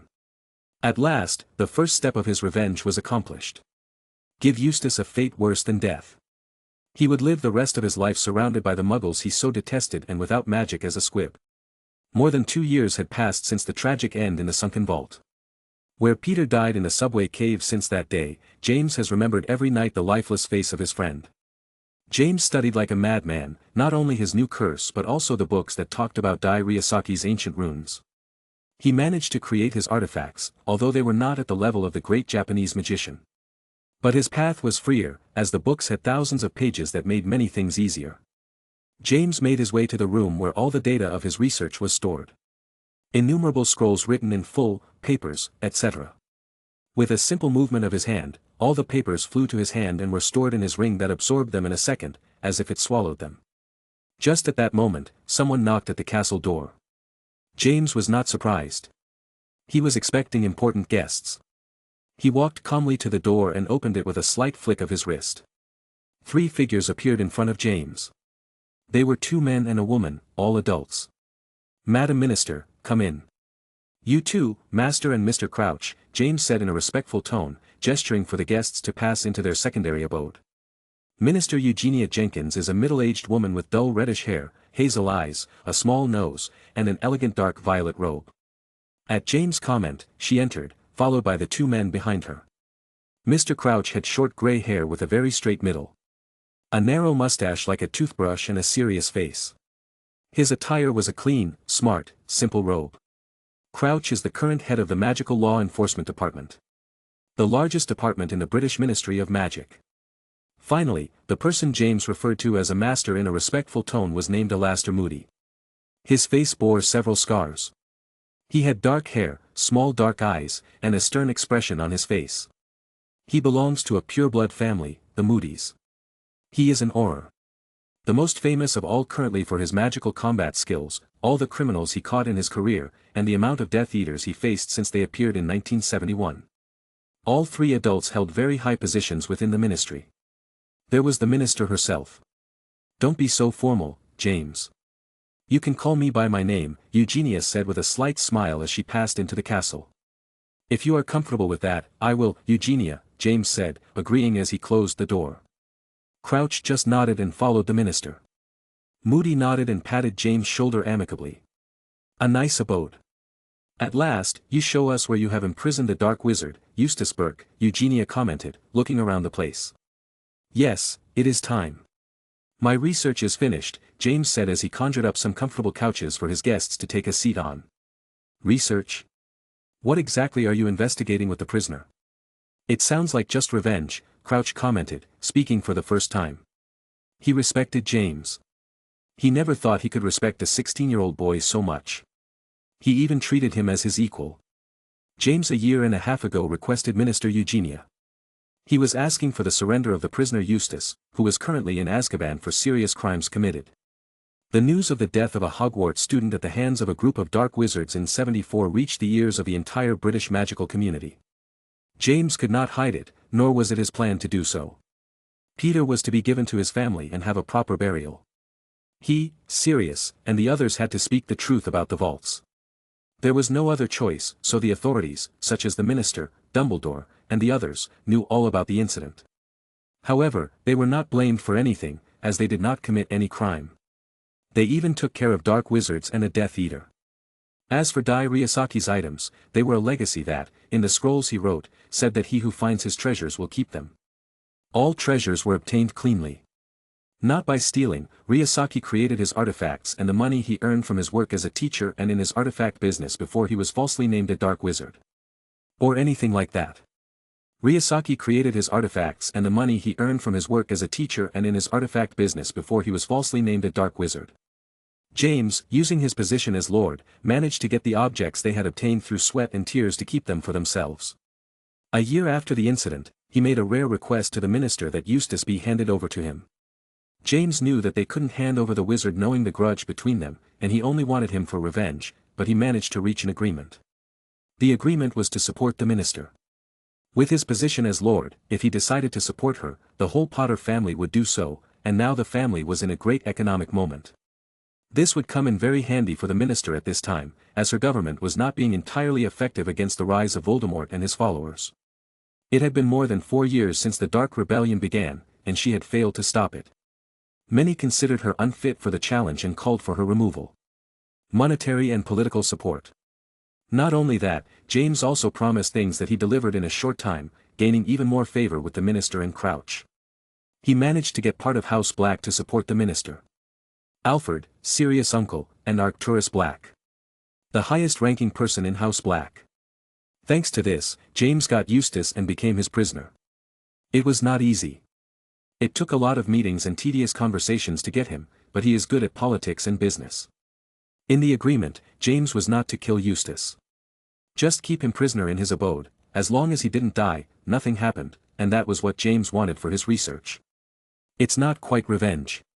It's research that will be of great help to them against the Dark Rebellion, James commented, as with his telekinesis he made a teapot and cups float toward him. Eugene and Crouch already knew of James' unusual wandless magic abilities, but they couldn't help but be amazed at such control of magic without the need for a wand.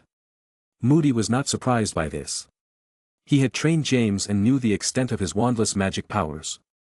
This was only the tip of the iceberg. "What research did you conduct?" asked Moody, who wanted to know as soon as possible what James was doing with Eustace. He knew his student. He wasn't the type who would keep an enemy alive just to torture them for no reason. He was always curious, but James was very secretive about the Eustace affair. In the deal he made with Eugene, he asked for his privacy. He didn't want people involved in his affairs with Eustace. James began to tell them about his research into magical veins and the creation of the spell capable of destroying said veins and rendering you magically turned into a squib. He told the information above. He was not specific about the experiments he performed or the more theoretical parts of the research. Eugene, Moody, and Crouch's faces changed during the story. They could not believe that a 16-year-old boy had created a curse of such caliber. It could even be listed as the 4th unforgivable curse if true. James, to prove the veracity of his words, led them to Eustace's prison, where he was already awake. He told Eustace to try casting magic, but the bald man appeared to be a lifeless pale ghost. Using a bit of psychology, he told him that if he did, he would restore his magic veins, so Eustace agreed, putting a crazed smile on his face as he took his wand. It seemed he was no longer right in the head after becoming a squib. Eustace, with all his might and murderous intentions, tried to cast spells to kill James even though the latter told him he would fix his magical veins. He wasn't in his right mind anymore. Crouch and Moody stood guard needlessly, as nothing came out of Eustace's wand. Then they returned to the room upstairs. All 3 adults had rarely seen expressions on their faces. "Convinced?" asked James with a slight smile. This time, he received looks he had never received from adults in high hierarchical positions before: fear, alarm, stupefaction, and more. "Calm down. It's not that easy to throw. It can't be used in combat. It would be too risky, and you'd probably end up hurting yourself," James said with an odd expression. "Why do you say it will be helpful against Death Eaters?" asked Eugene after James said it's not usable in combat. James took a sip of his tea, letting the bitter taste spread across his palate as he watched the wizards and witches gathered around him. In a firm, but calm voice, he said, "This curse is not for use in combat, it is true. But its true value lies in its ability to change the landscape of war." Eugene looked at him with a mixture of curiosity and unease. "Why do you say it will be helpful against Death Eaters?" James interlocked his fingers on the table and leaned forward. "Over the years, we've seen how many criminals have been imprisoned in Azkaban only to escape later thanks to the intervention of Death Eaters. Eustace is a prime example of that. Azkaban is no longer the impenetrable fortress it used to be. The Dementor's loyalty is fragile and can change at any time. This curse is the ultimate solution to that problem." Gazes crossed the room. The atmosphere became more tense. What James was saying was true. Even several criminals were rescued before they reached Azkaban. "The idea is simple," James continued. "Instead of relying on the dubious security of Azkaban, we can strip the criminals of their magic, rendering them helpless, and then send them to Muggle prisons, where they won't have the resources or ability to escape." Before Crouch could interject, James added, "But that's not the best of it. We must make sure everyone knows what we are doing. Publishing in all the magical newspapers that the dark wizards condemned in Azkaban will be stripped of their magic and sent to Muggle prisons will make this news reach the ears of the Death Eaters and those who plan to join them. Moody arched an eyebrow, intrigued. Why do you want to publish it? James smiled, a smile that seemed more calculating than one would expect from a 16-year-old. Because fear is a powerful tool. By going public with this measure, Death Eaters and some extreme supremacists will have a fear greater than any other. Losing their valuable magic. This will not only discourage Voldemort's current followers, it will also make those who are considering joining them think twice. He paused, letting his words sink into his listeners. But it's not just fear we're after. This will also restore confidence in the magical community. People will begin to see the government as a force they can trust, an entity that doesn't just go after criminals, one that neutralizes them without resorting to brutality.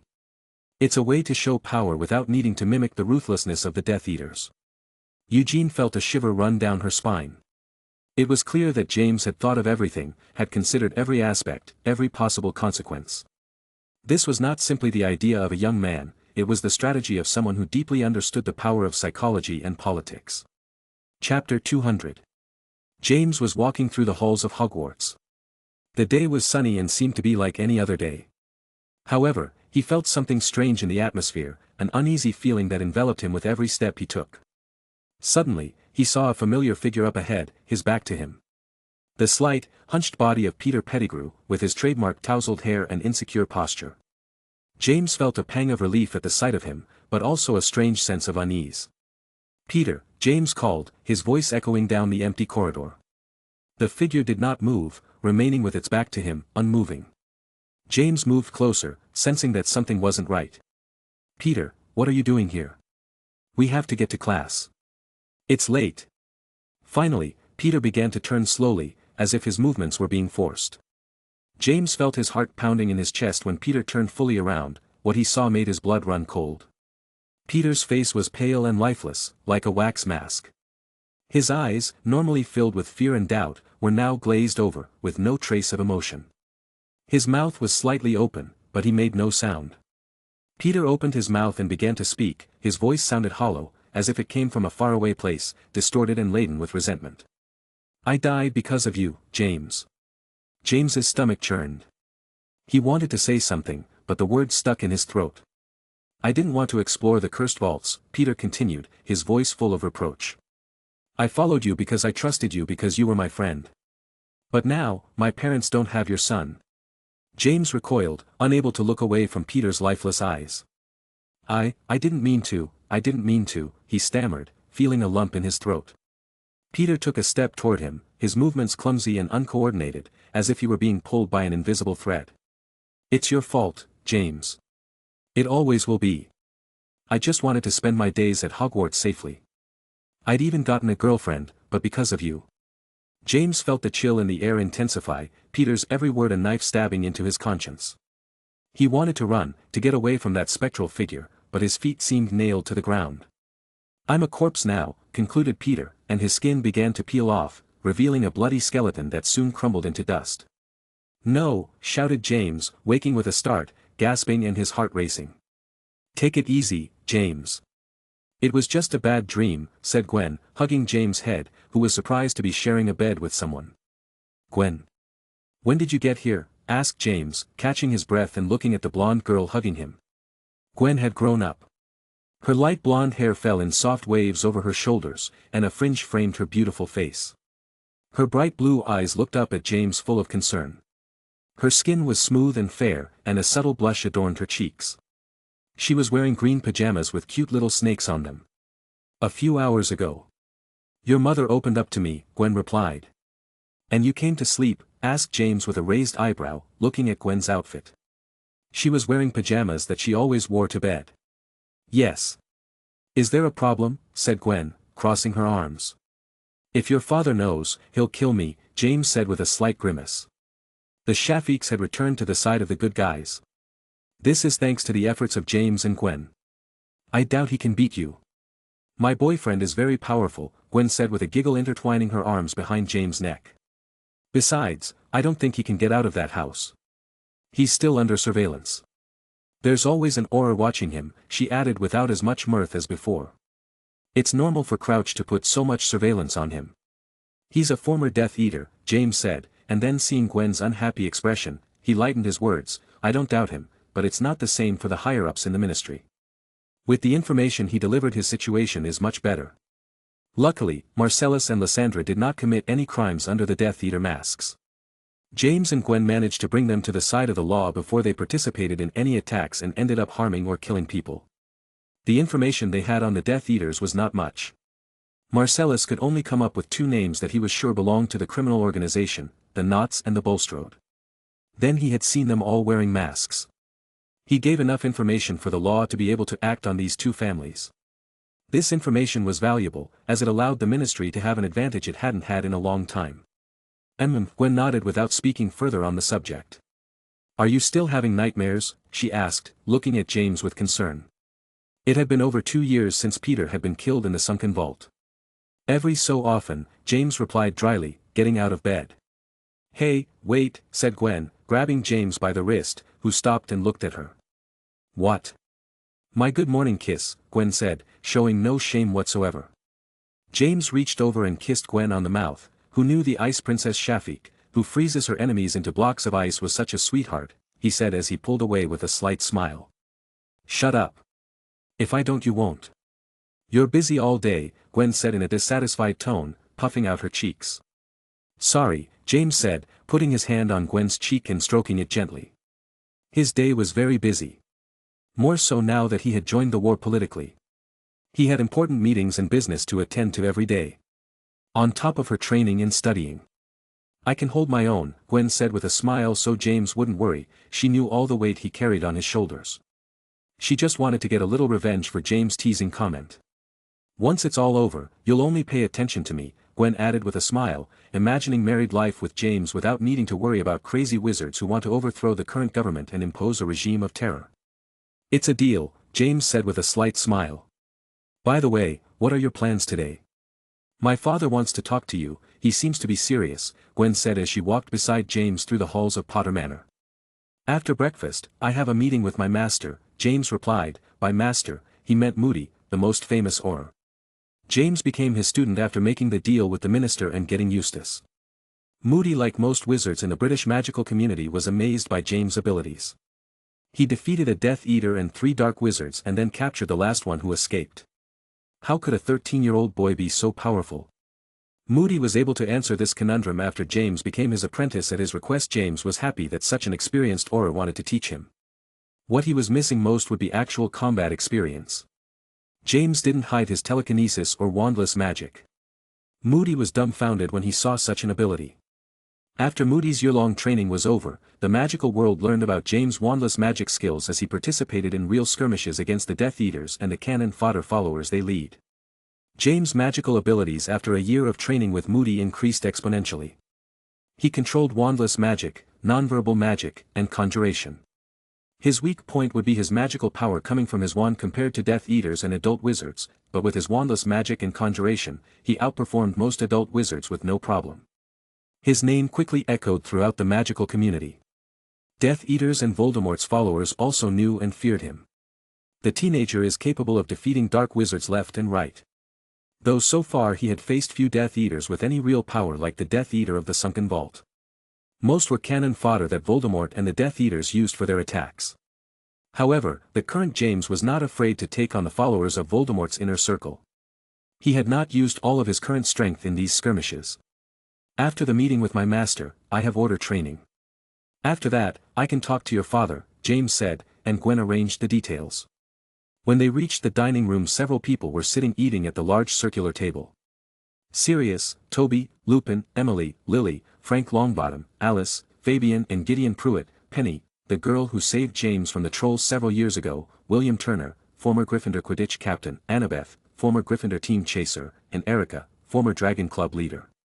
Leader, we've been waiting for you. I hope you have a great and beautiful morning, said Gideon and Fabian, quickly getting up from their chairs and standing up like soldiers. The others at the table laughed at the brothers' silliness. It's rare for the recruits to eat before the leader, said James with a disapproving look. Oh, our mistake. Will you forgive us, great leader, said Gideon, holding a hand to his head. I'll let it slide this time, said James with a slight smile, sitting down in a chair. Gwen sat next to him with a smile. It's good that James surrounds himself with enthusiastic and cheerful people. Did you sleep well? Asked Lupin, and James nodded. What will our training be today? Asked Toby. His face was much more serious than it had been 2 years ago. His innocence was gone. Before he always had a fearful aura similar to Peter, but there was no trace of it. Toby had shaved his hair like a military man. He'd lost weight and had gotten a big teenage growth spurt in the last 2+ years. He even surpassed James in height by a few inches. He was bigger than William, a person who played guardian. Everyone looked at James expectantly. Although many were bigger than him, they all respected him and followed his training, treating him as a leader. After all, he created the order and invited them to join. James knew about a secret order called the Order of the Phoenix. Founded by Albus Dumbledore himself to oppose Voldemort and his Death Eaters. As far as James knows, the order was created in the early 70s when the first Death Eater attacks were already taking place. James, as a student of Moody and fighting Death Eaters, knows about the order as it works in conjunction with the Ministry. The order was carrying out more secret and sudden attacks aimed at crushing the Dark Rebellion. All the parents of those gathered at this table were members of the order. It didn't matter if they were Aurors or not. As long as they were adults who wanted to stop the Dark Rebellion, they could join. However, the order did not allow the inclusion of teenagers, with exceptions such as James, who is a case apart. The parents of the order do not want their children to fight in deadly skirmishes. As much as their children are young adults like William, Erica, etc. They were still studying their careers, they didn't want to expose them to such danger. James believed this was misguided. Death Eaters use youngsters and teenagers in their ranks. Even half-bloods and muggleborns who hide their identities. For they prefer to win the war first and then dedicate themselves to making sure there are only purebloods left. So James created his order and trained the members of this order. The people here were not the only ones. Later his Potter cousins, Severus, and Zeno, among other familiar friends and trusted companions, would arrive. Our training today will be a pitched battle between two sides, James replied, pouring himself some tea. Are we still training? When will we fight on a real battlefield? Asked Sirius with a frown and raised his tone of voice. Everyone turned to look at him. Sirius had gone through a change as well. He was taller and lankier than before. Not as tall as James or Toby, but not short. His black hair, distinctive of House Black, was slicked back and long. His once carefree and joking personality was gone from his scowling face. James saw Sirius's scowl from the moment he sat down in the dining room, not even laughing at Gideon and Fabian's jokes. It's not time yet, James replied calmly. He was already used to the Sirius in front of him. Like him, Sirius felt a great deal of guilt over Peter's death. He was always telling him he was a coward and to be braver. And when will it be? I thought you created this order for us to take on the bloody Death Eaters. You sound just like the adults who just want us to train, Sirius said impatiently. He was already getting tired of training. His friend could fight and take out his stress thanks to accompanying Moody, but not him. In a week you'll get the action you want. I only ask that you wait patiently and train, James said. His order would have its first official mission shortly. He just needed to get the accurate information so he could plan his attack perfectly. It had better be, Sirius said, getting up grumpily and leaving the dining room.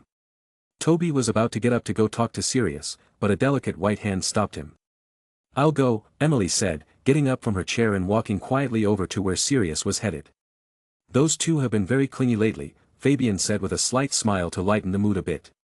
The group continued to eat breakfast, chatting until James had to go to meet with Moody. Then it was order training, and after finishing that, James headed to a house not far from Potter Manor, where his girlfriend's parents were currently staying. Chapter 201. In front of James was his father-in-law Marcellus, or rather future father-in-law, since he is not yet married to Gwen. Marcellus is a middle-aged man, with short straight black hair, and no beard, and he wears an elegant black robe. He watched James sitting across from him with a calm look on his face as he sipped an expensive tea. It was the third tea he had drunk that day. Marcellus was very happy with his daughter's choice. Her future husband could not have been a better candidate than James. The boy in front of him had countless accomplishments not only in study or magical prowess but also in actual combat and real-world politics. Unheard of to see. He managed to get a significant part of House Black to support the ministry, to get him and his Shafiq family back on the side of good, to get the princes reborn with a promising new heir, and also to support the ministry's side. Besides, as a wizard with experience in political matters, he knew that James was hiding more than he was showing. "What is the reason for your call, Lord Shafik?" asked James, in a cordial tone. "You can tell me, Marcellus." "We will be family," Marcellus said, and James nodded. He had already observed that Marcellus and Lysandra had joined the Death Eaters because they had no other choice. "If they knock on your door and you refuse, you are in great danger. A mortal danger, and in their house was their daughter. They didn't want to risk putting her in danger." Besides, James, thanks to his legitimacy, confirmed that they were on their side and did not share the extreme ideals of the Death Eaters. They were supremacists, but they were content with the current status quo. They didn't want a slaughter of Muggleborn and half-bloods. They thought it was too extreme. James' legitimacy improved by leaps and bounds thanks to the mind-enhancing potion created by Dai Ryusaki. He is now able to perform the said art non-verbally and without a wand. Few people know this information that would turn the world upside down. His mind is also connected to his telekinesis and was always powerful, so James believes he already had a predilection for the art of legitimacy. He can detect if people are lying and delve into their thoughts, emotions, and memories. It is much easier to perform legitimacy if the eyes of the target and the practitioners meet. The mental potency potion lived up to its name. It was super powerful, allowing James to advance as never before in legitimacy. Adding to his talent, he was able to achieve a level of advancement in only 2.5 years if you count the time when he found the potion and took it. It didn't take him long to take the first dose when Peter died. "I need your help," Marcellus replied, interlocking the fingers of his hands. "What could the patriarch of the Shafik family possibly need from a teenager?" asked James. "A not at all normal teenager, Lord Potter. Despite your age, your title is not just for show. The Potter family is booming both economically and politically thanks to you," said Marcellus with a slight smile. What help do you need?" "As my girlfriend's father, I will do what I can to help you," James said without feeling complimented. "I want to move out." "As soon as possible," Marcellus replied. "Move? Where to?" asked James with a raised eyebrow. "To your mansion," Marcellus replied. "I suppose you fear reprisals from Voldemort and his Death Eaters for turning in 2 of his important followers," James said, and Marcellus blanched at the name Voldemort. "Yes, you must understand that he who must not be named always operates in the utmost secrecy. We never knew the names of each of our companions. Only he knew exactly who we all were. I was able to give you 2 names because I was a close friend of the Patriarch Not and Bulstrode. Otherwise, I would never have information to blame them for their crimes," Marcellus said with a shadowed expression. "I know. That's why it's so hard to catch him and his followers," James said with a slight grimace. "His enemy acted from the shadows, attacking at night and wearing masks. Even the Death Eaters didn't know the identities of their companions. The problem is that my alibi of having been caught by the Ministry will fall sooner or later, and he will not stand still when he knows that I betrayed him, and because of me the Not and Bulstrode have fallen," Marcellus said. "With his wife, they were in hiding, but the world thought they were criminals locked up. The Ministry acted this way so as not to tell Voldemort that the Shafiks were traitors and thus put them in danger." "How are you so sure he will know you are a traitor?" "This house is very well hidden, and to the public you were imprisoned," James said. His ears reach far and wide. "I'm sure many of his loyal followers hold important positions in British magical society. It is a matter of time before he learns the truth and my whereabouts," Marcellus replied. "Good. I will arrange things today so that Eugene will know about this, and you can move in as soon as possible. At Potter Manor, there is an abandoned house that we previously used as a secondary home. It's just a few yards from the main manor, so it has the protections," James said. "Anyway, in a few days, the criminals caught as Death Eaters or Dark Wizards who aided the rebellion will be stripped of their magic and sent to Muggle prisons. Everyone will know that, as it will be made public. The Shafiks would be absent as they are not criminals, and at that point, Voldemort would realize the treachery, so they should move now." Marcellus was very happy about the news. He will be able to sleep in peace, without the fear of the Dark Lord visiting him with his infamous followers that he betrayed. He will be able to sleep in the safest mansion in the British community today. Before James' words with Sirius could be fulfilled, great news hit the whole British community. All the newspapers published it. Several Azkaban prisoners were transferred to Muggle prisons. The minister held a conference where she explained the reason for these actions, leaving the entire magical community shocked. The wizards in Azkaban were stripped of their magical gifts and turned into squibs. Such an action required several approvals in the Wizengamot, but with the power of the minister and the support of her supporters, it was possible. Even Albus Dumbledore himself was in favor of turning criminals into squibs. They were criminals who deserved the Dementor's kiss, they had no salvation. Dumbledore believed they might even find redemption by living among Muggles and understanding their culture. James was the executioner who turned the prisoners into squibs. It was easy, as they were in vulnerable conditions having been in Azkaban for a long time. Among them was Anastasia's father, Andrew Knott.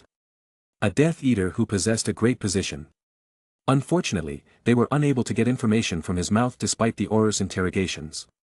The Knott family, which included Anastasia, her mother, and her grandfather, the writer of the Sacred 28, were under heavy surveillance. They had no crimes to their credit, but that did not make them guilt-free. Eustace was also one of the wizards sent to Muggle prisons.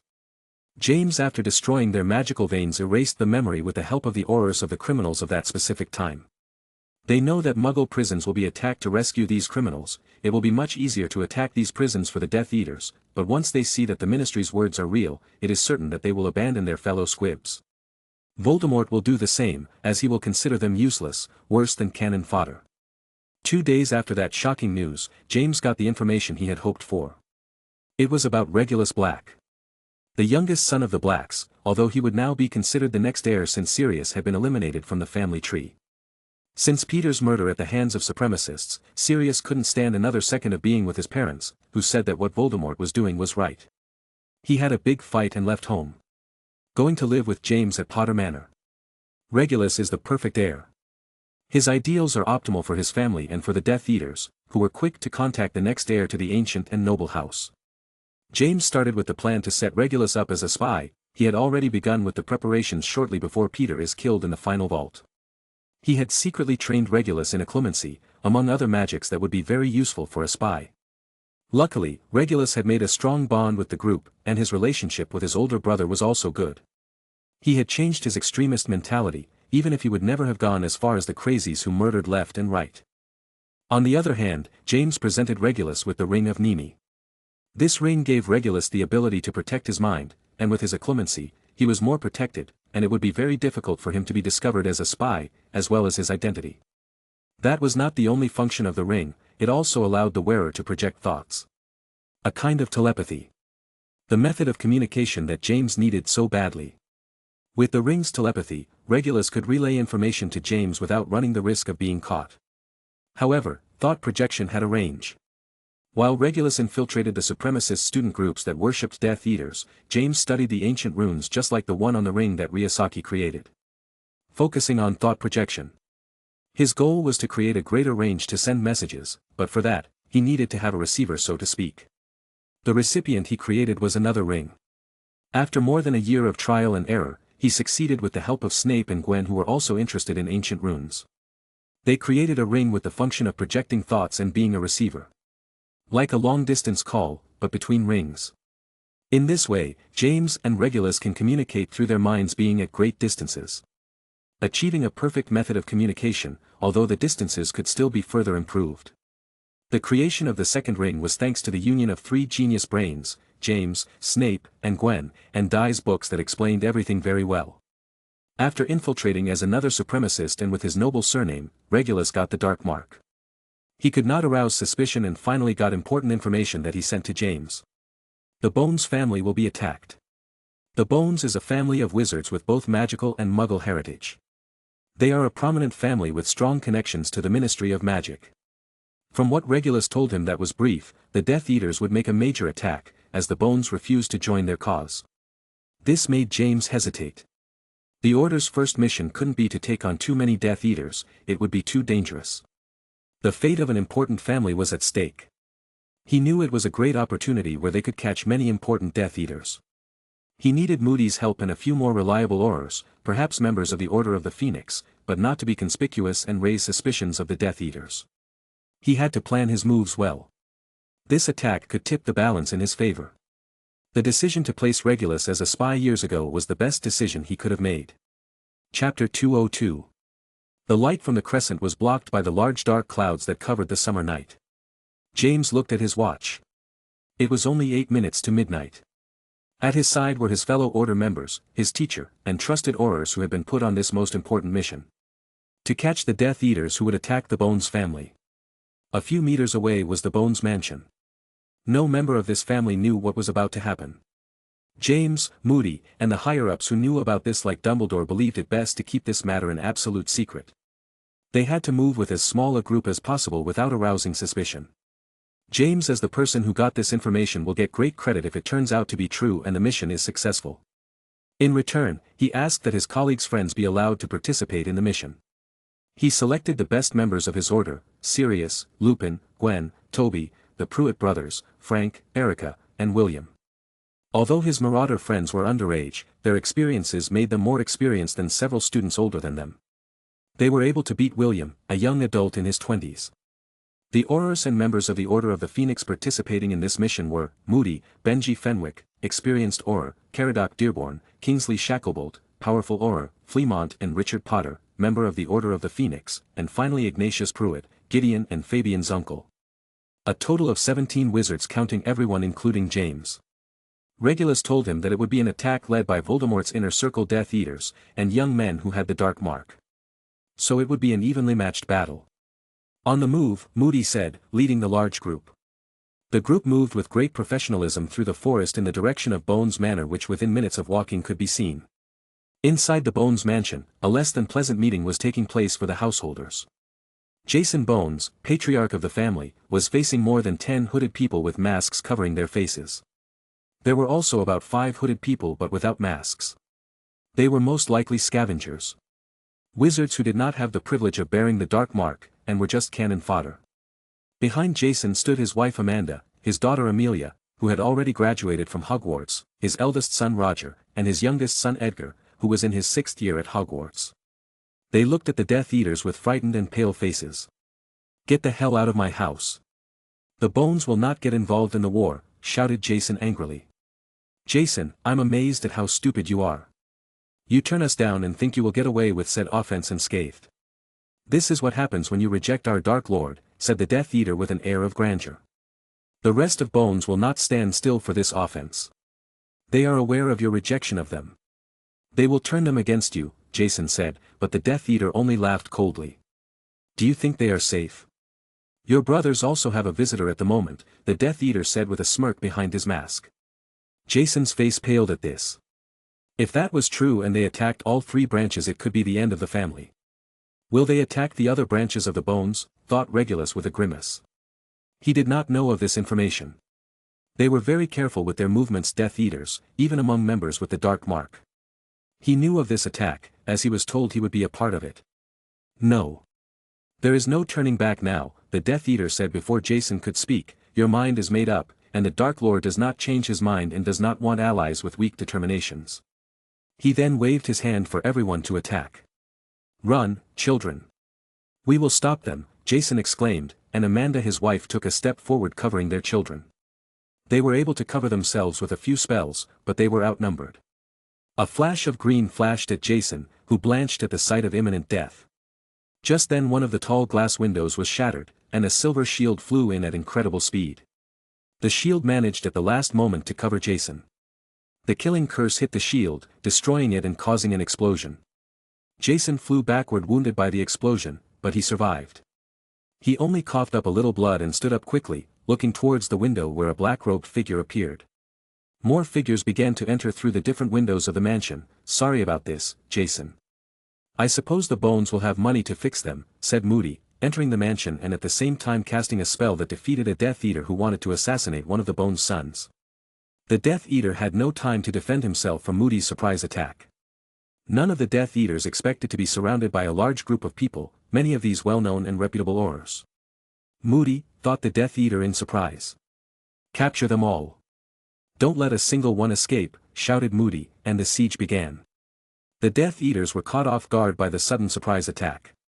The numbers were even at first, but James' group instantly got the upper hand thanks to the surprise attack, outnumbering them. Jason, Amanda, and even their children joined the attack. The Bones' children were not spoiled brats. They were talented and of an age to fight if necessary. The Morphs and Scavengers found themselves in a confused state of chaos.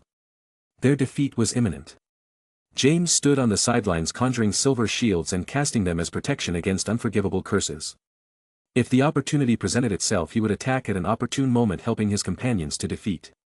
The way to counter these curses is clear, James thought with a different gleam in his eye. Physical objects were the key. All he needed was for them not to explode after being hit by the curse. He needed a curse-resistant object that could still be used and would be offensive as well as defensive. That's his next project, which was already underway. To get a sword capable of defending against unforgivable curses, and that would not be destroyed after protecting him from a single curse. "Damn brat, stop conjuring those pesky shields," cursed the scavenger confronting James. James fixed his gaze on the scavenger. He recognized that he was not part of the Death Eaters as he was not wearing their signature mask. James raised his hand towards the scavenger, who felt himself being imprisoned by an invisible force. "Holy shit, is that damn kid magic without a wand?" thought the scavenger with sweat on his forehead. From one second to the next, he went flying until he crashed into the large stairs, creating a huge commotion. He spat blood, felt several broken bones, and lost consciousness. The dark wizard saw this and turned pale. They already knew who the black-hooded wizard was conjuring shields to protect his allies. "That's why shields are so fast and accurate," thought the Death Eater who spoke to Jason earlier. James had to create a bit of a stir so Regulus could escape. He knew the details of his mask. They couldn't catch their spy. He must go back and keep sending them information. Moody and the others knew this, so they were already prepared for 2 or 3 Death Eaters to escape. Better to have one spy than to capture them all. In the end, they let 4 Death Eaters, one of them Regulus, escape. This way Regulus could save himself from suspicion James doesn't think he has, as his infiltration is almost perfect and would be very hard to detect even for Voldemort himself. "Let's see who's hiding under this mask," Moody said good-naturedly. No one was killed, and there were no serious injuries either. It had been a long time, or rather since the war began in 1970, since they had such a victory in their favor. Moody removed the mask from the lead Death Eater, who spoke to Jason. A hard face with eyes filled with coldness and hatred looked up at the Auror. "Oh, look who we have here. Patriarch Rosier. I never thought someone of his caliber would join such a brutal rebellion," Moody said, hiding his concern. The Rosiers were a powerful family. One of the most powerful pure-blood families. It was worrying that Rosier I had joined them. That means the entire Rosier family must be involved with Voldemort and the Death Eaters. The Rosier Patriarch is a man in his late 50s. His years of experience show on his weathered face. A powerful wizard. He was subdued by Moody, Fleamont, and Shacklebolt. "Moody," growled Rosier, grinding his teeth. "How did they know about this attack? The only useless people they brought in were the scavengers, and they brought them in at the last minute. They shouldn't have had time to inform the ministry if there was a mole." The morphs were unmasked one by one. All members of pure-blood families. Mostly prominent or upper-middle-class families. This is worrying, thought Moody. There were more pure-blood families with Death Eaters than he thought. Though his side wasn't too bad either. They had the Potters, the Pruitts, the Princes, part of the Blacks, the Shafiqs, the Weasleys, the Moodys, the Shacklebolts, the Longbottoms, and several others. Now also the Bones, who would no longer be neutral. James looked at a teenager his age. Mark Selwyn. With his hand, he floated Mark into the air and approached the center of the room. "What's going on?" asked Mark nervously as he was carried against his will. Everyone looked his way. James walked over, becoming the center of attention. "Hey, Mark. Long time, though not long. I never thought a respectable fellow Hogwarts student would be a terrorist," said James with a dangerous gleam in his eye. Mark was one of the people who entered his dormitory, finding the information and passing it on to the Dark Wizards. "Potter, what are you doing?" asked Mark with a slight tremor in his tone. "I'm asking for a fair trial," exclaimed Mark nervously as he saw James pull out his wand and look at him with dangerous eyes. Moody and the others let him act. Fleamont, his father, looked at him with some concern, but he already knew that his son had matured before his time, much to his bad luck. "A fair trial," repeated James, chuckling under his breath and shaking his head. "You think you can join a revolutionary movement and try to murder an entire family and get a fair trial? You stood up to the system and failed. It's time to put you in your place so that next time you won't try, even though there won't be a next time," said James. He had the magic minister on his side. "Venator Mixuro," exclaimed James, and a silver flash shot out of his wand towards Mark, who could not escape it because he was pinned down. The flash hit Mark, who screamed in pain for several seconds. He then fell to the ground, panting and with sweat on his forehead. Most people didn't understand what James was doing. Did he want to torture him? Only Moody and a few other people on James' side understood. James, with a little sweat on his forehead, threw Mark's wand at him. "Take it," he said in a cold tone. Mark looked at his wand with a question mark on his face. It would be useless to try to escape, he was surrounded by Aurors and James. "If you manage to disarm me, we will let you go. I won't use my magic without a wand." "Right, master," said James, looking at Moody, who nodded idly, watching the spectacle. Mark, with no other choice, took the wand and quickly acted when he saw that James wasn't pointing his wand at him. "Expelliarmus," he shouted with great intent, waving his wand as fast as he could. The room fell into stony silence. The Death Eaters looked at Mark's wand blankly. Mark himself was the most confused of all. He shouted again, a spell for nothing came out of his wand. "What's wrong?" he muttered with fear in his voice. "The news is true," said Rosier Eye, in an incredulous tone. His voice was heard by everyone in the room. "A news that shocked the magical community a few days ago came to everyone. Criminal wizards turned into squibs. A spell capable of taking away the miracle of magic. Did such a terrifying spell exist? The craziest of all was that James Potter, a teenager, had cast it." Mark tried desperately to cast a spell, but it was useless. It seemed that for every second, he was losing a little bit. For a supremacist to have no magic was the worst fate in the world. James smiled coldly and said, "This is what will happen to all of you. Unless you give us valuable information." All the Death Eaters and scavengers blanched at James' words. Within minutes more ministry wizards arrived to take the Death Eaters away. Jason Bones was very grateful, saying he would help to the best of his ability to the ministry. That night, they caught many important Death Eaters and gained the support of a powerful and wealthy family. The other two branches of the Bones were attacked by the Death Eaters, few were spared, but the main branch lived without loss. Chapter 203. What James had planned happened. The spell that turns wizards into squibs was accepted by everyone in the magical community. A great deterrent weapon in these turbulent times. The scavengers who were joining the Death Eaters or other wizards out of fear stopped joining their ranks. The fear of losing your magic forever was far greater. On the other hand, the information they obtained from Rosier Eye was of great help. The middle-aged man revealed everything he knew. His worst nightmare is to become a squib, lose his magic, and turn into a muggle. He would rather betray the Dark Lord than face that. Rosier Eye told them about the true identity of Lord Voldemort. His real name is Tom Riddle, a student who attended Hogwarts in the 1940s.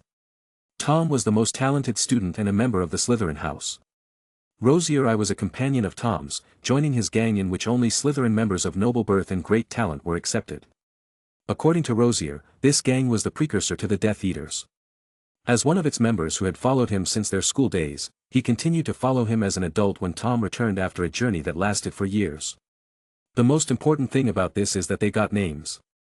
Rosier Eye is from Voldemort's school days. He knew more information than any Death Eater despite the secrecy Voldemort maintained in his operations. To avoid losing his magic, Rosier Eye told them about the members of Tom Riddle's gang who were the original Death Eaters. They are Avery Eye, Ivar Lestrange, Mulciber Eye, and the already imprisoned Andrew Knott, father of Anastasia. As for the Death Eaters of the newer generations, he had no idea, as the Dark Lord kept everyone hidden, only he knew the identities of all. However, they had very important information. These people were the pillars of the Death Eaters, the first ones. It is also certain that their families are involved in the Dark Rebellion. Days passed, and more Death Eaters fell at the hands of the Aurors and the Ministry's forces. The balance was starting to tip in their favor. All of this made people begin to trust the Ministry again, seeing that they could fight the rebellion effectively without resorting to the brutality used by the Death Eaters. James was happy to solve one of the problems that worried him the most. That problem was that Muggleborns and Half-Bloods would join the Death Eaters, whether out of fear or a thirst for power. Many wizards showed supremacist tendencies, and they didn't even belong to pure-blood families. This caused the Death Eaters to have these wizards in their ranks, which made the Aurors vastly outnumbered, but thanks to the spell that turns you into a squib and the Ministry's successful skirmishes, wizards stopped joining them and sided with the good. James' order began to gain popularity due to its continuous successes. The members gained more and more experience, eventually matching the professional Aurors. Wars create strong men and women. In the following days, James focused on creating a powerful sword. He sensed that the end of the war was near. The Death Eaters were increasingly cornered. They had made a mistake by making their circles so closed and exclusive. The Muggleborns and half-bloods, scavengers, etc., whom they had once despised, now tipped the scales against them since they were no longer afraid of them. Even many pure-blood families that had been tempted to join the Death Eaters put those thoughts aside, as they didn't want to lose their magic. This new curse terrified many supremacists. James paid a lot of money to an expert goblin blacksmith to create a sword of great hardness. The forging process lasted several days, and it was forged in pure silver. The hilt was decorated with red and yellow gemstones. Once the magical sword was in his hands, James began perfecting it, creating a sword capable of resisting unforgivable curses and cutting through them. During this time, he conducted many experiments by inscribing ancient runes on regular swords. He felt ready. Along the silver blade, he engraved ancient runes, infusing the magical sword with even more powers than it already had. He reinforced the sword's durability, which was already one of the best. He didn't know exactly how durable it was now, but it had to be nearly indestructible. He then added the ability to cut through spells. He had seen these runes countless times on the weapons of Dai Ryusaki. He tried to make it more complex, to increase its power. Only time would tell if his invention was successful or not. "It's ready," James thought with a cold smile, looking at the sword that gleamed. Objects struck by unforgivable curses typically explode, but that would not be the case for this sword. What expression would Voldemort have when his signature killing curse is cut through by a sword, and then that sword is plunged into him? It was well known that Voldemort was a skilled caster of the killing curse. His record held many murders with this unforgivable curse. "It will be my trump card," James thought, as he sheathed the sword in a simple, entirely black scabbard. James received a message in his Minda thought projection, to be exact. The signal was weak, but he knew who it was from. He approached a window and opened it. Then, his body began to tremble until he transformed into a peregrine falcon. He took off in less than a second, flying at great speed toward a forest located several kilometers from Potter Manor, where the signal was stronger. The rings were still not perfect for messaging. The distance between James and Regulus exceeded 100 kilometers. Finally, he perched on a large branch of a tall tree and returned to his human form. Sitting on the tree, he sent a telepathic message to Regulus. "What's going on? I've got a signal now." "This is serious, James," Regulus said. His voice had changed a bit over the years. It was deeper than before. Without wasting time, Regulus began to tell James his new report. Voldemort had asked Regulus for the use of his house elf, Creature. He agreed as he didn't have much choice when the leader of the organization asked you for a favor. If he refused, he could put himself in danger, as Voldemort did not fear the blacks. He only wanted to use them for his purposes, and his hand wouldn't tremble if he needed to kill them. Voldemort took the elf to a cave and forced him to drink a potion of emerald green color. The potion caused Creature to experience delusions, nightmares, intense stomach pains, and dehydration. What Creature saw at the bottom of the basin containing the potion was a locket. He only managed a glance before collapsing on the ground, weak and in great pain. Then, Voldemort left the cave, abandoning the house elf to die. Thanks to his special type of magic, Creature was able to vanish from the cave and follow Regulus' orders to return home once his task was completed. Regulus gave him plenty of water to drink until he was satisfied. Regulus was furious about the way Voldemort had treated his elf, but something didn't quite add up. Why had he taken him to a cave on foot, forcing him to drink a potion that nearly killed him? His elf had only escaped thanks to his magic, so it was likely that the cave was protected against apparition and disapparition. That was the conclusion Regulus reached, as Creature told him they had walked to the cave. Regulus began to think about Voldemort's motives behind these actions. It wasn't hard to realize that Voldemort wanted to test the effects of that horrendous potion. And why did he use the anti-disapparition and anti-apparition protections? There was only one answer: was trying to protect the locket. During his meetings as a Death Eater, while sitting at the same table as Voldemort, Regulus recalled some of Voldemort's remarks about immortality and very dark magic. All of this made him think that Voldemort had made a Horcrux. That's the object he wanted to protect. The locket is a Horcrux. A Horcrux is an object in which a wizard has hidden a fragment of their soul to become immortal. As long as the object remained intact, so did the soul fragment within, keeping the creator tethered to the living world, even if their body suffered fatal damage. The Horcrux was considered by far the most dreadful of all dark magic. Regulus knew about this, as dark magic was one of his areas of interest, and he had books in his library with hundreds of years of history. James also knew a bit about Horcruxes. He was very shocked at how mad Voldemort was for creating such a cursed object. They could only be made after committing a murder. Since Horcruxes were extremely valuable to those who made them, protective measures were usually taken to prevent them from being stolen or destroyed. Regulus was 99% sure that what the Dark Lord wanted to protect was a Horcrux. If that were true, it would be terrible news for them, as the fiend could return even after being killed and attempt another rebellion. Chapter 204. James had an important secret mission to carry out, to visit the cave where Voldemort had taken Kreacher and destroy the Horcrux. Before his journey, James bought a locket to exchange with the cup after drinking the potion. One night, Kreacher appeared at Potter Manor. This expedition would be carried out only by him and the house elf. It was dangerous for Regulus to move, although he was not under suspicion. The journey to the cave took several hours. James needed the elf's guidance. They entered the dark cave, with Kreacher leading the way. Like in the sunken vault, they had to dive through icy waters to reach the other side, where they found a door that required a blood sacrifice, a payment for weakness, to open. James made a small cut on his index finger, and the door opened when his blood made contact with the surface. Unlike the sunken vault, behind the door in the very cave was a large black lake, so large that James couldn't see the distant shores.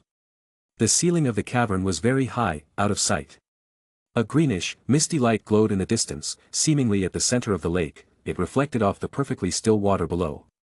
That was where the Horcrux, or whatever Voldemort wanted to protect, was located. To reach it, they needed to find the invisible boat that Voldemort had used with Kreacher the last time. The elf had seen everything, so he knew there was an invisible boat. With this information, James only needed a few minutes to locate the boat. From the depths of the black water emerged the ghostly bow of a small boat, breaking the surface. The boat floated with barely a ripple. James and Kreacher climbed into the boat, which began to navigate on its own toward the small island in the center of the lake. The darkness was somehow denser than normal darkness. James used his wand as a lantern, but it barely illuminated anything. There must be something under the water, James thought, gazing at the calm, black water. The potion Kreacher drank made him incredibly thirsty. Voldemort had left, thinking the elf would die, but the potion Kreacher consumed was not fatal. So why did Voldemort leave him alive? It was likely that a normal person would have drunk water from the lake, triggering the other protection Voldemort had placed on the cave to kill explorers. What the Dark Lord didn't know was that house elves could disappear regardless of anti-disapparation spells. Since Kreacher had fulfilled the mission given by Regulus to follow Voldemort's orders, he immediately returned to his master without drinking any of the lake water. This decision likely saved his life. What now? Kreacher asked, looking at James warily. He didn't want to be forced to drink the potion that left him in a state of pain, desperation, and many other unpleasant things he didn't dare describe. You said it caused you immense dehydration, right? James asked without directly answering. Yes. I drank more than 10 liters of water thanks to the kindness of Master Regulus, Kreacher replied. So the purpose of this potion isn't to kill you directly. It's obvious that Voldemort wants you to drink the lake water, James thought, looking at the lake that radiated a very powerful dark energy. Having already experienced the vaults with their cursed cores, he could tell that this lake emitted a strong dark energy. James tried to summon water with his wand, but the water disappeared the instant it appeared. He then took out a glass bottle of cold water from his ring. He uncorked the bottle and drank the water. This Muggle method works, James thought with a slight smile. Take the fake locket. Once you've completely consumed the potion, take the locket and switch it for this one, James said, handing a golden locket to Kreacher. They would swap the lockets in case Voldemort had set up some security measure to alert him if the locket was missing at the end of the basin. After handing the locket to Kreacher, James looked at what appeared to be a lamp from some teepee but was a stone basin placed on a pedestal. He approached the basin and looked down. The basin was filled with an emerald liquid that emitted a phosphorescent glow. A potion that will make me experience unbearable pain, relive my worst moments, and dehydrate me almost to death, James thought, and after a few seconds of mental preparation, he began drinking the emerald liquid. Within a few breaths, James began to feel the effects of the potion. For a moment, he looked up and saw Peter with a lifeless expression, shouting things at him. He gritted his teeth and continued drinking. As for the physical pain, it was the mildest for him. He had experienced true death, his will was strong. The hallucinations were the hardest part, but he managed to overcome them. He had experienced Dai Ryasaki's curse. He was used to it, though it was not something he was proud of. After finishing the liquid, James collapsed onto his sitting, feeling immense pain in his stomach and an enormous thirst. He quickly reached for the glass bottles of water he had taken out earlier and began drinking. Fortunately, the Muggle method worked. Creature had already taken care of swapping the lockets. In his wrinkled hand, he held the locket Voldemort so desperately wanted to protect. James needed several minutes to stop experiencing hallucinations and severe pain that prevented him from standing. He then took out several potions to recover from the physical and mental fatigue. When James had recovered, Creature handed him the locket. The locket was made of solid gold with a serpentine S embedded in a bright green stone on the front. The dark energy emanating from it is incredible, James thought with a frown. There was no doubt it was a Horcrux. The locket appeared to be a significant relic. The S might belong to Slytherin, but James cared little about the history of the jewel. It needed to be destroyed. Regulus had researched what could destroy a Horcrux. The options were few. Only two. The first option, the venom of a basilisk, the most fearsome and deadly creature in the magical world. The second option, is Fiendfire, the cursed fire. A deadly curse that produces enormous enchanted flames of immense size and heat capable of destroying anything in its path. It is an extremely volatile and sensitive cursed fire. Creature, return to Regulus. You've completed your mission. Well done, James said, looking at the locket. Creature respectfully said his goodbyes and, in the blink of an eye, disappeared. James boarded the boat and crossed the lake once more, this time alone. He left the boat where it was, and as if by magic, it submerged into the water. James moved as far away from the lake as he could and placed the Horcrux on the ground. He stepped back about 10 meters and drew his wand. I can't destroy the cave, or Voldemort will find out that Regulus is a spy, James thought, taking a deep breath and preparing to cast the Fiendfire curse. This curse wasn't as difficult as Protego Diabolica. What was truly challenging was controlling the cursed fire, which could easily turn the caster into ashes if not managed properly. Pestis Incendium. James shouted, making a sweeping motion with his wand. A powerful jet of infernal fire shot from his wand, quickly forming into large, living creatures. Fiendfire took the shape of serpents, dragons, and chimeras that twisted and writhed in the air, seeking to consume everything in their path. Fortunately, the cave was large and its ceiling was out of sight, or James might have caused the cave to collapse in a matter of seconds. The cursed fire didn't seem to want to head toward the direction of the Horcrux. James, frowning and sweating profusely, raised his left hand, using his telekinetic power to contain the fire, tame the beasts trying to escape, and prevent the flames from consuming the entire cave. It was one of the toughest battles James had faced in recent times. The ferocity of the Fiendfire was overwhelming. James managed to direct that ferocity toward the small Horcrux, which was bathed in infernal flames. The Horcrux began to vibrate intensely under the pressure of the infernal heat. James could feel the Horcrux's resistance, but he knew it wouldn't last much longer. The flames surged over the Horcrux with fury, completely engulfing it. After an agonizing moment, the dark energy of the Horcrux was destroyed. The relic disintegrated into dust, letting out an agonized scream that was lost among the roars of the fire. Without wasting a second, James pointed his wand at the Fiendfire, firmly casting the counter-curse. The fiery beast struggled for a moment, resisting extinction, but eventually began to fade away. The roaring fire slowly extinguished, leaving James alone in the cave, breathing heavily with the relic reduced to ashes at his feet. Damn, I want to sleep for days while Gwen hugs me, James thought, breathing heavily as he sat on the ground and wiped the sweat from his brow. It took him more than 20 minutes to recover and resume his journey to leave the cave and head back home. Chapter 205. The destruction of the Horcrux was a success. With each passing day, tension in the magical community grew. By mid-September, Hogwarts classes were cancelled due to the countless battles occurring daily between the Death Eaters and the Ministry of Magic, as well as the two orders. Recent successes by the Ministry, largely thanks to James and his companions, had led to the imprisonment of several high-ranking Death Eaters. Voldemort's organization was faltering with the loss of its first-generation Death Eaters. This setback prompted an increase in attacks by the Death Eaters, who, feeling cornered, became more desperate and aggressive. The war was reaching its peak, with attacks even occurring in broad daylight. The Muggle community was also caught up in the chaos affecting the British magical world. Death Eaters were attacking Muggle locations in daylight. Ministry employees were inundated with work, erasing Muggle memories and making the attacks appear as natural accidents or other excuses. On a positive note for James's side, the Greengrass family finally decided to abandon their neutral stance and join their cause. Diana, the eldest daughter of the Greengrass family, played a significant role in this decision, as she was a member of the order James founded and could not stand by while her father remained neutral amidst the atrocities committed by the Death Eaters. James was pleased with this news, but he was not very grateful to Diana's father. He joined this war after 5 years and at a crucial moment when the balance was against Voldemort and his followers. He hadn't risked much. This news seemed to reach the Death Eaters, who began more violent attacks than ever. Their modus operandi changed. They started attacking one by one the important wizarding families who opposed them with many troops. Fortunately, their attacks were repelled, as James knew in advance whom they would target and could position the Aurors and other wizards to defend those families, as in the case of the Bones. This was thanks to Regulus, the perfect spy.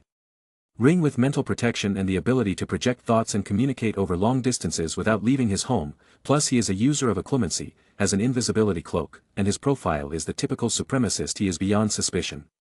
In several attacks, Regulus did not participate, but he managed to find out about these attacks as he risked spying on his own Death Eater comrades using the invisibility cloak and various other security measures.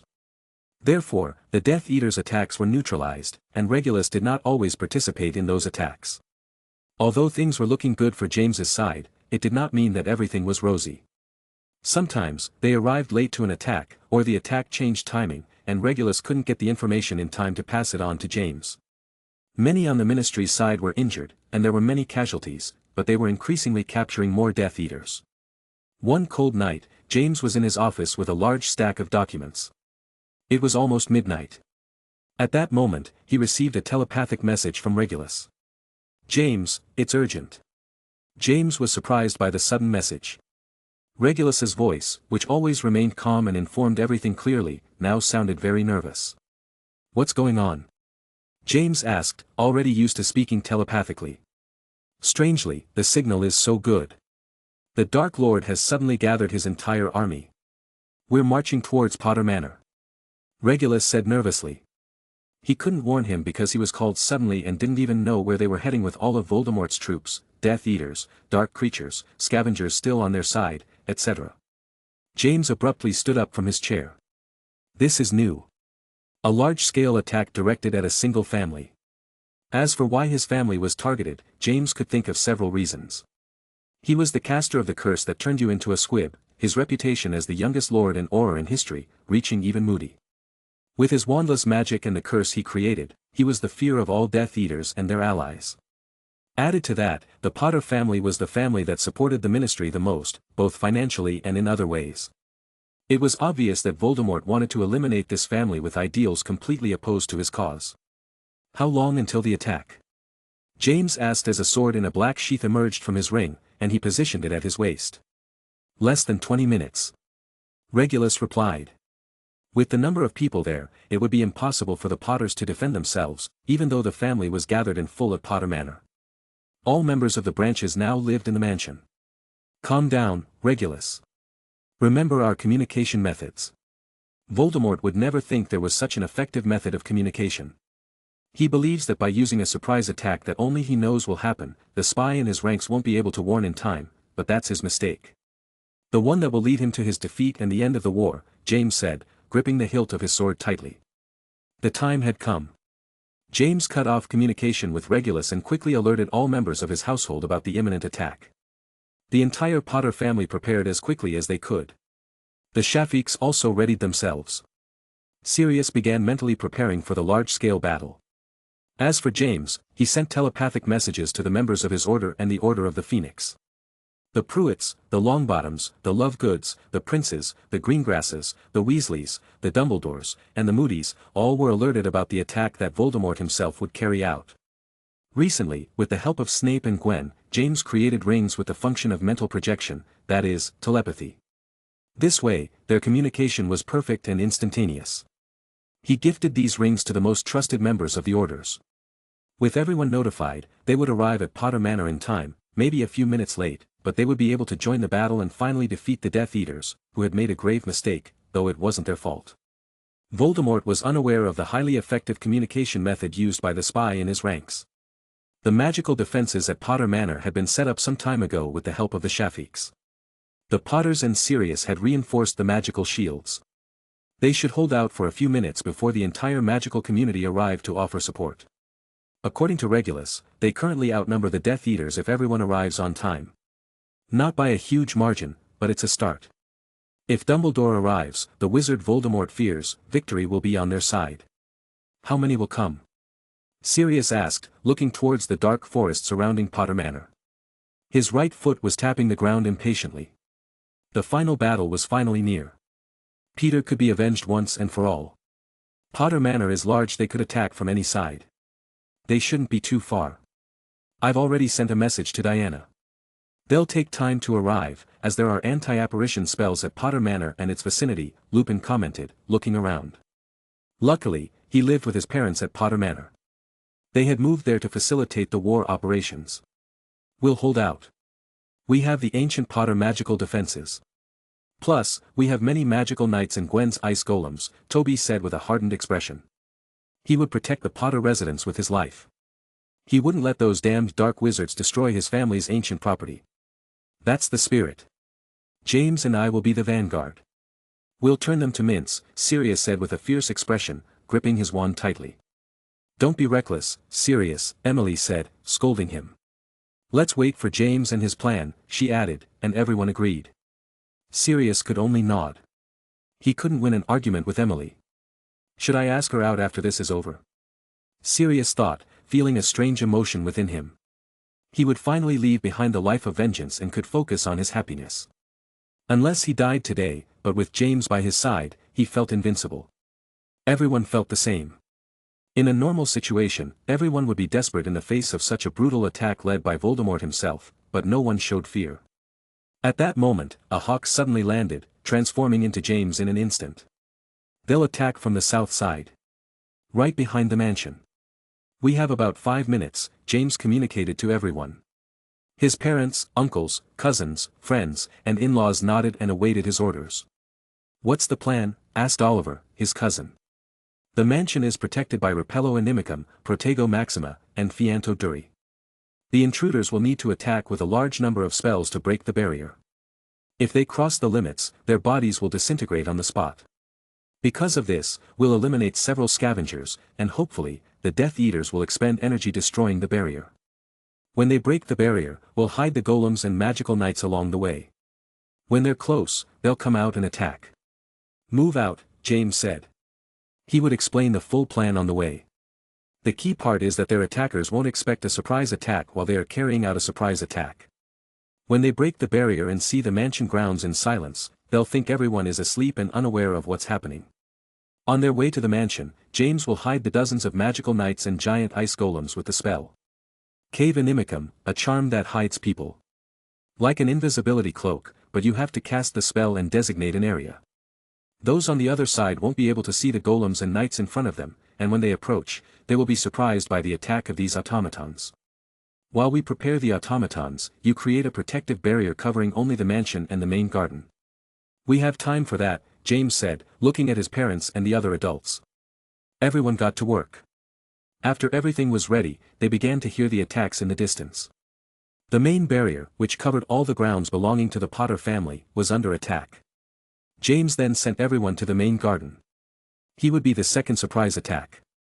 He cast another Cave Inimicum on himself. He would be the third defensive line. The first is the main barrier, the second the automatons, and the third him. Gwen, Sirius, and the others accepted that he would take such a dangerous action simply because it was him and since he would be launching a large-scale attack. He would use the demonic fire, fiend fire. He would only control it to ensure that his attack is directed at the enemy army, then let it run its course. He would unleash all its ferocity as it pleases. If at any point the fire threatens him and his mansion, he would need to cast the counter curse and extinguish it. This time, he wouldn't hold back. He doesn't kill, but this is a final occasion. In the final battle, he cannot show mercy. They are attacking his family's grounds to eradicate it. Chapter 206. Attack. There is the person who wants to deprive us of our great gift. Voldemort exclaimed, urging his army to continue the assault on the Great Barrier protecting the grounds of Potter Manor. His army of hundreds roared with ferocity and continued their attack. Several unfortunate souls who were the first to reach the barrier were turned to dust, but the assault persisted. No one attempted to pass through anymore. They attacked the barrier from a distance, waiting for it to fall. Voldemort's army was composed of a wide variety of members: Death Eaters, Scavengers, a pack of werewolf wizards, creatures like trolls and giants, among others, and also dark creatures with a very bad reputation, such as Dementors, witches, vampires, gorgons, and lethofolds. "In a few minutes, the barrier will be shattered," a Death Eater commented, his tone hiding his excitement for the grand skirmish of the day. They would destroy one of their most troublesome enemies. No one would have thought that the Potter family would become the most difficult obstacle to their dark rebellion. Especially since James Potter, the current lord, took charge of the family's affairs and played a major role in the war. The Death Eaters watched from the back. Voldemort believed that the pawns were the first to be moved. "At last, I will avenge my brother," thought a Death Eater. Behind his mask was a youthful face. It was Rabaston Lestrange. His older brother Rodolphus, the pride of his family, had been killed by James in the sunken vault more than 2 years ago. A great roar echoed throughout the area when the barrier collapsed, unable to withstand all the attacks from the hundreds of enemies. "Attack!" shouted a Death Eater, urging the entire army forward as they roared and charged ahead without hesitation. They had to eliminate the great threat that was James Potter, the wizard who could turn you into a squib. Voldemort watched coldly with his red eyes at the great mansion in the distance. He never thought a 16-year-old would be such a bothersome and dangerous opponent, but today would be his end. There would be no time to escape, nor to get reinforcements, no matter how many owls he sent or messages through the Fleur network. The army advanced at a fast pace across the well-maintained, flat terrain that was already part of the Potters. As they covered about 10 meters, a large portion of creatures and scavengers were repelled by dozens of knights with swords and lances. 8 golems over 3 meters tall also appeared, crushing many scavengers, who had no time to react. "Automatons," shouted a wizard, narrowly dodging a knight's sword that would have decapitated him. He quickly attacked with a diffindo, trying to cut it, but his spell was severed, and then his head was cut off. "A good defense, but useless," sneered Voldemort, observing the dozens of automatons and the gigantic golems. He wasn't surprised to see them planted there. He simply thought it was another defense like the barrier, which the Potters always had. His army was in the thousands.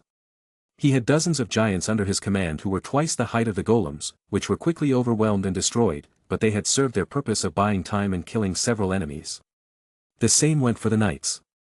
The giants continued their advance.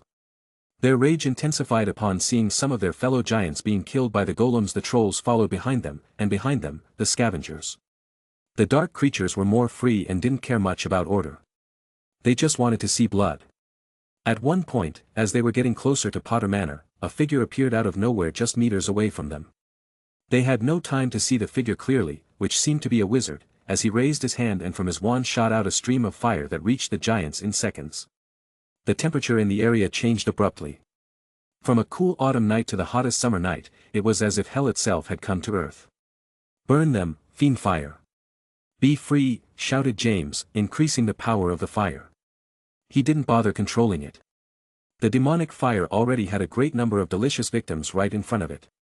Many giants were engulfed by the demonic fire, which began to burn them to ashes regardless of the beast's tough skin. The fire had taken on a gigantic serpent shape that roared with delight at seeing all the lives it could feast upon. Voldemort's army, especially the creatures on the front line, were shocked and terrified by the demonic fire. They began to scatter, fleeing from the fire serpent. The fiend fire, now a gigantic serpent wrapped in blazing flames, writhed with chaotic and wild energy, consuming everything in its path. Giants, trolls, and other creatures fell, screaming and turning to ashes. The scavengers screamed as they recoiled from the sight of the demonic fire. The chaos was total. The fiend fire made no distinction between enemies and allies, all were doomed to become its fuel. The Potter mansion, barely visible in the distance, was illuminated by the infernal glow of the flames. Even several Death Eaters, the younger ones, were petrified with fear as they watched the serpent ruthlessly kill their troops. At that moment, a serpentine laugh was heard on the battlefield. Voldemort, with a cold smile, approached the serpent. He raised his wand and cast the counter-curse that made the flames disappear. After that, a silence reigned on the battlefield. The smell of burnt flesh and ash hung in the air. Voldemort looked at James with a smile and a chuckle that would give chills to even the bravest of men. "Fiend fire, an advanced curse. Every day, you surprise me more, James Potter," said Voldemort in a tone devoid of anger. It seemed he didn't care about the deaths of his troops, they were just cannon fodder. None of his Death Eaters had died, and he wouldn't care much as long as he won. Voldemort. We finally meet, said James, who did not tremble before the gigantic empire in front of his nose. Voldemort laughed coldly at James's audacity. We would have made good partners. I see you have a taste for dark magic, commented Voldemort. Voldemort thought that James was stalling to allow his family to escape from Potter Manor. Not because all the wizards from the Ministry and the Orders were heading this way. A hero's sacrifice, though to Voldemort it was foolishness. Dark magic is merely a means to end you and your dark rebellion. I'm not an enthusiast, said James. I see. Let's see how long you survive, said Voldemort, making a forward gesture with his pale hand with sharp, long fingers. The creatures that survived, seeing the demonic fire disappear, began to run fiercely toward James. They needed to avenge their fallen allies. The scavengers also resumed their advance, though there was a hint of doubt in their eyes. With a swift movement of his wand, James conjured 9 iron swords that floated around him. The plan he had told his family and friends was that after casting the powerful demonic fire, he would return to them, and together they would protect Potter Manor until reinforcements arrived, but he deceived them. He would not return to Potter Manor. He would endure as long as he could. He did not want anyone from his friends and family to die in this battle. If his death could help prevent that, he would accept it, although if possible, he would prefer not to die.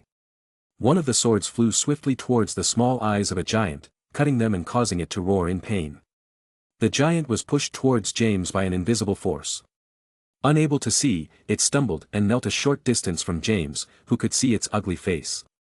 James's right hand rested on the sword at his waist, and with a quick movement, he drew the silver sword with runes inscribed on its blade. The sword cleanly cut the giant's neck. James enhanced his speed using telekinesis to improve the force of the cut. With all the enhancements of his new sword, cutting through the giant's skin was easy. The giant's head flew through the air and landed on the ground with a dull thud. The sight of a small human decapitating a giant in such a manner was very surprising to all those present. The enemies took a few seconds to regroup and attack James, who used every means necessary to defend himself and kill as effectively as possible.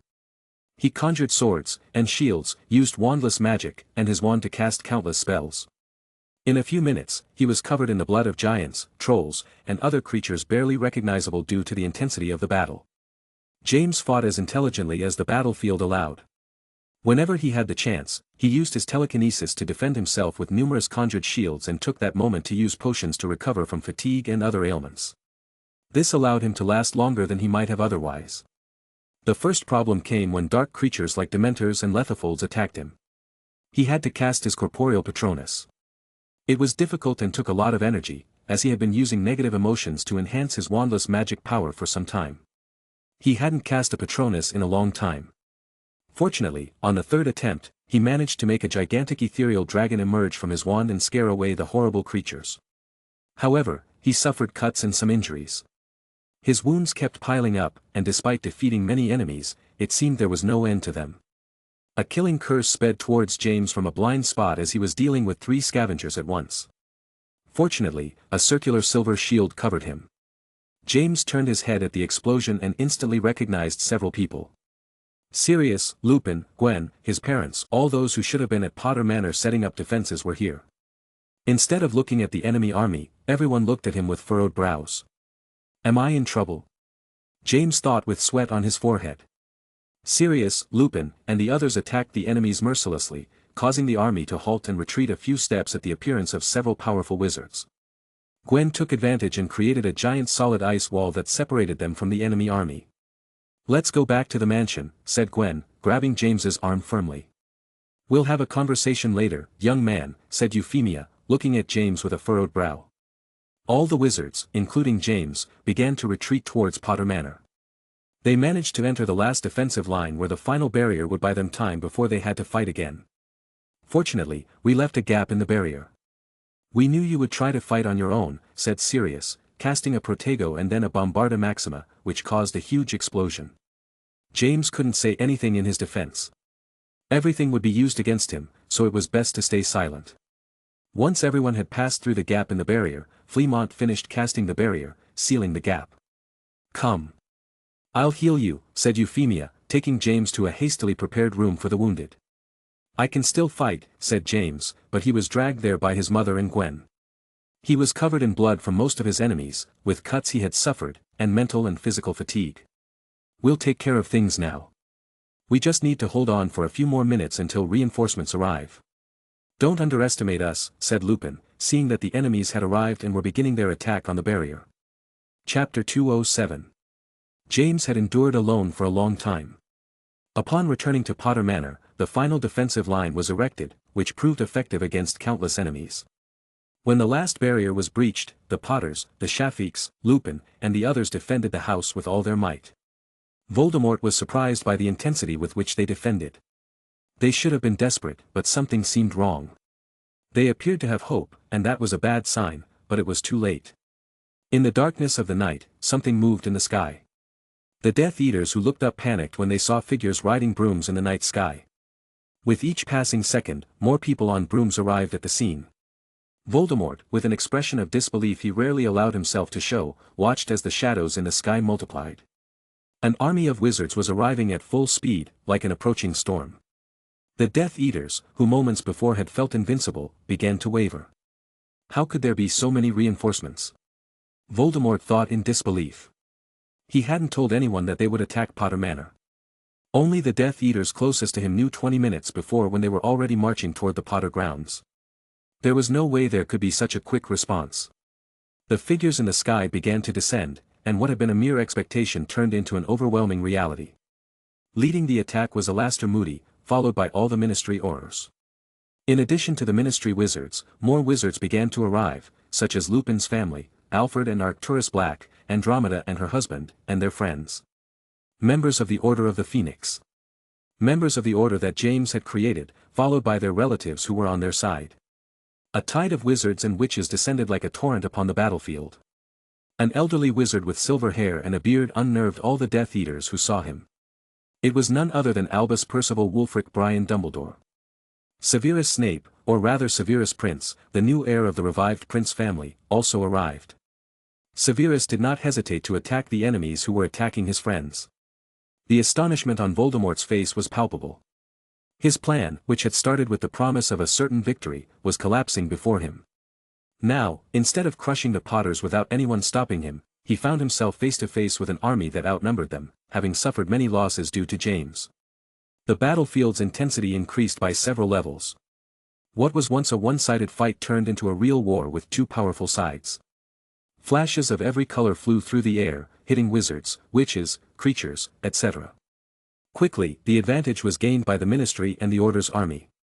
This was due to the surprise attack, having a slight advantage in numbers, and the morale. Voldemort watched with contained fury as his forces began to waver. "Protego!" Lupin shouted, stepping in front of his father, Lyle Lupin. 3 spells hit Lupin's shield, which managed to withstand the attack and quickly struck back at the scavengers. Defeating 2 quickly, only one large man remained, with a cruel appearance, tangled gray hair, and a mustache. He had pointed teeth and long, yellowed nails. A bestial appearance. "I'll handle this, son," Lyle said with an expression different from his usual one. Lyle is a world-renowned wizard known for his authority in non-human spiritual apparitions. The Ministry turned to his expertise in dark creatures to help contain the threat from Voldemort and his followers, who used such creatures. "Oh, look who it is. Lupin, you've grown up, boy," said the burly man with a fierce smile. "Do I know you?" Lupin asked his guard up. "I thought my reputation was well known. I'm Fenrir Greyback. The werewolf who turned you into what you are," Fenrir said with a wicked smile. Upon hearing this, Lupin's eyes widened in surprise for several reasons. First, because of the name Fenrir. A werewolf very well known since the war began in 1970. A werewolf who leads his pack, killing muggles, muggleborns, and half-bloods under Voldemort's orders. His brutality is known throughout the British magical community. Is he the one who turned me into this? Lupin thought, frowning as his anger increased. Don't look at me with hatred. It was your father's fault. Besides, I did you a favor by turning you into a werewolf. A superior power, Fenrir said, and instantly cast a killing curse at Lupin. Lyle managed to summon a shield and throw it toward Lupin. The explosion caused him to be pushed back and roll several times on the ground. Pathetic, you're just a child. I thought the order you were in was strong. Just rumors, Fenrir said with a disdainful smile, starting an intense duel with Lyle. Are you alright, Lupin? Diana shouted, worried, helping him to his feet. Her appearance, usually clean and well-groomed, was now dirty. Diana, just collateral damage, Lupin replied, standing up and taking his wand. Is that the person who made you suffer so much? Diana asked, frowning at Fenrir, who was fighting Lupin's father. Yes, he's dangerous. I'll handle him. You go and fight with your family, Lupin said. I'll fight by your side. I already told you I don't care about your lycanthropy. I don't know how many times I have to repeat it, Diana said, without thinking, and went to fight elsewhere. Lupin couldn't argue and charged at Fenrir, helping his father alongside Diana. With 3 against 1, they had the advantage, but quickly more werewolf wizards, Fenrir's allies, joined the fight, and they were outnumbered. At that moment, a powerful voice was heard throughout the place, Incendio Diabolica.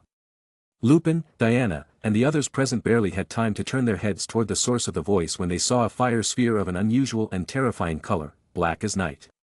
The fireball rapidly grew in size as it advanced toward Fenrir and his werewolf companions. When the sphere reached them, it exploded with a roar. The black flames incinerated several werewolves. The only one who managed to survive with minor injuries was Fenrir, thanks to his keen instincts and speed. The fire that spread was extensive, reaching Lupin and the others who were nearby, but the fire did not harm them. It was harmless to them, but not to their enemies. James. Lupin thought, but he couldn't see his friend, who had already moved to another part of the battlefield. Again, in a 3-on-1 situation, Fenrir had no chance of winning or escaping. Lyle was able to deliver the final blow, finally killing the werewolf who had so many innocent deaths on his hands. Everyone knew this was the final battle. No one held back. It was kill or be killed. They couldn't afford to be merciful. Elsewhere, Sirius, Emily, and Toby were facing old acquaintances. Slytherin classmates who had joined the Death Eaters, Rabastan, Mulciber, Avery, and Dolores. Sirius managed to break Rabastan's mask, recognizing his old rival. He was not surprised that Rabastan was with the Death Eaters. He already knew.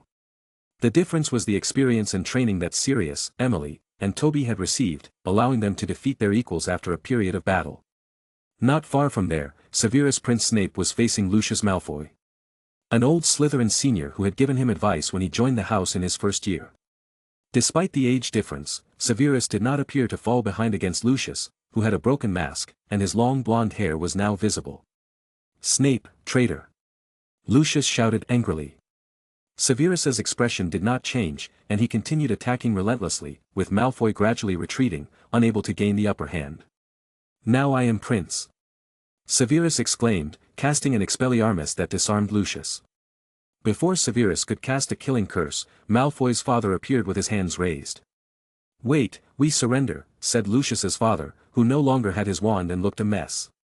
He had managed to escape from Fleamont and Richard Potter by a miracle but was now wandless. Snape halted his killing curse but quickly cast 2 stunning spells.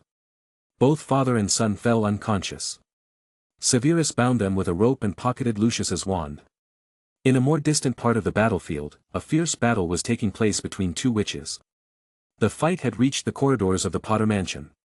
Gwen looked at the witch in front of her with icy eyes, who laughed maniacally and cast a killing curse at her. With a flick of her wand, Gwen conjured a wall of ice that protected her from the killing curse. Dozens of ice shards flew everywhere as the killing curse struck the wall. The ground around them was covered with a thick layer of ice, the air was freezing and sharp, with frost crystals clinging to the walls and the shattered furniture. Each breath produced visible vapor. Bellatrix seemed more affected by the freezing temperatures, as she was not used to them like Gwen, but the Death Eater continued to fight, disregarding her condition. Your boyfriend killed my husband. So I will kill his future wife. Crucio. Avada Kedavra. Bellatrix screamed maniacally. Each word was filled with visceral hatred. Her wand spewed green and red rays that collided with Gwen's defenses, creating explosions and flashes that illuminated the dark interior of the mansion. Gwen, panting and with her face drenched in sweat and frost, defended herself with all her strength. Despite the fatigue she felt in every muscle, she continued channeling her magic, conjuring ice shields to deflect the curses and launching ice spears at Bellatrix, who either dodged or destroyed them with a flick of her wand. But every time Bellatrix dodged one of these spears, the ground around her froze a little more, restricting her movements. "Attack, Ice Girl!" Bellatrix shouted, laughing maniacally as she cast a killing curse.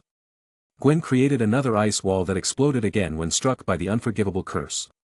Bellatrix's movement stopped when she saw that Gwen had disappeared. She was no longer behind the wall. Gwen appeared to Bellatrix's right. She had used a short-distance apparition technique. A variant that no one else used, as it was a method created by James, Lupin, Severus, Toby, and herself. "Ice has Tam!" Gwen shouted, conjuring an ice spear. The cold emanating from the spear was different from the previous ones, but that was barely noticeable. The spear flew toward Bellatrix, who, thanks to her skill and quick reflexes, managed to dodge it by a margin. The spear embedded itself in her right arm. It was better that it was her arm rather than her heart. Besides, it wasn't the arm she used to wield her wand. Gwen watched with a cold smile as Bellatrix, confident and with no trace of worry, pulled the ice spear out of her right arm. The Death Eater seemed unfazed by the wound. In fact, she reveled in the apparent invulnerability the ice provided her. "You almost had me, bitch. Too bad your ice is helping me," Bellatrix said with her characteristic mocking tone, shaking her injured arm with disdain. There was no blood, only a cold that kept the wound sealed, preventing her from feeling pain. Instead of showing concern, Gwen let out a low, cold laugh, her eyes shining with contained malice. "I do have you," she said. Bellatrix frowned, her arrogance giving way to a hint of concern. "What do you mean by that?" It was then that she felt it, a penetrating cold, not only surrounding her arm but beginning to spread internally, like an icy serpent slithering through her veins. Panic quickly replaced confidence as the cold advanced at an alarming rate, spreading from her arm to her chest, her neck, and beyond, infiltrating every corner of her being. "It's cursed ice, Bellatrix. A cold that spreads like poison, but much faster and much more painful. It invades your veins, seeps into your bones, and freezes every cell in your body from the inside out," Gwen explained with a cold smile. "The same cursed ice from the ice vault. If it enters your body, it's fatal, it doesn't just freeze you." Bellatrix tried to raise her wand, but the cold had already reached her hand, making any movement impossible. Her body began to tremble uncontrollably, not from fear, but from the advancing hypothermia taking hold of her. Her eyes, once filled with madness, now only reflected fear as she felt the ice solidifying inside her. Her breathing became irregular, her lips turned blue, and in one last desperate attempt to free herself, Bellatrix tried to scream, but all that emerged was a faint whimper before the ice finally reached her heart, stopping it instantly. With a dull crack, Bellatrix's body turned into a solid block of ice, a statue capturing her final breath of life. A very terrifying statue. Gwen fell to the ground, breathing heavily. She had several cuts bleeding from the shards of the ice walls exploding. In addition, she felt a fatigue that no previous battle had ever made her feel. "I hope James is okay," Gwen thought with concern. Chapter 208. James advanced across the battlefield. He had already been healed by his healer mother and Madame Poppy Pomfrey, the Hogwarts healer who had come to help. His condition had improved significantly, though he wasn't at 100. His goal was to find Voldemort. They could not let him escape. If he could help his allies, he did, but he quickly continued moving forward. He finally found the greatest dark wizard of recent times. He was engaged in a fierce duel with the most powerful white wizard of the present, Dumbledore. Voldemort had a furious expression. Hidden within it was fear that Dumbledore was able to glimpse. "It's your end for now, Tom," said Dumbledore, casting a spell that made Voldemort recoil. Voldemort roared, furious, and continued casting unforgivable curses with lethal precision, but it was not blind rage. It was the calculated action of a man cornered, seeking the slightest opportunity to escape. He had already seen his army being defeated and outnumbered. Now with Dumbledore here, there was no way to emerge victorious. The best option was to escape and attack again in the future. The hope of fleeing was extinguished when he heard James Potter's scream. "Protego Diabolica." In an instant, a circle of black fire emerged from the ground, encircling Voldemort, Dumbledore, and James. A prison rose, making escape impossible. Voldemort could not disapparate due to the anti-disapparation spells, nor could he cast the counter-curse to Protego Diabolica, as Dumbledore and James would not allow it. James slowly walked towards Voldemort while drawing his special sword. The moment had come. Wand and sword in each hand. James and Dumbledore exchanged a glance and nodded, charging at Voldemort, who did not hesitate to attack with 2 killing curses. James conjured a shield and hurled it at the killing curse. He then released his sword from his hand and sent it flying towards Voldemort, who had already sent another killing curse towards the sword to destroy it in the explosion. Voldemort knew about the weapons James Potter possessed that were capable of cutting through spells, but that was only with ordinary spells, not powerful curses like the killing curse. It's too far away, thought James, deflecting the sword from the killing curse. To deliver a fatal blow, he needed to be closer, or Voldemort might react and defend himself. It had to be a deadly surprise attack with no chance for him to react. The battle was fierce. The most intense James had ever experienced. Even more so than facing hundreds of enemies alone. He couldn't use his telekinesis to immobilize or strike Voldemort, as he was continuously casting killing curses. How could someone cast so many killing curses in succession? He had to focus on conjuring shields and using them for defense. He still couldn't find the right moment to use his sword. Dumbledore could keep up effortlessly and even attack Voldemort with powerful spells. Finally, the opportunity James had been waiting for arrived. A great move by Dumbledore caused Voldemort to retreat and defend himself. For a moment, he stopped watching James, who, with the apparition variant he had recently developed, teleported to a close distance to the Dark Wizard. Without wasting any more time, he sent his sword flying towards the heart of the Dark Wizard. "Useless," shouted Voldemort, casting another Avada Kedavra at the sword, which had irritated him. He only cast unforgivable curses. This annoying child's methods wouldn't work as they did on his subordinates. But the unexpected happened. To his amazement, the sword not only did not disintegrate upon contact with the killing curse, but it also cleanly sliced through it, dividing the powerful green light into 2 beams that dissipated into the air. Now, thought James, raising both hands, letting go of his wand to push the sword with all his strength at maximum speed. Voldemort's eyes widened in horror and disbelief, reflected on his usually impassive face. Even Dumbledore, who had witnessed countless magical wonders in his life, was momentarily speechless. The sword, infused with James's magic, continued its unstoppable trajectory, advancing towards its target with deadly precision.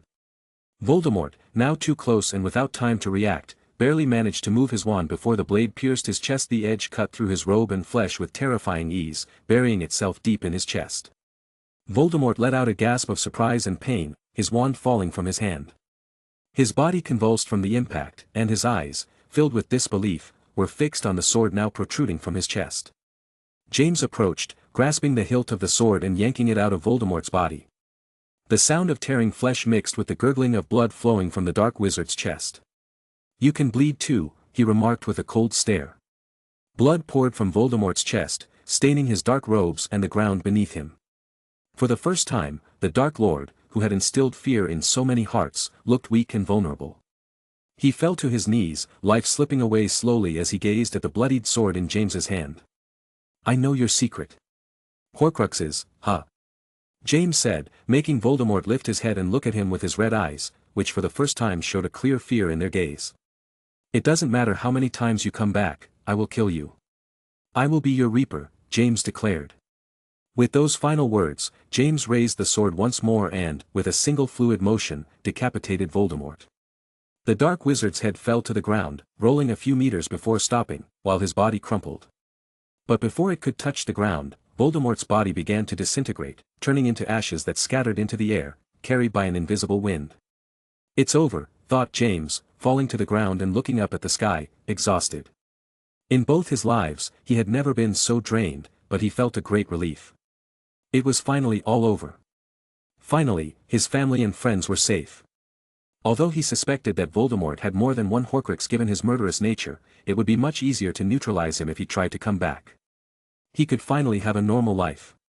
"Well done, young man," Dumbledore said with a smile as he approached James. The old man was also sweating and tired. He knew the secret of the Horcruxes, but that was a problem for the future. "Thank you, Headmaster.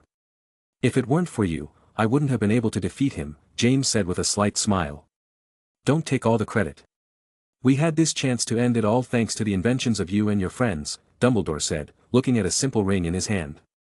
"A very effective communication method. Also thanks to Dai Ryusaki and Regulus, who informed me about the attack," James commented.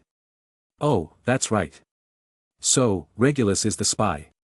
A very brave young man and a black Curious, said Dumbledore, in good spirits despite his fatigue. Peace would finally return. We still have a lot to do, but for now, let's celebrate a bit tonight's victory, Dumbledore said as he flicked his wand, casting the counter-curse to Protego Diabolica, causing the black fire to dissipate. Many people were already waiting behind the fire. As the flames disappeared, they looked towards Dumbledore and James, who was lying down nervously. His eyes searched for Voldemort. The battle against Voldemort's army had ended. The forces of the Ministry and the Orders had won. Many Death Eaters surrendered upon realizing they could die, which facilitated the end. Voldemort has been defeated. Dumbledore exclaimed, and everyone erupted in cheers, raising their wands to cast fireworks of different colors into the sky, which was growing clearer by the minute. A throng of people rushed towards James. The first to arrive were Gwen, Sirius, Lupin, Toby, and Severus. Soon, his parents and other family members arrived, embracing him and saying incomprehensible things due to the shouting. This far surpassed the celebrations of the Gryffindor Quidditch team. Then came his Hogwarts friends, the Longbottoms, the Lovegoods, the Pruitts, his in-laws, Andromeda, and Alfred Black, etc. He was then carried through the air and brought to Potter Manor, which was in terrible condition. The journey was filled with hugs, grips, and tugs toward him. It was chaotic, but James had a sincere smile on his face that he hadn't had in a long time. The last hours of the night were long. Dawn came, and James stayed awake, talking with people he barely knew, offering them his company as they mourned their losses. He saw them cry, took their hands, and received countless words of thanks. Dumbledore was right, there was much to do, but James was happy and didn't mind the exhaustion. He could finally live a peaceful life with his friends and family. He would make the most of his last 2 years at Hogwarts. Freed from his responsibilities as a leader, advisor, and savior, James was in the living room of Potter Manor with his family, in-laws, and closest friends. There was a large hole in the door that allowed all the sunlight to come in, but it would be fixed later. Gwen was sitting on his lap, hugging him with her eyes closed. She was very tired. "You did well, my brother," Sirius shouted, raising his voice as he hugged Regulus, who accepted the embrace reluctantly. "Embrace the great spy," Gideon shouted, and many people hugged him against his will, but a faint smile appeared on his face. "How noisy," Gwen murmured, complaining. "Let me get up, please," James said, prompting Gwen to lift herself a bit grumpily.